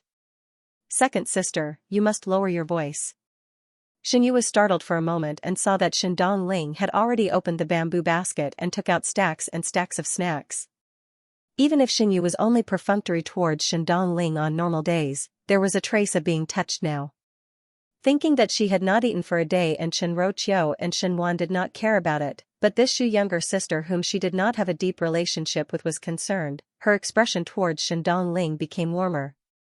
However, he couldn't eat those pastries no matter what. She said, don't waste your energy, I really can't eat anymore. Shen Dongling looked at her, why is second sister not willing to marry young Master Wang? Wang Gongzi is a good person and I heard that his family background is good. If second sister goes there, she will be the mistress of the family. Is it because you don't want to leave the Shen family? Shen Yu glanced at Shen Dongling. Most likely Shen Dongling stayed in the residence and did not go out much.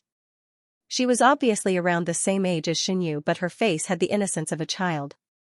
Shen Yu's heart was despising and envious at the same time, despising Shen Dongling for being a frog in the well and not knowing that there was always someone better than her in the heavens. Just one Wang Bai was able to move her, and on the other hand she was envious of Shen Dongling's pure mind, which was more relaxed and happy. Seeing Shen Dongling's appearance, Shen Yu suddenly had the urge to spit it out. She smiled bitterly and said, what does it have to do with me whether he is a good person or not? After all, he is not that person in my heart. Shen Dongling thought for a while and suddenly said, could it be? Second sister already has someone in your heart? So what if I am? So what if I'm not? Shen Yu smiled bitterly, who asked me to be born in the Shen family and do not even have the right to choose my future husband. Father and mother only cared about their own careers and didn't care about what I thought. Sometimes, I feel that I might as well be dead. Shen Dongling jumped in fright and hurriedly waved her hands, saying, second Jia, don't think like that. You have to know that in this world, death is the cheapest, but there's nothing left after death. Why don't Jia change your way of thinking? You should know that the Wang family is not a bad family. Third uncle and third aunt will not harm you.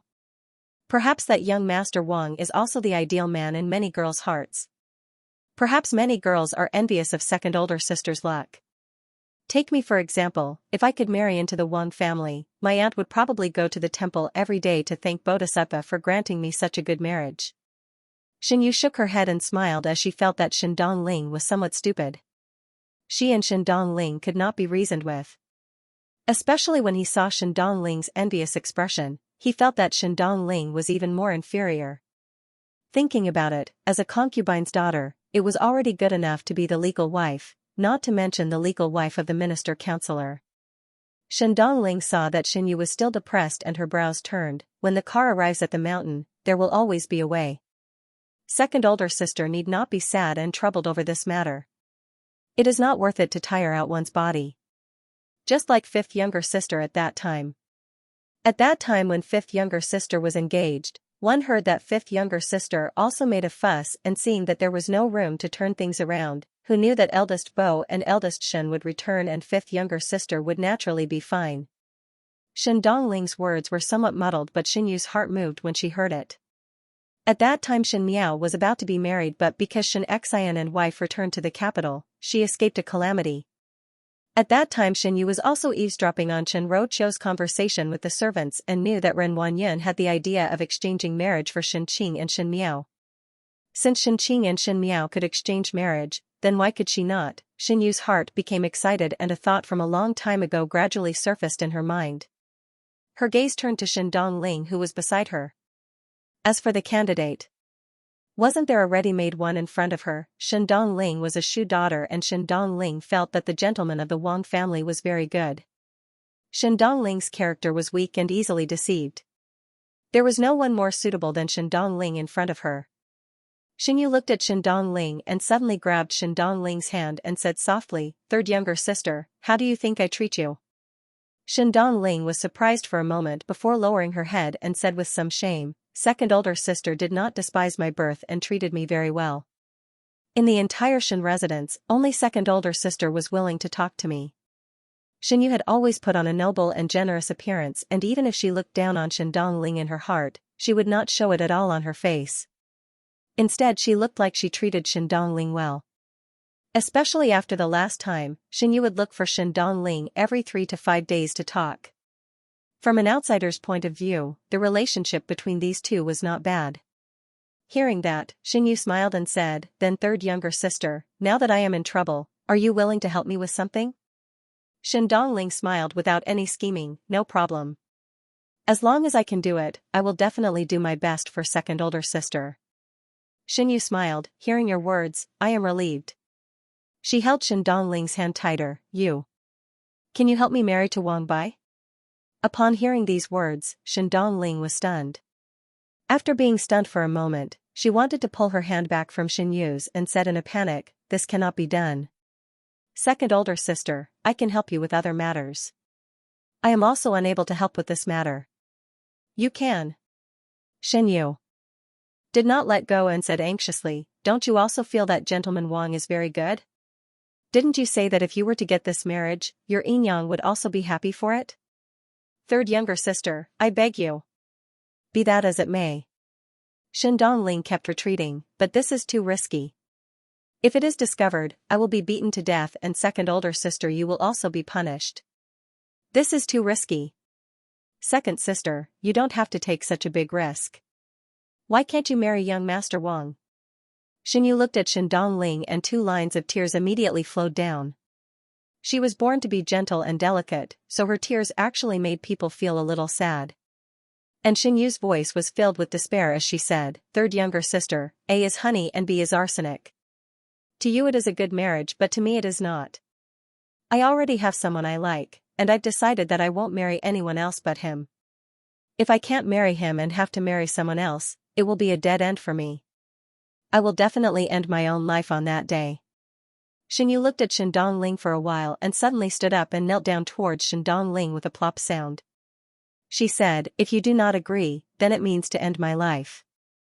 Third younger sister, on the account that we are sisters and on the account that only I treat you well in the entire Shen residence, I beg you to save my life."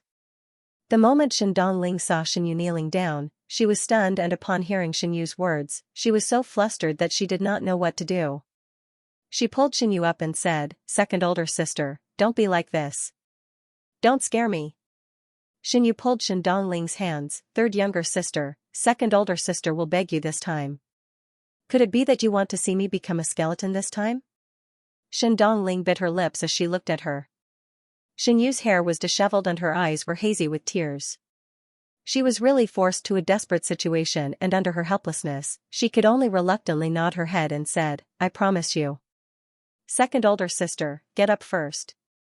Shen Yu's eyes brightened as she rushed up to hug Shen Dongling and hurriedly thanked her, as if she was really grateful to the bones. However, with her back facing Ling, there was a somewhat proud smile on her face. It is just that, second older sister, it is better to discuss this matter at length. Ling said, after all, the matter of exchanging the marriage is not a small matter, and once the matter is exposed, we will not be able to gain any benefits. Moreover, third Shu and third Shen will definitely see it, thus it is better to discuss it in detail. Xinyu let go of Ling and said excitedly, that is natural. She looked at Ling, held Ling's hand and said, don't worry, third sister. Since you did this for me, I will definitely explain it clearly. I forced you to do this. I won't let father and mother blame you. I won't let you be implicated in the slightest. Ling smiled, I believe in second older sister. The night was as dark as ink, and when Ling returned to her own bedroom in Kaiyun Yuan, Wan Yinyang was already asleep. Ling sneaked out behind Wan Yinyang's back, and Wan Yinyang thought that Ling had already rested. Ling's maid, Xinghua, asked, young lady really want to help second young lady marry? Marry? Why not marry? Ling looked at Xinghua as she closed the door and sat on the couch.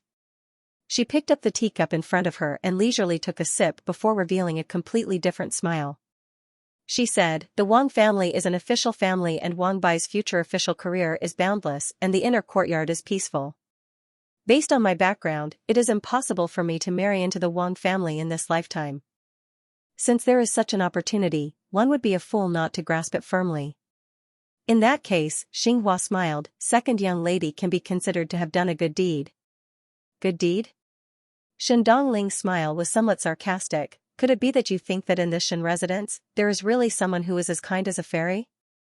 The maid was surprised for a moment and was somewhat puzzled. Young lady's meaning is, I will spare no effort to help her, but you need to know that once the exchange of marriage is exposed, the first thing that Xinyu would do is to splash the dirty water onto me. It must be me who thought of ways to snatch her marriage, and she, Xinyu, would feel wronged. Even if the second branch knew the reason, in order to prevent the Wang clan from becoming enemies with them, they would still blame me. As for old foreign, Ling sneered, a Shu daughter is naturally not as important as a D daughter in her eyes. No matter what, I'm the one to be sacrificed. A look of disbelief rose on Xinghua's face as she said, but previously second young lady said that she will clarify for young lady and will not let young lady bear the blame for nothing. Is Xingyu such a kind-hearted person? Ling shook her head and smiled, everyone in this residence is selfish. What makes you think that Xingyu is such a selfless person? If she was really so selfless, she wouldn't have asked me to marry someone for her. Since that is the case, Xinghua asked, does young lady still want to substitute in marriage? What should we do if all the dirty water is poured onto Miss? Ling smiled indifferently, don't worry, since I can marry her, I must have made full preparations. Xinghua, you must remember that everyone in this Shen residence are all jackals, wolves, tigers, and leopards. If one wants to do something, it is better to do it yourself than to beg others. Just like fifth younger sister, she has done very well. So once there is a chance to leave the Shen residence, I will not be reluctant. Xinghua nodded her head as if she understood something and suddenly thought of something before asking, do you want to tell Yinyang about this matter? No need. Ling flatly refused, Yinyang is timid and will definitely not agree to me marrying Xinyu. After the matter is done, then explain it to her. Only then did Xinghua withdraw. Coincidentally, in the Shen residence's Qiu Shui Yuan, there were also people talking about Xinyu's marriage. Yuer had not eaten for the entire day and her body cannot take it. The one who spoke was Shenwan. He also doted on Xinyu for so many years, and if it was not for Xinyu always thinking about people that she should not think about, Shenwan would not have punished her like this. She would not eat the things that I sent people to send over. Chen Roqiu sighed, thus let third older sister send it over to her. Most likely she has eaten it now. Third older sister? Shenwan frowned, when did Yuer get so close with her? In Shenwan's eyes, Ling was after all a Shu daughter, and it was a loss of status for Xinyu to be on good terms with Ling, thus he was not very happy when he heard it. Chen Roqiu smiled, it got better a few days ago. Originally there was eldest sister who talked to Yuer in the residence, but after that eldest sister passed away, there are no other sisters in the residence. Yuer is rather lonely on normal days and I see that third older sister is an honest one. Yuer like her, then let them play together. It is not worth anything. Shenwan did not speak anymore and only heard Shenroqiu speaking again. It is just that I am worried that if Yuer continues to make a fuss like this, what if she still makes a fuss on the day of marriage? Just lock her up for a few days. You are her mother and at that time speak some soft words to Yuer. Shenwan said, if it really cannot be done and if she still makes a fuss on the day of marriage, then think of something. Shenroqiu's heart jumped when she heard it. Shenwan had always been gentle in front of her and there was rarely a time when he was this tough. Shenroqiu was after all a female and could hear a trace of impatience in Shenwan's words. She thought of the matter of old Shenforan frequently bringing in concubines for Shenwan and felt somewhat uneasy. She then hugged Shenwan's waist from behind and said, after Yuer gets married, master, and this concubine can relax for a few days. These days it seems that master is not happy with the official matters and did not speak to this concubine at all, making this concubine feel uneasy. Even though Shenroqiu was not young, but because she had taken good care of herself and understood what a man was thinking in his heart, Shenwan usually fell for it when she acted coquettishly. Who knew that today? Shenwan only patted her hand and said with a smile, let's wait until Yuer's marriage is over. In the end, his tone was a little perfunctory. Shenroqiu's heart gradually sank and the hand that was hugging Shenwan's waist also slowly tightened. Shen Miao received Pei Lang's letter. Under the light of the lamp, Shen Miao finished reading the letter. In the letter, it said that Fu Xiui seemed to have discovered that there were some clues between Shen Miao and Prince Rui, and in order to probe, he deliberately brought up Princess Ming An's matter to Shen Miao in front of the Crown Prince of Qin, in order to probe the relationship between Shen Miao and Prince Rui. In the future if Huang Fu Hao were to take action against Shen Miao, one would be able to see the clues from Prince Rui's actions. Shen Miao did not expect that Fu Xiui would think of this so quickly. After thinking about it, she felt relieved. After being husband and wife with Fu Xiui for so many years, it was not the first time that Fu Xiui was good at finding evidence from the clues. Moreover, if Fu Xiui was really unable to find anything and was so incompetent, he would not have stood at the end in the fight for the heir apparent. But Shen Miao herself was not that worried, because Huang Fu Hao's character was not impulsive and moreover it involved the Shen family, so Huang Fu Hao would not easily make a move. At least he would have to investigate it properly. At the end of the letter, it said that if Shen Miao really had a friendship with Prince Rui of the Great Liang, and if she encountered any trouble, she could seek help from Prince Rui of the Great Liang. There were many capable people under Prince Rui of the Great Liang, and there would be less trouble when doing things. Shen Miao felt that the last paragraph was somewhat inexplicable. There was no connection between Pei Lang and Xia Jingxing, and the most important thing was that with Pei Lang's cautious character, it was somewhat strange for him to say that he would seek help from others. But this was indeed Pei Lang's letter without a doubt. Shen Miao thought about it and could not think of anything else, so she did not take these words seriously. She threw the letter into the fire of the stove and when the fire licked the letter, it instantly turned into ashes. There was a large red wooden scroll on the table. That was an invitation sent from the Shen residence. Shen Yu was going to marry the young master of the Minister of Land, Wang Bai. One did not know what the people of the Shen residence were thinking that they would send this invitation to the Shen mansion. Shen Xian and Luo Shuiyan only took a look and did not bother about it, so naturally Shen Miao would not take the initiative to go over. But Shen Miao did not think that Shen Yu would eventually marry Wang Bai. In the previous lifetime, Shen Yu's obsession with Fu Xiui was so deep that she did not hesitate to endure for so many years. In this lifetime, for Shen Yu to marry, how could Shen Yu be willing? As she was thinking, she heard someone knocking on the window. When she looked back, Xia Jingxing had already arrived uninvited. He lazily looked at the red scroll in Shen Miao's hands and raised his eyebrows. You want to go? It seemed that Xia Jingxing also knew about the marriage between Shen Yu and Wang Bai. It should not be fake. When Shenroqiu and Shenwan do things, they would definitely do a full set. In order to prove that their daughter was also very precious, there would definitely be a big banquet with Ming Qi's guests. In addition, the Minister of Land was acquainted with many officials and many officials were on good terms with him, thus it was appropriate to send more red scrolls. Perhaps the entire Ding capital knew about it now. Not going. Shen Miao casually threw the red scroll on the table. Xie Jingxing seemed to have expected that she would say that, and his figure flashed and entered the room. Shen Miao sat down in front of the table and Xie Jingxing stood at the side with his arms crossed. Shen Yu is locked up in the ancestral hall and Shen Dongling just went over to take a look. Shen Miao looked at Xie Jingxing with some surprise and hesitated for a moment before asking, "You even went to the Shen residence?" Xie Jingxing was a dignified Prince Rui of the Great Liang. How could he do all these uninvited thief things? It was fine to frequently stroll around the Shen mansion, but to actually secretly peep at the movements of the people in the Shen residence. Xie Jingxing choked on Shen Miao's words, "Of course it was not me who went." Shen Miao understood that most likely it was Xie Jingxing who sent his subordinates, but she felt that it was somewhat strange in her heart. The people in the Shen residence did not have the slightest bit of relationship with Xie Jingxing, so why did Xie Jingxing let people monitor the movements in the Shen residence? Could it be for her? Shen Yu's marriage, you are not happy? Xie Jingxing asked. The people in the Shen residence have nothing to do with me. Could it be that I should be happy for her? Shen Miao said, moreover, whether the marriage is successful or not is another matter, what is there to be happy about? Xie Jingxing's lips hooked up and sat opposite Shen Miao before looking at her. You seem to understand it very well. You specially came over to tell me that Shen Dongling and Shen Yu are together, is it not to tell me about this matter?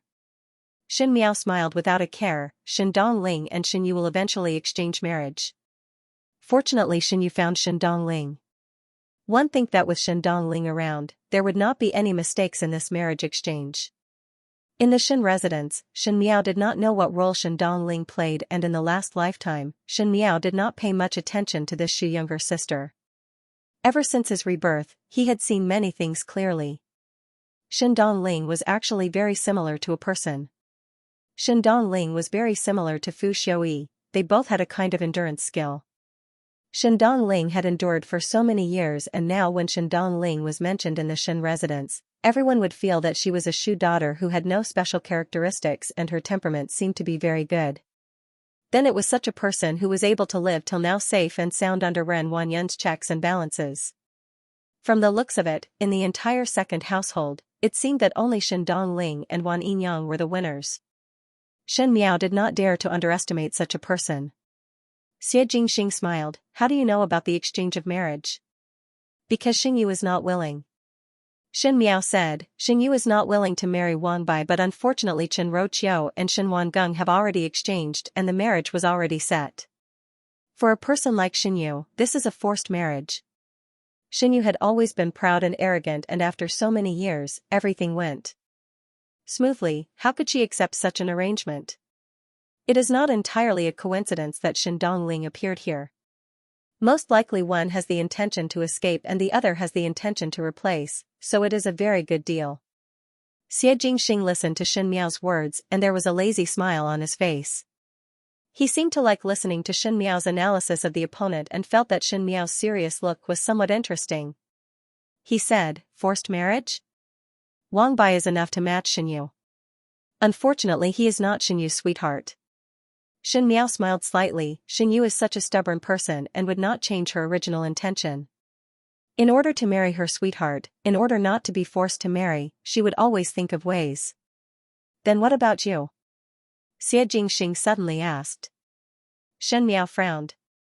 Xie Jingxing casually said, if one day you are also forced to marry, what would you do? If there is a day when you are also forced to marry, what would you do? Shen Miao was slightly startled. She was forced to marry? In the previous lifetime, she was forced to marry, but it was she who took the initiative to marry Fu Xiaoyi. She was the one who was forced to marry. She had never thought of being forced to marry. At this moment when Xie Jingxing asked, Shen Miao thought of something. Following the Shen family's return to the Ding capital, not to mention that Emperor Wenhui had returned the military power of the Shen family's army to Xianxia, even the Luo family's army in the faraway Shaochun city was not the same army that was in dire straits. Not only did the first household of the Shen family not decline as everyone had expected because they were far away from the Ding capital, but their strength became even stronger. The Shen family was like a big piece of fat meat. In the fight for the heir apparent, whoever was tied to the Shen family would have the winning chip. How to tie them together? In a large aristocratic family, marriage was the right way. Xianxia's and Xin Miao's marriage had become a channel for everyone to climb up to the Xin family. The only difference was that Xianxia was a male and could wait for some time, but Xin Miao was a female, and if it was delayed for a long time, a female's youth would fade like a flower and it would be inevitable to be pointed out by others. If there was a day when she also became a chip in the fight for the heir apparent and was fought over and forced to marry, what would happen? Xie Jingxing stared at her and his eyes were as sharp as a blade. There will not be such a day. Shen Miao said. If there is, what will you do? Xie Jingxing did not let her go and persistently asked Shen Miao this question. Shen Miao carefully thought about it and said, then fight. If one is able to fight, one would naturally think of ways to let him know the difficulties and retreat. If one is unable to fight, then there is no harm in marrying over. Xie Jingxing raised his eyebrows. No harm? One must at least live. Shen Miao lightly said, after marrying over, then think of ways to retaliate. There are many helpless things in the world and I cannot be like a strong female and die with a piece of white silk. It is better to keep one's life and there would be a chance to turn things around. The previous life's experience in the palace made Shen Miao understand that death was the most hopeless thing. Once he died, it would mean that everything had been settled, and there would be no more room for change. She often thought that if she did not die like that in the previous life, she would have fought with Mei Foran in the palace for another few decades and it would be unknown who would be the winner. Perhaps she would still lose, but perhaps she would also win.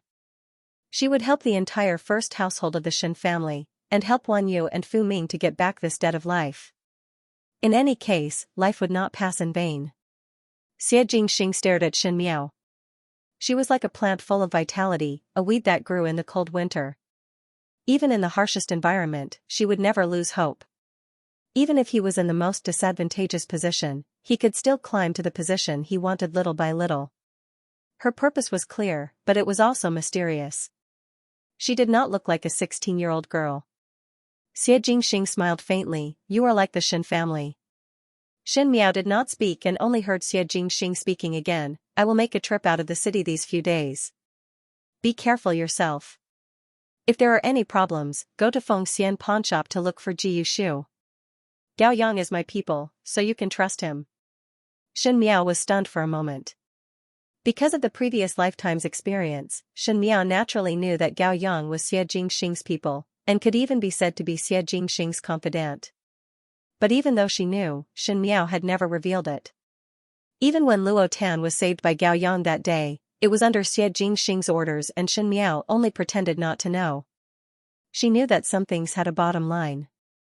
Even if Xie Jingxing did not have any enmity towards her, it did not mean that a person was willing to let another person know all the ins and outs. But now Xie Jingxing took the initiative to tell her that Gao Yang was his people. This was really treating Shen Miao as his own people. Just because they were allies on the surface, they could treat each other with sincerity?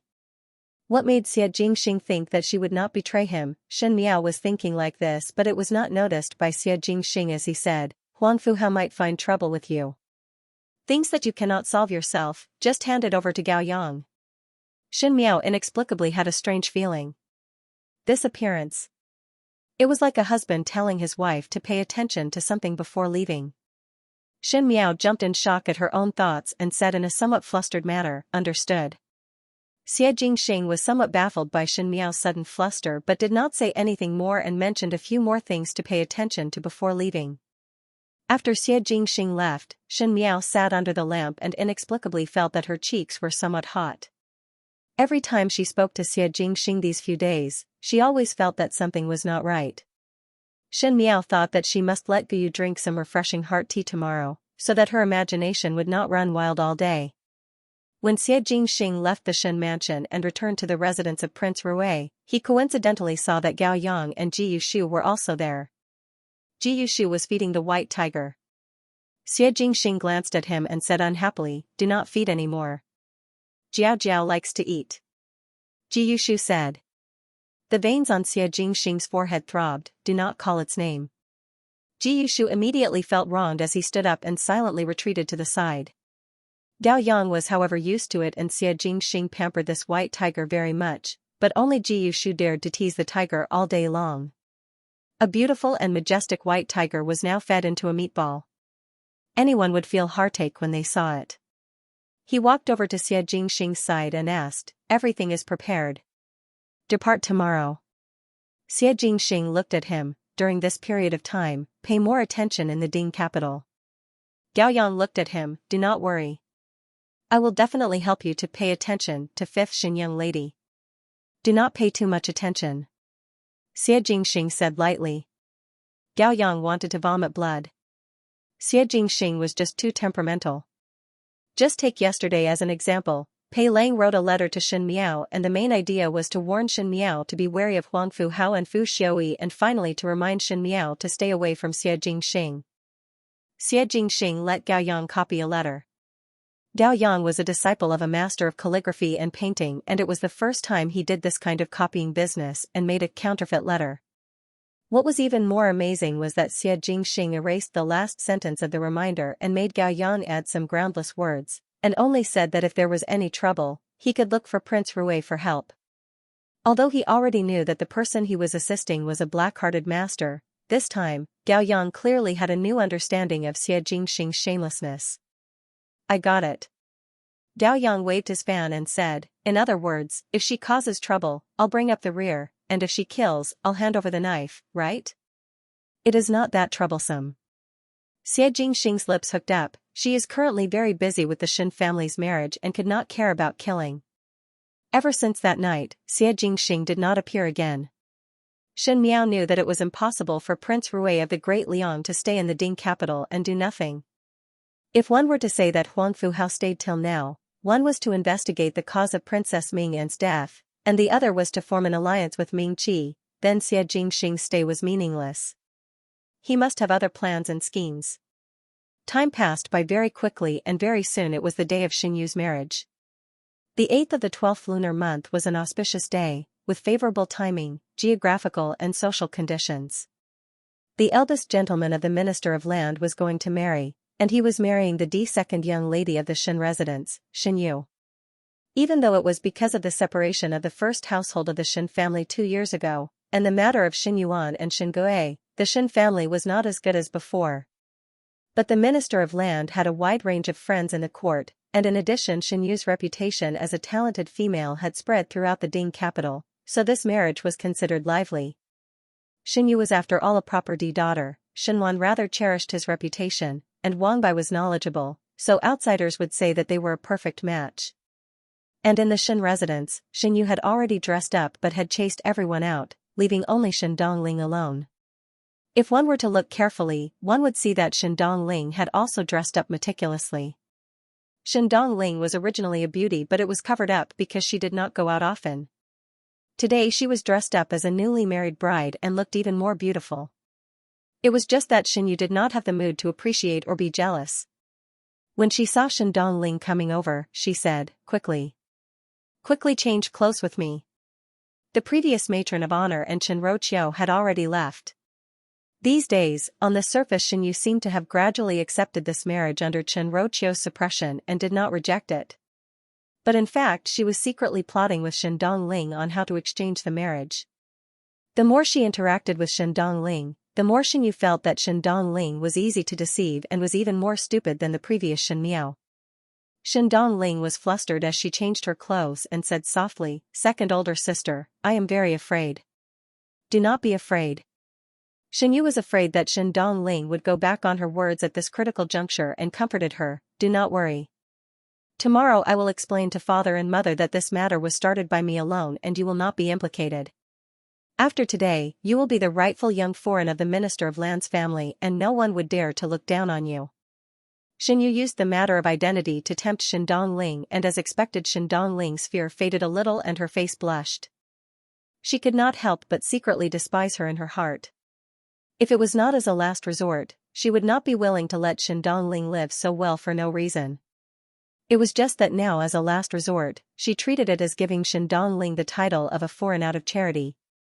Just as she finished dressing, she heard the sound of people walking outside.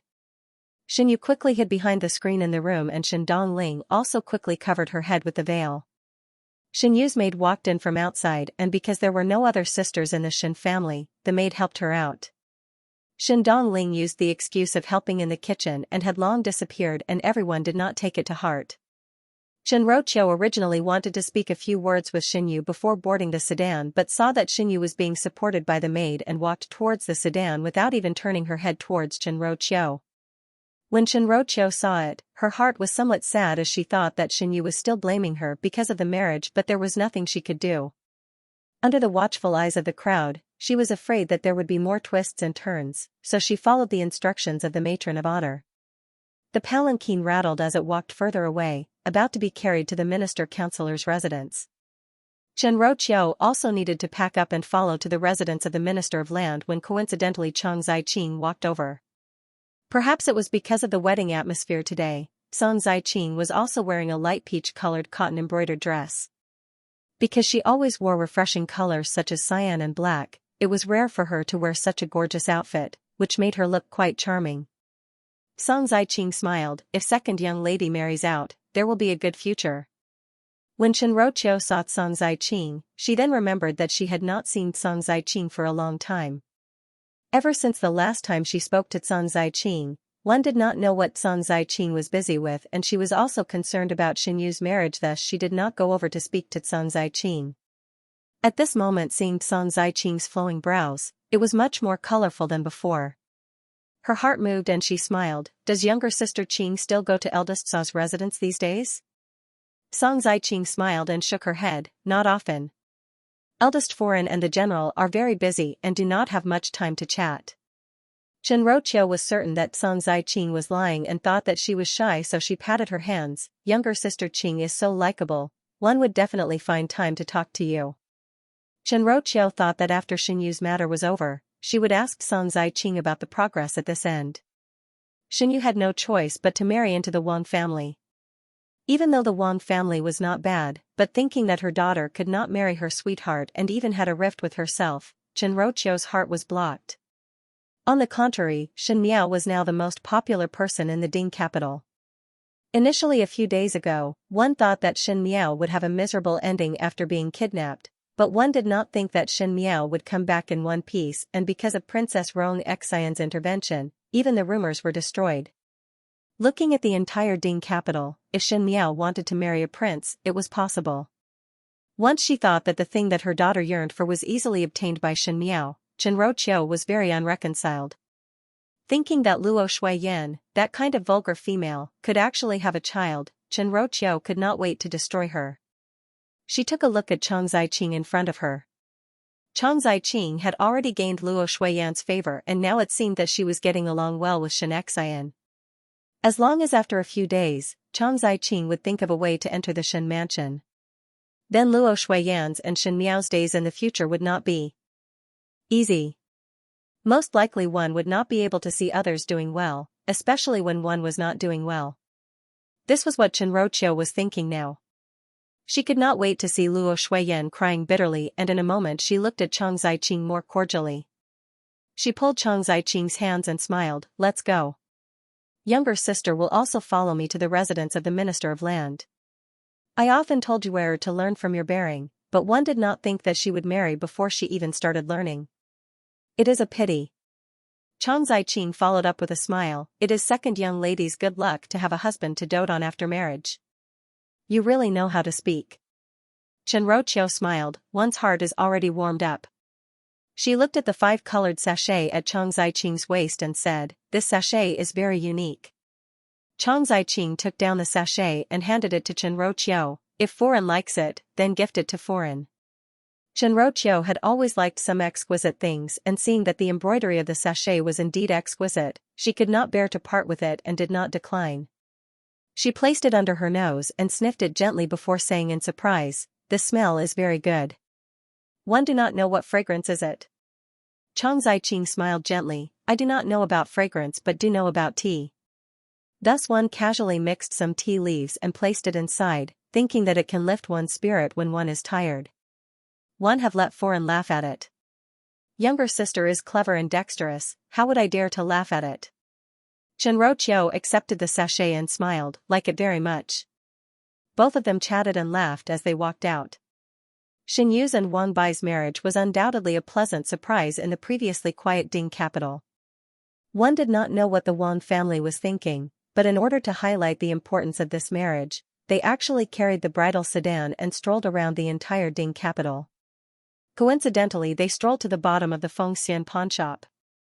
Upstairs, Jiyushu was eating pastries and said as he ate, "The Wang family's marriage is quite lively." Opposite him, Gao Yang gently waved his fan and glanced downstairs. The sounds of gongs and drums shook the sky. He closed the window in disdain and said, "The bride has already been changed. What's the point of being so lively? It's just a farce. I'm quite interested in this play. It is best to cause trouble for 3 days and 3 nights." Jiyushu had the temperament of wishing for the world to be in chaos and did not mind the matter getting bigger and bigger. He said, "Speaking of which, is there no movement from young lady Shen?" Before Xie Jingxing left, he wanted Gao Yang to look after Shen Miao, and if Shen Miao wanted to do anything, he must think of ways to help. After knowing Shen Miao for 2 years, Jiyushu could be considered to have more or less grasped Shen Miao's temper. She looked gentle and amiable, but in fact it was not to be trifled with. The Shen family was originally heartless towards the first household, and seeing such a farce, if Shen Miao did not throw stones at them when they were down, it would not be justifiable. Gao Yang sneered, "Not now, but there will definitely be in the future." Jiyushu wiped his mouth. "Actually, you do not need to have such a big prejudice against young lady Shen. Young lady Shen's character is still very good and is very generous. She also looks very good, so why do you always be so calculative with her? Moreover, the Shen family did not give you any trouble." "No trouble?" Upon mentioning this, Gao Yang felt his chest was stuffy. Shen Miao was unworthy to say that Xie Jingxing's temperamental appearance made the people around him to be unlucky. Even Shen Miao's Biao older sister was not easy to deal with. Gao Yang had never seen such a patient who could toss and turn. She was unmoved by force or persuasion and always felt that he was on the same level as the physician in the medical hall. Gao Yang was a young and promising official in the Great Liang and was an imperial physician in Mingqi. But when he came to Luotan, he became a barefooted physician, thus Gao Yang was not very happy. Jiyushu did not notice Gao Yang's expression and tidied up his clothes before saying leisurely, "No matter what, just wait for a good show tomorrow. The bigger the commotion the better, so that when third older brother returns, he would not feel bored." For the Wang family's marriage, no one from the first household of the Shen family was present. Actually, Shen Wan had sent an invitation to the Shen mansion, so no matter what, one had to take into account their face. But Xianxia was not a hypocritical person, and the things that the Shen family did made Luo Shuiyan extremely disgusted, thus she did not receive the invitation, much less send a gift. Some of the people who were watching the development of the situation clearly understood the attitude of the first household of the Shen family. It seemed that they had really decided to cut off all relations with the Shen family, and there would not be any leeway. No matter what, the marriage was done. Early in the morning the next day, Wan Yinyang woke up. Yesterday when Xinyu got married, Shen Dongling helped out and Wan did not see her figure for the entire day. Afterwards, when they returned to the residence, the maid said that Shen Dongling was too tired and fell asleep, thus Wan Yinyang did not disturb her. Today she specially made a sweet jadeite soup so that Shen Dongling could nourish her body, thus she stood outside Shen Dongling's boudoir and knocked on the door. No one answered in the room, so Wan Yinyang said, "Dongling, Yinyang has entered." Finishing speaking, she pushed the door open. One saw a person lying on Shen Dongling's bed and covered with a quilt. When she heard the commotion, she suddenly sat up. Wan Yinyang was first startled before a look of disbelief appeared on her face. She cried out involuntarily, "Second young lady, why are you here?" The person lying on Shen Dongling's bed was not someone else but Xinyu. And Xinyu had obviously married into the residence of the Minister of Land yesterday, which meant that Xinyu should not be in the Shen residence but in the residence of the Minister of Land. Why would she appear on Shen Dongling's bed without rhyme or reason? Wan Yinyang looked around again and did not see Shen Dongling's figure. Even though she was not considered smart normally, at this moment she also vaguely understood something. She asked in a trembling voice, "Second young lady, Dongling." "Dongling? Where did Dongling go?" Xinyu quickly lowered her head and rolled her eyes. When she raised her head again, her face was already filled with tears. The moment Wan Yinyang saw Xinyu's tears, she felt her vision turning black and only heard Xinyu sobbing, "Do not know. I also do not know. Third younger sister came over to toast with me and then. I don't know anything else. The Xin residents exploded into an uproar. In Rongjingtang, everyone stood together. Old Xin Foreign was so angry that her mouth was crooked as she looked at Wan Yinyang and said angrily, "A good daughter that you have taught." Xin Gui stood at one side and originally wanted to say something. Now Wan Yinyang was the only woman that gave birth to a child for him, and Wan Yinyang was usually considered gentle and well-behaved, so even though Xin Gui was a playboy, he still had some affection for Wan Yinyang. But when he saw the angry expressions of his third brother and third sister-in-law, he swallowed his request. Xin Dongling actually schemed against Xin Yu and helped Xin Yu to marry. Now Xin Yu was left in the Xin residence and Xin Dongling was married to the Minister of Land's family. If it was anyone else, they would not be happy. Xin Gui himself also did not think that the usually well-behaved and timid Xin Dongling would have such big guts to exchange the marriage. Xin Gui would never offend his third brother for a daughter, even if that was his only bloodline. Wan Yinyang cried as she kowtowed to old Xin Foreign and said as she kowtowed, "Old Foreign is wise.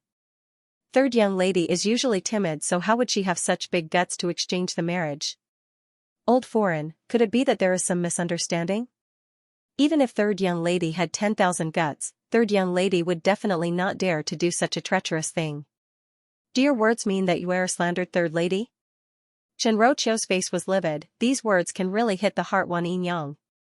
No matter how old Xin Foreign usually did not like Chen Rochio, she did not even have much feelings for Xin Yu, but Xin Yu was after all the granddaughter of the Xin family, and for a Shu granddaughter to snatch her marriage, it would not be good to hear. She immediately followed Chen Rochio's words, "What kind of mother will have what kind of daughter? What a shameful thing."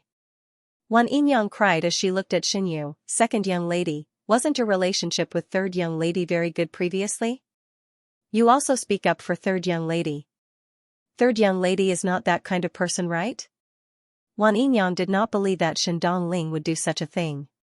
Since young, Xin Dongling had her own ideas, and many times when Wan Yinyang did not understand, Xin Dongling would even point it out to Wan Yinyang. Wan Yinyang had always thought that the daughter that crawled out of her womb would not be worse than any of the daughters in the Xin residence unless there was a problem with her identity. Xin Dongling looked timid on the outside, but she always did things with great planning. Even though she previously heard from Xin Dongling that Xin Yu's marriage was an opportunity, but Wan Yinyang had never thought that it would be such a situation. Wan Yinyang believed that as long as Xin Dongling was not stupid, she would not use such a crude method to exchange marriage. After all, in this way, Xin Dongling would not have a foothold in the Wan family or the Xin family. Originally she was hoping that the cultured Xin Yu would say 1 or 2 words for Xin Dongling, but she did not expect that Xin Yu's face would change faster than flipping a book.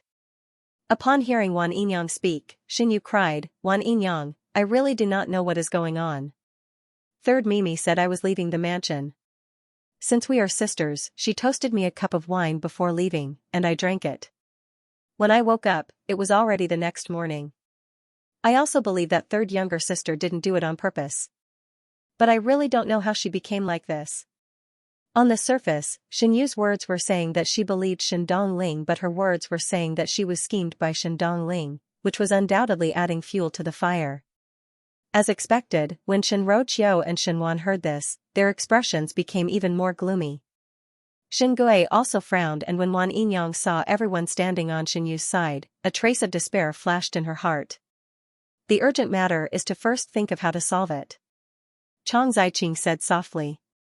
She was not a person of the Xin Fu, and it was not good to comment on the previous words. At this moment, it reminded everyone that the bride had changed, so how could they explain to the Wang family? Send Xin Dongling back? Or should he simply send Xin Dongling to live on the farm for the rest of her life? In any case, Xin Dongling was just a concubine's daughter, so it would be easy to get rid of her. The most important thing was to not make the Wang clan unhappy. Old Xin Foreign made a prompt decision: first go and discuss this matter with the Wang family and let people send third girl back. Needless to say, lock Wan Yinyang in the woodshed. The things that she gave birth to do wrong, as the mother, she deserves to be taught a lesson. When Xin Yu heard it, she became anxious instead. She did not expect that Xin Dongling would be sent back. If Xin Dongling was sent back, then wouldn't she be sent to the Wang family? So all these methods were all for naught? How could he do that? Shenrouqiu and Shenwan were rather satisfied with old Shenforan's words. Shenrouqiu glanced at Wan Yinyang and her heart was filled with resentment.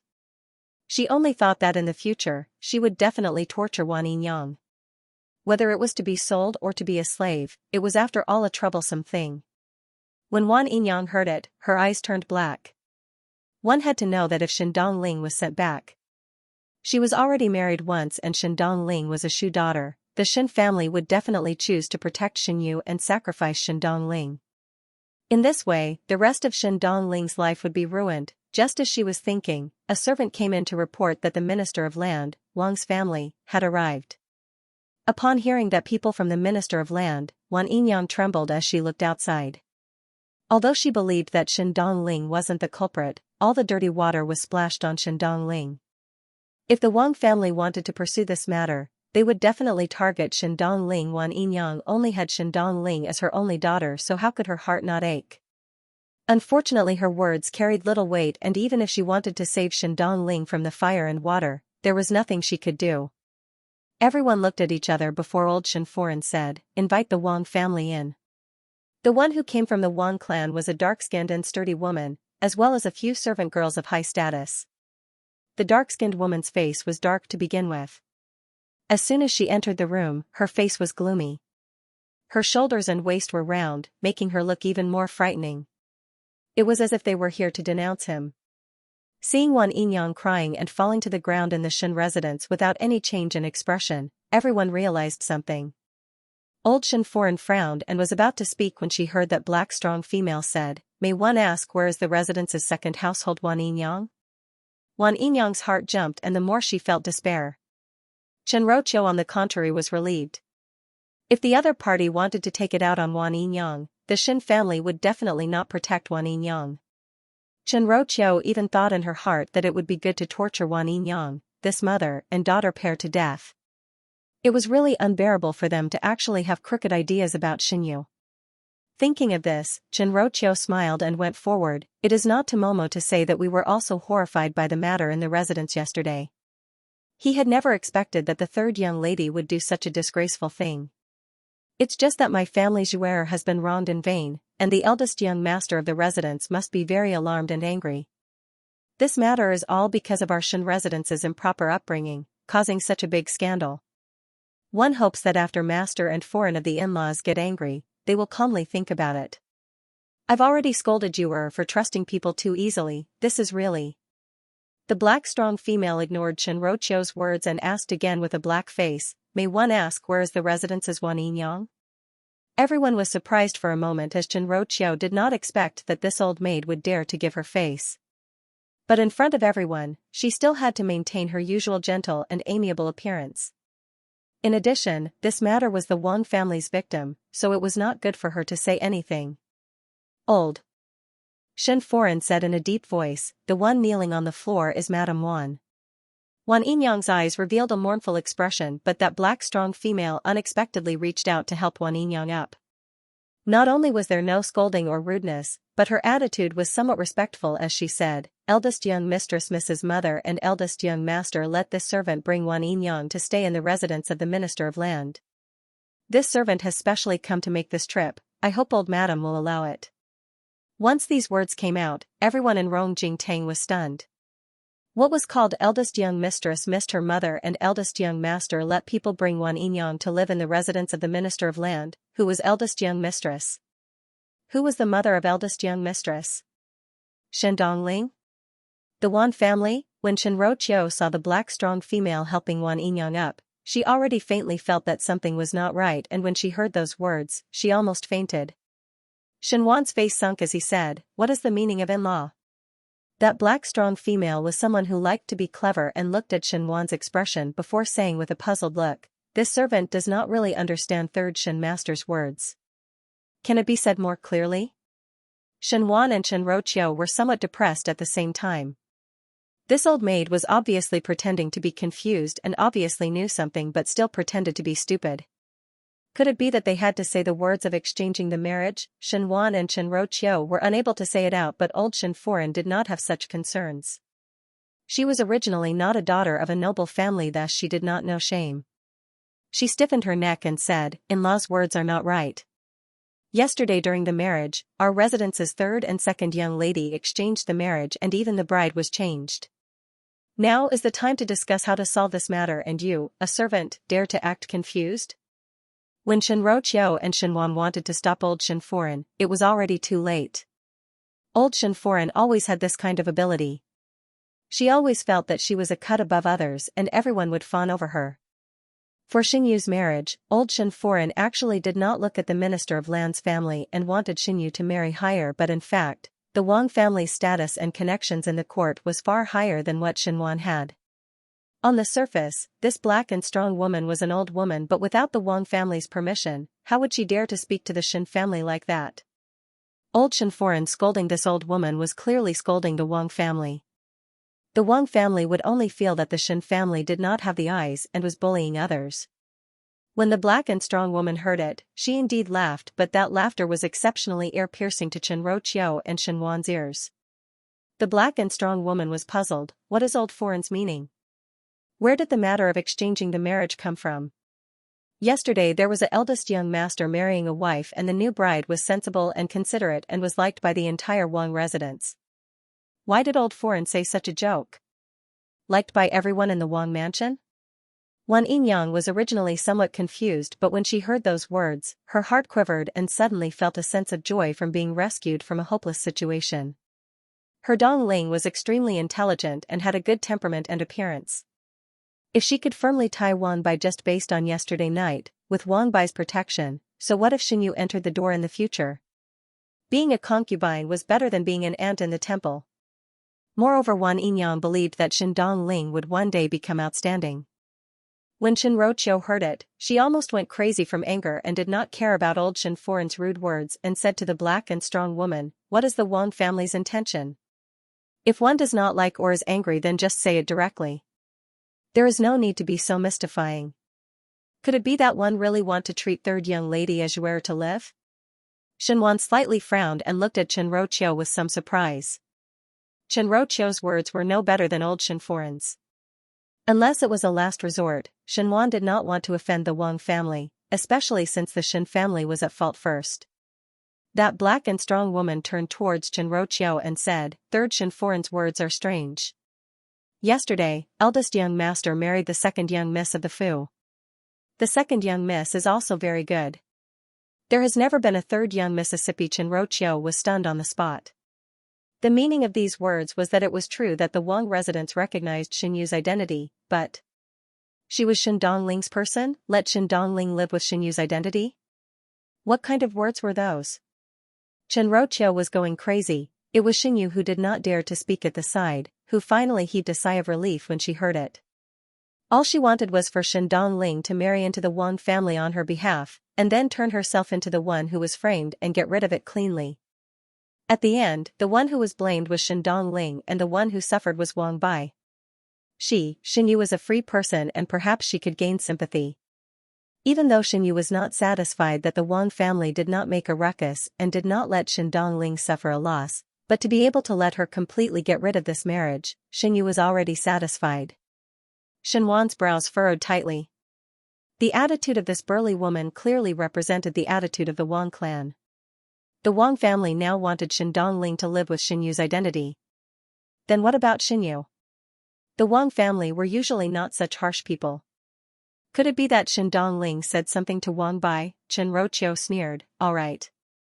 Just like what you all said, the one who is married into the residence is second young lady and I am second young lady's mother. Everything is fine, so why would one send Wan Yinyang over? Don't you find it ridiculous to send a Yinyang over?" Wan Yinyang looked at the woman with some fear. That woman however smiled. "It is like this. Eldest young mistress said that even though there is no blood relation with Wan Yinyang, but she was very close to Wan Yinyang. Now that she had just married into another family, she was not used to it, so she brought Wan Yinyang over for a short stay." Eldest young master felt sorry for eldest young mistress and agreed. Such a reason to lie without batting an eyelid, but it was like a ruthless slap on the third household's face. Especially Xinyu. She originally thought that after Xin Dongling married over, the Wang family would make things difficult and despise Shen Dongling in every possible way because of her marrying a Shu daughter, but did not think that Shen Dongling would actually mix around in the Wang family. To her, this was like a great irony. Didn't you not want to marry into the Wang residence? Apologies. The one that our eldest young master likes is not you.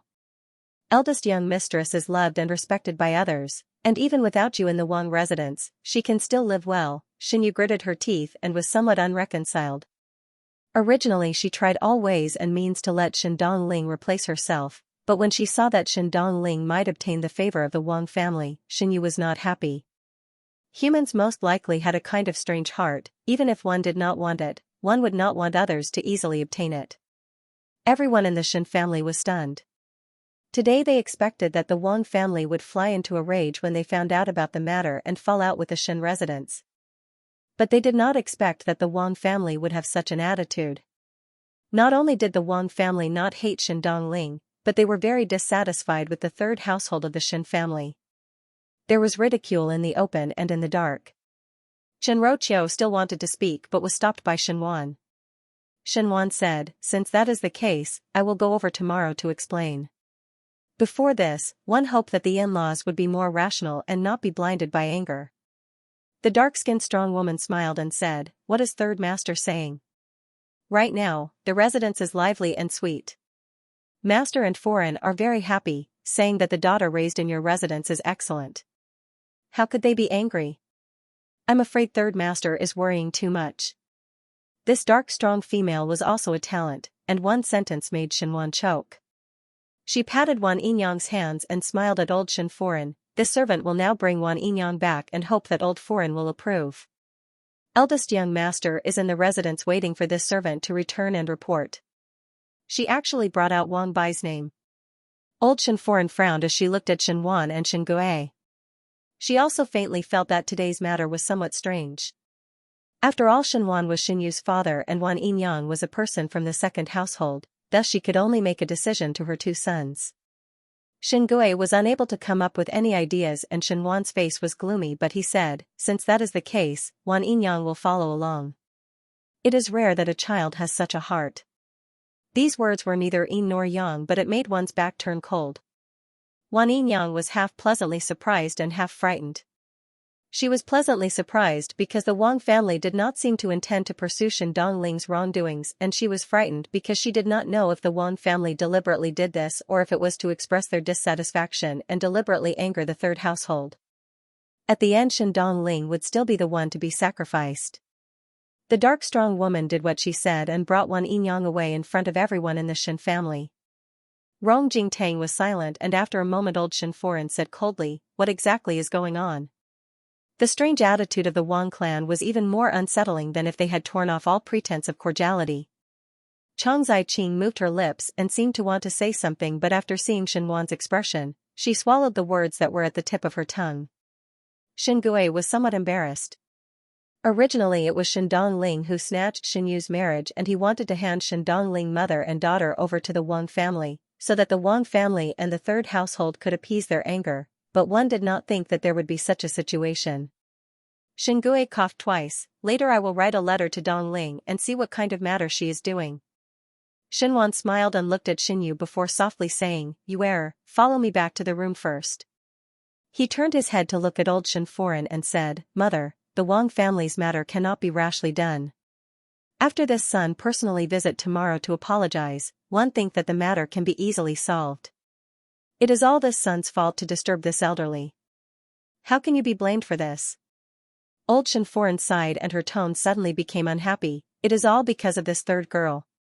Following that slut Wancher, she learned these things that cannot be shown in public."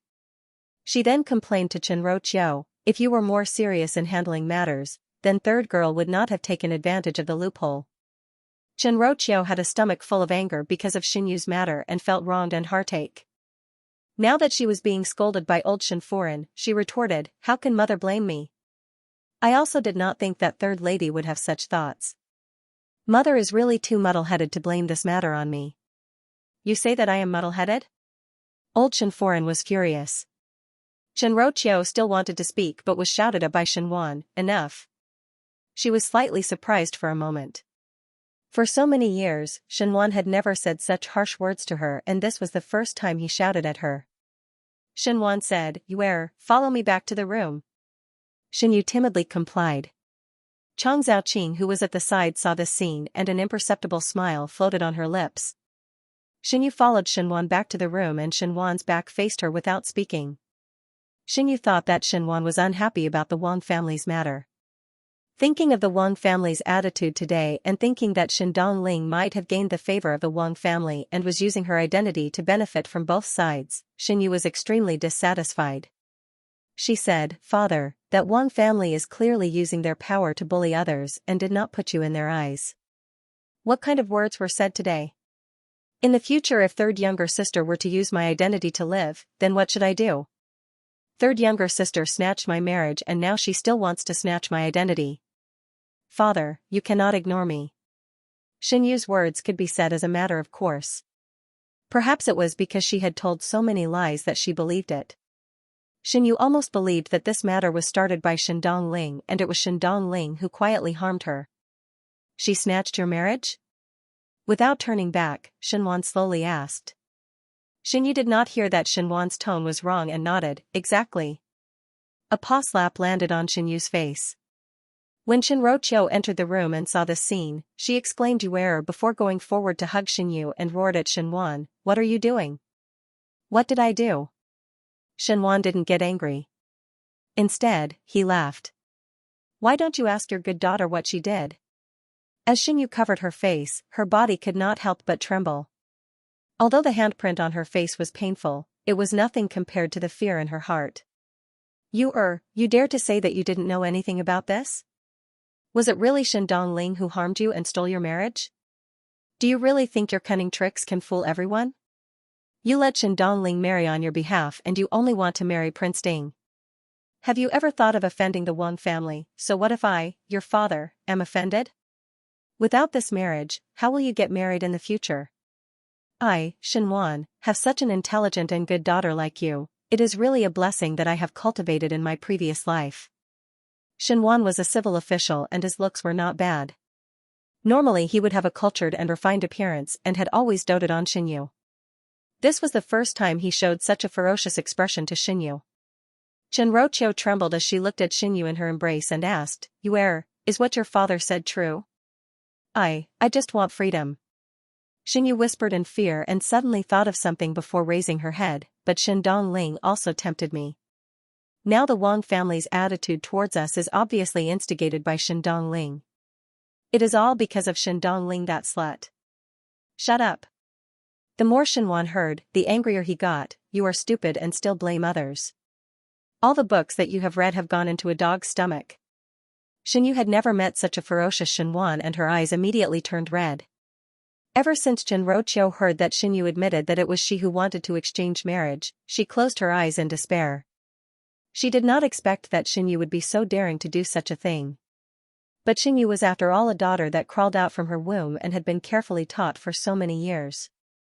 Shinroqiu only had this one daughter, so when she heard Xianxia blaming her, she could not help but say, "Even though Yue is wrong, she is also not sensible. I think that Yue is right." Xindongling was clearly deliberately seducing Yue, and one feared that this matter was all planned by Xindongling. Xianxia pressed his forehead and his gaze towards Shinroqiu was filled with disappointment. He said, "When did you become unable to distinguish right from wrong?" Shinroqiu was surprised for a moment. She only heard Xianxia continuing, "Never mind. Tomorrow I will personally visit the Wang family to apologize. But I do not know if this matter will succeed. After all, it is our Xin family's fault first, and if it does not succeed, then it is your own fault." Finishing speaking, he glanced at Xinyu before turning and leaving with a brush of his sleeves. Shinroqiu was alarmed by Xianxua's disappointed eyes when he left. She still wanted to say something, but Xianxia had already left the room. Looking at the sobbing Xinyu, she could only turn her head to comfort her daughter. When Xianxia left the room, the servant beside saw his exhausted appearance and asked, "Does this lord want to go out of the residence to relax?" "No need." Xianxia waved his hands and after thinking for a while, said, "Go to the western courtyard." The western courtyard was currently the courtyard where Chang Ziqing stayed. The manservant did not speak and silently brought Xianxia to the west courtyard. These two people did not see that there was a person looking at their back from afar. This person was Zhang Mama, who was by old Shenforan's side in Rong Jingtang. Zhang Mama muttered to herself in doubt, why would third master go to the western courtyard? The farce that happened in the early morning in the Shen residence quickly spread to Shen Miao's ears. At the beginning when the Shen residence was separated, Shen Miao also picked some maids from the second and third household and even from Rong Jingtang. Chen Roqiu's ability to manage the household was not as good as Ren Wanyun's. At the beginning when Ren Wanyun was managing official matters, every courtyard, especially Kaiyun Yuan, was like an iron bucket and it was difficult to insert spies. When Chen Roqiu managed the Shen residence, it was like a plate of loose sand. In addition with the sudden decrease in income and expenditure of the Shen residence, the servants did not live as well as in the past. As long as Shen Miao took out some money, it was a very common thing to bribe the servants. Moreover, what she wanted to ask was not any confidential matters, but only the big and small matters that happened in the Shen residence. As long as one inquired a little, one would be able to find out. After the second household of the Shen family declined, it was the third household that supported the Shen family. Chen Roqiu usually had the bearing of a matriarch of the household, and Shen Yu was even more outstanding because there were no other sisters competing with her. He didn't know if it was because he had lived a comfortable life for too long that his brain wasn't enough. For example, Shen Yu's move this time was really terrible. After this matter, Shenwan really did as he said. The next day, he went to the Wang family to apologize. She didn't know what kind of excuse he had prepared, but he probably wanted to tactfully push all the blame onto Shen Dongling. Who knew that this time, the Wang family would give Shenwan a tight slap. The Wang family did not accept Shenwan's apology as the Wang family did not even acknowledge Shen Yu. They had to say that Shen Dongling was the daughter of the third household, and as for Shen Yu, apologies, they did not know her at all. Shenwan was extremely embarrassed. He could tell that the other party was deliberately finding fault with him. He understood even more that the Wang family already knew that the exchange of marriage was proposed by Shen Yu, so they deliberately made things difficult for him. Shenwan thought that with his relationship with the Wang family, he would be able to put on airs for a while and the Wang family would eventually exchange Shen Yu and Shen Dongling back, but this time Shenwan guessed wrongly. Thus at the end there were two solutions. One was that Shen Dongling would marry over with Shen Yu's identity and the real Shen Yu would no longer be seen in front of the world. This naturally made Shenwan unable to accept it. Then there was the second solution. Shen Yu would also marry into the Wang family with the name of a Pinchi. Because everyone had participated in Shen Yu and Wang Bai's marriage, this time the real Shen Yu's marriage need not be big and others would think that it was a Shu daughter marrying, thus it was so low-key. This method almost made Shenwan leave in a huff. It was not unheard of for a D daughter and a Shu daughter to serve the same husband, but in general, it was the D daughter who was the wife and the Shu daughter who was the concubine. What the Wang family proposed was an equal wife. Moreover, in order to deceive others, Shen Yu wanted to hold the marriage with the identity of a Shu daughter, and Shen Dongling, who was a Shu daughter, had snatched away the honor that Shen Yu should have. This was a humiliation. Shenwan flatly refused, but the Wang clan's attitude was also very firm. After all, it was not the Wang family's fault for mistaking the bride.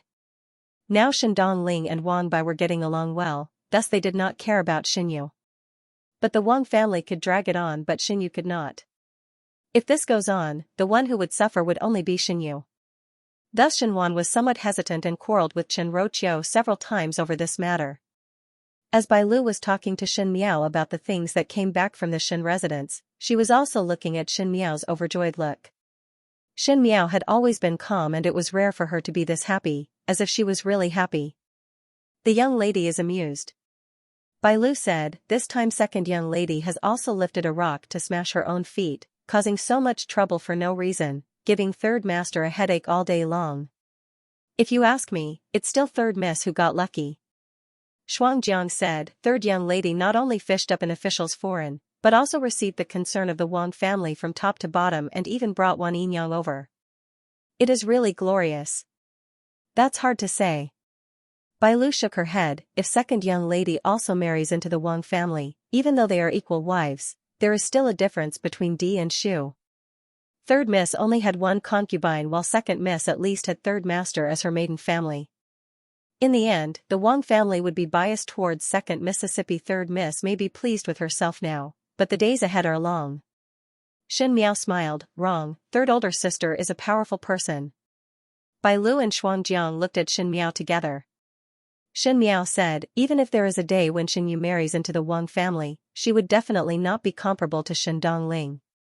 I think that the reason why the Wang family would treat the third household so coldly was because the Wang family knew that the matter of exchanging marriages was suggested by Xin Yu. Which man in the world would like a wife who disliked him? Even a man's dignity would not allow it. And for people like Xin Yu and Xin Dongling, when they married into another residence, before they gave birth to a child, they could only rely on Wang Bai's favor. Unfortunately, Xin Yu has already lost. Xin Yu is not able to get Wang Bai's favor, and one fear that Wang Bai would not let her give birth easily. Even though there is a difference between the Di and Shu, but as the same wife, whoever gives birth to the child first would naturally be the one to make the decision. Xin Miao said lightly, moreover with Xin Yu's brains, how would she be able to compete with Xin Dongling?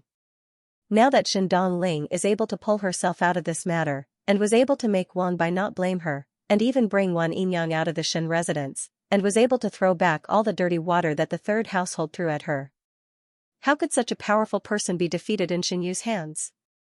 Bai Lu and Xuangjiang were both surprised, and after a long while, Xuangjiang said, it seems that third young lady is indeed a powerful person. She is the only one in the Xin residence who has some prospects. Xin Miao said, help me to grind the ink. Bai Lu went ahead to find the scented ink, and as she was grinding it, she saw Xin Miao taking out a brush and paper, as if she was going to write something. Bai Lu asked, is young lady going to write a letter? Xin Miao declined to comment. Naturally, Xin Yu had created such a big wave of trouble for herself, which made Xin Miao feel happy. But she did not forget that in the previous lifetime, the third household also contributed a lot in the downfall of the Xin family's first household.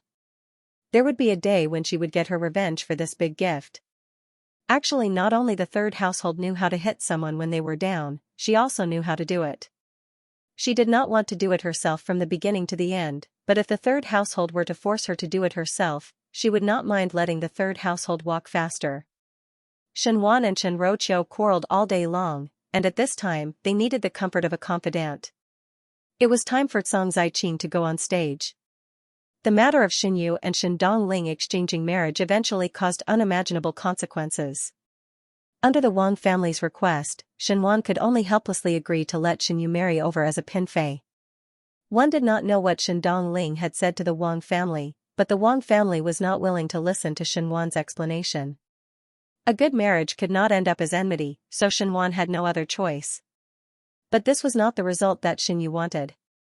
This time, there was no one else who could exchange marriage with Xin Yu, so Xin Yu simply shed all pretense of cordiality and quarreled all day long that she was not willing to marry into the Wang family, and could not tolerate Xin Dongling to be on equal footing with her. Not only was Xin Yu unwilling, Chen Roqiu was also very angry. Chen Roqiu was considered a person who knew the big picture normally, but this matter concerned Xin Yu's lifelong matter, so she could not tolerate it and insisted that Shen Wan go to the Wang family for an explanation. The third household's husband and wife, who had always been affectionate, had frequent conflicts these days, which made the servants in Qiu Shui Yuan not dare to breathe loudly. It was the same today. Chen Roqiu paced back and forth in the room and suddenly turned to Shen Wan and said anxiously, "What is the Wang family thinking now? One cannot let Yuer drag on like this. Shen Dongling, that little slut, is occupying our Yuer's reputation. Could it be that she still wants to be a proper young foreign? Master, go to the Wang family to argue." She kept saying little slut, which was totally different from her usual good upbringing and mannerisms. Shen Wan could not help but frown. He said patiently, "At this moment, one can only let Yuer marry over as a pinfei before making any other plans. You quarrel all day like this, Yuer will not be at peace, so there is no other way." "Master!" Chen Roqiu screamed, "Yuer is also your daughter and also the proper daughter of our third household, and one had watched her grow up like a pearl or jade. How can you say to let her be a pinfei, moreover to be on equal footing with that little slut, Shen Dongling? Even if this matter is Yuer's fault, there must be a reason for Shen Dongling's seduction. How can you be so heartless? It seemed that Chen Roqiu's voice pierced his ears and Shenwan said angrily, "Then what do you say? The longer the matter was delayed, the one who would suffer would be you. Just like what you said, if it gets out, Shen Dongling, a Shu daughter, will not be affected at all, but Yuer will be pointed at and laughed at by others, and the Shen residents will also become a joke. What about you?" Chen Roqiu jumped in shock from Shenwan's angry voice and somewhat shrunk back, but when she thought of Xingyu, she said, "But one cannot let Yuer suffer a loss like this? No, I have to go to the Wang mansion myself." "Enough," Shenwan angrily said, "you stay in the residence well and look after Xingyu. Not giving me any trouble is the right way." Chen Roqiu was stunned. After living with Shenwan for so many years, even when he was the angriest, Shenwan had never said such words to her. It was as if he was disgusted and impatient. Her heart tightened and she subconsciously said, "You and I are young husband and wife. We used to love each other, and we agreed that we wouldn't take concubines. Now, you're saying that I've lost my beauty. Mother keeps saying that I'm going to take a concubine for you. Are you tempted? Are you disgusted by me?" Chen Roqiu had always been a little small-minded. Even though she was from a scholarly family, she loved to have a small temper, and Shenwan also liked this. After a long period of sweet days, it was inevitable that it would be boring. If one were to put on an act that was just right, it would make men feel pity for her. Unfortunately, this pretense was fun to sit on when he was young, but when he was old, it was a little unappetizing. Especially these few days Chen Roqiu had been running around because of Xingyu's matter, and her complexion was a lot more haggard and did not take care of herself.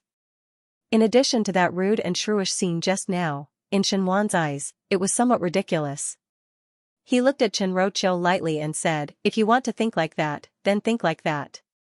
He then turned and left with a flick of his sleeves. Chen Roqiu was in a daze as she stood shakily at the same spot. The maids beside her, Shiqing and Huai, quickly supported her. A layer of fear gradually rose in Chen Roqiu's heart. She suddenly felt that something was slowly changing, and the scariest thing was that she didn't know where the change had started. The commotion in Autumn Water Garden quickly spread to the other courtyards, such as the West Courtyard, which had been put aside for a long time. The Western Courtyard was originally so spacious that it was almost desolate. Ever since Chang Ziqing moved in, she often moved some flowers and plants and managed the Western Courtyard into a unique and elegant place.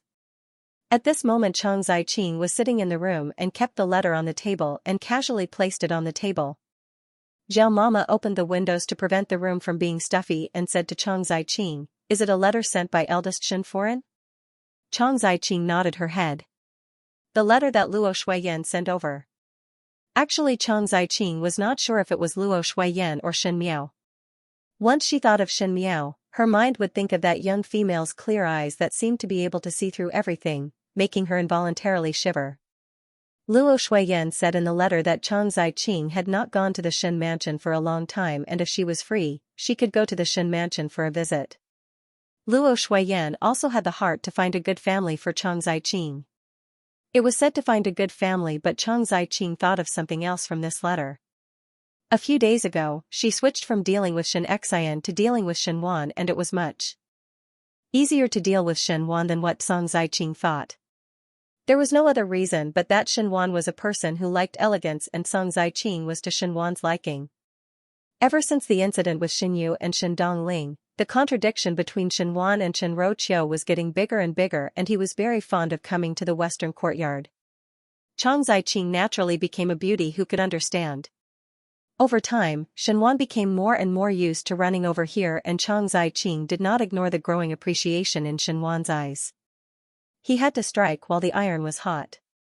Right now, was it that hot moment? Just as she was thinking, a maid outside came in to report that Shenwan had arrived. Zhao Mama quickly retreated out. When Shenwan entered the room, he saw Chang Ziqing holding a letter in her hands, reading it with relish. He asked curiously, "Whose letter is this? Why are you so engrossed?" Chang Ziqing seemed to have just seen Shenwan coming in and smiled as she put down the letter in her hands. "It is a letter sent by eldest Shen Foreign." The smile on Shenwan's face froze. He pretended to ask casually, "Why did eldest sister send a letter?" Chang Ziqing smiled. "The eldest foreign of the Shen family is a good person and said that she wants to be a matchmaker with me." Most likely it is because she sees that I do not have anyone to rely on at such an old age, and it is also a good intention. She spoke candidly and glanced at Xianxia before continuing, if third master is free one day, please help me take a look.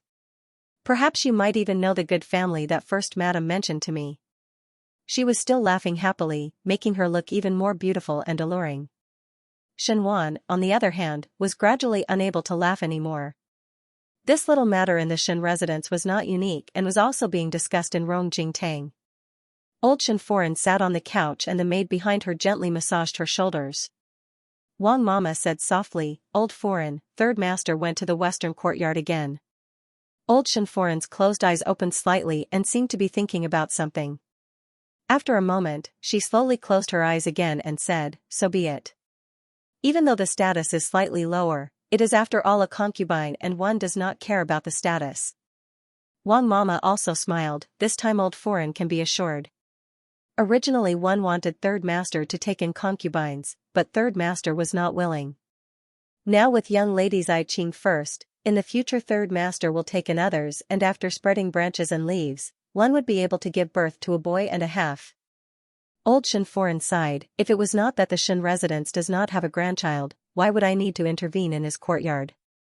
Originally he protected Chen Roqiu tightly and did not even listen to me, this mother's words, seeing how Chen Roqiu was so arrogant in front of me. At that time I said that one is not afraid that Chen Roqiu would be favored and not be able to give birth to a son. Males are all greedy for fresh things and one day she would be despised. Did I not say it correctly? Wang Mama quickly echoed old Xianxia's words, that is. Old foreign has eaten more salt than they have eaten rice, thus naturally one can see the future and have great foresight. Old Xianxia seemed to enjoy Wang Mama's flattery and a trace of pride appeared on her face as she said, if one knew that number 3 likes this kind of female, I would have found more Shu daughters from scholarly families. Chen Roqiu always think that she is invincible under the heavens and did not look at her own appearance. She thought that her maiden family had read a few more books and was so complacent that she could not even manage a family properly. Finishing, she continued, I see that Chang Ziqing is not bad. Well-behaved and polite and not pretentious. It is understandable that number 3 likes her. But till now one's mouth has not been broken. Wang Mama said, if this goes on, when third foreign discover the clues, one fear that there would be a ruckus. Ruckus? She dare. Old Xianxia said angrily and then thought carefully before tiredly waving her hands, but it would be troublesome if there is a ruckus. Never mind. Since both of them are interested, after a few days you go up and help. What is done cannot be undone. I want to see if Madame Chen would still dare to stop it. If she dare, the Shen family would not be able to take on such a jealous and childless matriarch. Just send her a divorce letter. Wang Mama could only carefully agree. The matter of the Shen residence being in a mess because of the third household, finally reached the other owner of the matter, Shen Dongling's ears. Xinghua was carefully brewing tea for Shen Dongling. It was a top-quality Mount June silver needle. Even though the Wang family was not considered as rich as a country, but they were particular about food and clothing and were much better than the Shu daughters of the second household. It was obvious that Shen Dongling was also living well. If the Shen family was present, they would definitely be surprised that this leisurely and contented beauty was actually the yes-man Shu daughter of the second household. Shen Dongling picked up the tea and took a sip. Xinghua said worriedly, this servant heard that the people from the Shen residence came over again this morning and said that they want to marry second young lady over as a pinchi. If the second miss really married into the family, what would happen to miss? I'm afraid that third foreign and third master will make things difficult for Mississippi. Don't worry, she won't get married. Shen Dongling smiled, it is impossible for the Wang family to let Xinyu enter the household, and even if Xinyu entered the household, it would not be possible for her to live well. What is the point of paying attention to a person that is destined to be guarded against? It would be better to pick a few good-looking fabrics to send over to Yinyang, and let her make a few new clothes. At this moment, Shen Dongling's every movement seemed to have the air of a mistress of the house. Xinghua thought for a moment and smiled again, young lady is naturally intelligent. It is fine if this servant does not understand. One do not know what young lady said to gentleman Wang that now one does not like the people from the third household. But the people from the third household also reap what they sow. It was clearly third young lady who proposed the exchange of marriage, but they still want to throw all the dirty water onto young lady. It is really too vicious. Xinyu said that everything was planned by Shen Dongling, and when the exchange of marriage was spread to the Wang family, Xinghua was extremely angry. At the beginning when Xinyu begged Shen Dongling to replace her in the marriage, she clearly said that she would not implicate Shen Dongling and turned her head to cast her aside.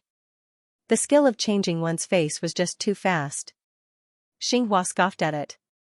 If not, why would it be said that Shen Wan was intelligent for a lifetime but muddled for a moment? The reason why the Wang family did not like the third household was because Shen Dongling said one sentence to Wang Bai. Xinyu was in love with Prince Ding, Fu Xiuyi, and the third household also had the intention to stand at Fu Xiuyi's side. Shen Wan wholeheartedly wanted Xinyu to dispel the idea of marrying to Fu Xiuyi and pick the Wang family because in the fight for the heir apparent, the Wang family did not stand on Fu Xiuyi's side. In the end, Xinyu admired Prince Ding and the third household of the Shen family supported Prince Ding. If Wang Bai married Xinyu, it would inevitably cause trouble in the future. If the Wang family and the third household of the Shen family were to marry, there would inevitably be discord in the future. Thus, as long as the Wang family was not stupid, they would not let Xinyu enter the doors. Even Shen Dongling's exchange of marriage was a blessing for the Wang family. Was it not good to be able to cut off the relationship with Prince Ding? Xinyu and the Wang family's fate was destined to be broken. But Shen Dongling would not feel pity or sympathy because of this. What you sow, what you reap. All of this was Xinyu's own sin, so naturally she had to swallow the bitter fruit herself. To let Xinyu marry in the name of a pinfei was the Wang family deliberately making things difficult. Even if Shen Wan agreed, would Xinyu obediently do so? Shen Dongling did not think so. Not only did Shen Dongling not think so, Shen Miao also did not think so. Xianxia said, the Shen residence is in a big mess. This time the show really makes one feel lively. Shen Miao smiled without a care, perhaps. The bigger the mess, the more we are able to cut off the relationship with it. Xianxia looked at Shen Miao and walked to the side to whisper to Guyu, what happened to young lady these few days? Why is one not in a good mood? Guyu was startled and looked over to Shen Miao's side. She saw Shen Miao sitting in the courtyard and her book was not flipped. Her hand was supporting her chin as she looked at the sky lazily, not knowing what she was thinking about. Seems to be a little. Guyu also nodded her head, these few days there is no spirit no matter what. More than spirit? Xianxia shook her head, if it was in the past, young lady would be somewhat happy to see the Shen residence fall into misfortune. Now the Shen residence is in a mess but young lady only waved her hands when she heard it and seemed to have no interest. Could it be that one is sick? Able to eat and drink, able to walk and jump.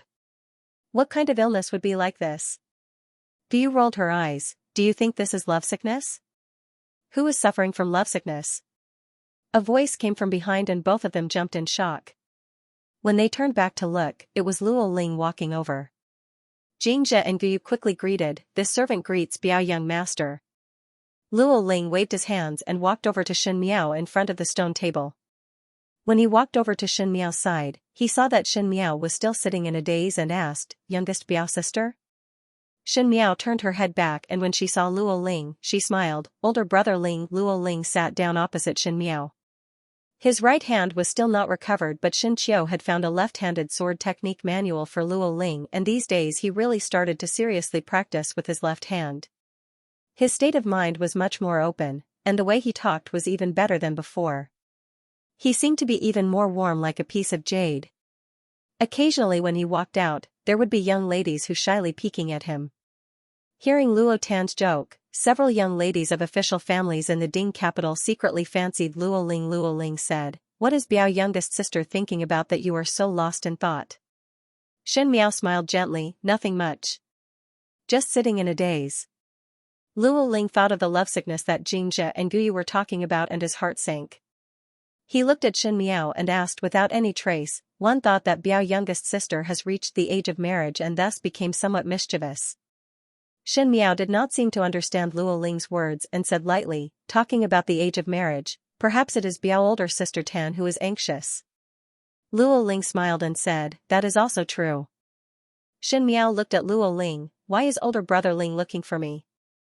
Luo Ling was startled and a trace of awkwardness could not help but rise on his handsome face. He originally came over to take a look at Shen Miao, and when Shen Miao asked him about it in such a serious manner, he did not know how to answer. But he suddenly had an idea. Oh, a few days ago Biao youngest sister gave me some pastries and it is somewhat too sweet, so I came over to tell Biao youngest sister about it. Gu Yu, who was behind, had a somewhat resentful look. Her young lady was not a chef in the Shen residence, nor was she a pastry chef who specialized in making pastries. Luo Ling's words were to blame Shen Miao after eating Shen Miao's pastries. Xianxia, however, was holding back her laughter. Gu Yu's wooden head could not see it, but she was quick-witted. This young Biao master obviously wanted to get close to Shen Miao but could not find any other excuse.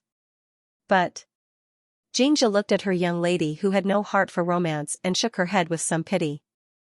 The falling flowers yearn for love but the heartless brook. One feared that her young lady would not be able to appreciate young Biao master's intentions. Shen Miao indeed frowned and asked, too sweet? I did not add a lot of sugar juice. Luo Ling scratched his head awkwardly and thought of something. Tanner once said that Biao youngest sister knows how to make fruit juice flavored pastries. Is it possible to make that with me next time? Shen Miao was startled. Luo Tan often came to Shen Miao's courtyard to talk to Shen Miao, and occasionally the pastries that were placed on the table would be eaten without hesitation. Shen Miao tried to make those pastries herself, after all she had not made them in her entire life, thus it was inevitable that she was a little unfamiliar with it. But Luo Tan felt that it was very delicious and ate the whole basket of pastries. That pastries were mixed with fruit juice, which was the taste of the imperial family of the Great Liang. Previously Xie Jingxing asked Shen Miao to make 2 baskets of pastries for him to fill his stomach when he was silencing people. Afterwards Princess Mingyan was really killed by Xie Jingxing, but the 2 baskets of pastries were given to Xie Jingxing. Afterwards Xie Jingxing disappeared for a period of time, and these days Shen Miao was watching the farce in the Shen residence and at the same time making pastries, thinking of repaying the other's favor. Thinking like this, Shen Miao's eyes gradually drooped down.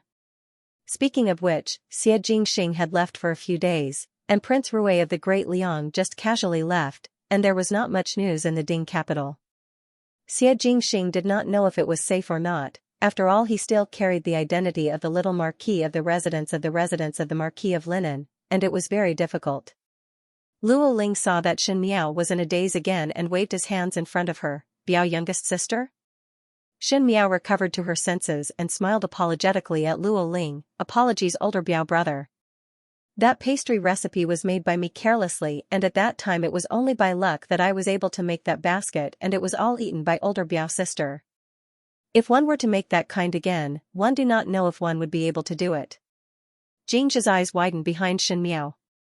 Her young lady could actually lie to Biao young master with a straight face. Xianxia naturally knew that Shen Miao did not know how to make those pastries.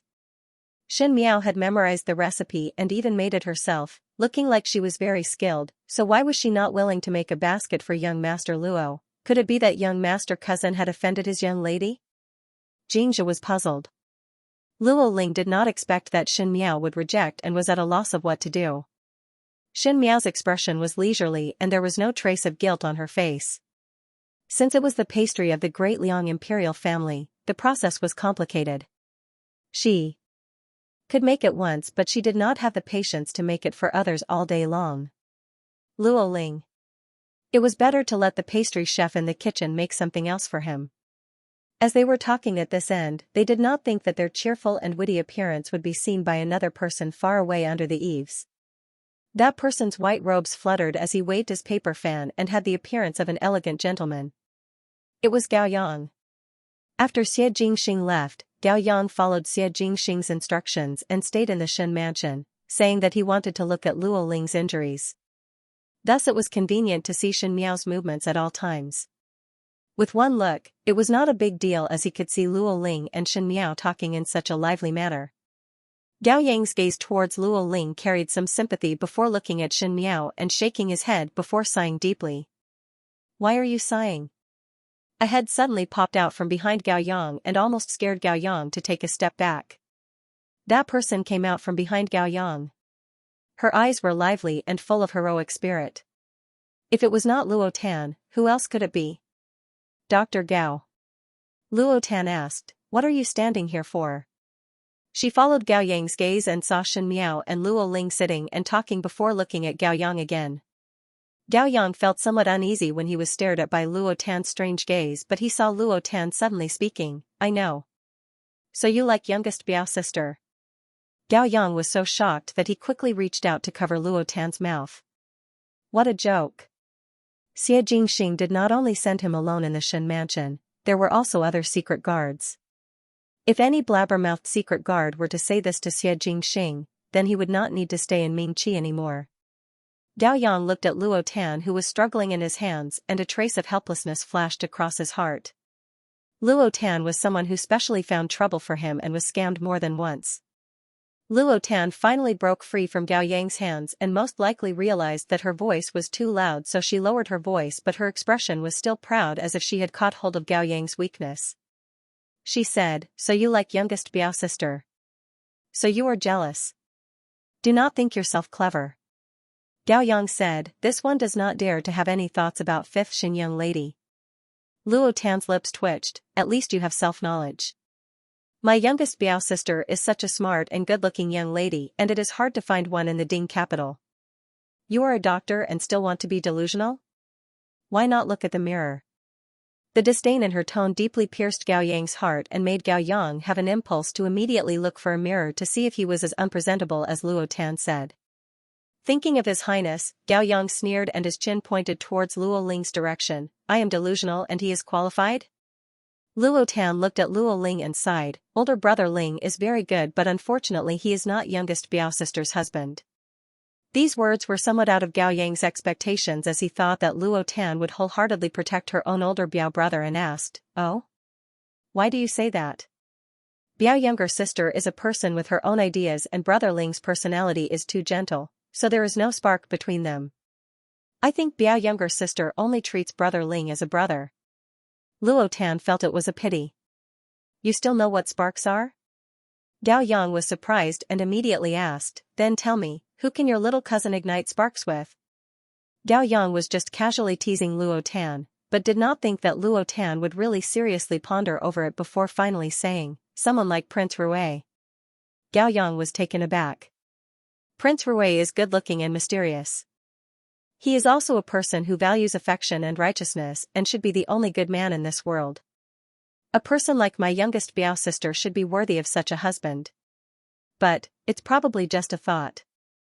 Luo Tan lowered her voice and looked up to see Gao Yang smiling at her. Only then did she realize that she had said too much to Gao Yang. Her relationship with Gao Yang wasn't that good. Luo Tan instantly changed her expression and whispered to Gao Yang's ear, hey, the last time I went to the residence of Prince Rui, you got hold of my weakness. Today I know that you admire my youngest Biao sister in your heart, so I got hold of your weakness. Both of us have hold of each other's weakness, so we are even. In the future you can forget about using the matter of the residence of Prince Rui to threaten me. Be careful that I will tell youngest Biao sister about your schemes and you will not be able to lift your head up in front of her for the rest of your life. Luo Tan said fiercely. Gao Yang really did not know whether to laugh or cry. In fact, compared to Shen Miao, he was more afraid of Xie Jingxing. However, seeing how Luo Tan was acting all smart and crafty, the corners of her eyebrows and eyes were full of quick-wittedness, he suddenly became interested. He leaned closer and said, good. Then let us get hold of each other's weakness, how about it? He was born to be as graceful as a jade gentleman, and when he leaned closer to speak, he was also very handsome. Luo Tan was a person who liked to look at good things, and like this, she did not know why she felt guilty. She fiercely pushed Gao Yang to one side. She was a person who practiced martial arts, and that one slap almost made Gao Yang vomit blood. Luo Tan turned and walked away as she said angrily, lecher. Gao Yang touched his chin and slowly smiled. These trivial matters in the Shen mansion did not attract Shen Miao's attention, and in her eyes, they were all unimportant and boring matters. Until the second day, something happened in the Shen residence, and this matter was somewhat interesting. Shen Yu escaped. The Shen residence was currently in an uproar. Most likely it was because Shen Wan said that he wanted Shen Yu to marry into the Wan family as a second wife that made Shen Yu panic, And in this situation where Xinyu could not find a way, she actually made a bold move and escaped from the Xin residence. Before leaving, she even packed up all the valuable gold and silver items in the room and carried a large load for Qinro Qiu. Naturally, Xinwan was unable to restrain his anger and roared at Qinro Qiu, "I asked you to look after her, how could she escape?" Qinro Qiu's heart naturally had lingering fear. She loved her daughter and did not completely put Xinyu under house arrest like what Xinwan said, but she did not think that her feelings of love for her daughter would be used by Xinyu. Now that Xinyu had escaped, she did not know what to do and said to Xinwan, "One have already sent people to search." "Master, Yuer definitely did not do it on purpose. She is afraid." Even at this time, she still did not know her mistake and was still finding excuses for Xinyu. Xinwan sneered, "She is afraid? She is afraid that she will exchange marriage with others? Afraid that she will leave home? Marry as a wife and run away as a concubine? I, Xinwan, do not have such a shameless daughter. How can you say that about her?" Qinro Qiu's eyes widened, "That is your daughter." Xinwan had been a civil official his entire life and it was rare for him to say such heavy words. Moreover, the one he scolded was his own daughter. Qinro Qiu did not dare to believe her own eyes. After Xinwan said those words, he looked at Qinro Qiu and a trace of impatience and disgust flashed in his eyes before he turned and strode out of the room. Qinro Qiu sensitively felt that something was wrong with Xinwan and almost collapsed to the ground. She grabbed Shi Qing's arm and her nails dug deep into it. It was so painful that Shi Qing's face turned pale, but she did not dare to move. The commotion in Qiu Shui Yuan quickly spread to Rongjing Tang. Old Shenforen leisurely sipped her tea, and when she heard that, she smiled without a care. "Do it, do it. Qinro Qiu, just do it. She really think that she is a new daughter-in-law." After a pause, she asked again, "What kind of mother will teach what kind of daughter? All of them do not let me be at ease." Zhang Mama carefully massaged her shoulders and said, "One do not know if the person who is looking for third young lady has been found. Why should we care about him?" Old Shenforen however got angry and said, "I still do not know how much ability she has and would return with her tail between her legs before long. Losing the Shen family's face for no reason. Let Lao San take care of it, but I do not want to manage these trivial matters." She suddenly thought of something and frowned before asking, "Is Lao San still running to the west courtyard?" Zhang Mama nodded. "These days, third foreign and third master often quarrel, and third master runs to the west courtyard more frequently, staying there for more than half a day." Old Shenforen nodded her head and a glint of light flashed in her eyes. "Since that is the case, it is time to take the right path and quickly give birth to a son for number 3. I still want to hold a grandson." She sneered, "Qinro Qiu, that idiot should also see clearly how much weight she has. Zhang Mama, go and do one thing. Everything in this Shen residence is not going smoothly, so it is time to hold a happy event to get rid of the bad luck." Zhang Mama nodded her head in agreement. That night, Shenwan did not return to the room for a long time and Qinro Qiu's heart had some misgivings. In the past, when Shenwan was socializing outside, he would always send a servant to pass a message, but she did not know where he went today. Thinking of the quarrel with Shenwan during the day, her heart could not help but feel somewhat anxious. When females reached her age, they would be somewhat sluggish and not as fresh and tender as a young female, but when placed on a male, it was just the right age.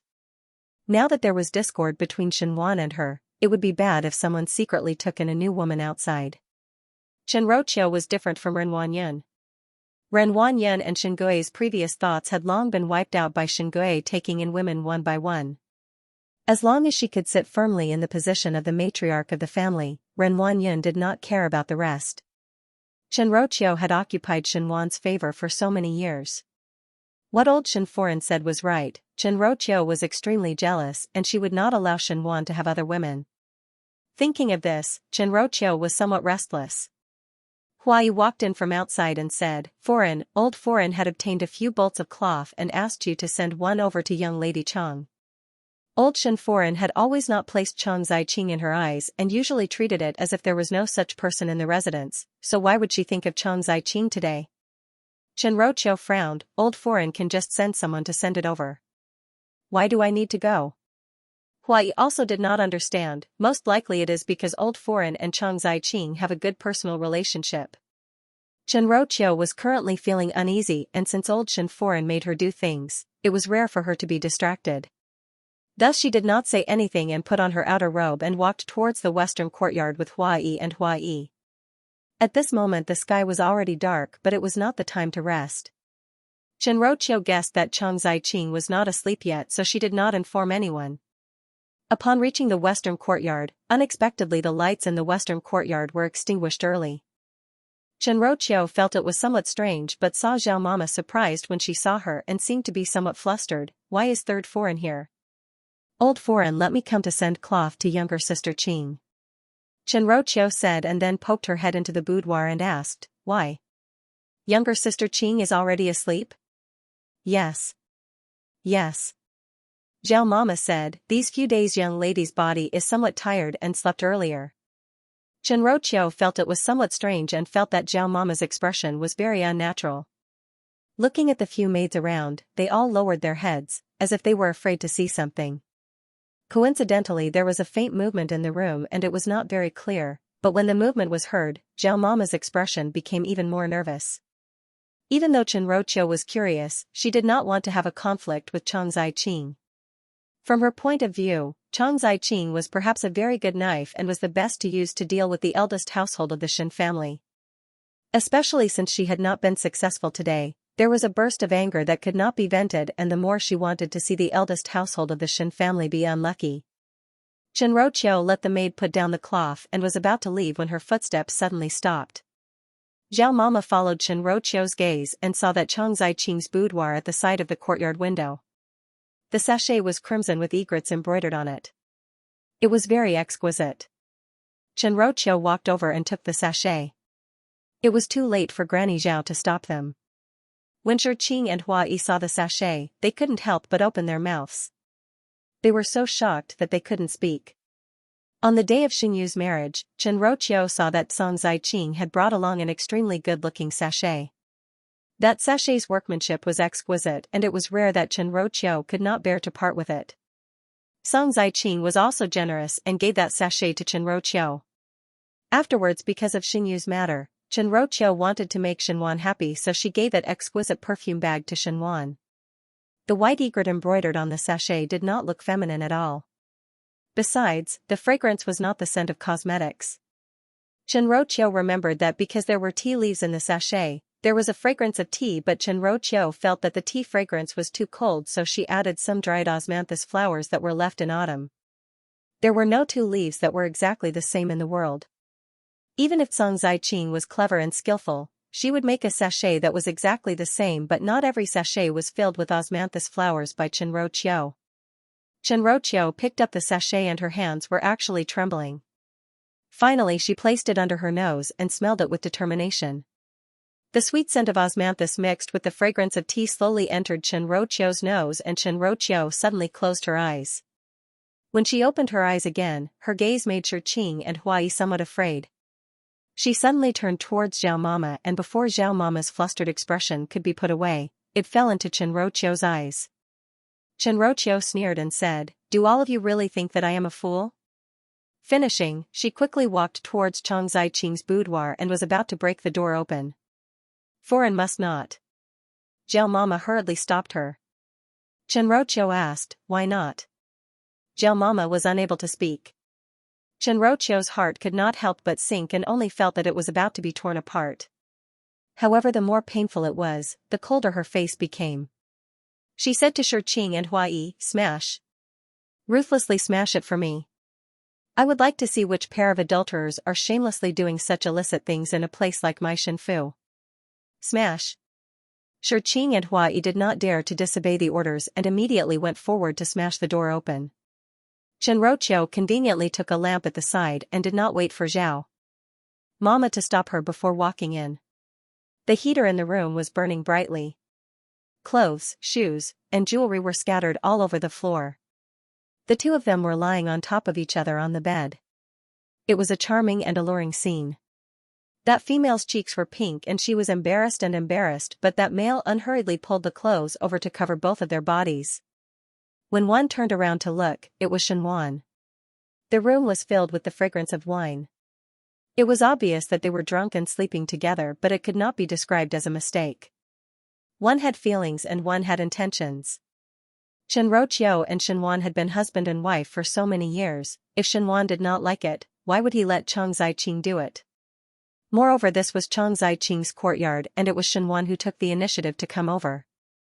Chen Roqiu closed her eyes and fiercely held back the tears that were about to overflow and screamed, "Adulterous couple." The wind blew in the night. In a place a few hundred li away from the Ding capital, there was an inn. A purple-clad youth sat at the table in the middle and looked at the letter in his hands. In a flash, he raised his hand and threw the letter into the brazier at the side and the letter instantly turned into ashes. "Master, there is a letter from the great Liang." The secret guard Nan Qi by the side said, "His Majesty urges you to quickly return. No need to care about him." Xie Jingxing said without much care, "After the matter is done, I will naturally return. His Majesty is afraid that you will delay the matter." Nan Qi said, "The people at the other end are also paying attention to Ming Qi's movements. Previously His Majesty said that he would choose a consort for you and after a while, it is almost time. If Master still does not return at this time, one fear that there will be delays." Xie Jingxing glanced at Nan Qi and Nan Qi immediately kept quiet, but his heart was filled with bitterness. Emperor Yonglu had always been a man of his word, and his master was lawless. The servants caught in the middle became the most difficult to deal with.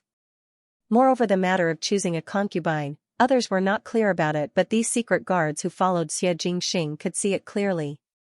Xie Jingxing was obviously somewhat special towards the young lady of the Shen family. Not to mention what Emperor Yonglu thought of this matter, the dark guards felt that this was an extremely unreliable matter.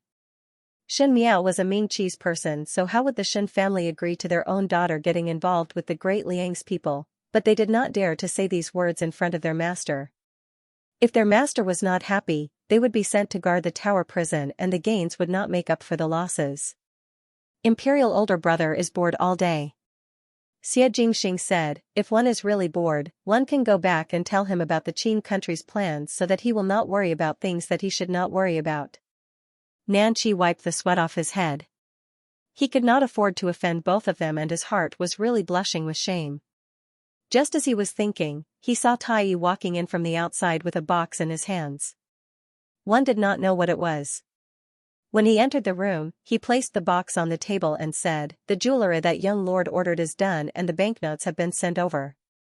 Behind him, Nan Qi almost choked on his own saliva. What did Tai Yi say just now? Dozens of jewelry. Nan Qi sneaked a peek at the table. Sure enough, the box on the table was exquisitely made. It was a small box with intricate patterns carved on it.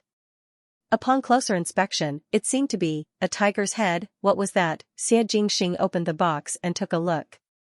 It was filled to the brim with all kinds of jewelry. Cat's eye ring, jade bracelet, pearl head mask, jade hairpin. All of these items were of excellent quality. Just this small box alone was worth thousands of gold coins. Nan Qi thought in his heart, could it be that this was something to give to the young lady of the Shen family? But the young lady of the Shen family did not seem to have the temperament to be fond of jewels and jade. "Master, are you sure you're going to give this away?" However, he was generous enough. Xie Jingxing closed the box and said, "Correct." Suddenly he thought of something and asked, "What recent movements does Fu Shui have?"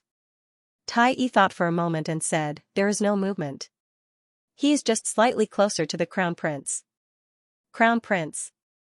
Xie Jingxing raised an eyebrow and said, "Watch him carefully. Fu Shui is not a simple character." Tai Yi acknowledged and was about to leave. "Wait." Xie Jingxing called out to him, "Shen you also pay attention." One did not know what kind of luck the Shen family had these few days as they were in a mess all day long. First there was the matter of Shen Dongling and Shen Yu exchanging marriage, then there was the matter of the Wang family not accepting Shen Yu, and afterwards Shen Yu simply carried the burden and ran away. Now it was even better as Chen Roqiu caught Chang Xiaoqing and Shen Wan in bed. As a guest of the Shen residence and the daughter of old General Shen's old friend, Song Ziqing's relationship with the Shen residents should be polite. Other than old Shen foreign, the rest of the people would politely deal with Song Ziqing when they saw her because the current matriarch of the household, Chen Roqiu, seemed to like her very much.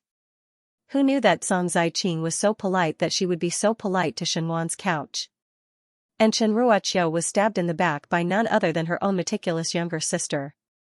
Chen Ruoqiu immediately started to make a ruckus all the way to Rongjingtang. In Rongjingtang, old Shen Foran was sitting in the middle position.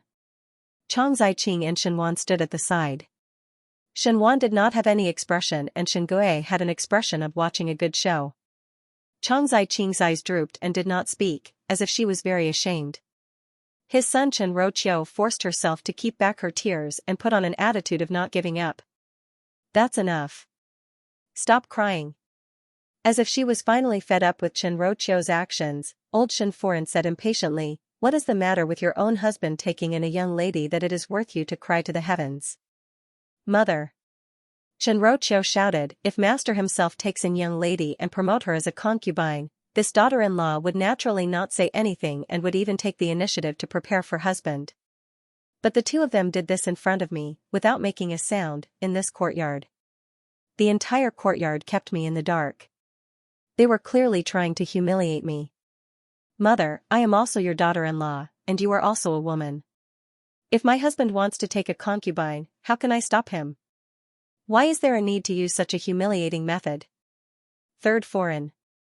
Song Zaiqing could not help but speak, "Today's matter is all a misunderstanding. It was me who drank too much and it has nothing to do with third master. Zaiqing will not be anyone's concubine and treat this matter as if it did not happen.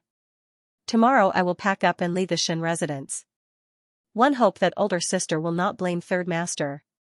Compared to Chen Ruoqiu's aggressiveness, Song Zaiqing did not deny the involvement with Shenwan, but put all the blame on herself, making herself seem to be more reasonable.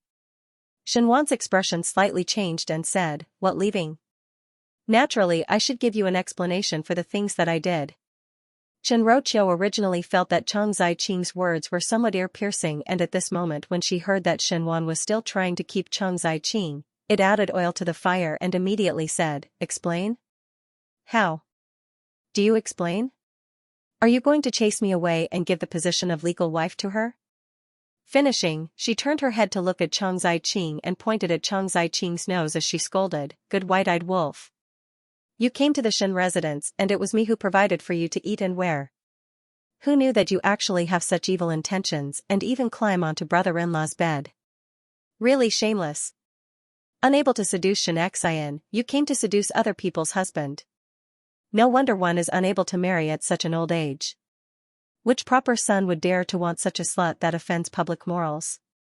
Not only Shenwan was stunned by her words, even old Shen Foran was somewhat stunned. Chen Ruoqiu, who boasted of being from a scholarly family, was scolding like a shrew on the streets. This scene was a little too ugly to look at. Shenwan was so angry that he could not speak and Chang Zaiqing bit her lips and her expression was very forbearing. It was Shen Gui who was watching the show at the side that could not help but say something, "Younger sister-in-law, this is not right of you. If one's husband wants to take in a concubine, you as a foreign naturally have to help manage it. Originally there was no one else in the 3 courtyards and it is somewhat unreasonable. It is not easy to find a sister that can share your worries, so why are you still blocking it?" Shen Gui was originally lustful and naturally favored a beauty like Chang Zaiqing, but since Chang Zaiqing was Shenwan's person, he would not touch his brother's woman. But Chen Ruoqiu's shrew behavior made Shen Gui look down on her.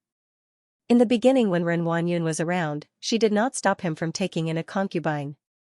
But the current Chen Ruoqiu was already extremely sensitive and not only did Shen Gui's words not appease her, it made her feel like her foot was stepped on. She immediately scolded Shen Gui without distinguishing between right and wrong. Second older brother actually still have the leisure to care about the matters of the third household. One fear that second older brother's own matters have not been taken care of. Now that there is no more descendants, what is the use of bringing in 8 or 10 more? There is still no one to carry on the family line. It was Shen Gui's pain to not be able to have any children in this lifetime, but who knew that Chen Ruoqiu would poke Shen Gui's life door? Shen Gui was so angry that his face turned green and old Shen Foran's expression did not look good. "Lady Chen, then what do you want?" Old Shen Foran said angrily. "I've been married to the Shen family for so many years, I'm not an unreasonable person. Chase Chang Zaiqing out and I can treat it as nothing has happened." Chen Ruoqiu said. "Impossible. Shenwan said angrily, since I touched her, I naturally have to take responsibility for her. Anyone can, just not her.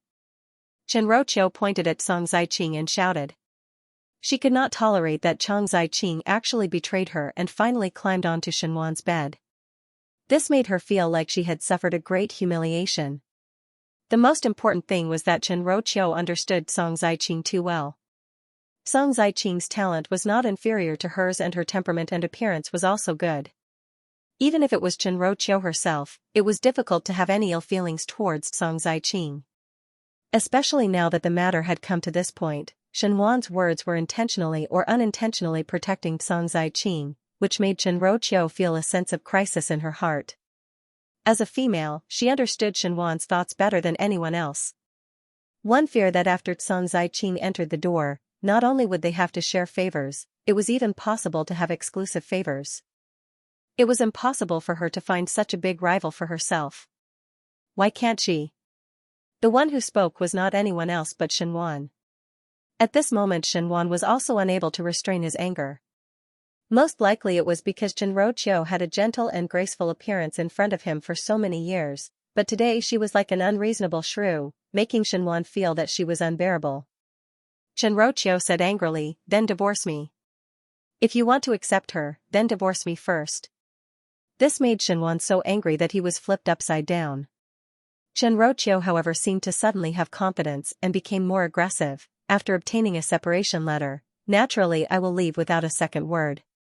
You can take in whoever you like and it is not a problem to promote. After all, we bridge to bridge and road to road, one parting and both are happy. After saying that, 2 streams of tears flowed down her cheeks. In the end, she looked quite pitiful. Qiao's words were said out of anger. She and Shenwan were a young married couple, and even if there were many contradictions these days, they were in harmony for so many years. Qiao understood Shenwan and knew that Shenwan still had some feelings for her. Now he was only blinded by Song Ziqing, and it was impossible for Shenwan to divorce her because of Song Ziqing. Unfortunately, Qiao calculated that Shenwan still had feelings for her but did not calculate old Shenforan's attitude. Old Shenforan sneered and looked at Qiao as if she was looking at a jumping clown. Separation? You wish, but I'm afraid you've miscalculated. It is impossible for number 3 to give you a separation letter and at most give you a divorce letter. Song Ziqing, who was about to speak, swallowed the words in her mouth when she heard it. Qiao was not to be outdone and asked, why must I be given a divorce letter? Why? Old Shenforan looked at her. Ever since number 3 married you into the household, there were no other young ladies in the courtyard. Not to mention concubines, there was not even a Tong Fong. As the matriarch, you do not think of arranging things for your husband. This is being jealous and immoral. Number 3 is magnanimous, and I also do not want to intervene in number 3's courtyard matters, but after so many years, Qiao, you have calculated. You have been in the Shen residence for nearly 20 years and have not given birth to a male or female for the 3rd household. Let me ask you, who in the Ding capital is like you, to marry into one's husband's family and not give birth to a son, but also not let one's husband give birth to a son with others? Do you want my Shen family to have no descendants? You are jealous and have no children. Just these 2 out of the 7 rules are enough to grant you a divorce letter. If one were to say that old Shenforan came from the streets and did not have much experience, but when arguing with others, she would not suffer a loss in words. Especially since she had resentment towards Qiao, now that she caught Qiao in the wrong, her resentment rose steadily, making Qiao speechless. Yes, just based on the fact that there was no heir, the Shen family could push all the blame onto Qiao. Even if it was in public, Qiao would be the one being pointed out. A trace of helplessness flashed across Qiao's heart. She had always thought that she had firmly grasped Shenwan's heart and also thought that she and Shenwan would be in love for a lifetime. But until now, Shenwan's attitude of protecting Song Ziqing was like a ruthless slap that smashed Qiao's self-righteousness. Shenwan was no different from other men. He was still greedy for fresh things. She was no different from other women. Once she was old, she would have to give way to younger women. But those old women still had sons by their side and could sit firmly in the position of the matriarch of the family. She did not even have a son, thus this position was in jeopardy. Old Shenforen looked at Song Zaiqing and slowly said, Number 3, since you have touched others, my Shen family is not an unreasonable person and naturally have to take responsibility. There is no one left in Changyang Lady's family, and if Changyang Lady agrees, it is better to go through the open path and bring up a noble concubine. There is a lot of bad luck in this residence, so it should be washed away. Bringing up a noble concubine. Old Shenforen was clearly deliberately going against Chen Roqiu and was putting Chen Roqiu's face down. Chen Roqiu looked at Old Shenforen, and on Old Shenforen's wrinkled face, there seemed to be a flash of a smile. That smile made Chen Roqiu's heart enlightened. How did she find out about Song Zaiqing and Shen Wan? It was when Old Shenforen instructed her to go to the western courtyard to deliver the cloth. It was not earlier or later, but at that time. Could it be that Old Shenforen did it on purpose? These days she was worried about Xinyu and could not care about other things. She did not find out about Song Zaiqing and Shen Wan, but Old Shenforen might have found out about it. Old Shenforen wholeheartedly wanted to bring a concubine for Shen Wan and found out that Song Zaiqing and Shen Wan were in contact. One fear that she would not be happy, and perhaps she added fuel to the fire just for today's situation. To let Song Zaiqing enter the residence and force her to such a situation. Old Shenforen. Chen Roqiu's heart suddenly gave birth to infinite hatred as she gritted her teeth. Such humiliation. Unreasonable. The general's residence in the Ding capital was originally decorated with flowers, and in the eyes of outsiders, it was only revered. But whenever the general's residence was mentioned, everyone would think of the formidable great general's hard work and heroic horse riding. But ever since the first household separated from the Shen family 2 years ago and were removed from the Shen family, the general's residence declined at a speed visible to others. Even though Shen Gui and Shen Wan tried their best to use their careers to support the former glory of the general's residence, unfortunately the paths of scholars and military officials were different. Scholars relied on their brains and mouths, and if they wanted to obtain meritorious services, it would take a long time. Military officials were different. After fighting a battle and cutting off a few heads of the enemy, they could gain the respect of the people. After the decline of the general's residence, even though there was still a name, it was not as attractive as before. These few days, it was not easy to attract people's attention again, but bad news spread for 1,000 li. The most surprising thing was the matter in front of one's eyes. One did not know when it started, but there was a rumor circulating in the streets that the third master of the third household of the Shen family, Shen Wan, intended to divorce his wife. Among the 3 sons of the Shen family, other than Xianxia, even though Shen Gui was smooth, he was too lustful and did not do things clearly. Shen Wan, on the other hand, was different from his second brother. He was clean and honest, and he was not overly lustful towards women. Although he would play around with his colleagues, he would not cause any messy trouble. He also cherished his feathers, and in everyone's eyes, he was a sophisticated and talented person. If he could endure for a few more years, his position would most likely be higher and higher. And those officials' Furens also had a good impression of Shen Wan. Not because of anything else, but because Shen Wan doted on his wife and daughter and did not have any other female in the inner courtyard. It was inevitable that those officials' Furens would have some messy matters in their courtyards and treated Chen Roqiu with jealousy and envy. After all, it was not every day to meet a husband who only treated one person well. Who knew that at this critical juncture, when Xinyu was already married, Chen Roqiu and Shen Wan suddenly had the matter of divorcing their wives. The rumors in the streets were all true, so one said, that is not so. One heard that it was because third Shenforen did not have a son. You see, now there is not a single grandson in the Shen residence, one cannot just end the line like this. Not to mention that second master Shen brought concubines into the residence one after another, he also had 2 sons in the past. The third branch has never had a son. No wonder they are so anxious now. Speaking of which, third master Shen's career is not bad. With such a big family business, it is a pity that there is no one to inherit it in the future. That Miss Chen's stomach doesn't live up to expectations, and she can't give birth to a son after all these years. She doesn't even allow her husband to take a concubine. She is truly rude. Normal people wouldn't have this kind of attitude. If I was third master Shen, I would not be able to bear it. Even concubines are not allowed. TSK, such a virtuous and jealous woman, but still childless. It can be considered as one of a kind. Third Shenforen is really pitiful. The rumors in the entire Ding capital were all on Shenwan's side. Qiao was originally a famous talented female in the Ding capital and came from a scholarly family, thus she was very popular in the circle of noble Furens. But this time, no matter if it was the common people or those matrons who flattered her or were on good terms with her, all of them unanimously accused her of wrongdoing. Perhaps it was because Qiao lived too blissfully in front of everyone that it made others jealous, but now that that blissful life had a tendency to burst out, everyone was happy to gloat or hit her when she was down.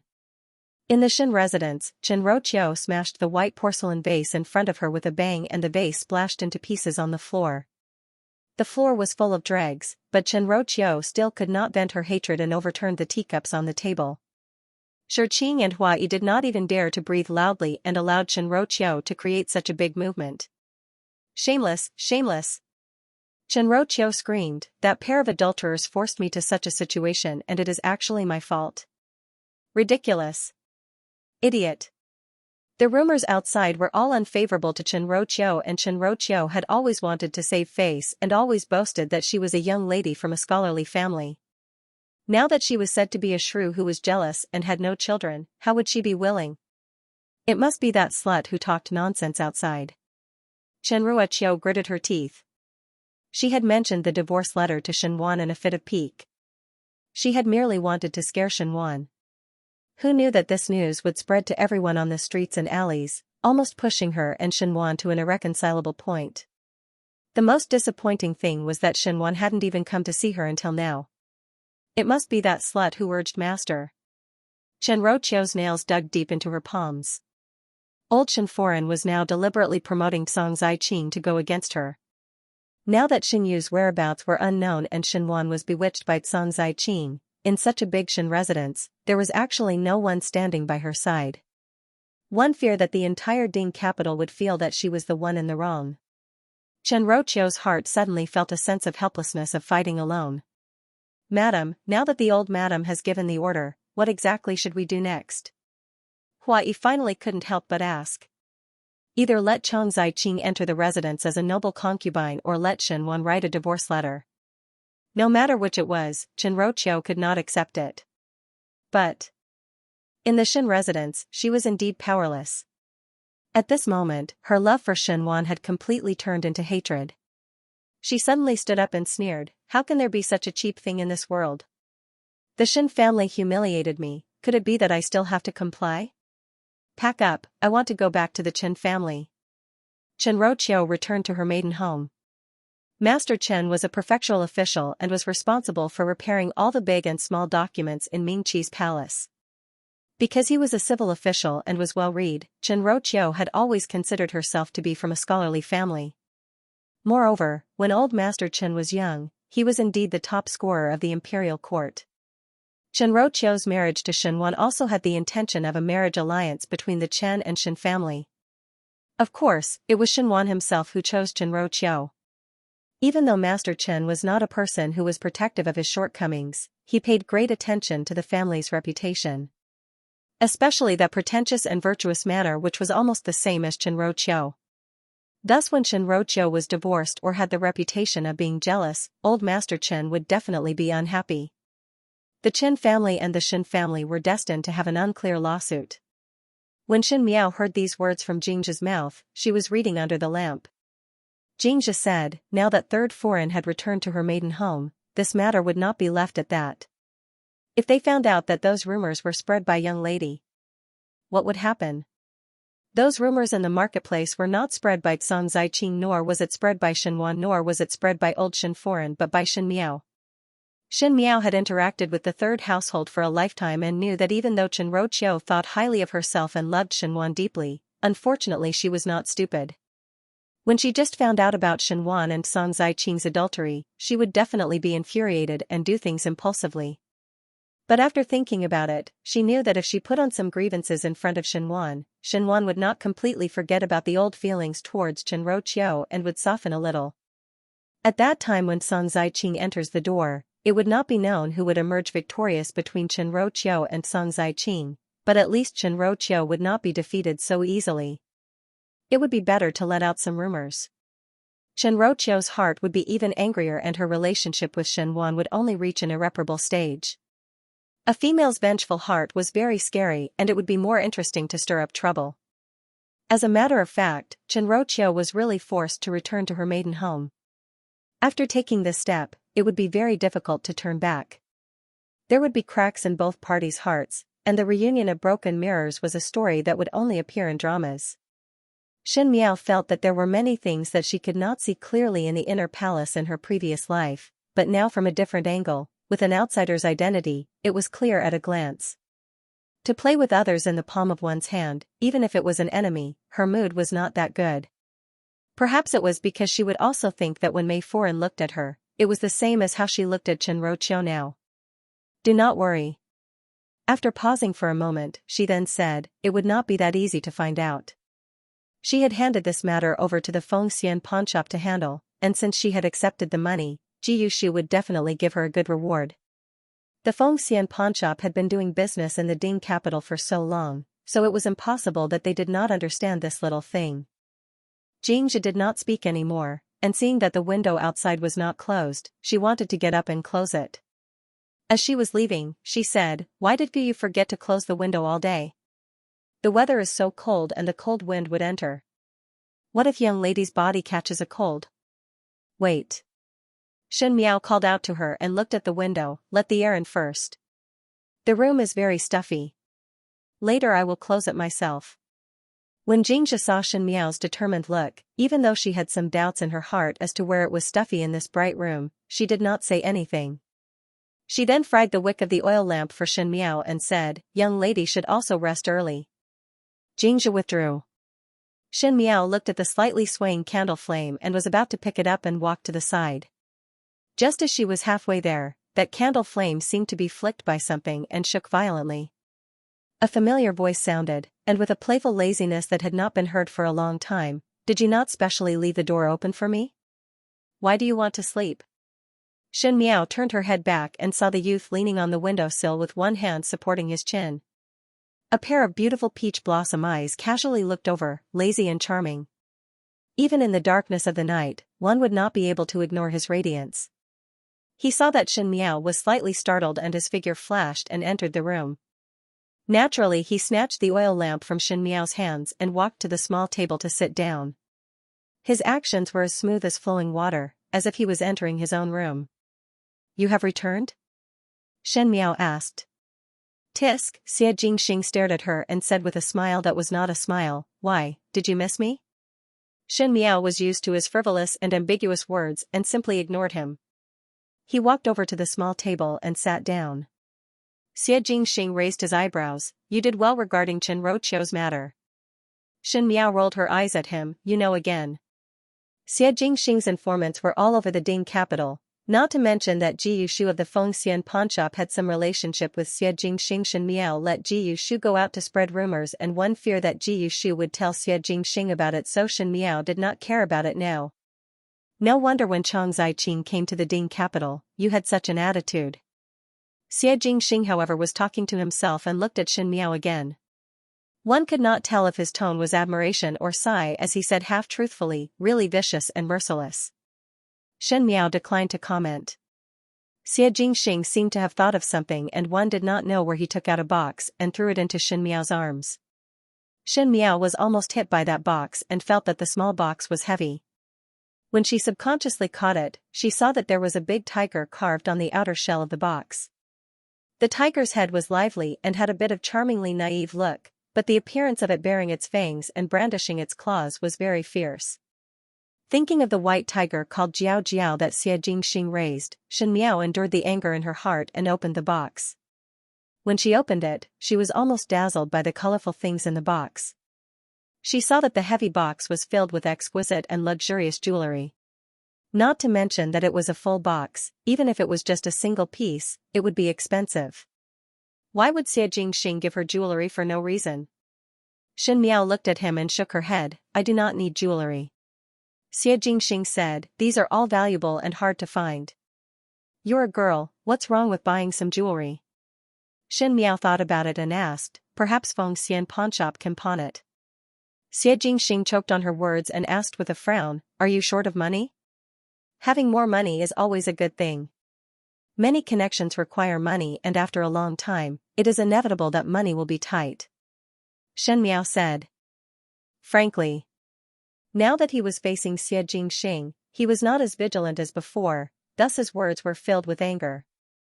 Anyway, Xie Jingxing's hands and eyes were everywhere, and there were some things that he would be able to find out by himself even if she did not tell him, so there was no need to go through the trouble of hiding it. When Xie Jingxing heard it, he took out a round jade token from his sleeves and said, "This is the gold and jade private bank's token. Take this and withdraw however much money you want." He casually threw the jade token to Shen Miao and said with some displeasure, "Don't be so blind all day." Shen Miao. She was after all an empress in her past life and had seen a lot of gold and silver treasures. It was during her youth that she was fostered by the second and third household to have some vulgar tastes. Afterwards in the palace and in the Qin country, she was considered to have a lot of knowledge, but now she was written with a few stars and said that she had no eyesight, which made her feel somewhat sullen. But, she picked up the jade tablet. She didn't know what material the jade tablet was made of. It was crystal clear and cold to the touch. Shen Miao knew that Xie Jingxing's words would definitely not lie. This jade tablet was indeed able to withdraw banknotes from Jin and Yu Private Bank. It was just that Jin and Yu Private Bank was the largest private bank in Mingqi, and even the imperial family would sometimes come and go from there. Xie Jingxing was now a person of the Great Liang, and to think that he could get this kind of thing, he was really too deep.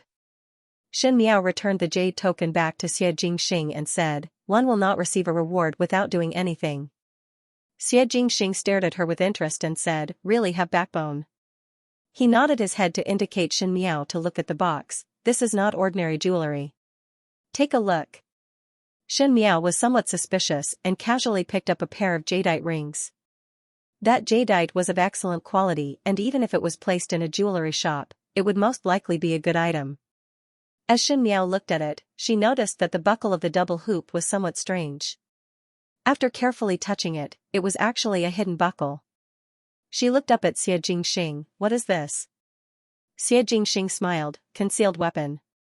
"Concealed weapon?"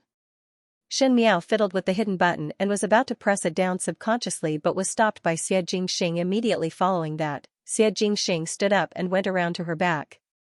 He wrapped his arms around her shoulders and taught her how to use the jade bracelets. "There are needles here. The poison needles might hurt our own people. Ordinary people will be knocked unconscious for a while if they are hit by the needles. It is effective within 3 inches. Don't put it anywhere. There's poison powder in the hairpin. Pulling out the hairpin can blind you. It can be used to deal with bandits.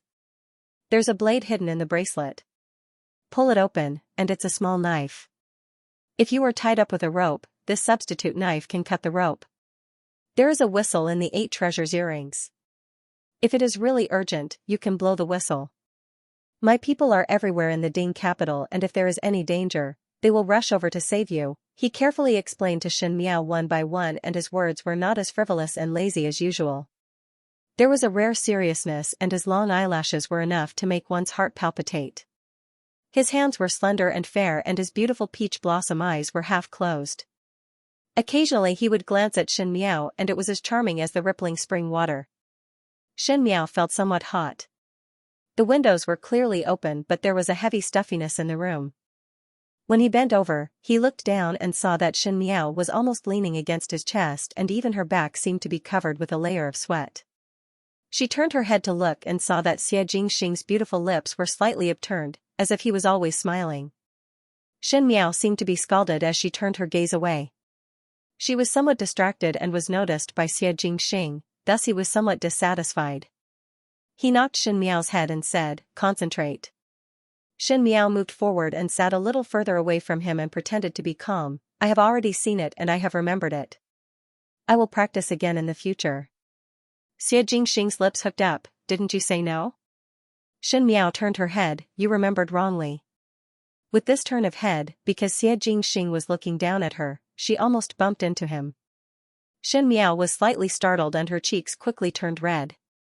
This youth's brows were unreasonably handsome, and usually he was neither good nor evil and was somewhat frivolous, but when he used that pair of beautiful eyes to look at you, it was as if the world received a chilly spring rain in one night of winter. Layers upon layers of red flowers bloomed in Brocade Official City, and it was indescribably romantic. Xianxia laughed softly. His voice was as mellow as fine wine and was so intoxicating that it made one a little flustered. Xianxia stretched out his hand and brushed aside the stray hairs on Shen Miao's forehead.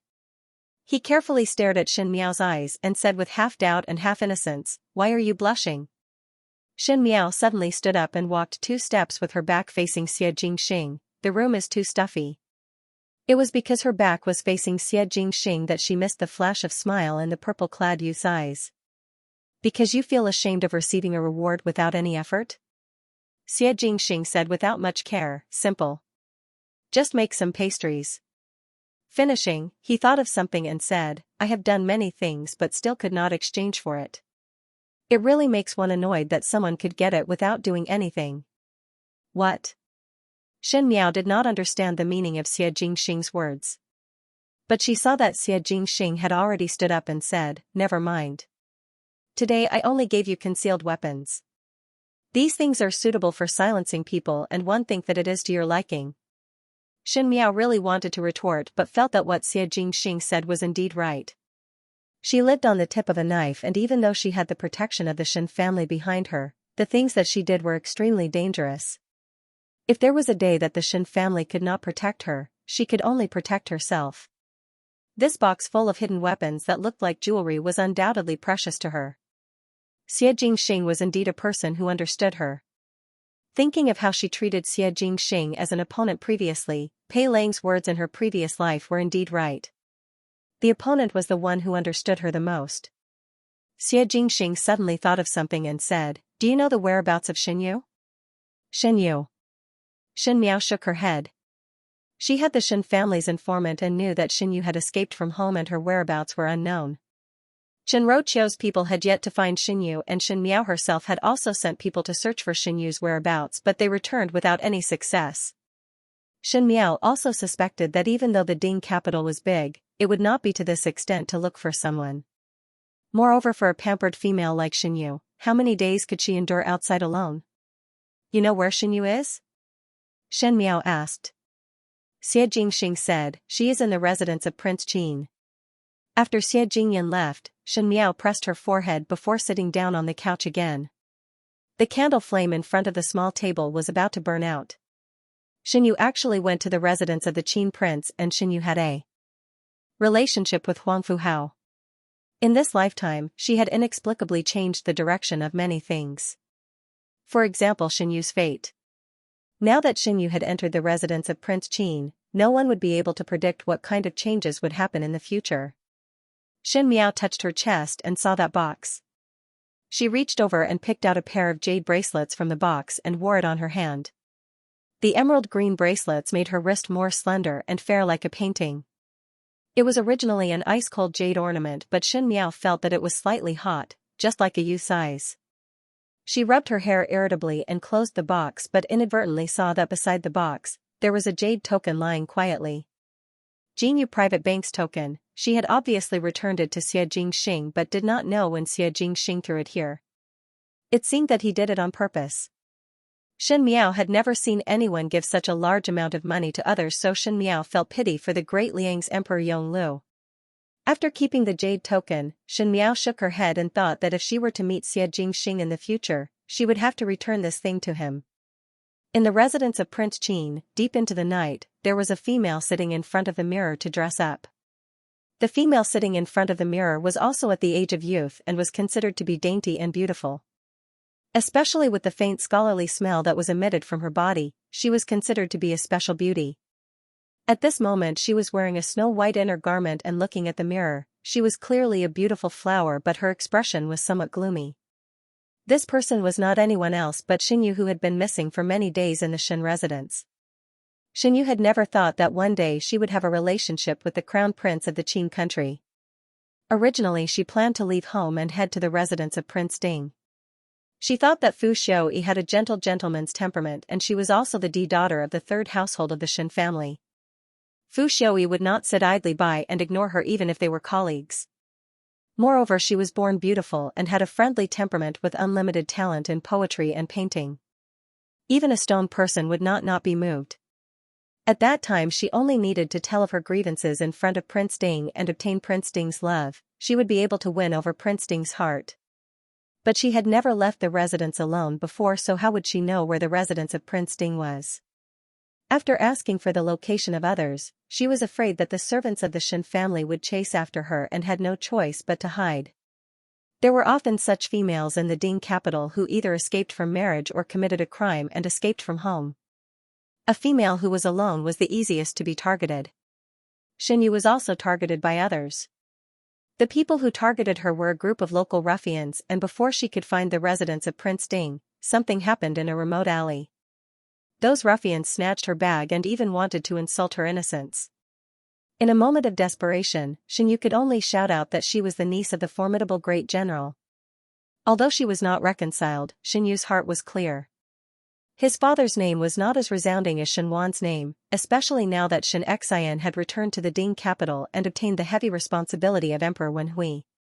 Compared to the past, it was better to call out Xianxia's name as a deterrent. In the end, someone happened to pass by, heard her shout, and saved the examiner. It was only later that Shen Yu found out that this person was from the residence of Prince Qin. Then Shen Yu saw Huang Fuhao. Shen Yu only saw Huang Fuhao once at the tribute banquet, and as the other party had a noble status, she did not dare to do anything out of line.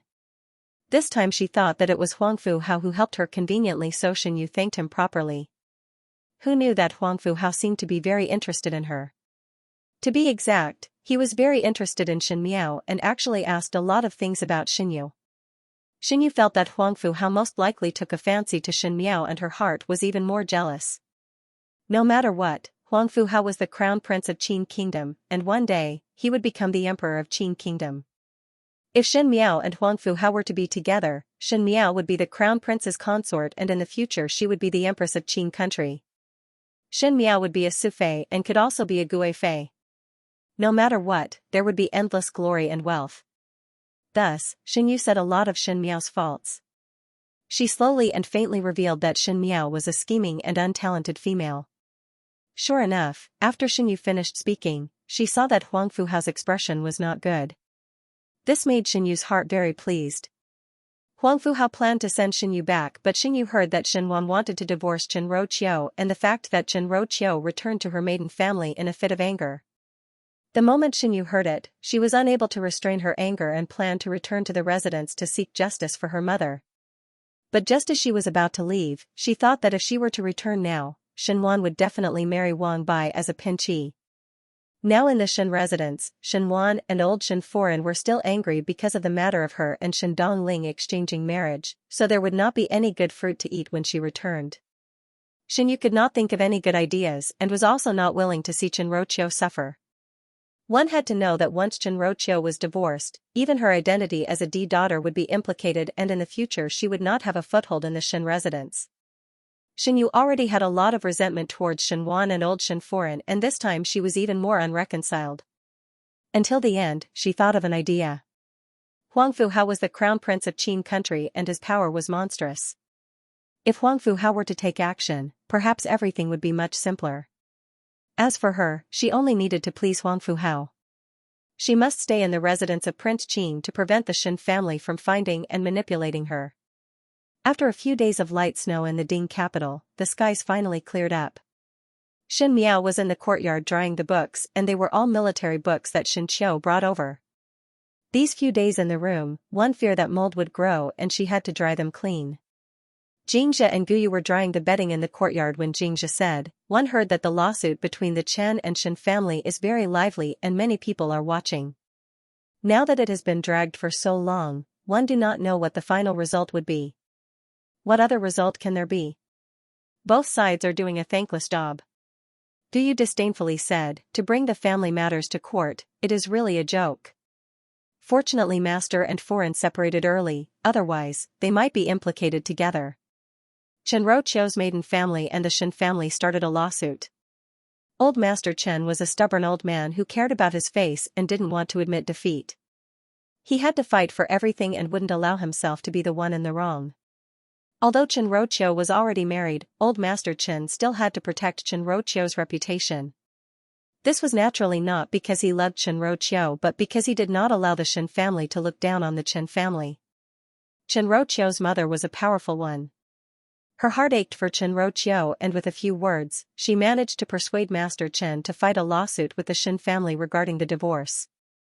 The Chen family said that when Chen Roqiu married into the Shen residence, she was conscientious and managed the family business for Shenwan. She also wanted to bring in concubines for Shenwan but it was Shenwan who refused. Chen Roqiu had married into the Shen residence for many years and everyone outside knew that she was educated and reasonable, gentle and graceful. Now, for the sake of a woman of unknown origin who had come to seek shelter, he had to divorce his wife. This was truly a case of spoiling the concubine to the detriment of the wife. As for the Shen family, they said that even though Chen Roqiu was the mistress, she was unable to give birth to a son and did not want to help her husband to take in a few more concubines. Now that her husband was taking in more people, she even obstructed him, showing that she was very jealous. One said the mother-in-law was unkind, and the other said the daughter-in-law was unfilial. What a big farce. The passers-by in the Ding capital were watching with relish. In the end, the petition was submitted to the Yamen. The Yamen rarely handled such cases. Moreover, this lawsuit wasn't a big deal. The Chen family's master was a prefectural official and Shenwan's official position wasn't a small official. He couldn't afford to offend either side, so he could only drag it out. Shenwan and Chen Ruoqiu's fate as husband and wife had come to an end in this lawsuit. Firstly, it was because Shenwan was after all an official of the court, yet he was involved in a lawsuit because of a family matter. Those imperial censors who were always idling around all day finally found someone who could be of help and naturally would not let him go. Shenwan's career would be obstructed because of this. Secondly, it was because Chang Ziqing was pregnant. It could be said that Chang Ziqing's body came at the right time. To be pregnant at this juncture, it almost pushed Chen Roqiu out. Even though Shenwan had doted on Chen Roqiu for so many years, it did not mean that he did not look forward to his son. If Chang Ziqing was pregnant with a son, then he would have someone to carry on the family line in this lifetime. Thus the more one looked at Chang Ziqing, the more one felt that Chang Ziqing was good, while Chen Roqiu had become a piece of cloth that was despised, and one did not even take a look at her. Xin Miao smiled gently, "Do not forget to bribe some money to the Darren in the Yamen." Gu complied and was somewhat puzzled as she asked, "Is young lady helping third master or third foreign? Which side are these tails of silver going to?" Xin Miao let Gu take some money to bribe the people in the Yamen, but one did not know who Xin Miao was bribing as Xin Miao's letter had not been seen by them. Gu softly said, "It is better not to get involved in this kind of matter. That family is not a good person." Even though her voice was soft, it was still heard by Xin Miao. Xin Miao said, "Neither side." Fighting a lawsuit was the most expensive thing to burn money. Poor families would fight a lawsuit barehanded, so the case would be concluded very quickly. But those who had a little bit of wealth would mostly persevere for a few more days. It was not because of anything else. The people in the Yamen also wanted to fish for money. The longer the lawsuit, the more the Yamen would fish. In Xin Miao's previous life in the palace, she had seen Fu Xiui wanting to deal with a court official. That court official was originally Prince Zhou's person and Fu Xiui wanted to deal with him but could not do it openly, so he schemed that court official to be involved in a lawsuit and at the end he lost his entire family's fortune. The Yamen and medical centers were the places that required the most money. Xin Miao only had to think that Shenwan and Chen Roqiu, these two people, in their previous lifetime, also did not hold back their efforts in framing the first household of the Shen family. She could not wait to tear up these two hypocritical people. Wouldn't it be the biggest joke in the world if a husband and wife, who were originally refined people, had to go to court? Moreover, Xin Miao had to fork out some money herself to remind the Yamen's people to drag on the case a little longer. Not to mention losing one's family fortune, the Shen and Chen family's vitality would be greatly damaged. Moreover, Shenwan and Chen Roqiu were both people who wanted face, so this time round it was absolutely impossible for them to reconcile. Nothing could be more perfect than this. Xin Miao's gaze turned slightly cold, but Chang Ziqing was actually pregnant at this time. Thinking of the role that Chang Ziqing played in Luo Shuiyan's death in the previous lifetime, Shen Miao could not help but sneer. She said, "Call Mo Qing over and let him find some people to go to Lu province to pick someone up for me." In the Lu province, there was not only Chang Ziqing. Naturally, there was also Chang Ziqing's husband and son. In the previous lifetime, Chang Ziqing had ruined Luo Shuiyan and lived for a long time without any worries before she was exposed. Now this old foundation was exposed by herself. It was necessary to add some jokes to the farce of the third branch. When Shen Miao was thinking about the third household of the Shen family, Shen Wan remained in the residence of Prince Ding. Shen Wan was a smart person in the turmoil of the princes fighting for the throne, but he was always unsure of his own footsteps. The crown prince was legitimate but sick and weak. Prince Zhou had his consort mother and was favored but was arrogant. Prince Li had a wide network of connections but was not favored by Emperor Wen Hui. Only Prince Ding formed his own faction but did not seem to be interested in the throne. But Shen Wan had an intuition that Fu Xiaoyi was not as uninterested in the emperor's position as he appeared on the surface. This made Shen Wan even more hesitant, but now that the Shen residents had met with misfortune after Xianxia's return, even Shen Wan himself felt that it was somewhat unlucky. His official career was getting more and more difficult and one feared that no one would want to stand in the other prince's team. At this time, he thought of Fu Xiaoyi. In the early years when Xianxia had not separated from the family, Fu Xiaoyi actually treated Shen Wan well and even had the intention to rope him in. Of course Shen Wan understood that Fu Xiaoyi was aiming for Xianxia's military power, but at that time he had more leeway to choose. Thus he delayed and played Tai Chi. Afterwards Fu Xiaoyi seemed to understand his intention and was not as warm as he was at the beginning. Now that the Shen family was in decline and was not like before, if Shen Wan still wanted to keep his official career and walk down a prosperous path, adding that Chang Ziqing might be able to give birth to a son for him, Shen Wan's original neutral path instantly changed to wanting to break through. Great wealth came with great danger. He still wanted to give it a try. So when Shen Wan finally came to the residence of Prince Ding, he finally chose to defect. Shen Wan himself also felt that it was somewhat funny. If he had made this decision earlier, perhaps Shen Yu would not need to marry into the Wang family, exchange of marriage and escape. Shen Yu could still win over Fu Xiaoyi's heart. But if Shen Yu did not exchange of marriage, perhaps he and Shen Roqiu would not have come to this step. Chang Ziqing would not be pregnant and he would not seek refuge with Prince Ding. The world's affairs were a freak combination of factors and fate loved to play tricks on people. Fu Xiaoyi sat on the main seat and ordered people to serve tea to Shen Wan. There was no need to say any polite words as both parties were well aware of the purpose of the visit. Fu Xiaoyi smiled warmly. "Shendaran is busy with family matters today and suddenly visit. What is the matter?" Shen Wan's face was filled with shame. Now the matter between him and Shen Roqiu had caused the entire court to be in an uproar and the colleagues looked at him with an expression of watching a joke. This was a painful torment for Shen Wan who cherished his reputation. Shen Wan said, "This official is willing to sacrifice my life for your highness." When Fu Xiaoyi heard it, he only smiled and did not answer. One did not know if he believed Shen Wan's words or not. There were only the two of them and the servants in the entire hall. This kind of silence gradually made the atmosphere tense up. Cold sweat started to form on Shen Wan's forehead. One did not know how long this kind of silence lasted until Shen Wan felt that his entire body was drenched in sweat before he heard Fu Xiaoyi's voice from above. "But now that Xianxia had already left the residence, what about you?" Shen Wan's heart thumped.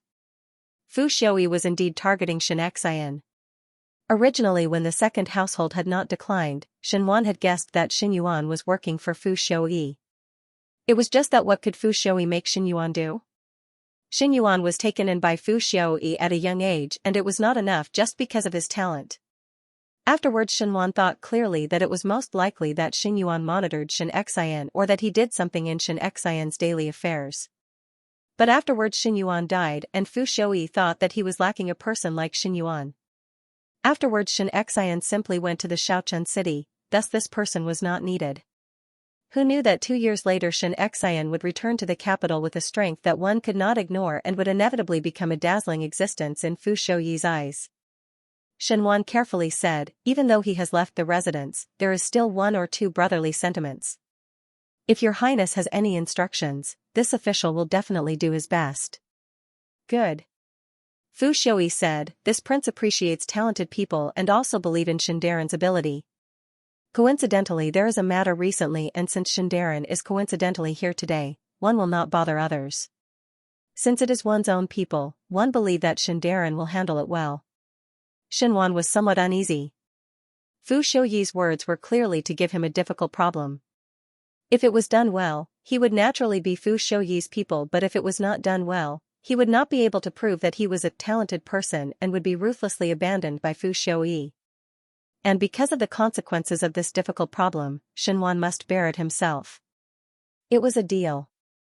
Xinhuan steeled his heart and said, Your Highness, please instruct me. Fu Shouyi looked at him with satisfaction. This matter is not difficult. This prince knows that General Shen has a daughter, 5th Xin young lady, whom he loves like jewels, and now 5th Xin young lady has reached the age of engagement.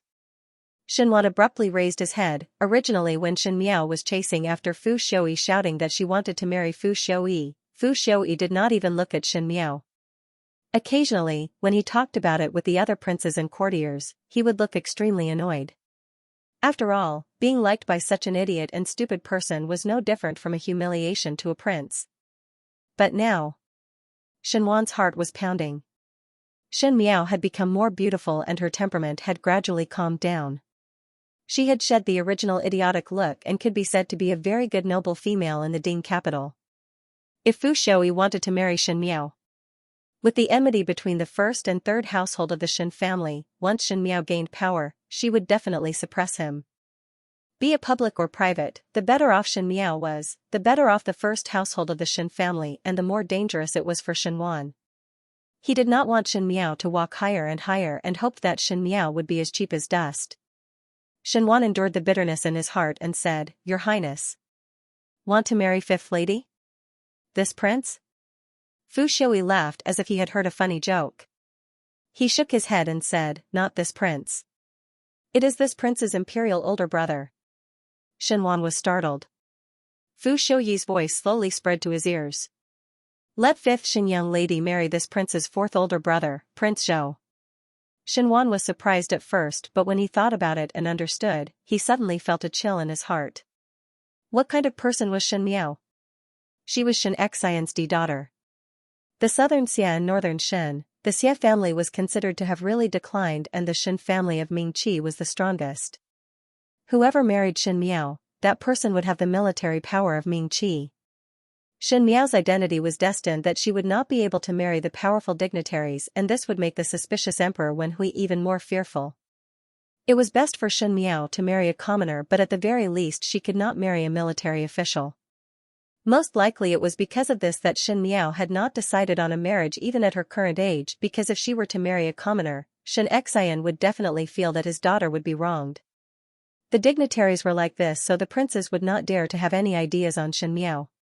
It was still better for the crown prince as he was the legitimate heir, but if any of the other princes were to marry Xin Miao, it would be a clear statement of their ambition to fight for the throne. This kind of heavy weight looked like a blessing, but in fact it was a disaster. At the moment in the fight for the throne, the one in the limelight was actually Prince Zhou's faction. Prince Zhou and Prince Jing's consort mother were favored, and they had some abilities. Seeing that the power was getting bigger and more followers, if Xin Miao was involved, then Prince Zhou would be pushed to the teeth of the wind and waves. Emperor Wen Hui would definitely be unhappy, and the rest of the princes would be jealous. One feared that Prince Zhou would be suppressed miserably. As for the Shen family, there was no need to talk about it. With such a big fanfare, one feared that once the Qin country and the Great Liang people leave, the Shen family would die miserably. Killing 2 birds with 1 stone, it was done to the point of perfection. Xinhuan's heart suddenly felt timid towards Fu Shouyi. This person's mind was too deep and too ruthless, which was somewhat scary. Fu Shouyi did not seem to see Xinhuan's expression and smiled gently. This matter will be handed over to Shindaren. He did not say how to do it and did not say to what extent. Prince Zhou already had a Zhou Wangfei, so if Xin Miao were to marry over, she could only be a Sufei. Xinhuan did not have any confidence in his heart, but it was not good to show it. He cupped his hands towards Fu Shouyi and said, This official will do my best. Fu Shouyi's attitude was neither warm nor cold. If it was 2 years ago, Fu Shouyi's attitude towards Shenwan would be better, but the present was different from the past. The Shen family was not as good as before and Shenwan's head was full of lawsuits, so Fu Shouyi naturally did not need to value him as much as before. After Shenwan left the residence of Prince Ding, Pei Lang then walked out from behind the screen. Pei Lang walked to the seat below Fu Shouyi and looked at the teacup that Shenwan left behind after drinking the tea. Your Highness plans to use Shenwan?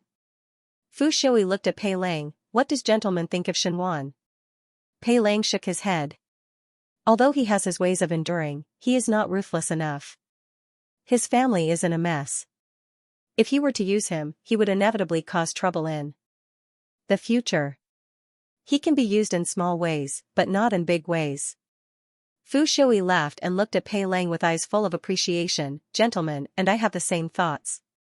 Finishing, he sighed again. Ever since the Xia brothers died, it is not easy to pass some things to others to do. If the Xia brothers had been raised properly, they would have been useful children, but now they have been completely destroyed. Even though they are not important pawns, they still added trouble. Pei Lang frowned. Your Highness does not intend to put Shenwan in an important position? Grass on the wall. Fu Shouyi's smile was somewhat superficial. In the past he was wavering, but now the situation forced him to seek refuge with me. I do not dare to use this kind of person with an uncertain mind. One only need him to do some small things. Pei Lang said again, let Shenwan think of ways to matchmake the fourth prince and Shen Miao. Does your Highness think it is feasible? End of chapter 647. Don't forget to subscribe, like, and share the video to support the channel.